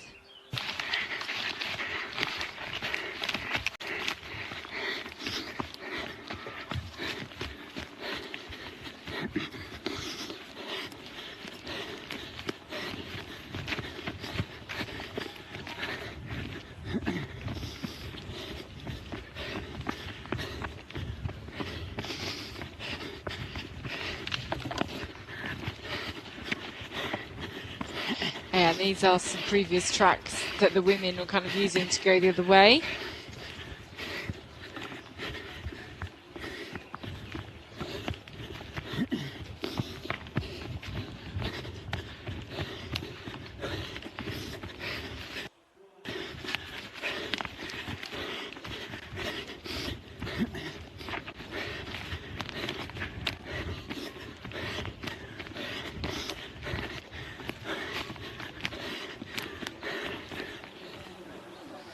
So we wait again at the 5th control. Waiting for Helsingin Suunnistajat. They're ahead of Tyrving and Ravinen at this point. So these three were all together, so there have been some mistakes made. By Thomas Heikkilä. Let's see what the gap is. 9 minutes. Yeah, 9:08. It's been growing. The others must have done a mistake. Yep. So at the exchange, it was 8 minutes. It's now 9 minutes. Shows that Viktor Svensk is doing a really good job. But if Helsingin Suunnistajat is alone, then maybe either different controls or mistakes then from the other two teams that he was alongside. He was alongside Tyrving and Erik Borgeskog and Åke Ravinen and Hannes Mogensen. You can see that Ravinen now, Mogensen is on his way to the 5th control, but nearly a minute down. This is Ferm Tisvilde, I think, on a previous leg. And yeah, we have the two runners together actually, Ravinen and Tyrving.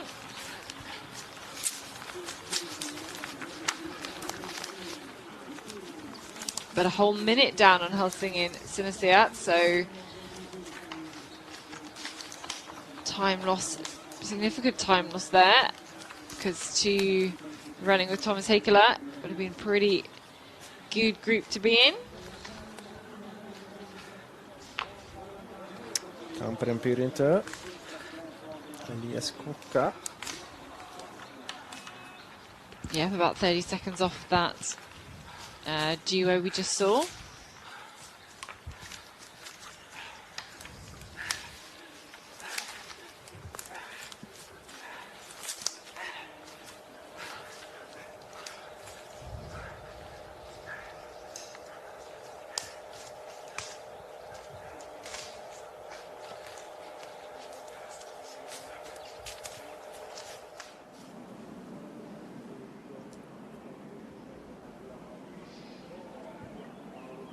So we don't have Tyrving in the tracking picture, but on the cameras we saw them alongside Ravinen. We've lost the tracker for Entinui, but you can see they've got the H control. Ravinen and Helsingin Suunnistajat both have G, We just see what Terving have. They've got H, so we'll have to separate from Ravinen. It's hard to tell really from kind of where we're sitting how even or otherwise the forkings are, and try and factor that into how the relay is forming, I think, as well. There's Kuve, Larry Silds, Daniel Vandes on the last leg here. So these, again, a team comprising of brothers, Timo and Larry Sild. Both pretty much being the two strongest Estonian men in orienteering for, I'm going to say, like a decade. And then a long route choice here. You can see Stora Tuna taking out, making good use of the tracks. I mean, did Victor Svensk basically head east straight out of the... Yeah, I did the same when I was pre-running. It's very dense, and I mean, you can see the hills in between. If you would run straight there, a lot of up and down. I think it's a good option. Curious when he's gonna head into the terrain. I mean, there's the possibility if you go up here, you can use the track. Of course, you have to do some climbing, but then the entrance to control is a bit, yeah, it's a bit easier. And you can use the vegetation boundary. Yeah, exactly, and you can drop down. If you stay where he's continuing now, I guess he's staying there. Either he's leaving in about 100 meters, or then he's staying until the curve and attacking the control from below. If you do that, the entrance to the control is rather rough. But also here, I mean, this is earlier it has been an open area, a cutting area, and everything has, I mean, the vegetation has grown up there. It's bushy. It's really bushy. But I think it's a good decision to leave here.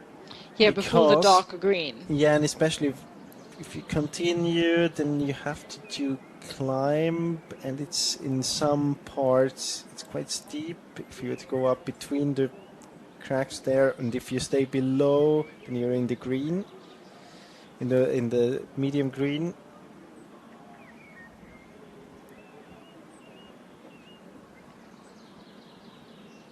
Actually, just after control 10, there's this hill. You can see it under where we have the text live. That was the nicest part of the whole course. It was really nice to run up there on that hill.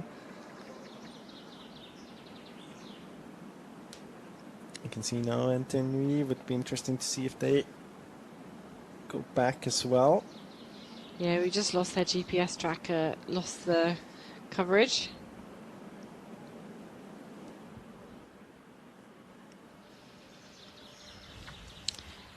So, nearly midway through the 6th leg, we have had 36 teams finish the 5th leg, with Pemi and Rasti, the last team to finish. Still Mika Kimela with the fastest leg time there. Second fastest was the leader, Henrik Johannesson.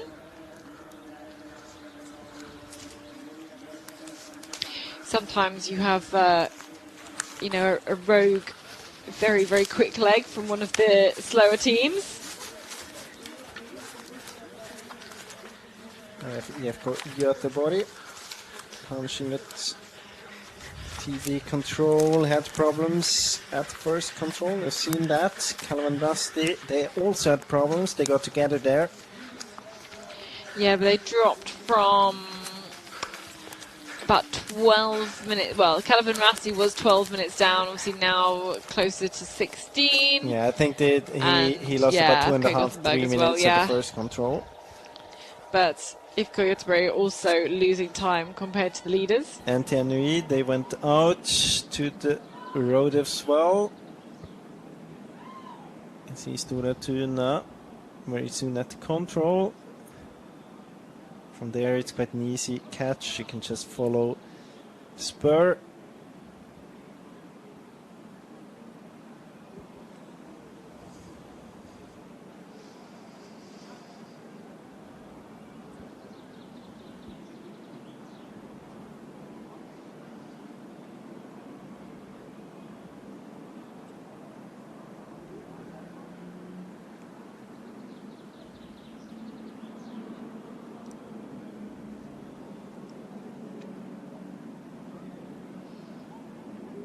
So Helsing and Synestia next to make the decision on this long leg. I mean, it's a shame we're losing all of the GPS tracking at that control number 9, so you have to wait until they're a little bit into the leg before we like pick them up again. But maintaining a similar gap then, I think. These first two teams, about 6.5 minutes. Be interesting to see at what point he will enter the terrain again, Isak Jonsson, and what the effect will be, if it's different compared to what Victor Svensk did. Yeah, because Victor Svensk cuts actually up quite a lot, made quite a sharp turn into the forest where it could have gone a little bit straighter. I mean, you could stay until the curve and then go from there. Not very much in the dark green. Be interesting. You might see now Ravine and Tampere and Pyramid. It doesn't look as if they would go up to the street. No, but they are kind of going back down to the next lake and then maybe cutting across to the north of the lake after. I'm happy that they're doing that, because then we get the comparison. Hope they execute it well, otherwise you can't really compare it. No.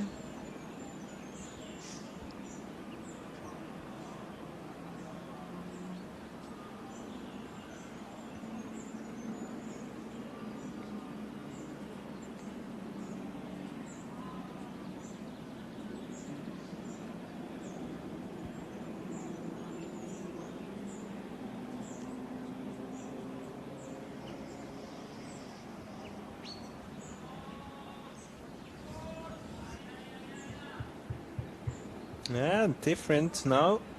Now, small mistake there by Heikkilä. Followed the wrong road first. Changed his mind. Went back again.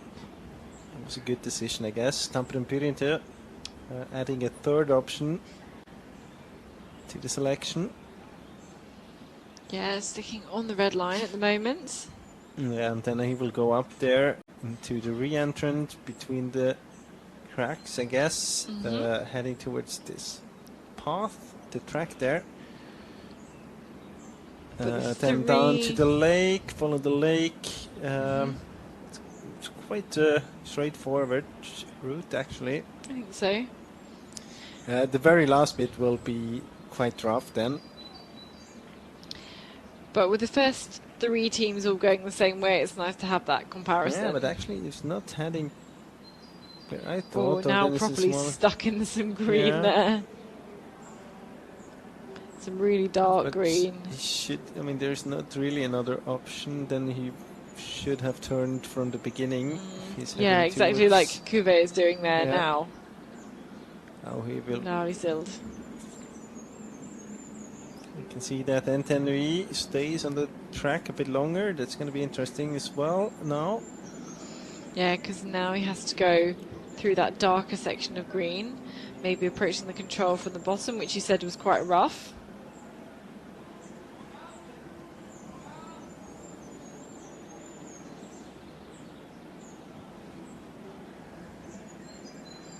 Well, I don't know where the... Was there an option in the women's relay to go up there? I think so, right? What? Where? No, it was here. No, it was another place where they actually when they came. Yeah. Closer, because I thought if it had tracked up there, but I don't think so. Yeah, you mean north of the lake that's in the middle of your screen? Exactly. Or sorry, like above on the screen, between the middle of your screen, above the lake.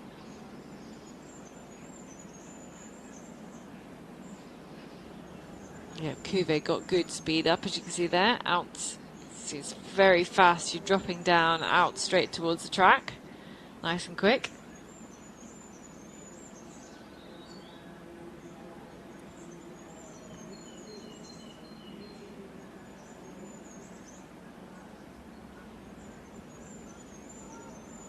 Now Tempo Imprinto dropping, yeah, but now dropping off the hill. Unfortunately, no connection to Tyrving and Ravinen. No, we'll catch up with them, I'm sure, very soon. That's control 12. We're waiting for Victor Svensk. He will be here in any second.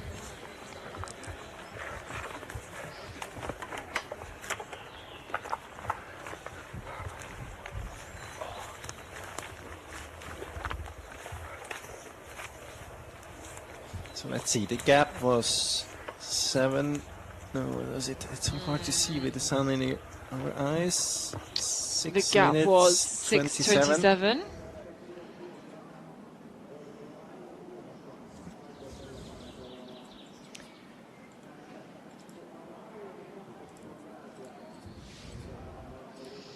And actually, yeah, it was very similar. 7 seconds quicker. NTN Nui was 7 seconds quicker between 9 and 10. And I think Thomas Heikkilä has really used that track to his advantage because he was 2.5 minutes behind NTN Nui. Yeah. And I mean, it's about I know you're now half a minute quicker. Yeah. Now. If he gets control. And I mean, it's just the GPS estimate for the time being, but still.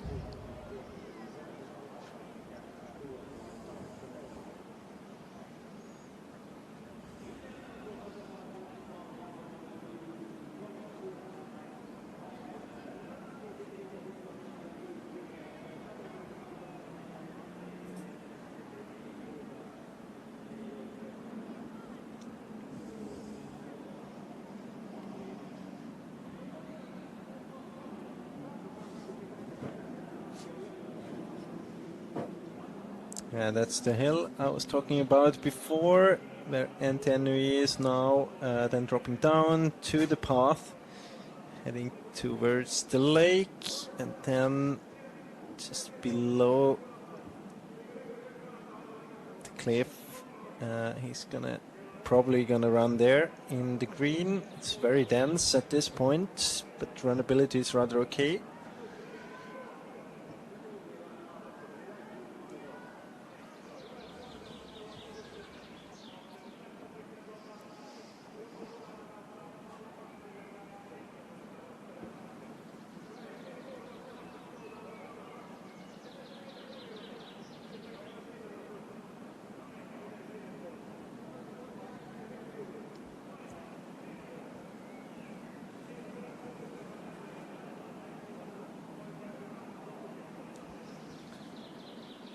We can take Helsingin Suunnistajat into the comparison as well. He was actually almost 50 seconds quicker than NTN Nui between control 9 and 10. So he paid off. Or he played his physical card very well on this one. And behind we see that Ravinen, Tyrving and Kove are approaching the control in about 2 minutes, 2 to 3 minutes. Kove now going, taking track there on top of the hill.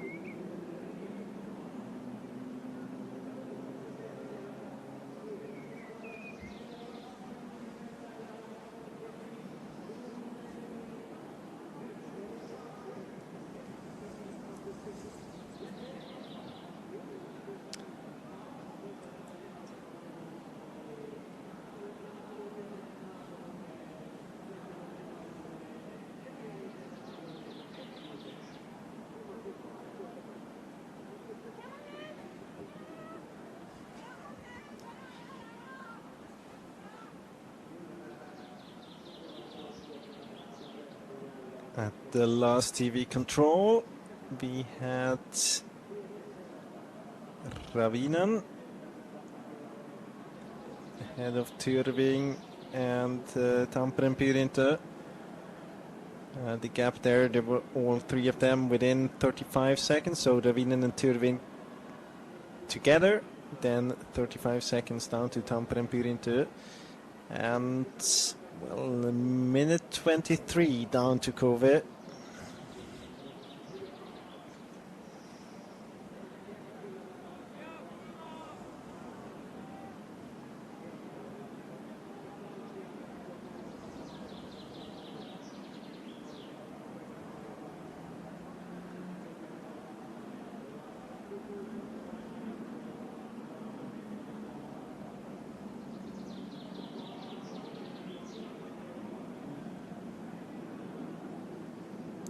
Kove is getting closer.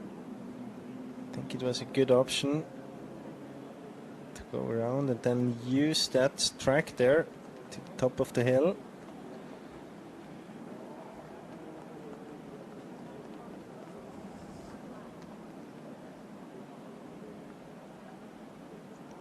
And interesting as well, we can see that Helsingin Suunnistajat is now only about 1 minute and 20 seconds behind NTNUI at the last TV control.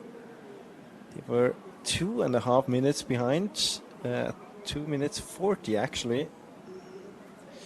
So Thomas Heikkilä continues to run very, very strong.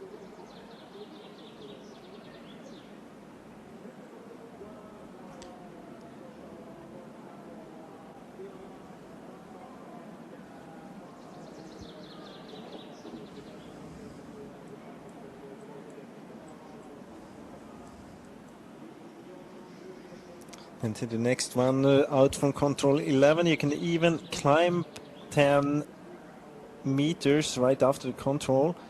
Then you get the nice bit on top of the hill, or you can drop a little bit into this re-entrant with the marsh and the green area. But there it's quite rough, so I think it's actually a good thing to climb there. But you have to invest, and it's quite steep there. And we are waiting for the leaders. Here is, this is control 15, Stora Tuna and Victor Svenske. No problems at all between control 12 and 15 for Stora Tuna.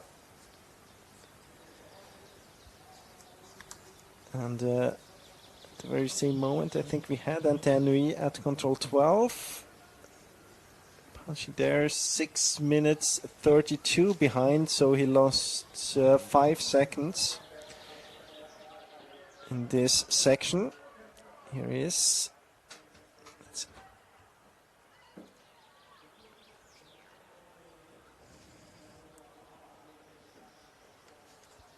But interesting then to see Helsingin Suunnistajat and Thomas Heikkilä, because he is going strong.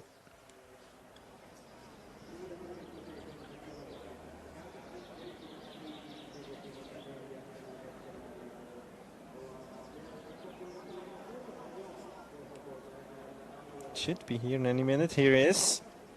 Now let's see. 7 minutes and 50. It was 9 minutes and 8 seconds before, so he's definitely quicker than the others. Yeah, he's got a faster leg time by actually only by 10 seconds ahead of Victor Svensk, but he is about a minute and 10 quicker than Isak Jonsson. So catching there.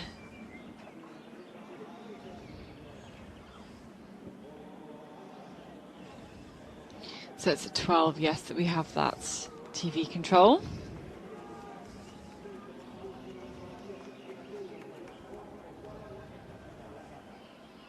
We can see it is Erik Borgeskog and Elias Kuka spending lots of time with each other.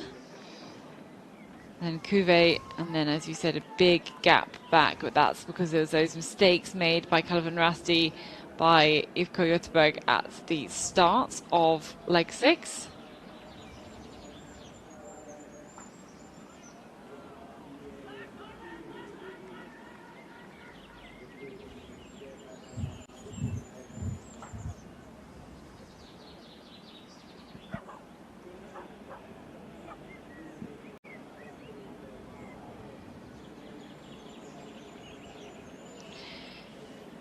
Any mistakes being made by Stora Tuna? Is it all looking very, very good for them? It looks, I think it looks good. Maybe the GPS is a little bit off, but the device is frozen now, so, or the, well, the dots, maybe a mistake. Oh, actually, right. This is. But yeah, we don't. It updates every like 20 seconds, so don't really know where we have him. Yeah, definitely. Definitely a mistake there.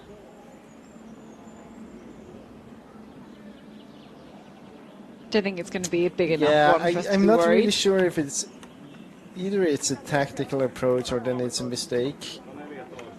But I'm sure we're going to see that later on. Absolutely. So 3 teams through at this 12th control. We await the next pack.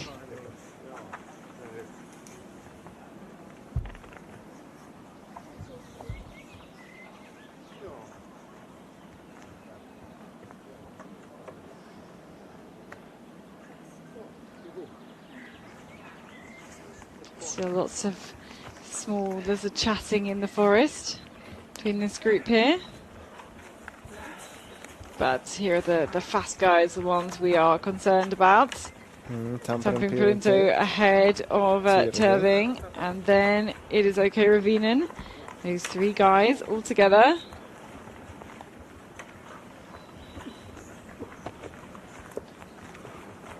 So it's Tampere Purinto that they were 35 seconds behind at the last TV control. So they caught that group and now leading it. You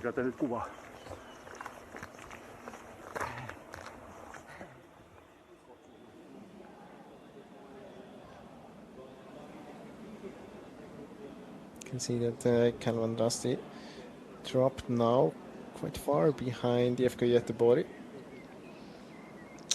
Yes, that's Santeri Kirjavainen.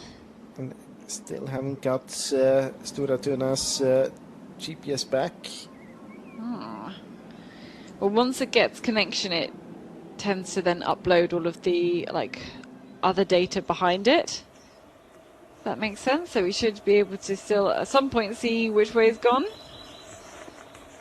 and whether it was a mistake or something tactical or what.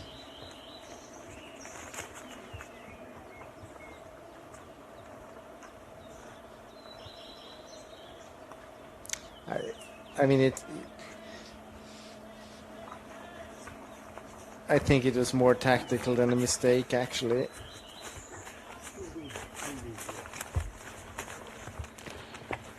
It still could be a time loss. Here's Kuvi through here. Lauri Sills. So Lauri Sills, 12:53 down.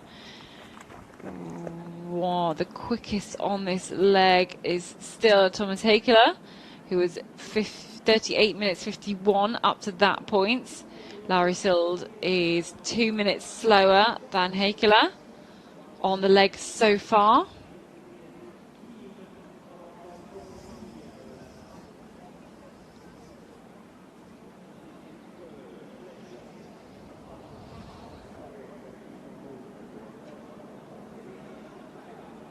This 11-kilometer leg.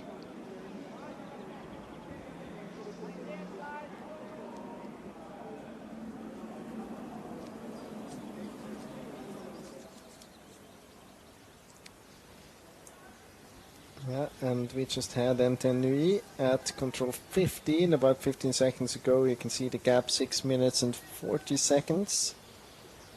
It's a big... It was 6:32. It's about the same.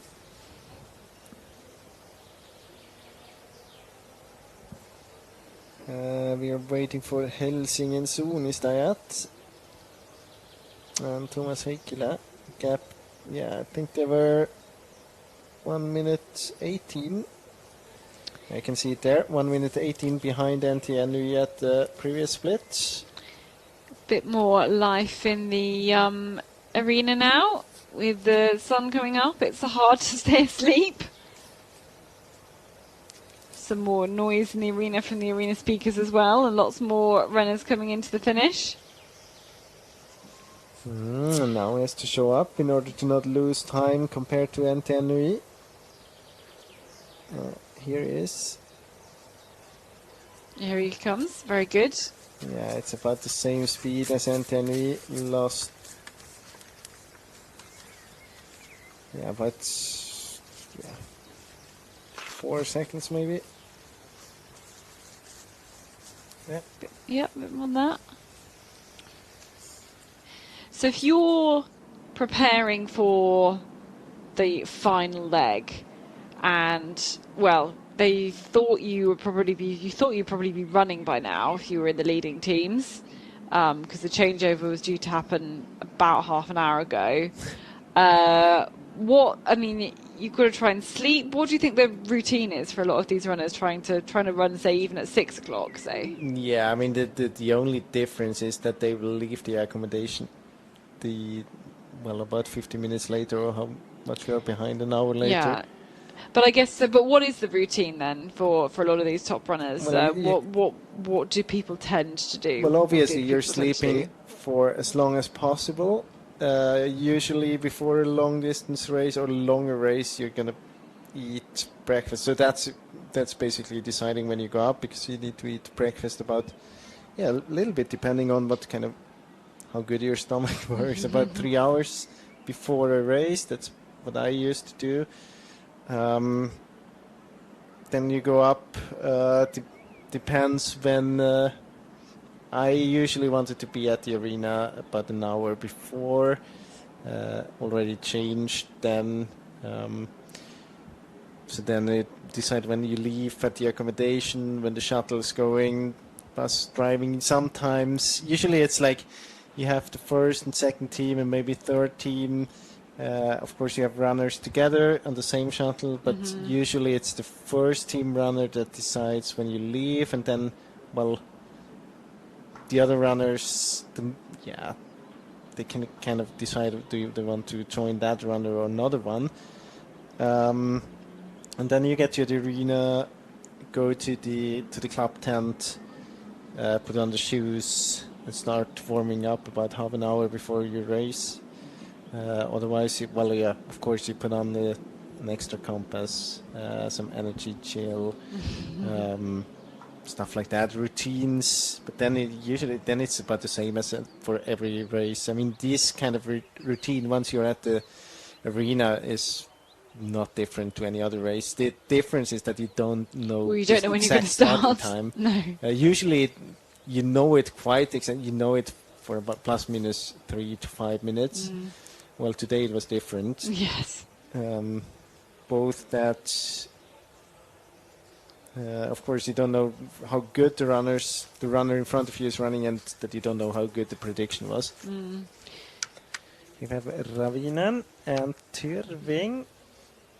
We had a still third together. team there. Tampering Perinto was together, so. Where are they? They had troubles. Yeah. We put on a replay here. No, here he comes. Yeah. So he's lost 20 seconds. Small mistake in one of the controls.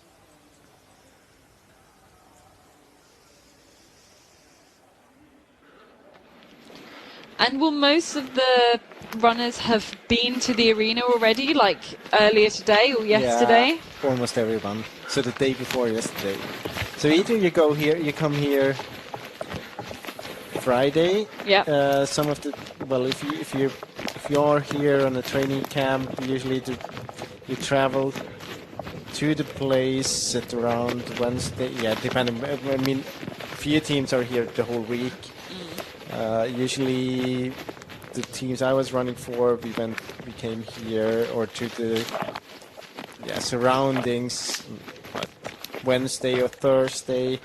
Then you do some of the trainings, some of the official trainings, and then Friday, most of the clubs go and put up the club tents. So then you have a chance to go to the arena. I usually like to see the women start as well in the arena, just to get a feeling about everything. I mean, if the weather was good, if it was raining, then you could stay home as well. But then you don't want to stand around too much, so usually leaving again after the start, look at the race in the accommodation. Yeah, take notes, as we learned from... yeah, with a map, plotting stuff on, plotting contours on. It was Timo Sild on the third leg. Well, I never really took notes. I was never that careful as he did. Obviously, that was very impressive that he could just relate to the one part in the women's relay and knew from there it's the fastest if you go this route choice. So I want to be at that point in the that point. Very good. Yeah, but then you look at the race, and after the women's race, you want to eat something and then try to sleep, which is easier said than done. It's incredibly difficult because then you go. Well, if you're not from Finland, then usually you're 1 hour off as well, so it's 1 hour earlier. Trying to sleep at like 6 o'clock is difficult. You're a bit nervous. Restless. If you have to go up at 1 o'clock, usually you can't sleep, and then from like 11 you start to look at the results as well, and doesn't make it easier. So but it's good if you if you can sleep a little bit. I don't think it's mostly for your head. Unless you're running the last leg, then I think it's good if you get some sleep. But if you're running 4th or 5th leg, I think because the start then is about 2 or 3 o'clock in the morning, you can do that without sleeping. Actually, you will be very tired next day, but it's okay. And then, but the bad thing if you run 4 or 5, you won't sleep much before, maybe even the 3rd leg. And then if you run the 3rd leg the long night, you're so up in competition mood after. Yeah, you've got so much adrenaline. So for about 2 hours you can't sleep anyway. If you wait 2 hours from leg 3, you're already in leg 6. So then you're not gonna sleep much that night, and then you're very tired on Sunday. Yeah, you really, really are. And you ran pretty much all the different legs in your Jukola running career? I don't think I've ever been running 2nd leg, and not the 4th leg, but I've been running the 5th leg very often. Did you have a favorite? Hey, I liked the 5th leg. It was shortened. No, but the thing was when I was obviously when I was picked for the last leg, we didn't have a very good team. When I was running 7th leg, the years I was picked for the 5th leg, the team was quite okay, so it was more fun to run the 5th leg for me. Well, because the team had more potential. Yeah, because then I knew that the team is better. Yeah. But I mean, the 5th leg it's a very cool one. Usually it's middle distance characteristics. It's day. You have some tracks already. It's quick. Yeah, it's fun. I like that one more, but I can understand that long distance specialists prefer the longer distance, of course. That was Jonas Hubacek for MS Palmer. What was your most successful run that you had? Well, for me personally, both. I don't remember the year. It was definitely on the 5th leg. I think it was running from somewhere between position 15 to 17 to 8 or something. I think that was good. You caught up that I was a bit lucky with the Forkings as well, I have to be honest. But that was good. I had a good flow that year. And of course, I mean, it was very tight, so it was not that I was like 3 minutes quicker or anything. Yeah, lots of teams sometimes around you. You have to be lucky. It looks good on paper, if you can say that. Many positions, caught that many but actually teams. I wasn't running faster than the leading teams, I guess. And the best team success? I think it was last year we ended up in 8th position. Nice. So you've got right there. This is at. Oh, where are we at now? I think we're at number 15. Yeah, we are. I'm losing track. There's too many TV controls. And it's hard to follow control 16 because everyone's losing contact to the GPS. Here's Etienne Johnson dropping down the slope. Let's see if we can catch up with where he is. Yes, Etienne is just exiting control 17. Which we can't talk too much about, apparently. It's not in our little diagram that we're allowed to talk about much. But we can talk about these controls here from number 19 onwards. This is the one I said that I think Dominic Müller lost a bit of time due to the forking, because he had exactly the same here. So from, I think it was from this PN20 to P21.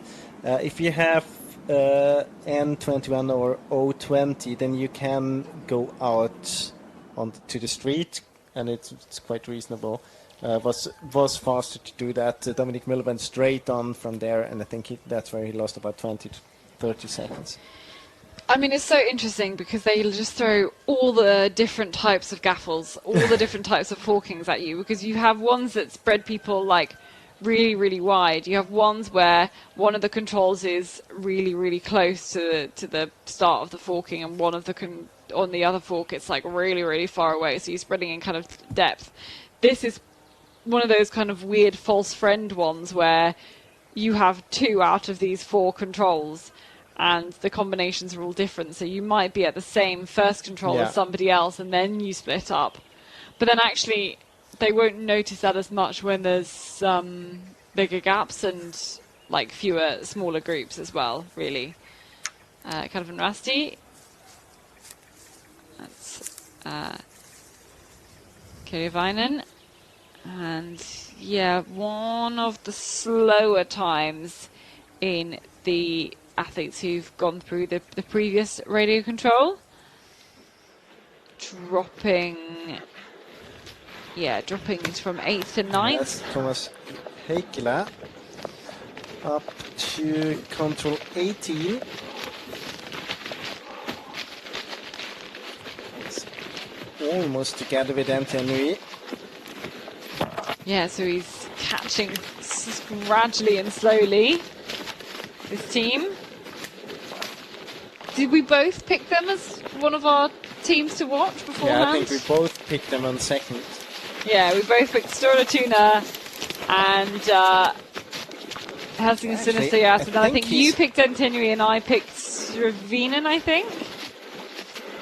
I think they're very, very similar right now, Etienne and Helsingin Sinisterjärvet. Will we maybe see them in the picture if we look a particular way? That means that my pick is actually the right one at the moment. Stora Tuna, Etienne, and Helsingin Sinisterjärvet. Those are the top 3 that you picked. I picked Oka Ravinen, who are in 6th. I did write it down. Our picks, I picked Oka Relay, and we don't really know how they've done because we assume they retired after the first leg. We've still been trying to find out the information. But you don't really know why. Most likely due to an injury.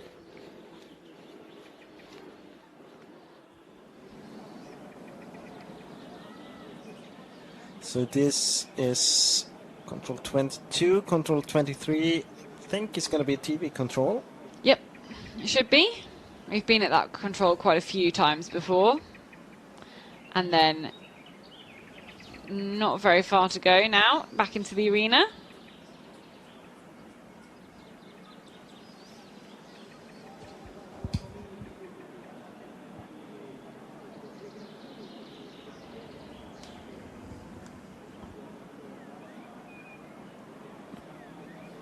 And then we get the chance to start the 7th and final leg, and that's obviously where you have the big hitters in the teams. We've got Emil Svensk for Stora Tuna. We have got Olli Janaho for Helsingin Sinisterjärvet. We have got Gustav Bergman for OK Ravinen.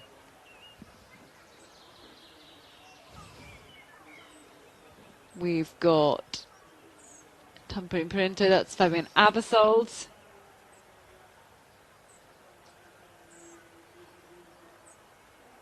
lots of very experienced and well-trusted national team runners on the last leg.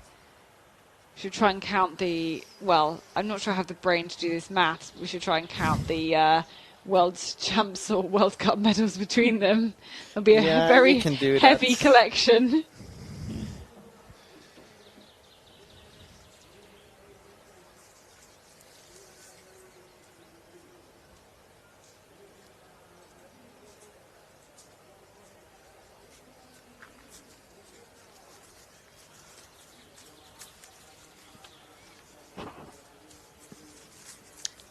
Farum Tisvilde, 10th team to approach TV control after 6.7 kilometers, 23 minutes and 20 seconds behind.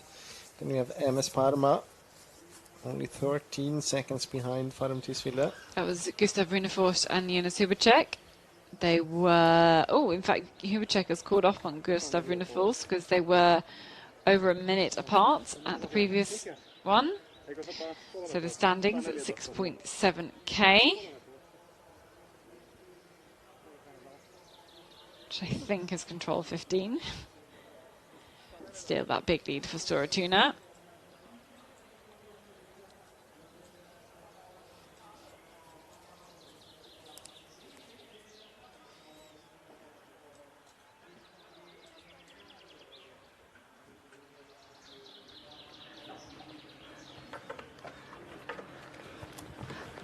This is Entenui. I think this is a little replay. I think this is at control 19. And here is the next place team, Thomas Heikkilä. Only 42 seconds. So probably still too far to be able to, see the runner in front. Yeah, definitely.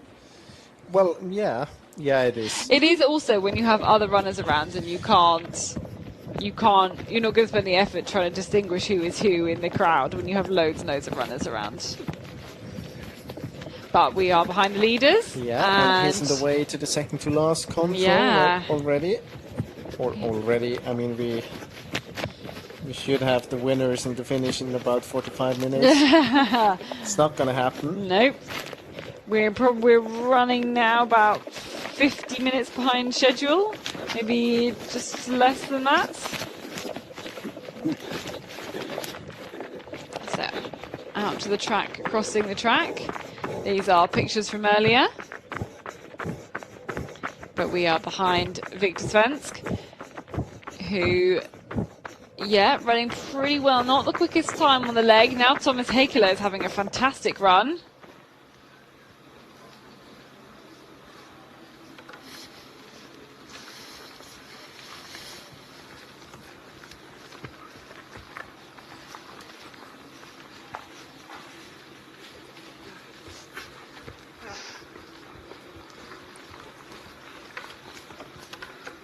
Waiting for Ravinen and Tyrving and Tampere and Pyrinter. So we have Tampere and Pyrinter first. Yep, spots there.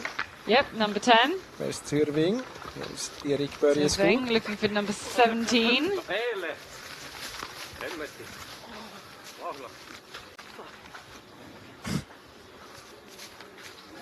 It seemed to be an unnecessary fight. Where is Tyrving? Yeah. Unfortunately, can you answer the question? They've not got a tracking? Or their tracker is... No, he's going to be there in about 20 seconds, maybe. Well, it doesn't matter because we have our leaders through now into the arena. Ready to hand over now for the 7th and final leg of the Jukola Relay. It is still Stora Tuna in the lead. There's such a powerhouse on this relay. And some tricky moments on the first couple of legs, but now it's looking so easy. And they're really being dominant here. So with number 1, they are the 5 times defending champions. Victor Svensk will take the map and hand over to his brother, to Emil. Did you catch what he said? No. Yelled something, certainly. Probably do your own orienteering or good luck or go well or something fairly meaningless. Wishing him the best.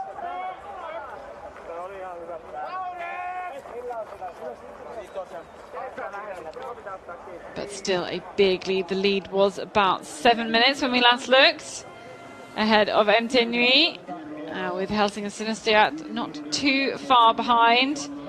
And Emil Svensk very, very used to this one, and he'll be much more comfortable with this, running alone by himself, compared to what we saw in Team Milo when him and Gustav Bergman had a big kind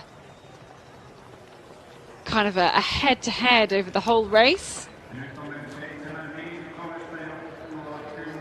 And the long run out towards the start triangle, we can take a good look at the course, at any long legs, and see what he can do. Now we have Turving there. 43 seconds behind the group. Behind Tampere Pyrinto and Jukola Relay. He has to be careful now in order to not let it grow. Yeah, I think the story of this leg, we still had Storatuna and Tenui kind of in their own zones, but Helsing Sinisterjat has really pulled ahead on this leg. It's a fantastic one by Thomas Heikkilä, pulling ahead. Then we had Tampere Pyrinto also catch up into the group to make a group of Turving, Ravinen and Tampere Pyrinto, and then Turving just dropped off that group in these last parts.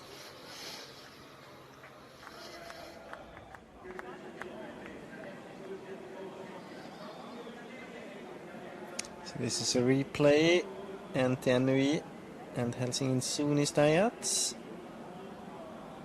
So both with O. Yeah, a bit of hesitation for Thomas Heikkilä.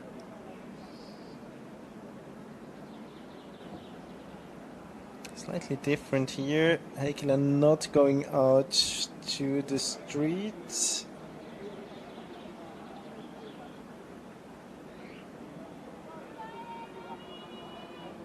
And then maybe not a mistake, just struggled in the uphill there. That was the TV control 23, where they had a 42-second gap, I think. There we can see Turving with this option. Now this time they can go out on the streets. Börje Skogs may be able to get a bit closer again. Behind Thomas Heikkilä on this track. See whether he is able to catch up anything.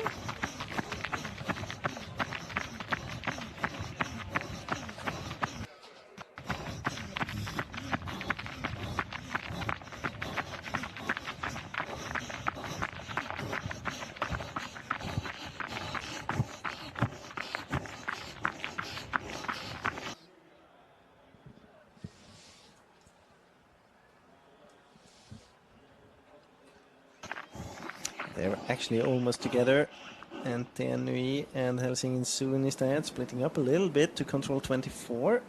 Yeah, that's where we just saw them there. 15 seconds, it says, according to our kind of GPS analysis. But you can see now, and Tenui heading into the terrain already there. Thomas Heikkilä stays on the roads. Yeah, choosing to take those extra meters where he knows he's got the speed. And you can see the gap is getting less and less.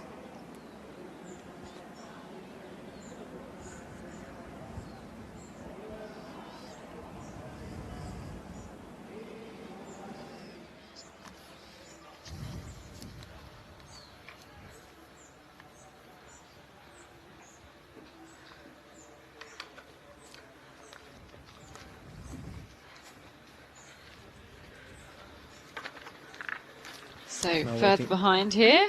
Waiting for IFK Göteborg. Content Moulet.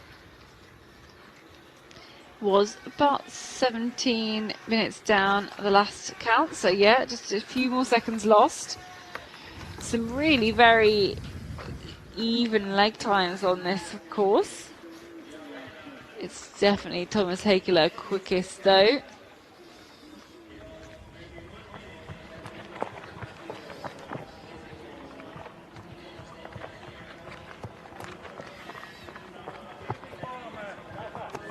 It's watching now at the second to last control, looking out for NT Nui and Helsingin-Sundsvall. Who will we see down the slope first?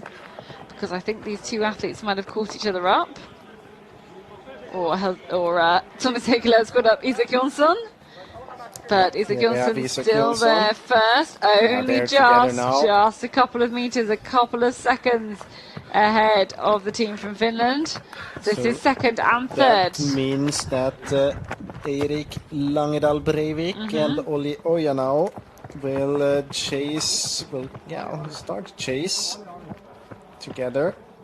Yeah, chasing Emil Svensk. They've got so much to do, and there's been some doubts about Olli Ojanau's form after the test races last weekend, where he didn't perform very well. Didn't get that selection that he really wanted.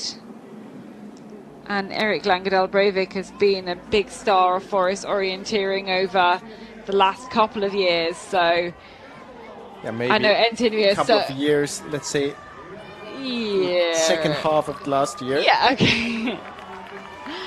But he's proven himself as a big new star in forest orienteering. So NT Nui are going to be so happy to have him on there. The final leg. They've been really backing him. This Helsingin-Sundsvall just ahead then of NT Nui.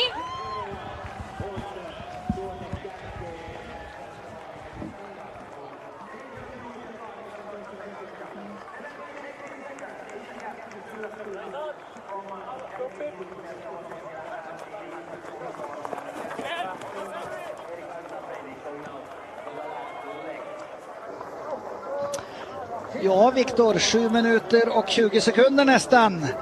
Emil måste väl nästan bryta benet här om inte det ska bli ännu en seger. Ja, precis. Ja, vi får se.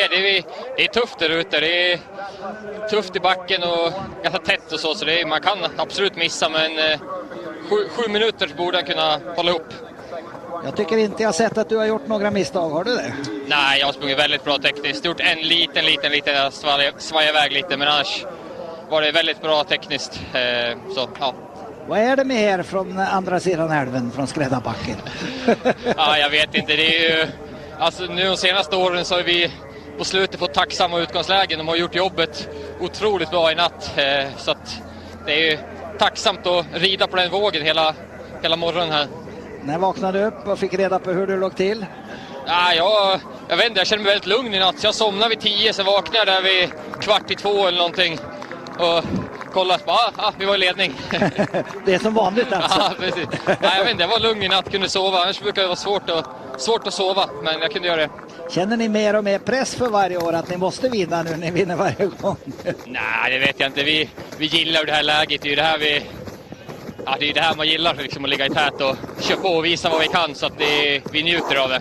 Ja, och njuta av Emils lopp här, så hoppas vi att det går bra. Grattis! Ja, tack så jättemycket. Viktor Svensk som har fört...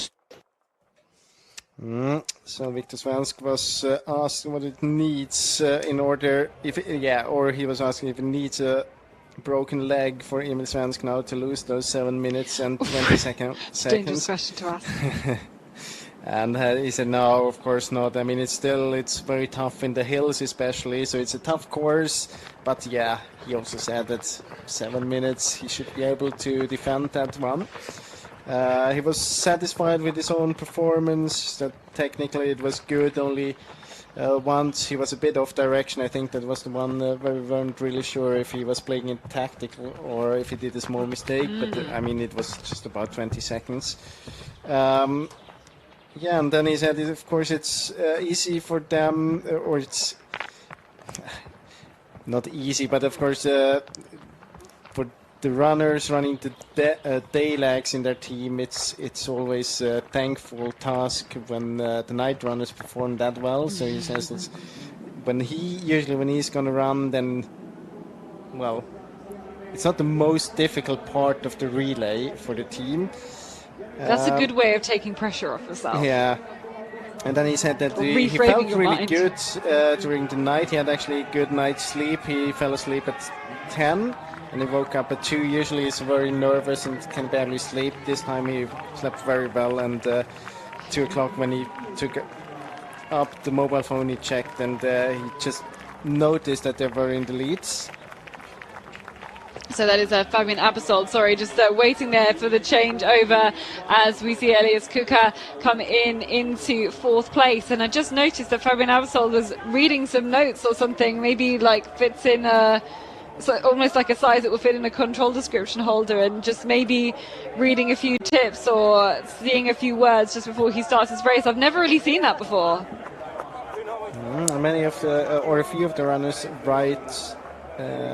I've seen people write things in their hands. Yeah. Just help you focus on the right things. Yeah.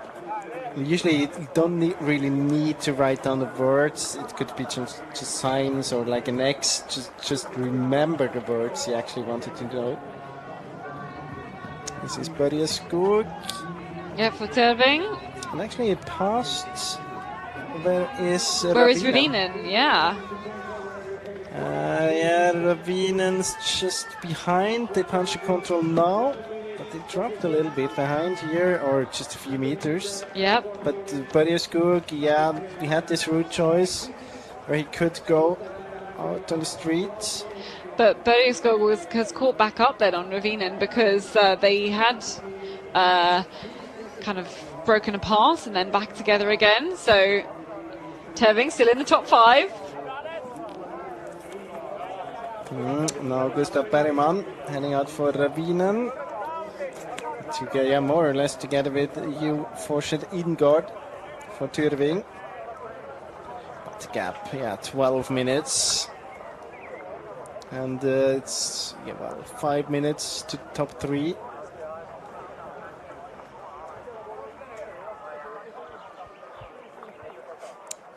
So we can look then at the last map. 7 out of 7 maps, and this one we can talk about all of the routes because you've done all the forkings at this point. Very, very small mistake to the first control, maybe 15 seconds.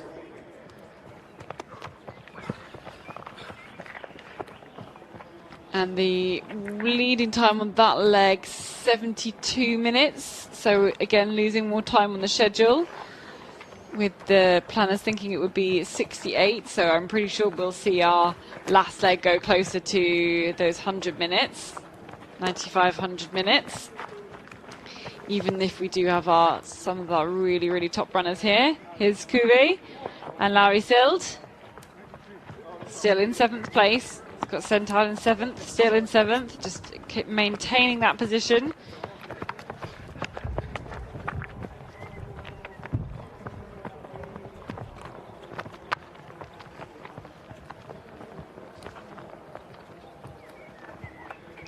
So Thomas Heikkilä joins us now. This is one of the quickest, I think it will turn out to be the quickest time on this leg. A really good, you must have had a good sleep, or some sleep at least, before this leg. No, I didn't sleep at all, actually, and no. That's how I like to do it in this night relation. If I sleep, I will be still asleep when I run, so I just want to be awake all night. But you managed to approach it really well. Did you feel like you were really prepared for this race? You must be very satisfied. Yeah, I think I was pretty well prepared, but still the terrain surprised me. In what quite way? A lot. Yeah, it was very horrible. I didn't expect it to be like this tough and this horrible. Sometimes I was so frustrated because it felt like I wasn't moving at all because the forest was so thick at some point, but at least didn't make any mistakes, so yeah, I'm happy with my run today. And were you surprised to go straight into the green, like your first control as well? Yeah, I think the first control was the trickiest one. Maybe small mistake there, but after that it started to go pretty smooth, and yeah, my legs were very good also, so it was a nice run. Did you feel like you were making some progress, and could you tell you were catching up on some other runners?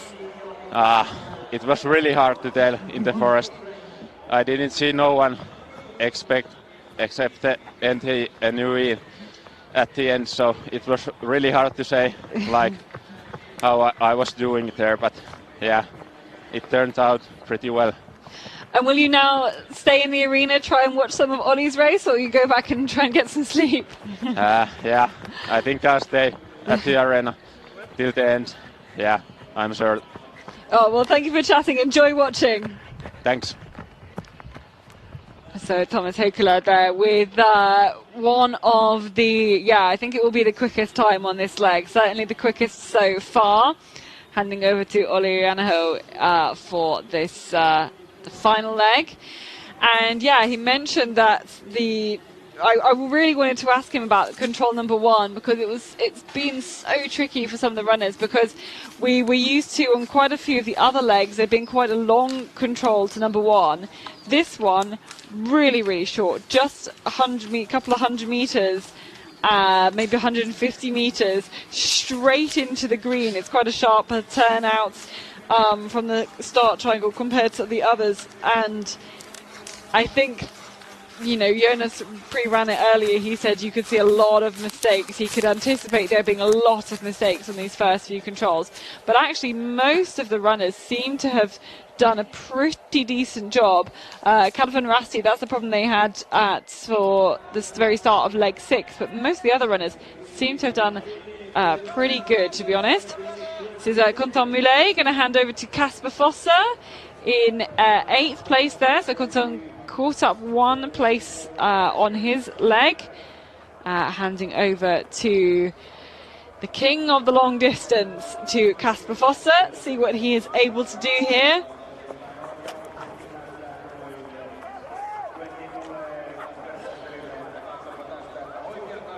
So he's got 2 minutes, just over 2 minutes to the closest team, and wants to try and pull up as many places as possible.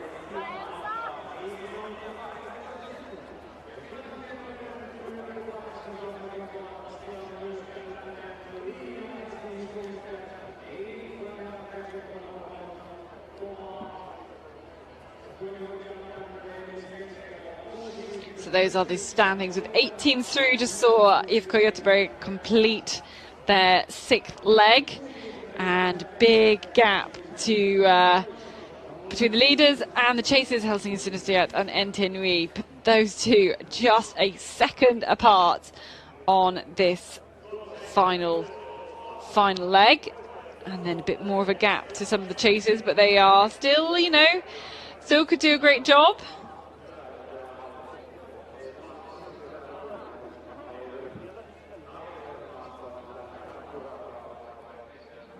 Okay, so now we can see then these first few controls. This control number 1, you see, yes, a mistake there, only a small one, but still a mistake for Emil Svensk on this first leg. If that is the biggest mistake he does, he will probably be quite happy with his run. It's so dense, it's so green as you go into that very first section. Again, still lots of sections of green here in through to control number 3 as well. And then again, a different type of forking here. Then we have the chasers NT Nui and Helsingin Synestheat, and you can just see that Erik Langedal Breivik got a little bit of a higher pace, just really pushing out quite hard out of the start, wanting to get a gap straight away on Helsingin Synestheat, which is Olli Janaho. Tampering Perinto there with the... Oh, it's already switched to the later forkings. Kube maybe has a C control. They absolutely do. They have sea control. And actually quite a lot of those who had the sea control have kind of swung round from the south and then kind of approached that sea control from the south. And it was actually one where we saw that sea control kind of proved to be the most problematic of all of those 3 controls of number 1. But you can see that's the gap for Stora Tuna. We're now live with these athletes here, and we can, of course, talk through all of the race here as we, all of the forkings are done pretty much. Nothing a year left to spoil. So they have these kind of long forkings here, between 3 and 5. And Tenui already done the job there. Maybe now trying to take a route choice that avoids the marshes. But Entenui was ahead of Helsing and Sinister just before that, so it will be interesting to see when they get back to control number 5, where we do have a TV point. But Emil Svensk already well ahead. He is on his way, being out of control 7.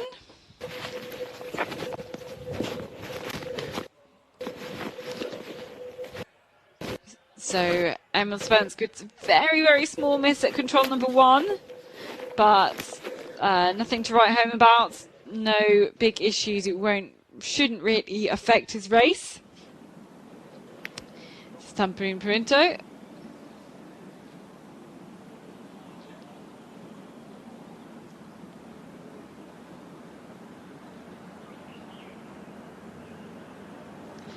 At the finish, we've had 8 teams still into the finish.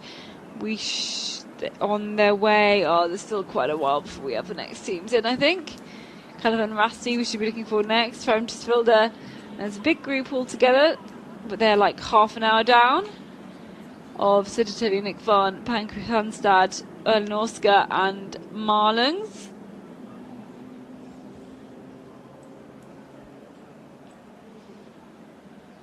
So we have the effect of the forkings will play out then on this relay.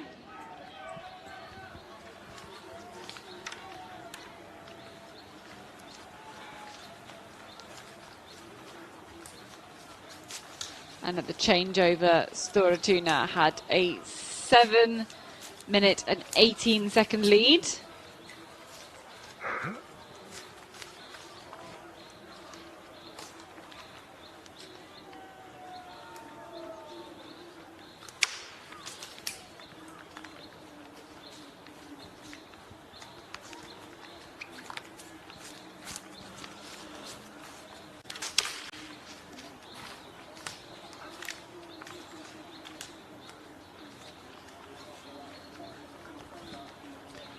Waiting at control number 5. Waiting for NTNUI. It's going to be the first team to get there.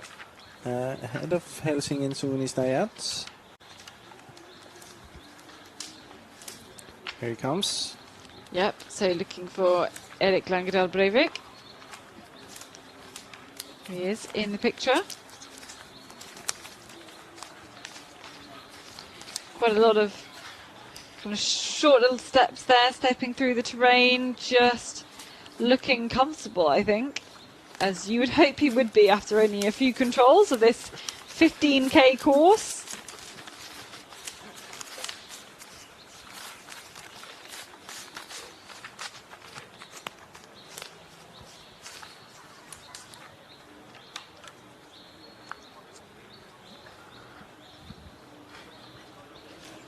And this put quite a gap between himself and Olli Oja now.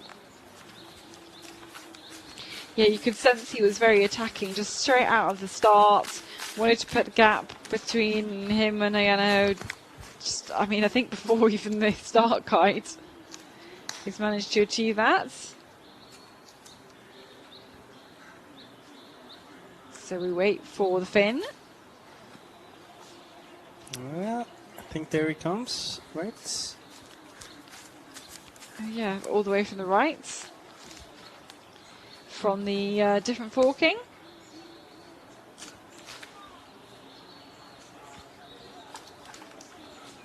Very good visibility in this part. It's been so interesting, the different responses like all the athletes have had to the terrain. Some of them going, oh yeah, it was fine. Others going, no, it was really horrible. Like Thomas Heikula was really not a fan of it. But to be fair, his course went through quite a lot of the green. I can relate to that. I wasn't a very big fan of it when I came back. No, you pre-ran the sixth. But it's leg, so yeah. rough on the southern side of the lake. Where you've been in the first 3 legs, I guess. Yeah. It's really, really rough there.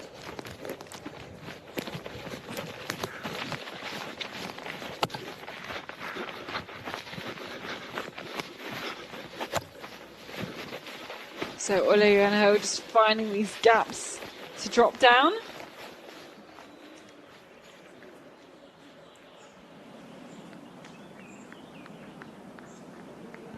So the next look at one of the longer legs on this. There's quite a few legs about this distance on this course. You could also go to the east, right from the control, north of the lake, and then go to the street. Use that one.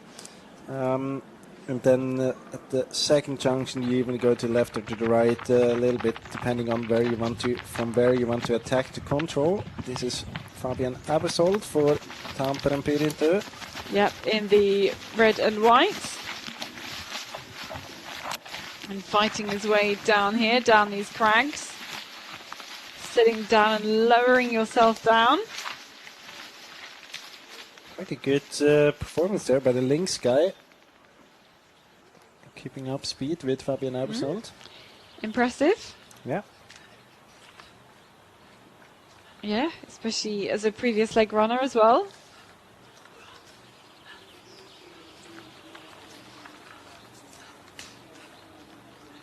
Yeah, very similar time there. Emil Svensk and Erik Langedal Breivik. Yes, just a second difference between those last 2 splits.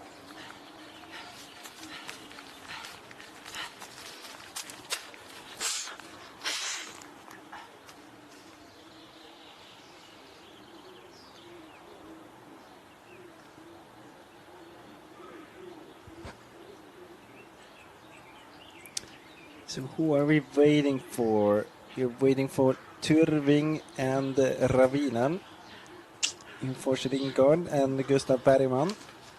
And Fabian Abersold. I was going to say. I think their GPS died a long time ago.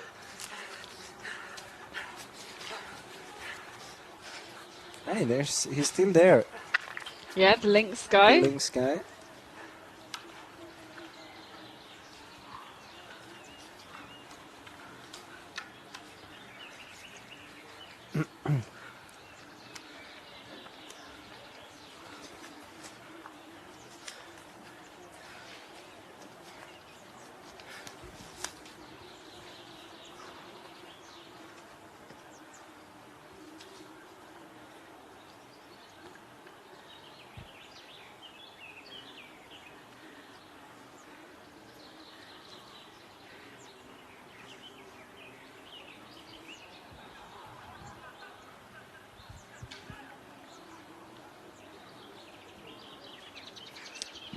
The gap down to Ravina was 12 minutes and 2 seconds.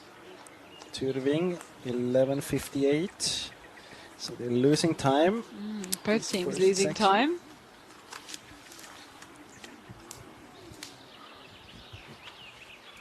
Here is Gustav and Ravinen. And there we have Turving for Forserdingård.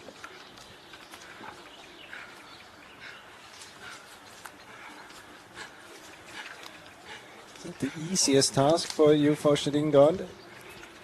Keep up with Gustav Bergman.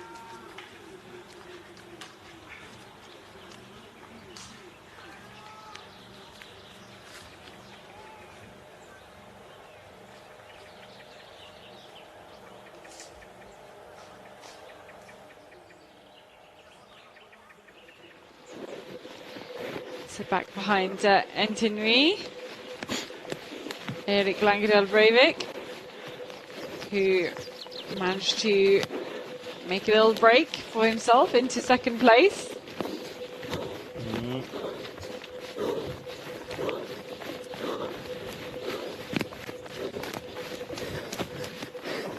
Fortunately, don't really know where he is. Is he dropping down? We lost his GPS tracker. Yeah. Could be. I think he went. Didn't go the same route as. Wait, there's a control here. This direction as well. Was that the 7th control? It had. Yeah, it has to be. Yeah. Did he go down afterwards? Missed it. Not sure.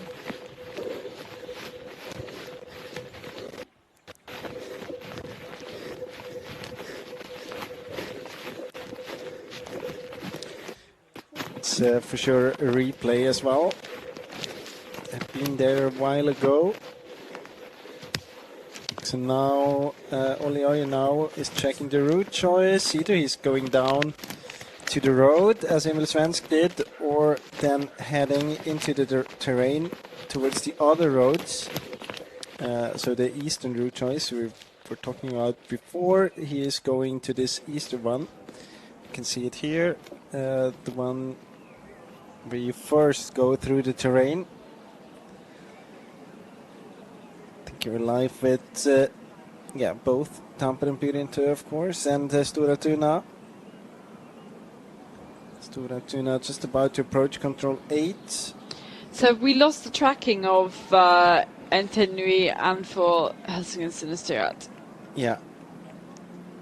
But Helsingin and Suunista, do you know which route choice they went on? Mm-hmm.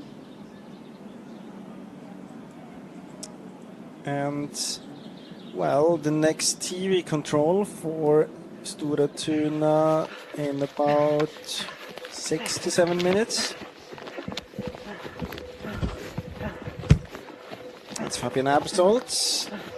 Tampere Pyrintu now towards this 7th control, I guess, as well.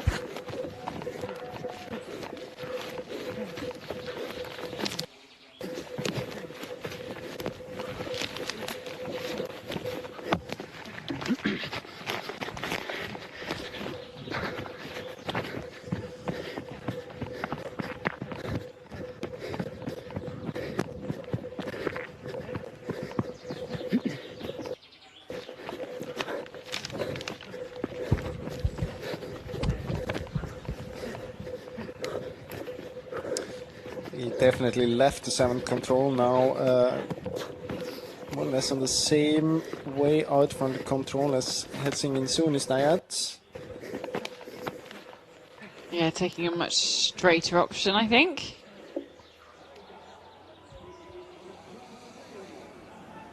So that was the route taken by Emil Svensk. Yeah, he's the only one on this route so far. It's very well executed.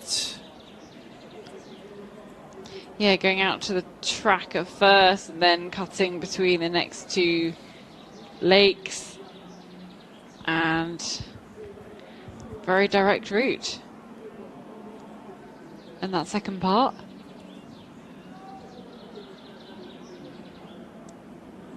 Avoiding some of the rockier parts of the climb.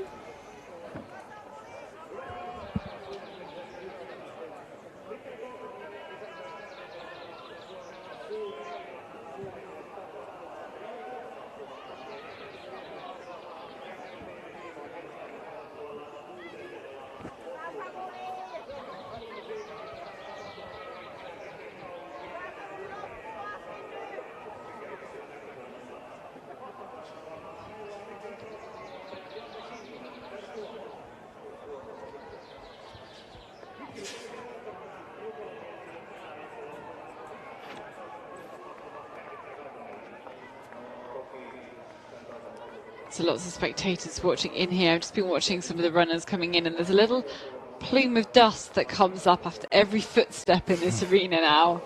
It's so dusty here in this quarry.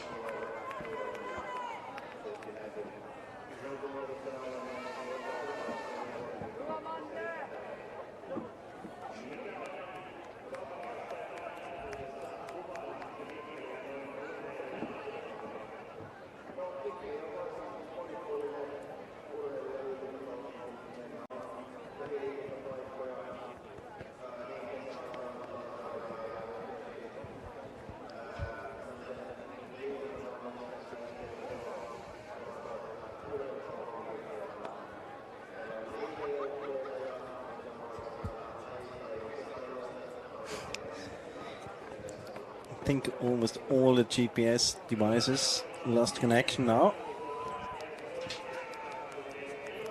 That's why we can't even show you GPS one's tracking. Moving from MS Palma on the way from the second to the third control. And another one, Nydalen out from the start.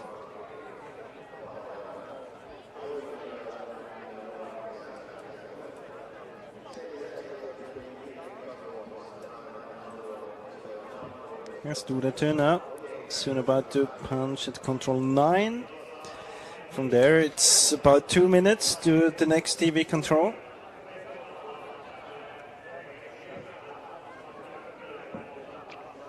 Yeah, then there's a couple more forkings in this very bottom section that we haven't been able to show you before. Be quite interesting to have a little look at. This is the area you were running right at the south of the lake. You said was very, very rough, very green, as you can see here. It's the combination between the green and the hills that makes it so tough. You can see the forkings down there at 11, 12, 13, 14, 14, the one that we thought that Victor Svensk maybe did a small mistake. Too.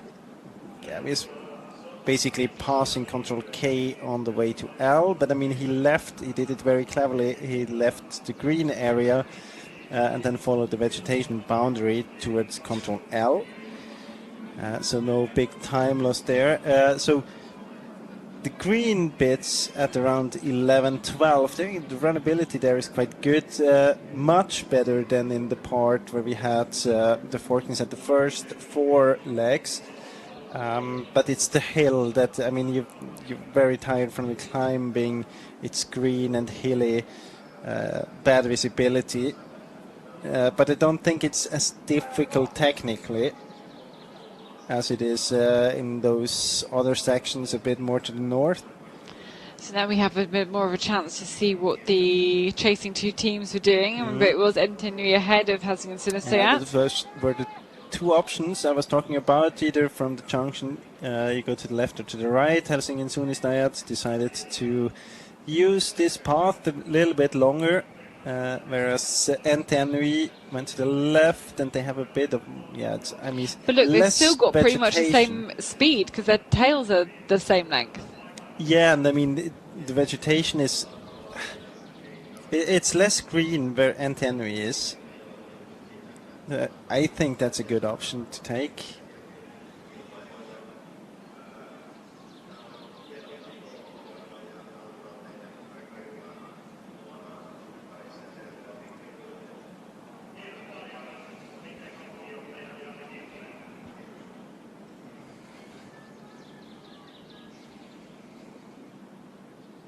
So this is control 10. Yep. And the leader, Stora Tuna. Leading this, they have been leading this relay for a long time. They have been leading this relay for a very, very long time. I think flashbacks to last year. I wasn't here last year. No? No, I wasn't. Were they basically leading the whole way around?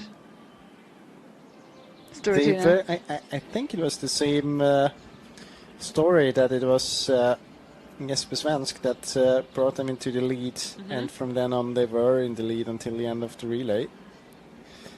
It's early in the morning, I can be wrong as well. Well, they had the lead on partway on leg 2 as well. Yeah, but not in the finish. Or even after leg 2. No, it wasn't in the after leg 2 because that was Keybert's leading. I remember what happened in this relay.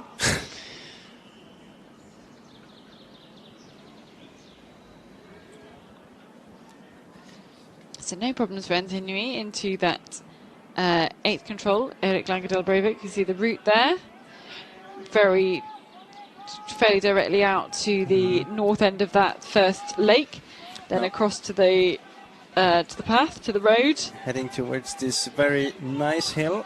Runnability is really good there.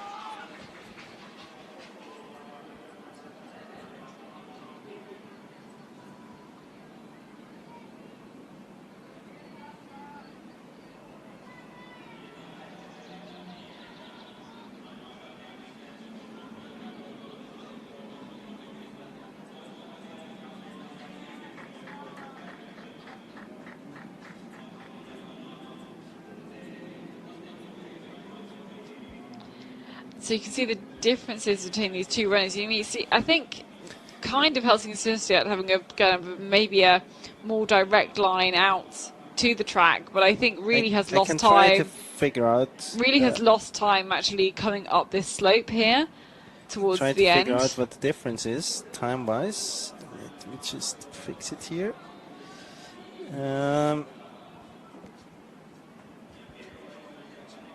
So Antinui was 25 seconds quicker from the junction to the control.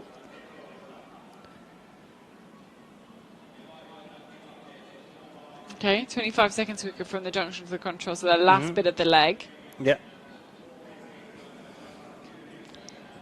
Yeah, you can just see the shape is smoother. You can see the tail length was still quite long even in the whites, and then you just kind of see the wiggly shape as Helsinki and her And climb now up we the have a hill. mistake by Stora Tuna.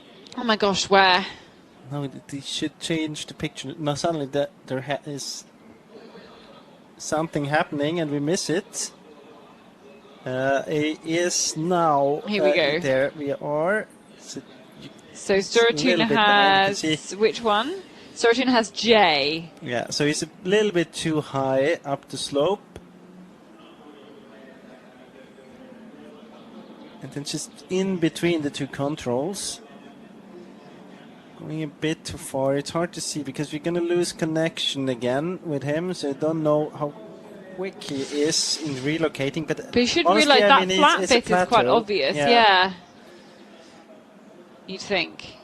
Yeah, but it's, yeah. And then also the cracks behind. Yeah, but now he's And the up at the marsh as control. well. You said he had J, right? Yeah, he's got J. So he's at the wrong control Stora Tuna now. J. Yeah, but now I think it's quite easy to relocate from there. It's often easier to find when you find a control. If you're really, really lost, if you find a control, you're like, right, well, this must be but a this feature. one is so it's obvious on the map. because it's a strange formed spur. Yeah. So overshot the control, climbed. Because I guess you do have like a plateau kind of southwest of the control as well. When I went to Control J on the 6th, when I was pre-running the 6th leg, I came a bit high as well. It came quite similar to Sven's, but my goal was to see the eye control as well, because when I came to different options, I wanted to see both. I never saw the eye. Well, you had the two controls on your map, of course. though. But then I was a bit confused there as well, but in my opinion, J control was quite easy to see from quite far away. Okay. But probably, you can be standing 5 meters differently and not if see you're it. just the wrong side, the wrong position behind the tree, and then, we could be line everything up exactly right and see the control from miles. But, so there was a small mistake there from Emil Svensk, but you can see on the tracking. 10 of them, maybe. Yeah. And then his lead might be in jeopardy, but at the moment, absolutely not.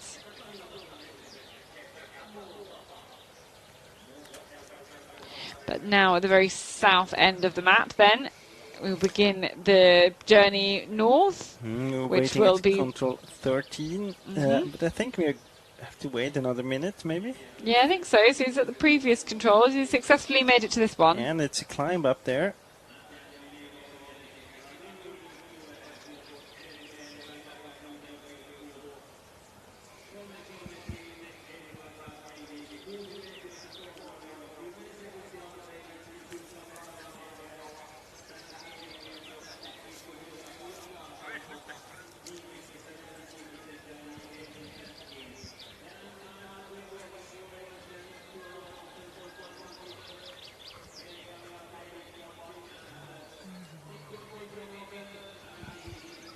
And behind, actually, we should quite soon have NTNUI to the 10th control as well.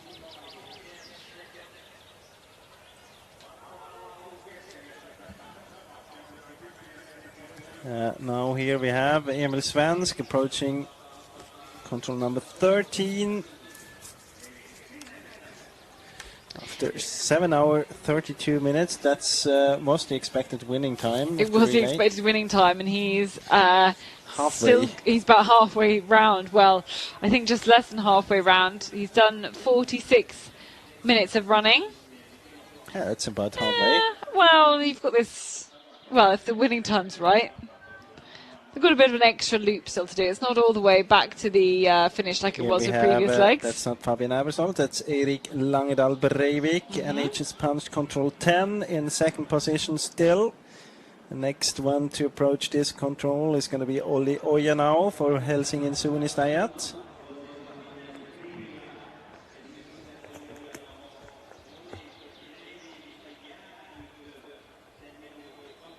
It's a bit, yeah, was it 120 behind, or 15, 16 behind Breivik. But so that was that time you're looking at was way back at control number control 5. Yeah.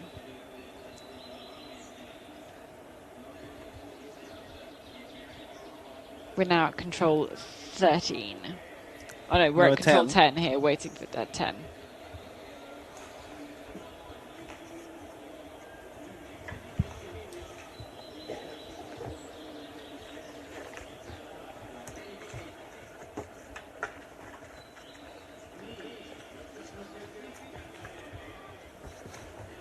Yeah, it's still quite about the same. It's 1.5 minutes. He lost 15 seconds. I mean, he lost 25 seconds just on the last part of the long leg there. Otherwise, the speed seems to be quite good.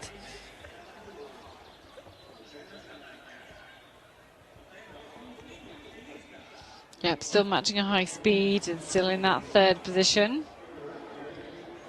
Tampin put into chasing in the fourth.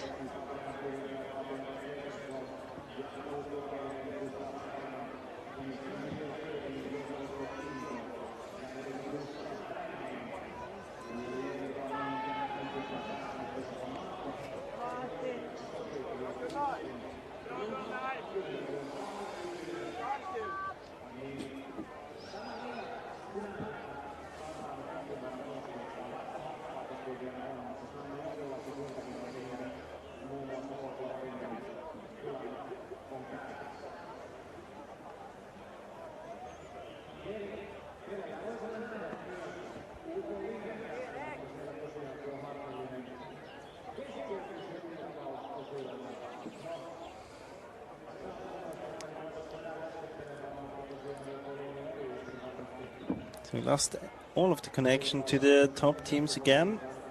I don't know how it's going for Stora Tuna, running down from 13 to 14.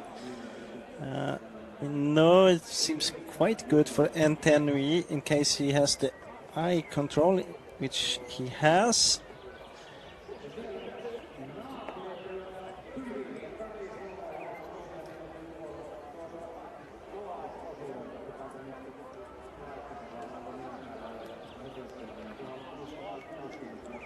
I think that's the. I guess that's the reason why we don't see any GPS. Because yeah, it's all don't gone. see much more on the GPS compared to here. Yeah, not much. You I can see all that's of what I was talking about. Kind of lost. Close to the eye control, but stop moving. All we can see really is Terving, Kuve, Ipkugutseberg. So Kasper Fosser. Yeah. From FK Gothenburg. Position did he start? He started in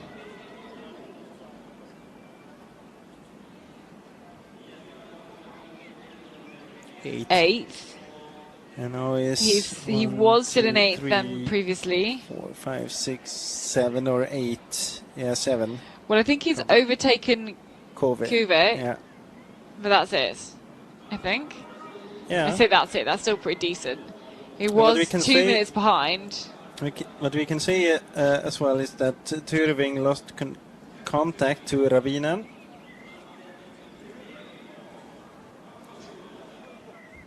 And now we are waiting at, is it? That's control 10. That was Fabian Abersold, Tampere Pyrinter, 12:22. Yeah, so he was lost a minute. 11:24 at control 5. So from control 5 to 10, which is quite a long way, lost a minute, but still in 4th place. Yeah, and I think quite soon we should have Erik Langedal Breivik. There we go. Here he is.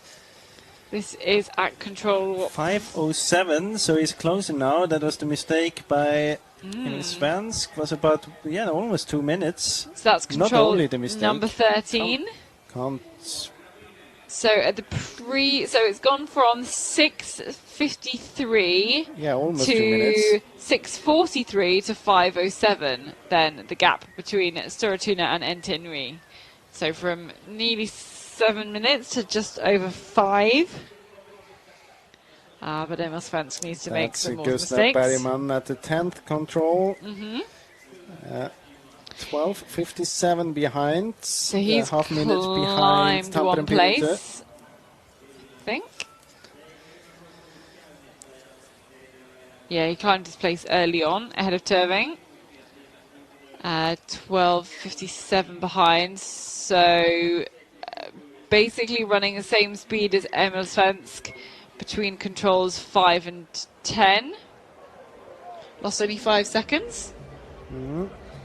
And it is still, so at that point there, with 5 runners having gone through, it's still Emil Svensk who's, no, it isn't Emil Svensk who's the quickest overall, it's Erik Langedal Breivik who's the quickest overall. And we are waiting for Helsingin Suunnistajat to the 13th control. He's 2.5 minutes behind at control 10. 2.5 minutes behind NTNUI, of course.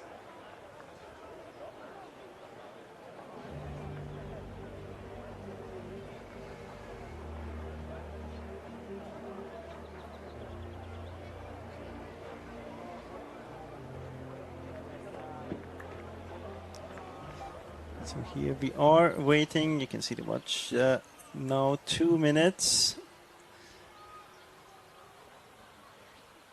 Should be here within a few seconds.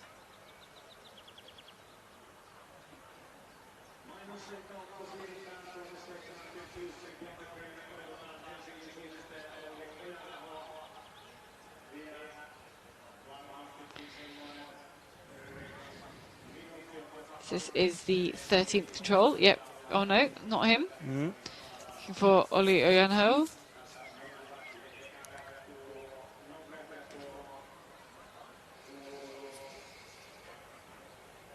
Looking for the dark coloured vest of Helsingin Suunnistajat. The dark blue, dark green colours. Losing time now. Definitely. 3 minutes on the watch. Yeah, and considering Storatuna made a mistake, the gap between... Yeah, but now I still the compared same. him to NTNUI. Yeah, you have to compare to Entenui, because Erik Langedal Breivik had the much cleaner run.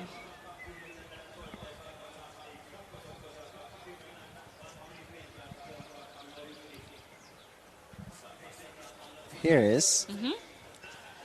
But yeah, 3.5 minutes, lost another minute.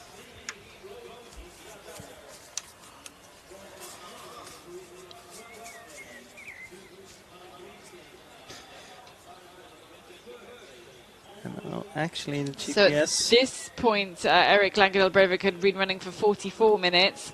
Storatuna's Emil Svensk 46.10 and Olli Ojanho for Helsingin Suunnistajat 47.32.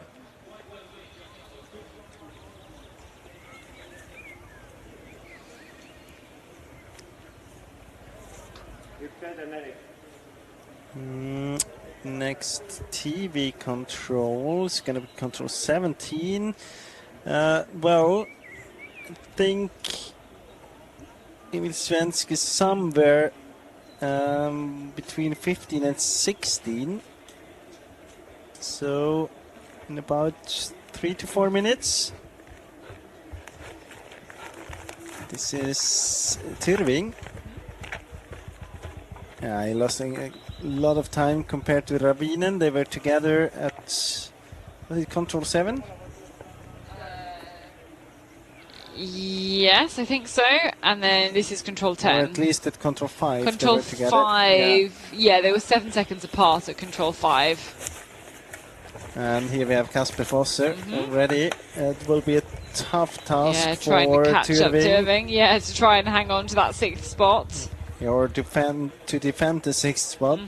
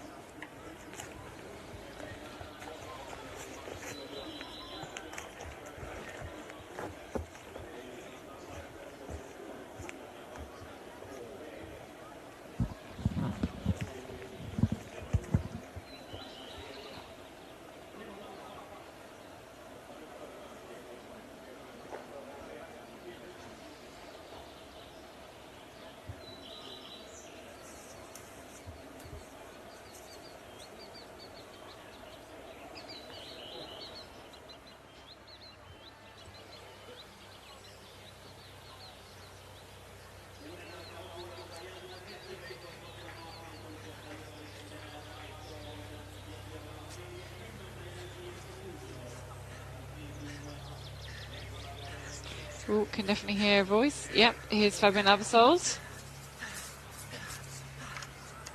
Let's control the 13. 3 minutes gap between second, between third and between fourth.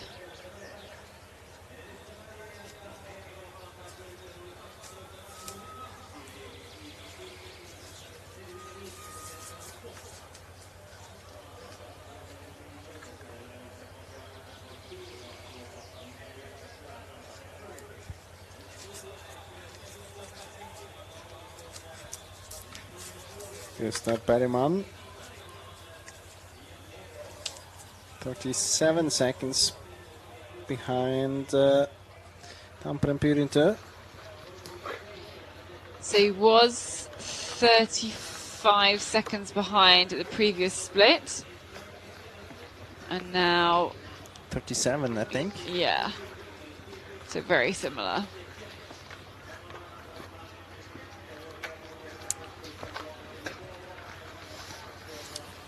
Quite soon, I think we're going to switch to control 17. Waiting for Stora Tuna there.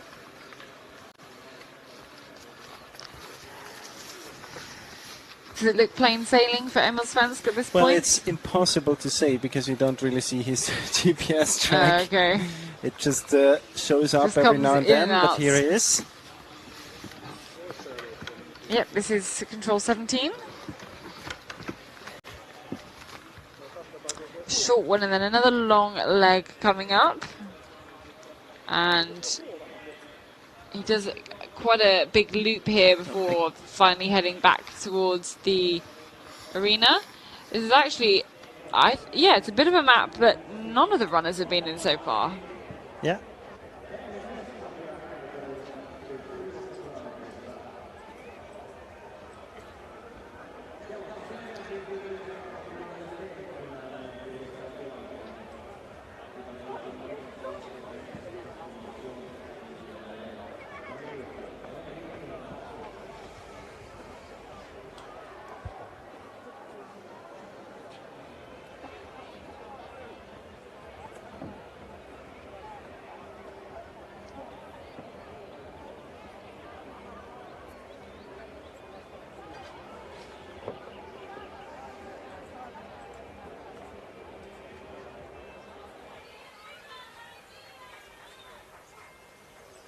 What are we waiting for now? Position 6. That would be Tyrving and DFK Göteborg.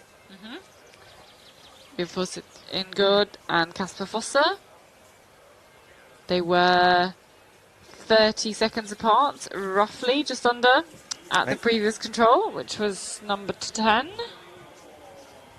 We're waiting now at number 13. I wouldn't be surprised if Fosse would be first at this Agreed. point. Even though there's only a few controls between the last 2 TV points.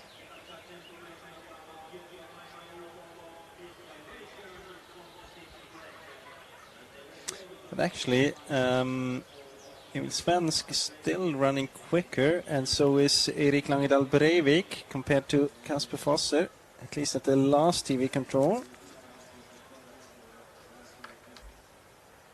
The gap then was, 17 minutes and 43 seconds, so it should be another, at least a minute. Stora Tuna did a mistake here in between.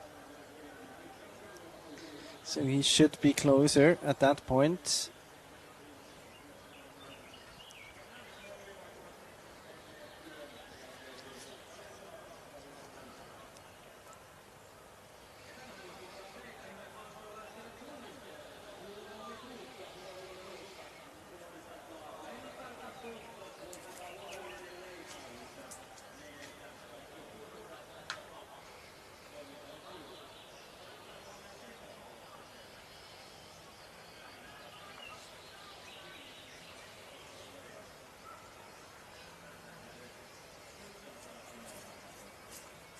Here it is, and it is actually Kasper Fosse.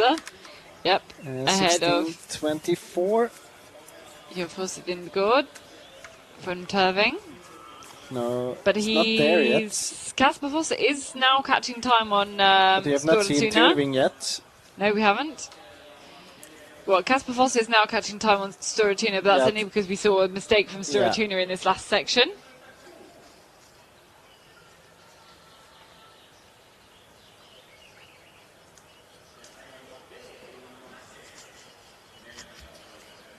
No, it's this part here was very, very hilly.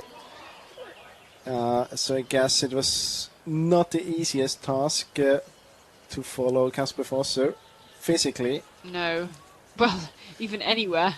But no, especially not a place like this. Here he comes. We have Fosse Ingrid. So now about a minute behind. So lost about a minute and a half just in this section. I mean, we had a few forkings there as well.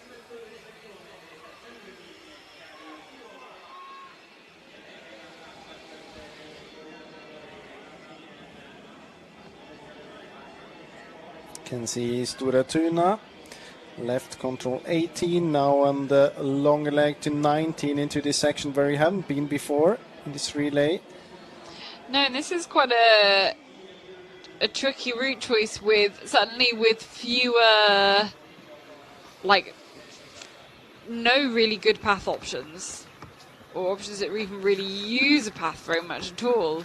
Apart from maybe the end if you go left of the out of bounds area.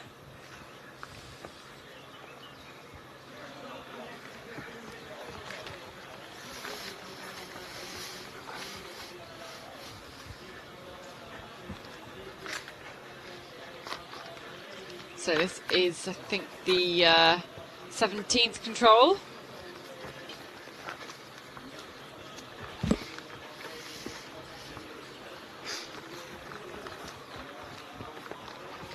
Yeah, and the gap before 5 minutes and 7 seconds. So he lost time here. Yep, and Tenui, Erik Langedal Breivik has lost time here from the 13th to the 17th control.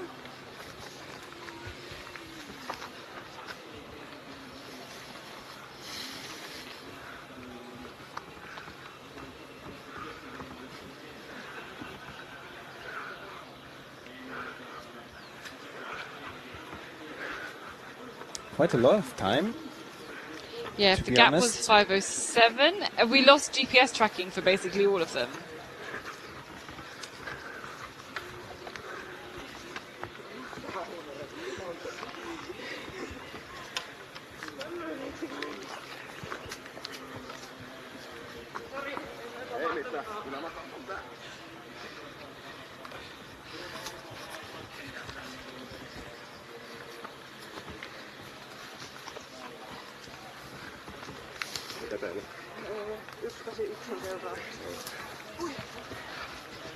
Oh, here he comes.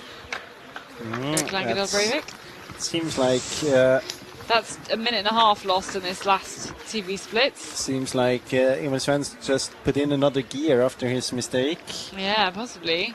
Which you never really taught to do. You're taught to mostly slow down after you make a mistake. Because definitely means you're going too fast and you're not in control. Okay, so here, this long leg, 18 to 19. This out of bounds section here in the middle it was quite a late addition to the map, and it's basically because they found an owl's nest in this section, and then therefore they weren't not allowed to run over this hill. So it's made out of bounds because of the owl. It's important details. Yeah. Stop laughing at me. I'm still allowed to laugh a little bit. So it's such a typical thing to happen. It's such a typical thing in orienteering, yeah. We found a nesting There's bird. no other You're not allowed to run things here. like this happen. You No. don't never talk about a football game that was kind of postponed because of an owl. No, exactly.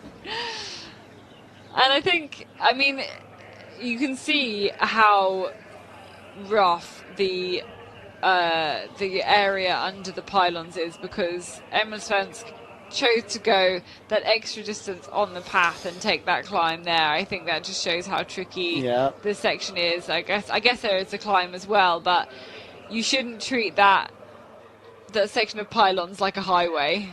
No, but he gets like a 1K for free where he doesn't need to navigate because he gets the direction. Doesn't have to climb so very much more compared to any other route choice. I think it's a okay option, but it's quite rough just below your rides regarding this. Usually you can find that just beside it or something, there are often like animal tracks or something similar.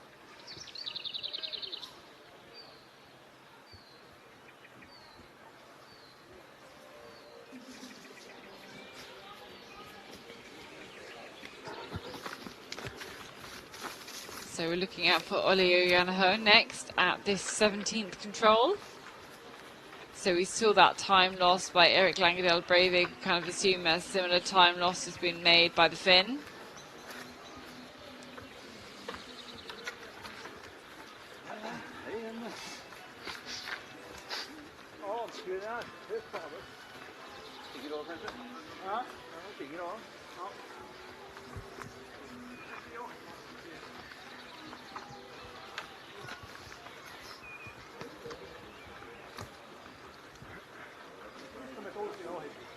That's 3 minutes 32 behind NTNU.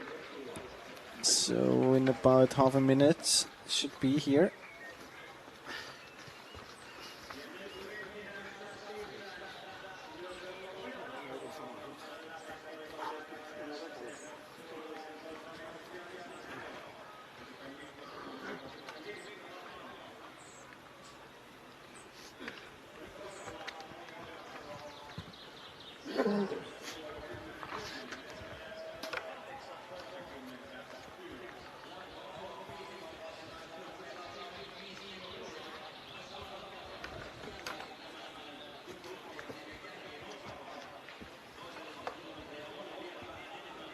No, thought I could see him.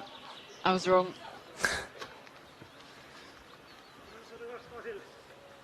Yeah, but now I got his GPS back, and it's gonna take another minute until. What happened? I tried.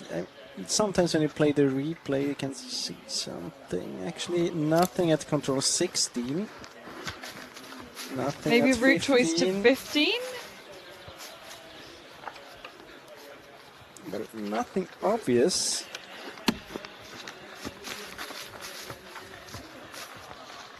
Nothing obvious, what I can see.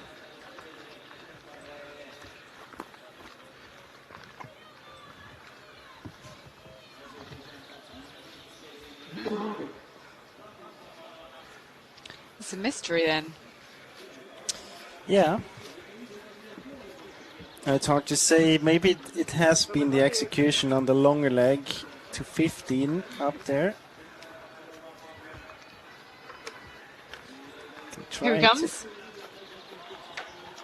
Olivier now 11:38. So it was 8:39. So the just gaps growing between these top three I can't runners. really growing compare him because I can't see GPS event Henry. Not even in the replay. Oh wow.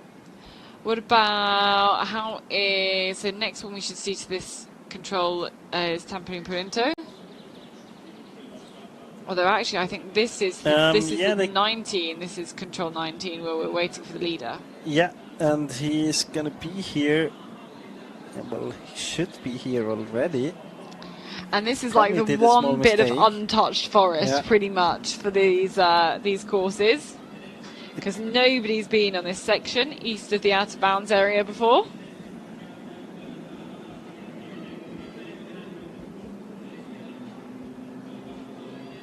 I think he's doing a mistake here. Well, I see where he was last. It's not... He should be here.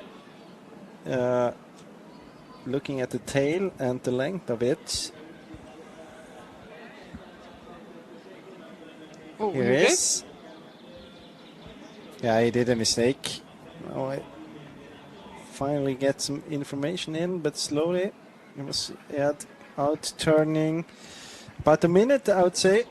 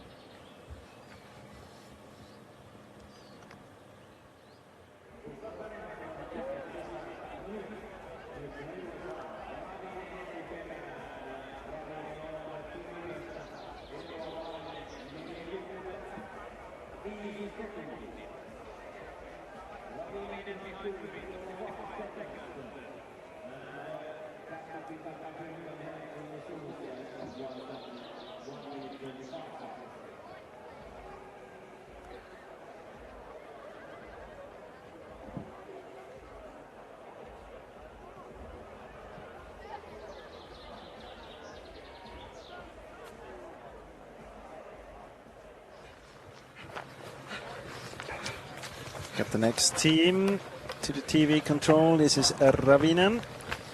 We also had Tampere Purinto there, 13:30. Fourth position, 13:58.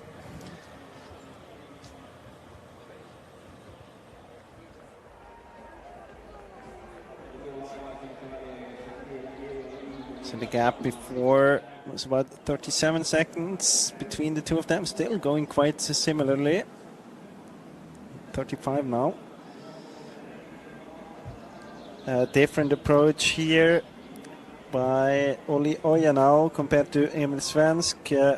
Emil Svensk went more to the north using the power line in order to get the direction to control 19. Helsingin Sunistajat choosing a bit more of a straight option.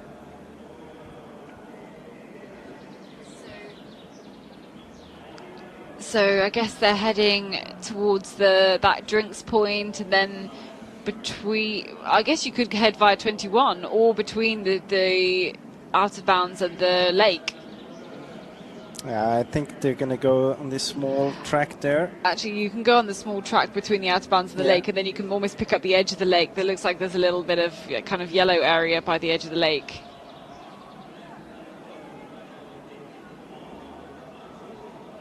And we got NTNUI back into the picture. They're heading towards this track. Yeah, you can pick up that long, indistinct track and head up between the out of bounds and the lake. The gap between Stora Tuna and NTNU is still huge. It's massive. Last count it was 6 minutes, 6.5 minutes. And you can see as well at control 16, Kasper Fosser has been at this one. Soon to approach control 17, the TV control. We are waiting here for him. Should be here in about 10 to 15 seconds. And here he is.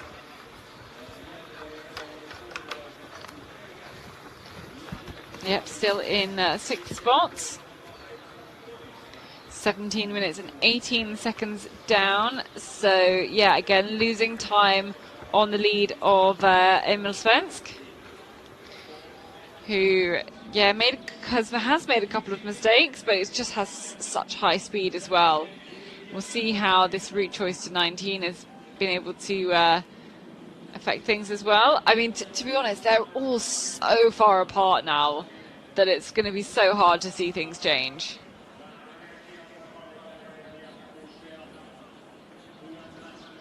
Yeah, I mean, there's still a fight between Tampere, Pirita and Ravinen, I guess. They have been quite equal for a while now, always around 35 seconds between the two of them.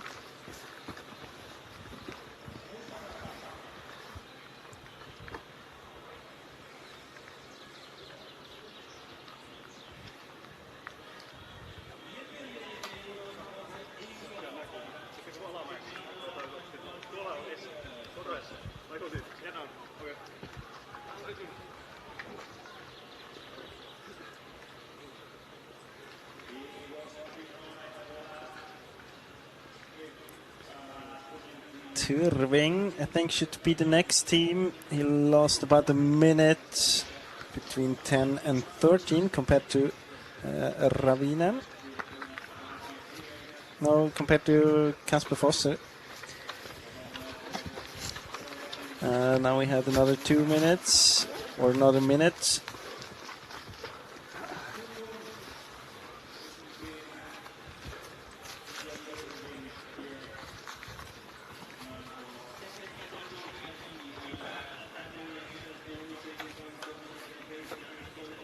And behind Turving, the next team will be Kove. So that's the team he has to be looking out for.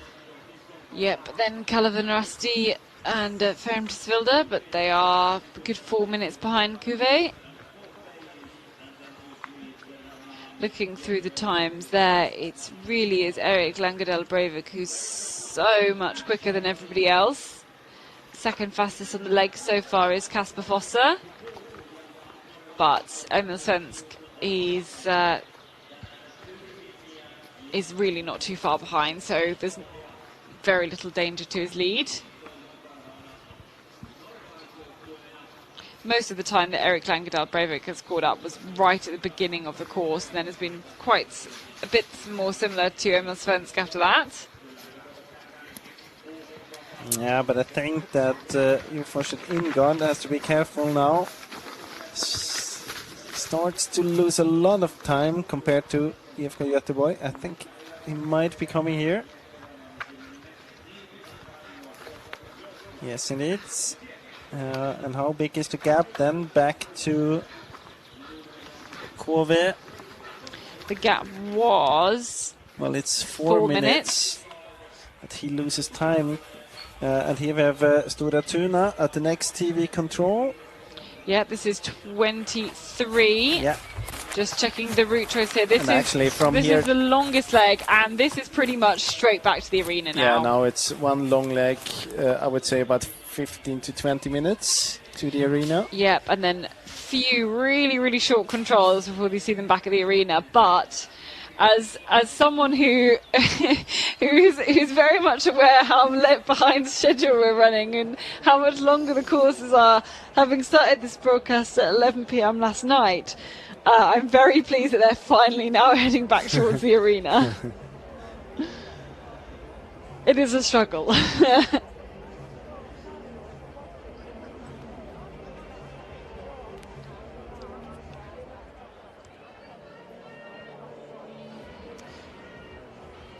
Still no punch from KV.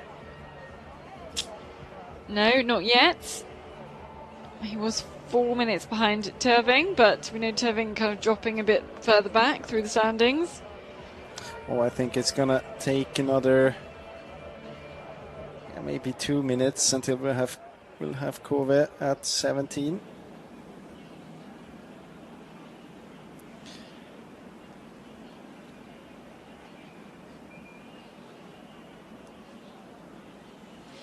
Here I can tell you between 20 and 21, Stora Tuna went straight, and TNV is on another route using this path in order to build up some speed towards the 21st control.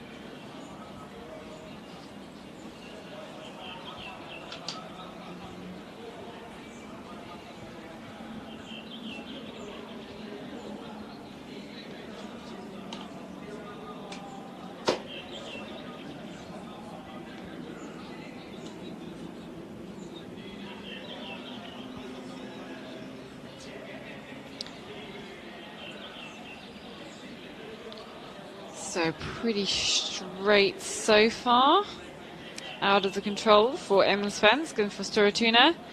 And I guess, well, he took the route north round to control 19, so he's not going to know what it's like going by that lake that you can see there. Mm-hmm. That's certainly an option. Well, you can see that it probably looks quite nice next to the lake. The big question is going to be whether he's going to the east or to the west of the boundary area. Yeah, both options have, you can jump on a path, but if you go west, there's a little bit more of green you have to get through first.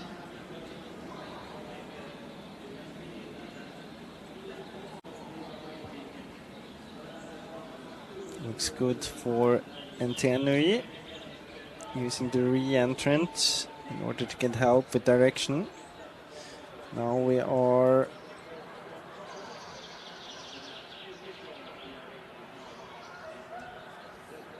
this is control 19. Guess we are waiting for Helsingin Suunnistajat.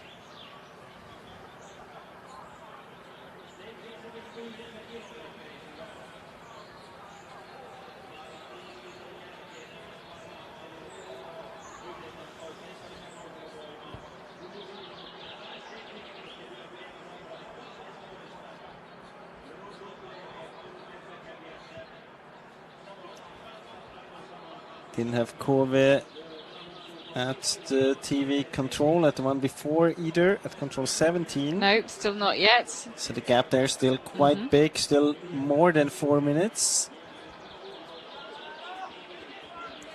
Up to Tyrving. Should be there any minute though.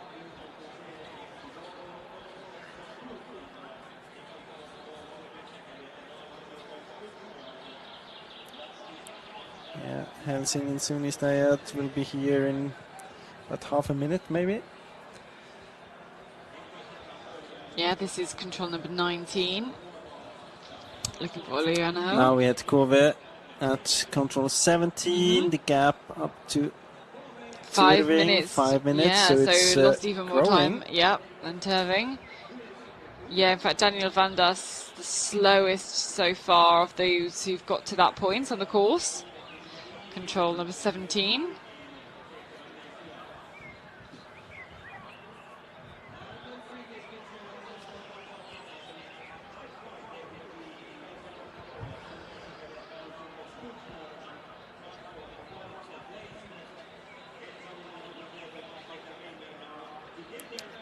Olioja now was about 5 minutes behind Erik Langedal Breivik at control 17. It's definitely more now. We already have more than 6.5 minutes on the watch.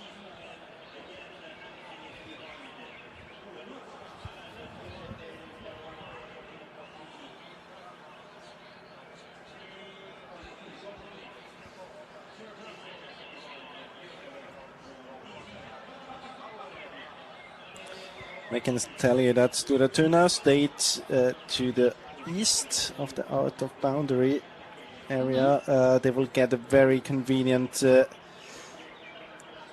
street option there, almost, well, all the way to the control. It's going to be about 250 meters. He has to head into the terrain. The very end. Here we have Olli Oja now. The gap now to NTNV, 7 minutes 26 seconds.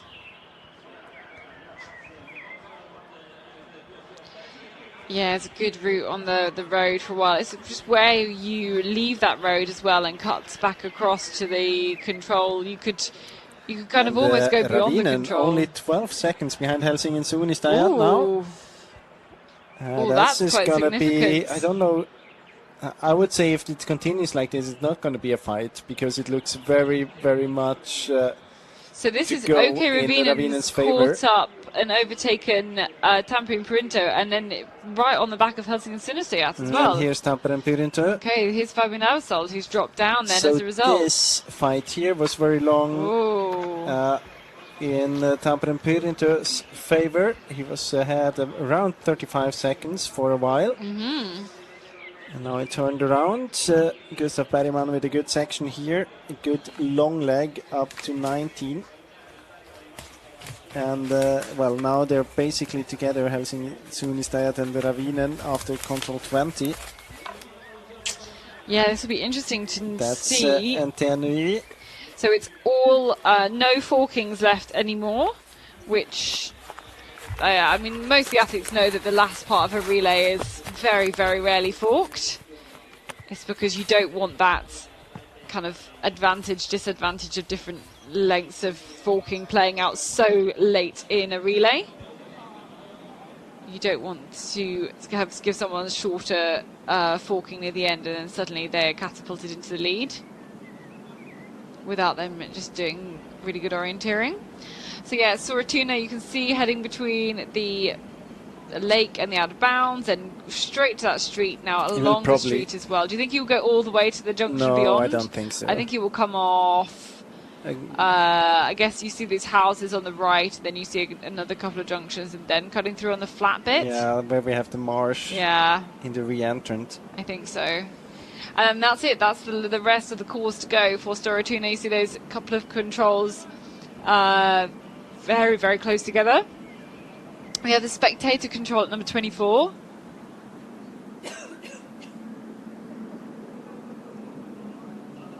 That is one we can see from our commentary position. And the spectators will be able to see as well from the arena.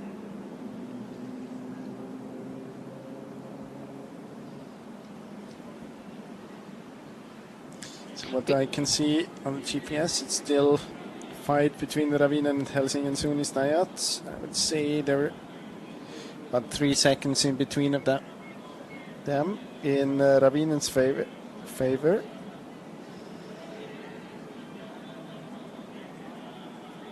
So Helsingin Suunnistajat, Ravinen just spot on together. Tampere Printo dropping down a little bit here. That's Fabian Avsald. Seems to go on a different route. Going down to the street and then trying to use that one, and then halfway there's the little loop where the street goes on a loop underneath the power line, then using that one, and then you have a much better kind of entrance into the control. Yeah, but of course you leave, I mean, you're running quite far away from the control at the moment without getting any closer towards control number 24. Pretty much.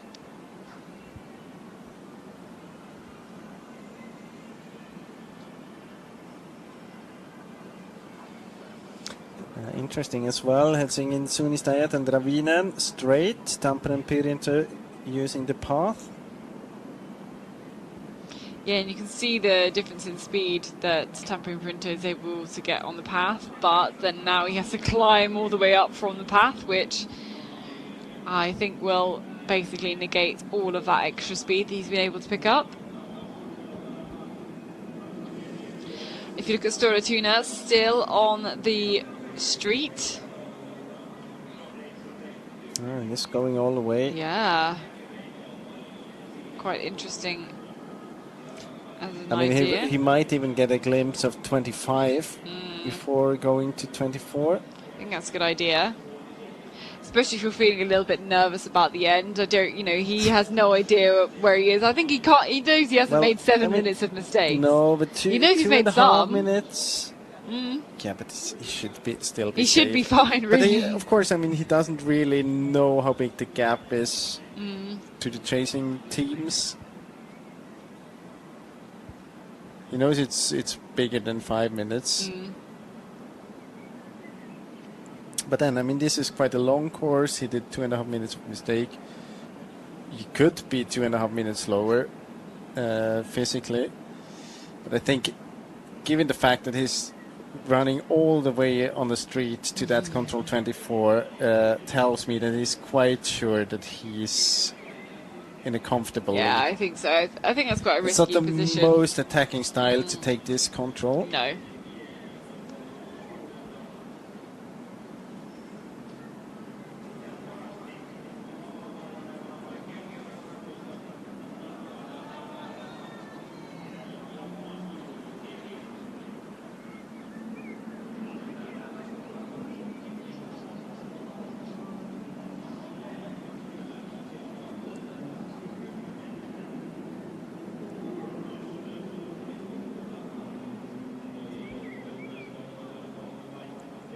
Yeah, and the gap between Helsingin Sundsnäet and Tampere Pyrintö about a minute.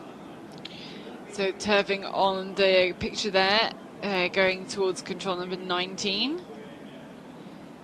You can see it's that Ravinen pulling ahead of Helsingin Sundsnäet, I think, here on the way up the hill towards 22.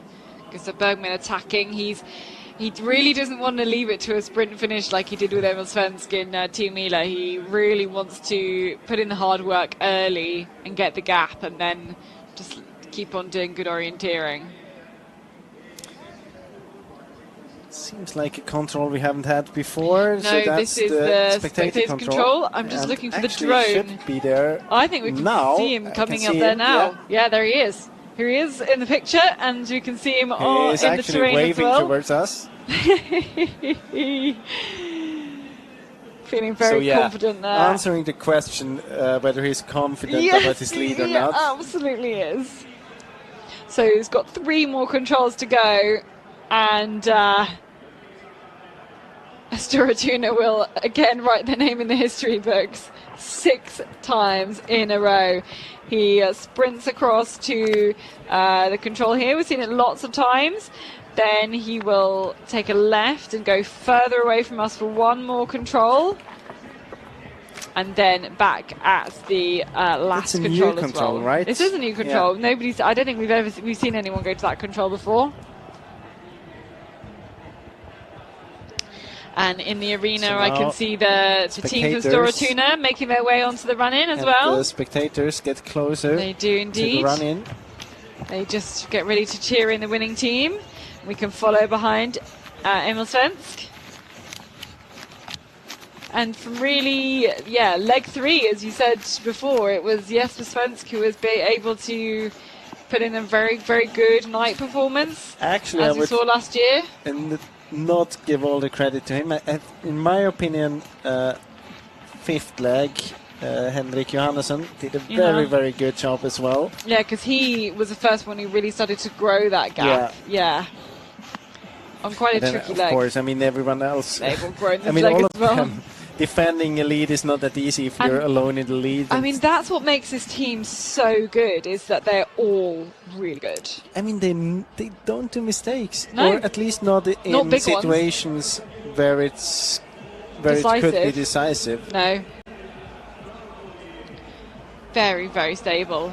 And I mean, there's always so much pressure on Olle Kalered, and he's just delivering and delivering on the first leg all the time. I mean, if he would have a day like Kalevan Rasti, like Rigato Rankan, then it would get really, really difficult. I think now we're following the wrong guy here. He's not going to be supported by his team. We won't. We wait and see. Emil Svensk should be here on the edge of the arena in a matter of seconds to run in. hard to pick him out when the sun's in our eyes. He's going to come through the forest and then punch this final control and end this Jukola relay. They will read the Jukola message at the end of the relay to bring it home. I think might be going all the way down again. Surely not. Oh, here. Huh? Here he is, Nice. Here he is, climbs up. There he goes. Again, that's one of his biggest mistakes, but he walks in there. He can go and embrace the rest of his team, because 5 in a row turns into 6 in a row. And this team of 7 will finish this Jukola relay. They will read the Jukola message, and they will read it for 6 years in a row, 6 times in a row, and they should know off by heart by now, surely. They will read it after 8 hours, 23, yeah, it's going to be 24 minutes. Must be one of the longest Jukola relays, at least of the past years. Yeah, it must be. They download here, punch the finish, hopefully, and we will hear the Jukola message. It was a brutal one, and surely these guys now know this off by heart, because it was such an incredible team performance. And again, Emil Svensk grinning from ear to ear, absolutely delighted with the performance of the whole team. Yeah, again, they were always just in the mix from the first leg all the way around. When we lost some of the big teams, when likes of Calvin Rassi and Kuve made big mistakes, Entenenui and Sorotino were pushing the pace up front, and it was those two teams for a long way in the relay, just pushing the pace and pushing the pace and pushing the pace. But it was, as you said, initially on leg 3 that Jesper Svensk was able to get a gap, and then that just kind of contracted a bit, and then grew again, and then grew with the last 2 Svensk brothers on the end. 4 brothers in this team of 7, unchanged from last year, and it's really hard to see who will stop them when it comes to the Jukola relay. Really hard to see. Sooner or later, time will stop them, because they get older and older. But at the moment, yeah, I can't see an end to that story either. Yeah, I can't see any of them retiring anytime soon. But what I can tell you is that behind they split it up. Ravinen is going on the same route as Emil Svensk. Helsingin Sunistajat went on the option that Entenui chose. So that's going to be an interesting one. Tampere Pyrinto more towards the Ravinen option.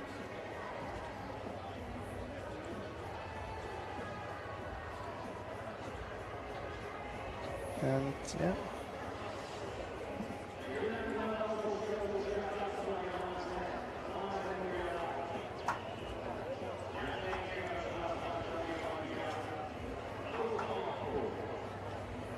I actually think that Ravina is going to change. They had it towards the lake, you can see it there, but he's running up the hill, so might change valley. Go to the left of the out of bounds area. Have we lost the tracker for Helsingin? Yeah, he's somewhere going towards the streets. But Emil Svensk is gonna. Do you know he knows it? Do you think he knows it by heart by now? I think he should. He should start to read it in Finnish. Yeah, that's what you were saying earlier. It's not that he couldn't prepare himself at home.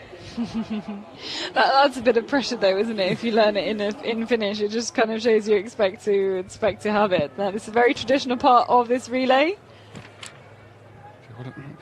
Centralen för krig och fred, minnet, som är beläget i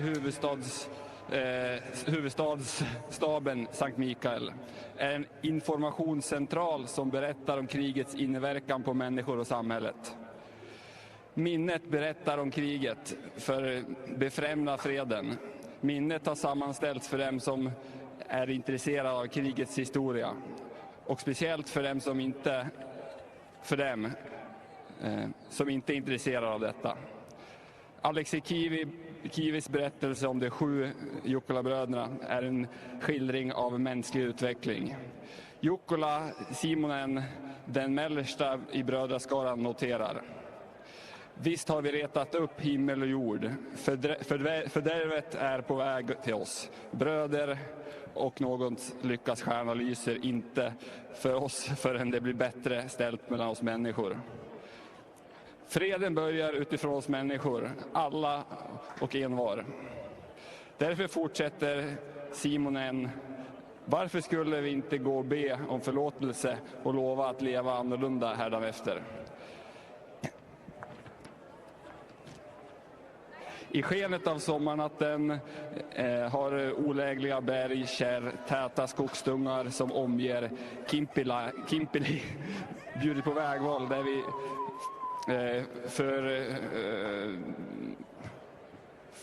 förlåt vårt budskap för att visa våra högaktiga för detta arbete som informationscentralen Minnet gör.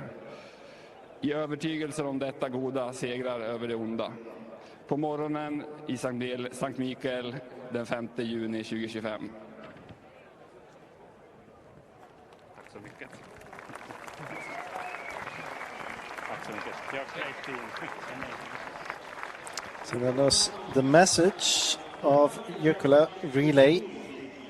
Yeah, the idea is the team kind of carry the message around the relay and then read it out at the end, a message to all of those competing and all of those spectating as well.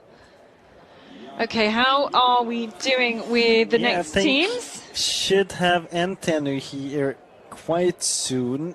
They should be on the way to control 26, so the second to last one. I can see the camera operator there. Yes, here he is. I don't have the GPS of Antenu, but the one of the camera operator. So it's quite easy to guess where they are. So is he climbing up and back down again to the last control? Oh, I think he's on the way to the second to last control. Okay, the second to last control. There's the stones there to the left. We struggle with the coverage again. Should just go a little bit to the right. Then the control will be there. Waiting here at the arena, then looking out into the forest. The forest in the distance is where they're running right now. The last control on the very edge of that forest. Still lots and lots of runners finishing their earlier legs.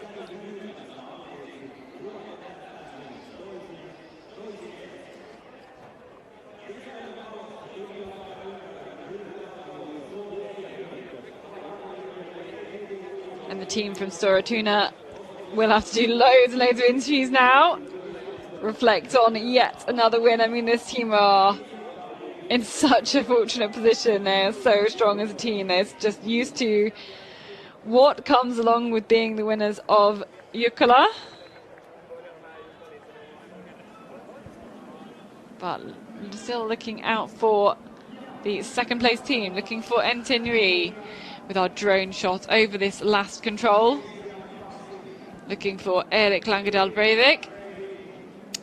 It'll be more than a 7-minute victory for Storotuna after the 8.5 hours. A really long one here, and again a mistake there. This is Erik Langedal Breivik just punching the last control, and he just has a nice little jog in because it is plain sailing for him here. All the hard work was put in right at the start of this final leg, and Entenui nearly matching their performance at Tiamila. They've got lots of their fellow members of the club supporting them, cheering them on into the finish here. It'll be one of their best Jukola performances in quite some years. They've not generally been able to match their performances in Sweden, in Finland, and with lots of this group graduating this summer, you know, it may be announcing a bit of an end of an era for this point of Entenui history. But a first and second place at the two major team relays, that's incredible work.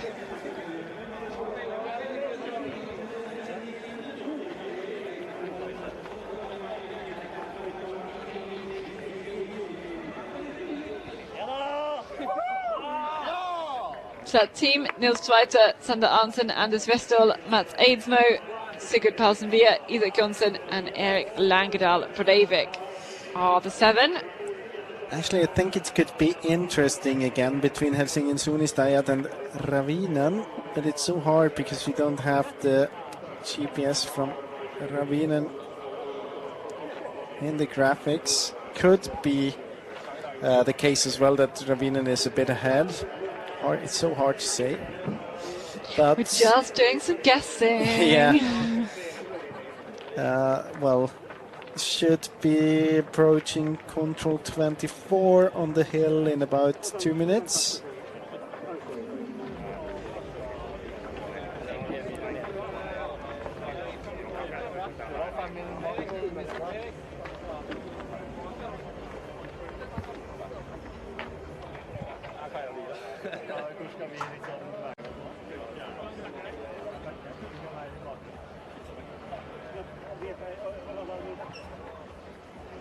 Yeah, I expect it'll be more than 5 minutes before you see them at the finish.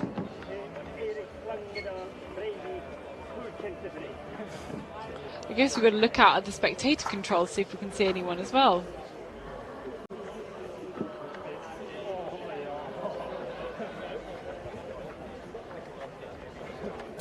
But sure we'll get them to the picture, when they approach control 24.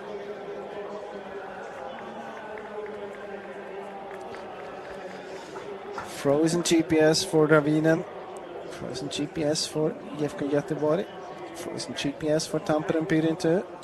It's just Helsingin We're clueless Suunnistajat sitting here. is moving every now and then. He should be at the spectator control in about 30 to 40 seconds. Okay, we have a drone over there. Yeah. You can see. So the interesting thing here is now, who comes out of the forest first? Ravinen, or is it Helsingin Suunnistajat?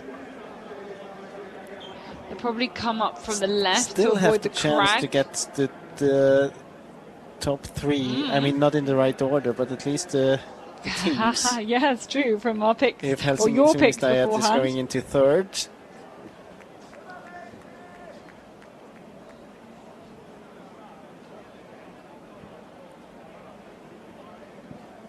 So waiting at the spectator control, this is control 24 of 27.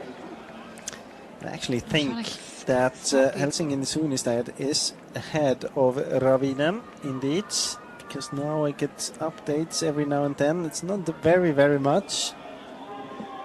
And I'm not 100% sure either, because it's like not updating to really up to date. Well, we would just have to see them. Yeah.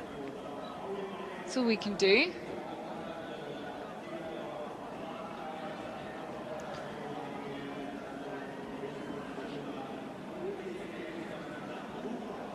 can see the drone now above the tree canopy.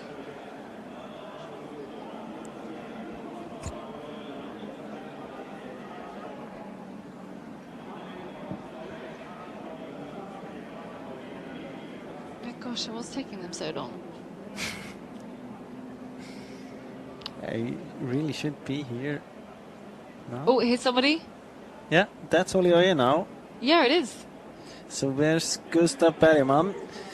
It would be good for Olli Öje now if he's not too close, because I think it would be very tough for Olli to defend that position in a head-to-head.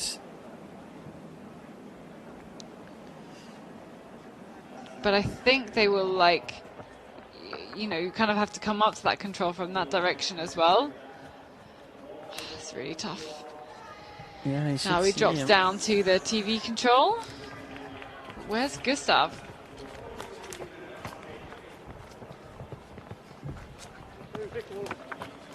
He's looking back now. Might have spotted Gustav.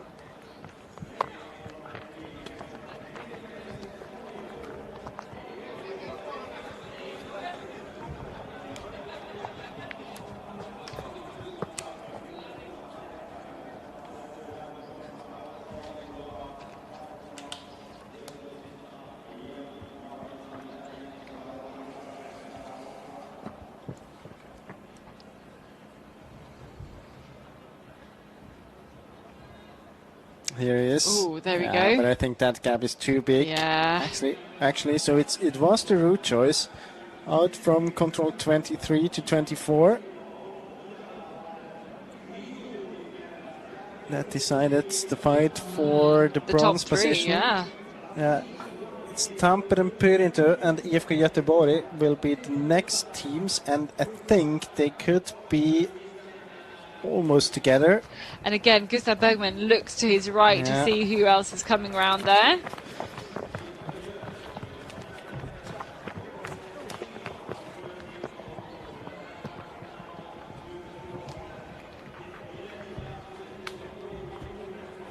This is 4th place team.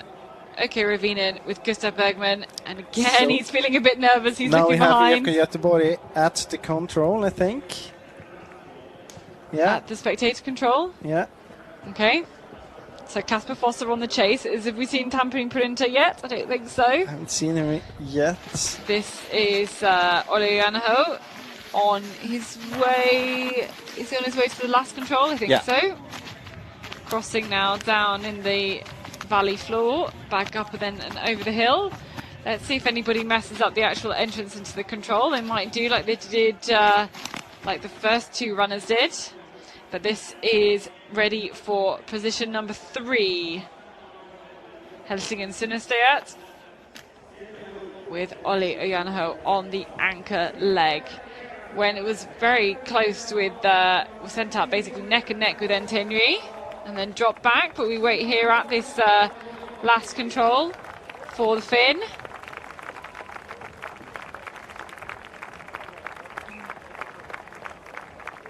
Here he is. Yeah, there we go, punching the control here. And we'll come into the finish to take the 3rd spot here on this Jukola Relay. It is Helsingin Sunnesteat. Team of Matthias Peter, Jussi Rassika, Teppo Sirilainen, Mattia Perrin, Artu Sirilainen, Thomas Heikkilä and Olli Ojanaho on the last leg. They can wave their HS flags. Helsingin Sunnesteat will have a big improvement on their 8th place from last year into the top 3, living up to some great potential there in that team. Strong work.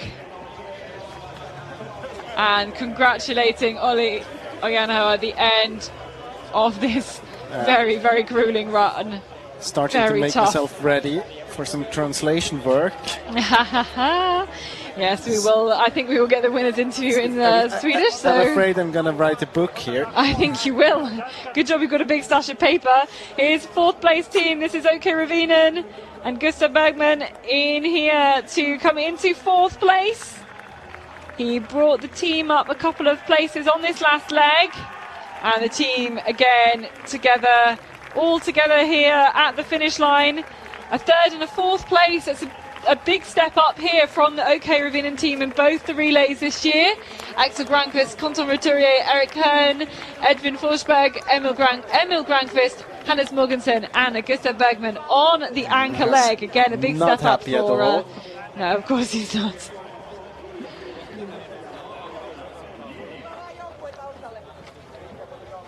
He has a lot of high standards, and I think he's only be happy with a perfect run or a win. Well, we have IFK Göteborg to the last control as well. Yep, here he comes. This running. is Kasper Foster. So he's caught up loads of time here. In fact, I think he's not going to quite be the quickest on this course, I don't think. But it's caught up another couple of places to bring them home into 5th place. It was Emil Svensk who's the fastest, right? It is so far, yes. And I think it still will be, yes. still Kasper is. Foster in 2nd fastest on this leg. And then we know And that IFK Gothenburg into 5th spot. Svensk did mistakes as well. About 2 minutes. Yeah, but he just, as you said, he kind of made that mistake and then he went quicker. Yeah. He just went quicker. So team IFK Gothenburg into 5th. Really strong performance there on that anchor leg from Kasper Foster. He's going to try and recover now, ready for the World Cup in Idefjell. So too does Gustav Bergman as they debrief straight after. Very soon to They the didn't last see each control. other, though. We're going to have Tampere Pyrinto. Yeah, we're waiting for Fabian Abersold. Just lost a couple of places there at the end, but here he is, the Swiss runner. And he looks absolutely spent then here, Fabian Abersold, on this last leg. He does really look spent. Tall figure. He almost looks like he's picked up some sort of injury there as well. It's hard to tell really whether it's just like it's extreme fatigue, and of course these guys will not really have slept very much last night. Now trying to do a grueling long distance race to round up this Jukola Relay, and it will be Tampere Pyrinto in for the 6th spot to complete our top 6. Fabian Abersold on the anchor leg.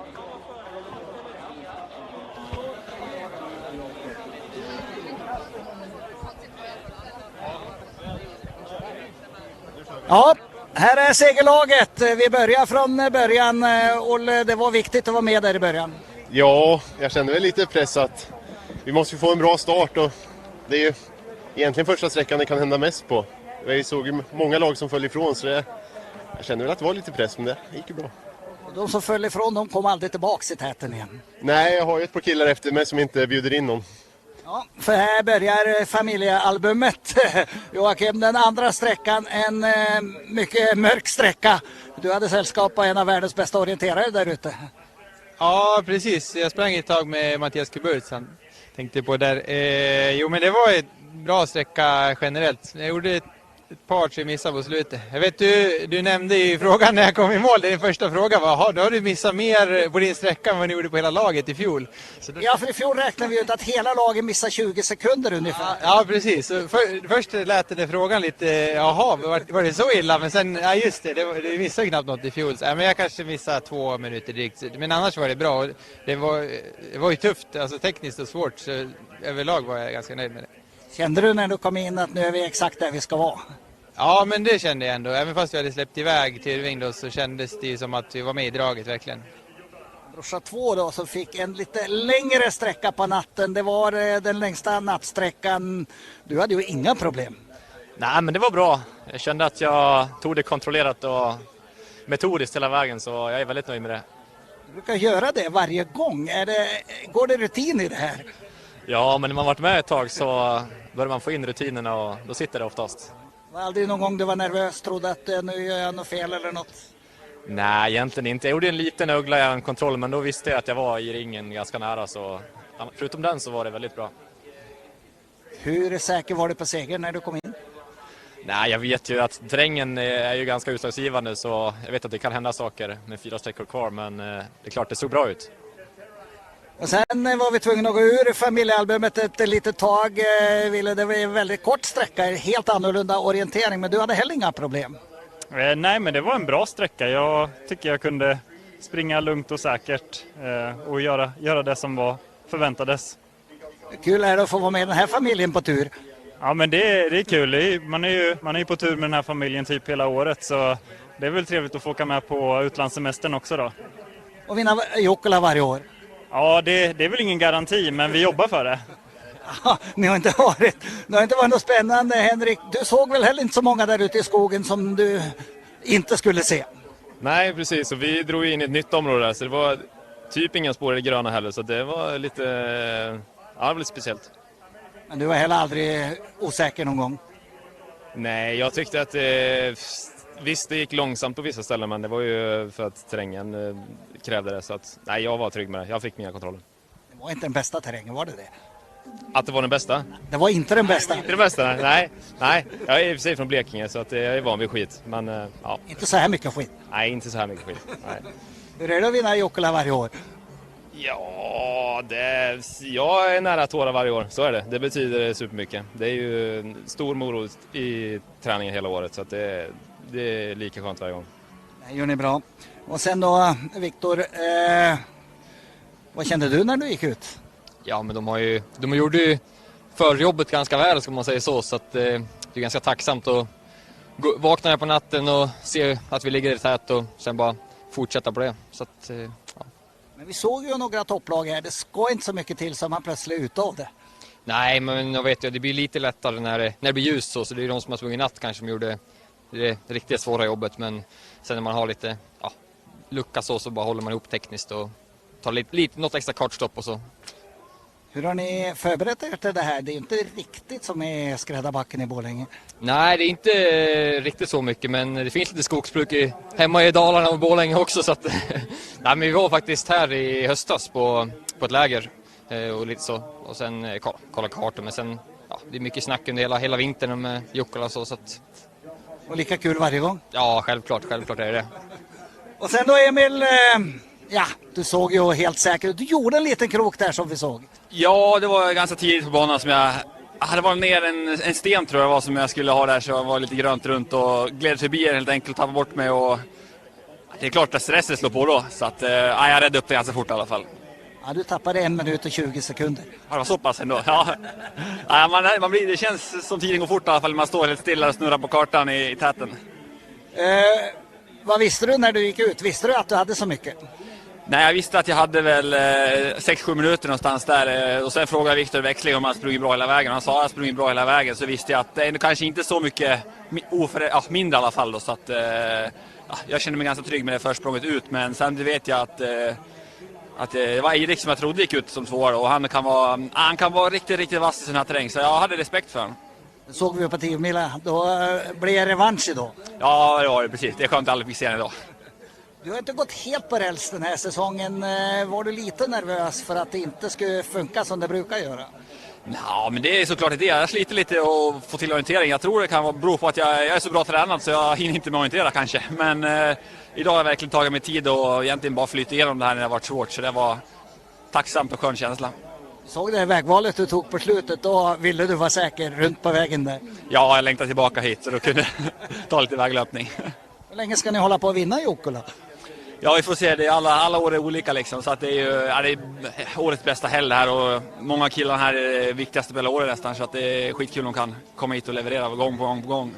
De andra klubbarna tycker ju inte det här är så roligt. Nej, precis. Men man får försöka nästa år igen med andra. Så jag tycker ändå vi är pressade ändå. Fast det blir lite avstånd så är det liksom. Det är små marginaler ändå faktiskt tycker jag. Det är ju inte det. Det är ju många minuter. Ja, det blir till slut. Men känslan är inte det. Det är ju liksom, det ligger där och jag springer nervöst länge på sista sträckan och sådär, så att de ska få syn på mig så här. Så att det är såklart att det är, upplevelsen är att det är tajtare än vad det kanske är på siffrorna. Du såg inte så nervös när du vinkade till publiken. Hur var den känslan? Ja, men det var, jag kollade ner, så jag hade misstänkt att jag var först för jag sprungit bra hela vägen och sen såg jag de här börja jubla lite och det var gött. Då kunde jag njuta av sista kontrollerna. Grattis. Tusen tack. Här är segerlaget. Grattis Stora Tuna till den 6:e segern i Jukola. Ett jubelbröl. 1, 2,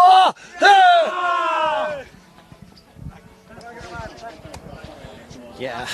I think that's the longest winners interview I think I've ever heard. I will summarize it. Ole Kallered was talking about the pressure he is on. We were into that topic. It's a lot of pressure on him because many of the other top teams, or a few of the other top teams, they lost it already on the first leg. So for him, it's quite a lot of pressure, but he kept it together well, he said. Joachim, he did a good leg, no mistake. Or he did this, I mean, he came back to that joke from Kjell-Erik that he did more mistake than the whole team last year. But it was not that much of a mistake he did, so that was not, but not as offensive as it sounded in the beginning. And he thought it was tough and that he had to fight. Jesper said that it went well. I mean, he was basically the one deciding the relay or building. He was building their success today as well. Yeah. He had good control from the start, and he starts to get experience on this night leg. So, but of course, he knew that the terrain was tough, so nothing was over yet. Ville, he went controlled.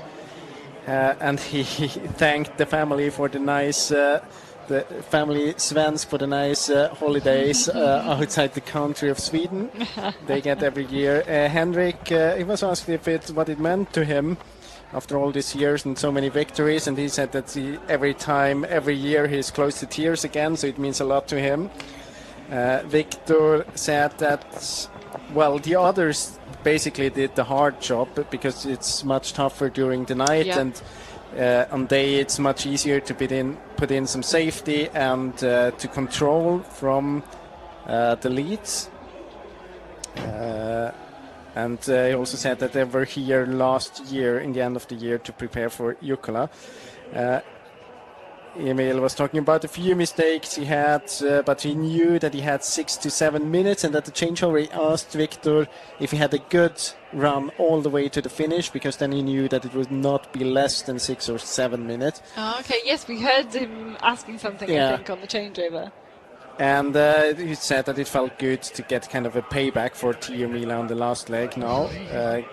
When back then he thought that they might be in the lead, so he and Gustav didn't attack as much as they probably had needed to do, and Erik Langedal Breivik could save the victory then for NTNV. He also said that sometimes it's almost a bit, his shape is almost a bit too good for his technique, so he has to be careful to get it together.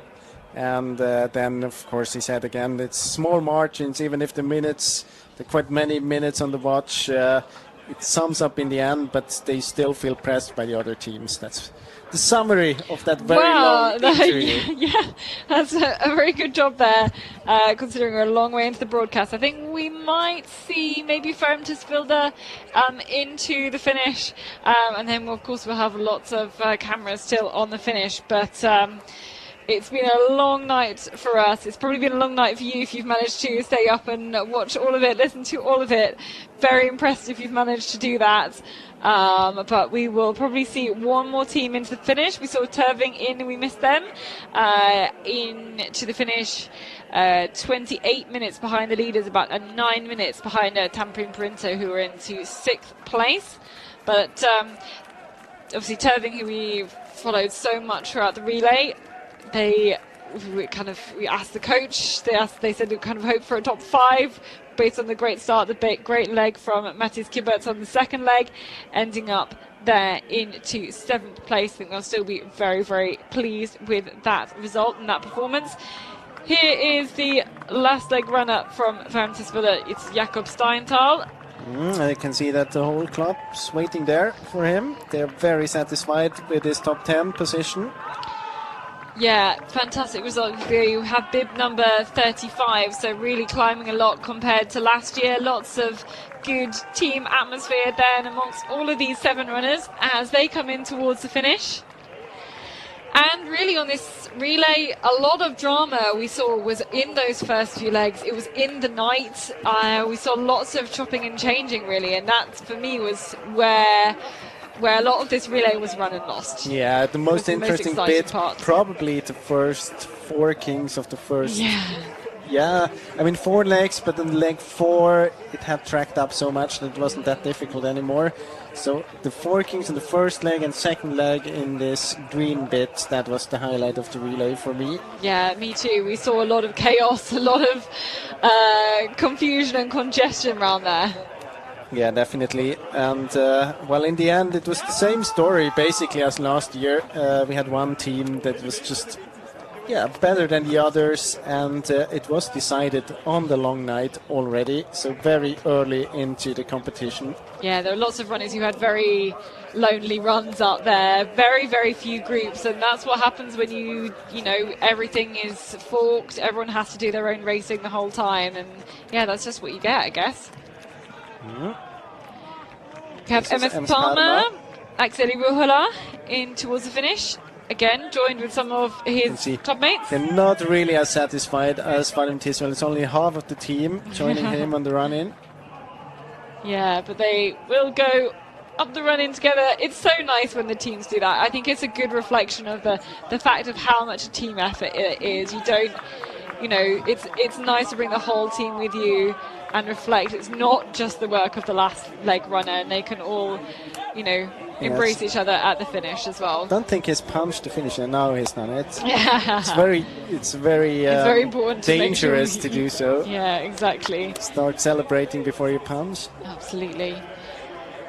Well, I think Jonas and I are going to sign off now as we are about to hit 8 a.m. in the morning. We'll leave you with loads of photos, loads of pictures and videos still from this arena, so you can see the next runners in and cheer on some of your home runners as well. We hope you've enjoyed. We will be back next week. Yeah, we will for the World Cup in Idefjell, making the trip across to Sweden for that one. We will see some big teams with some of the world's top runners, of course, for the World Cup, as building into the Forest World Championships in about a month's time as well. We hope you enjoyed this Jukola Relay and Venla earlier yesterday as well. It's been a mammoth and epic one, as usual. Some fantastic relay moments, some fantastic relay drama. We'll see you next time. See you then.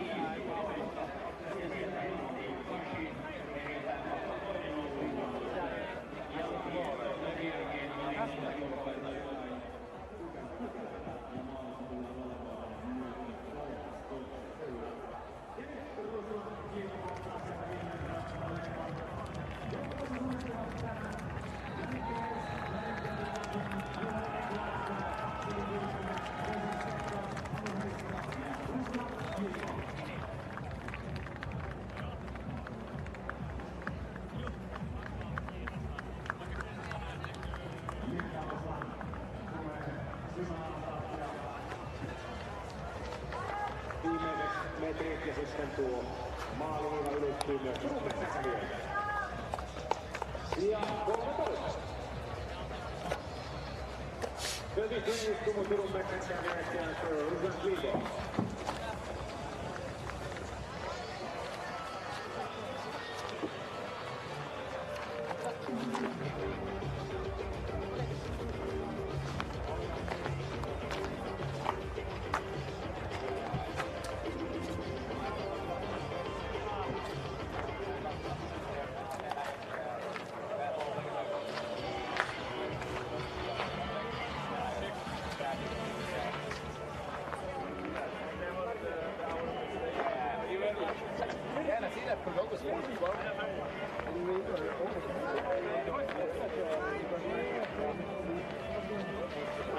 Jag gjorde ett sista rikt där på vägen.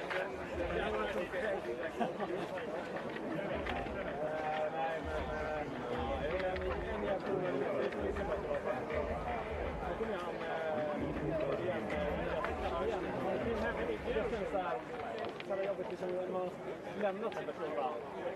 Det är liksom, du är bara bakom. Så bara kommer det sakta igen. Det är liksom jävla omslag. Han pröt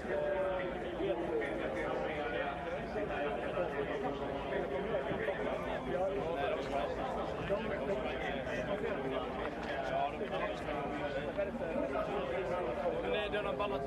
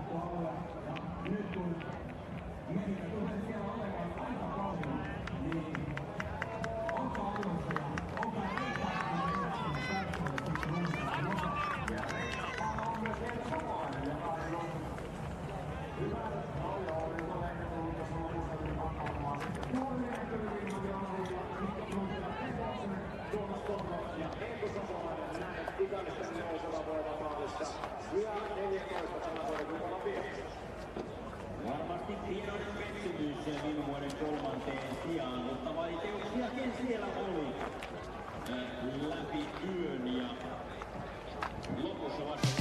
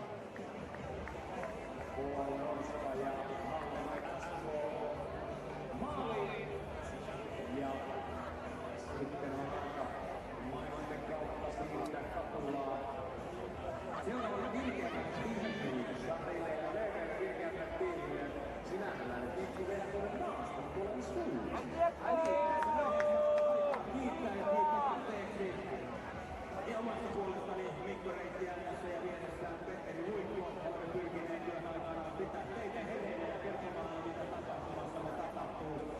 Ja joskus se hulluus menee yli rajojen. Mennään vaikka nassarit jalkaan ja lähdetään juoksemaan vielä tuonne yhteislähtöön ankkuriosuutta. Sillä sen verran on urattanut meikäläinen tähän hommaan, että putki ei saa mennä poikki. 34. sivulla putki on lähtee meikään. Kiitos Mikko, tämä oli suuri kunnia ja yhdessä päällä kärsii koko ruumis näistä samasta. Terveellinen matka. Allen Espo on leikannut viimeisellä naspilla ja on tulossa nyt sijalle 15. Allen Espo is coming to the 15th place. Timo Santanini, Nils Christian, Elerud, Operaatioilu, Elias Pakun Eka, Viktor Vaster, Martin Rödling ja nyt Elias Kulhain Allen 50 place. Ja kolmas. Jukola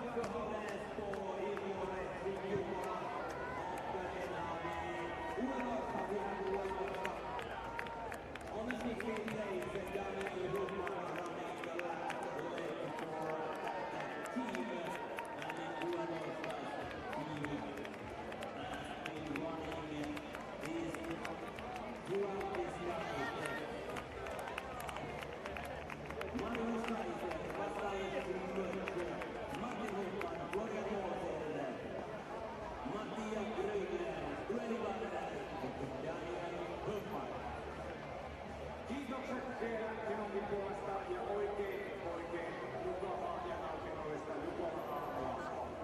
Juuri sitä teille kaikille. Pitäkää meikäläisestä huoli, ketkä lähtee kaveriksi tuonne Ankkurioisuudelle, niin mennään siellä yhdessä. Ja hei, pitäkää hauskaa Jukolan sunnuntaista, nautikaa tästä upeasta helteisestä päivästä ja koristellaan ja nähdään seuraavan kerran. Otsi-MMissä Kuopiossa heinäkuussa. Sinne kaikki mukaan kannustamaan suomalaiset palkintokorokkeet. Ja tänään kannustetaan joka ikinen suunnistaja maalin erinomaisiin kuuluttujen korkoksille. Soitetaan nyt ohjeet ENG juttilautaus. Sykkykönteen platsen Timokon tiimi. Se on antaista ehkä löytää. Maalin kautta vaihdetaan tällä sanoin asian meidän virkainen ääni. Niin tietää. Aleksi, paino!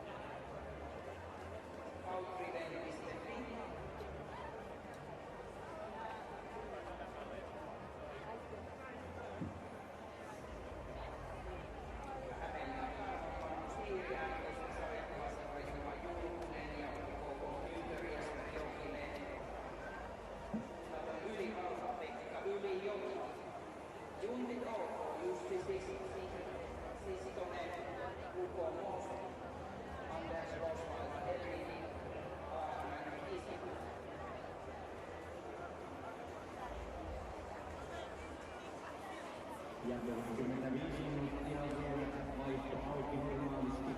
Eli 35 minuutin ajan vaihdetaan viestiä Pelillä viestimenetelmällä 9.15 vaihto sulkeutuu ja sen jälkeen valmistaudutaan uusista lähtöihin ensimmäisessä uusintalähdössä. Lähdetään ankkuriosuuden viestin vie kello 9.30 ja toisessa uusintalähdössä kello 9.45 viestin uusintalähtö toiseksi 2-6 osuuksille.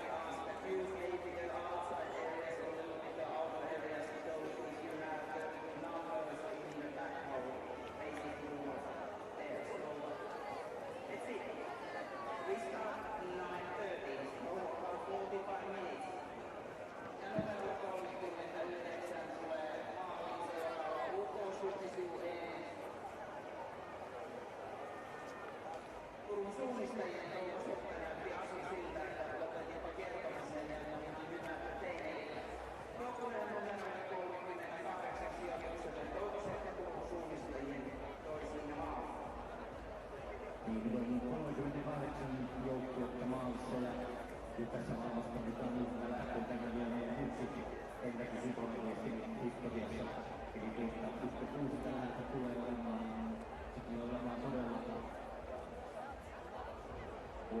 todellinen uusinta lähtö siellä lähtee paljon enemmän kilpailuita, mutta kaikissa uusinta lähdössä kuuluu ensimmäisessä lähdössä erityisesti tuo Jälkimmäinen tulee olemaan iso lähtö. Ja kun tehdään monta kilpailijaa, niin siinä jälkimmäisessä uusinta lähdössäkin mukaan tuo järjestelmä, joka yksi ottaa paikat ja hakaa muille tai teille.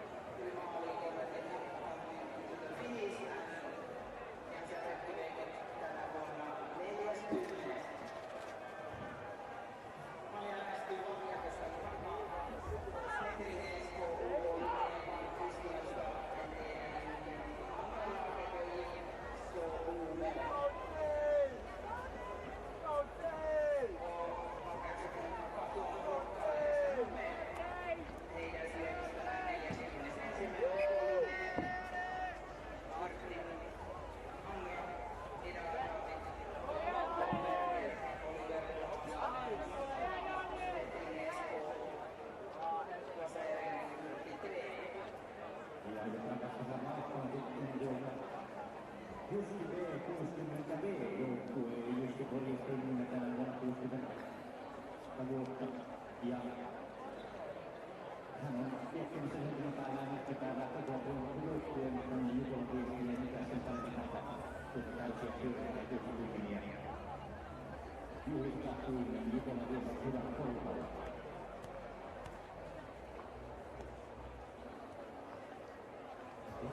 Tuossa aseisiin valmistajouden heilausvastuuseen otteluun. Jollakin mieli saada huomiota onnistumaan, kun yleisöiden on paikalla. Mikä ikinä tekee mieli, sen tekee hoitoa. Asiakaspalvelusta älä onnistu ohjata asiakkaan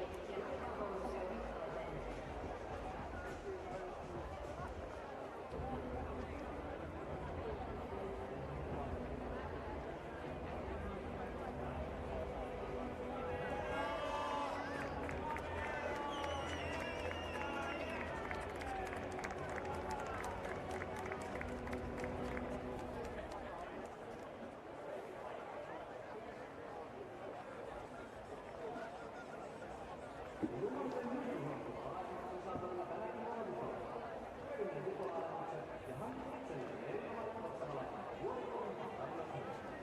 Tervetuloa pelaajille.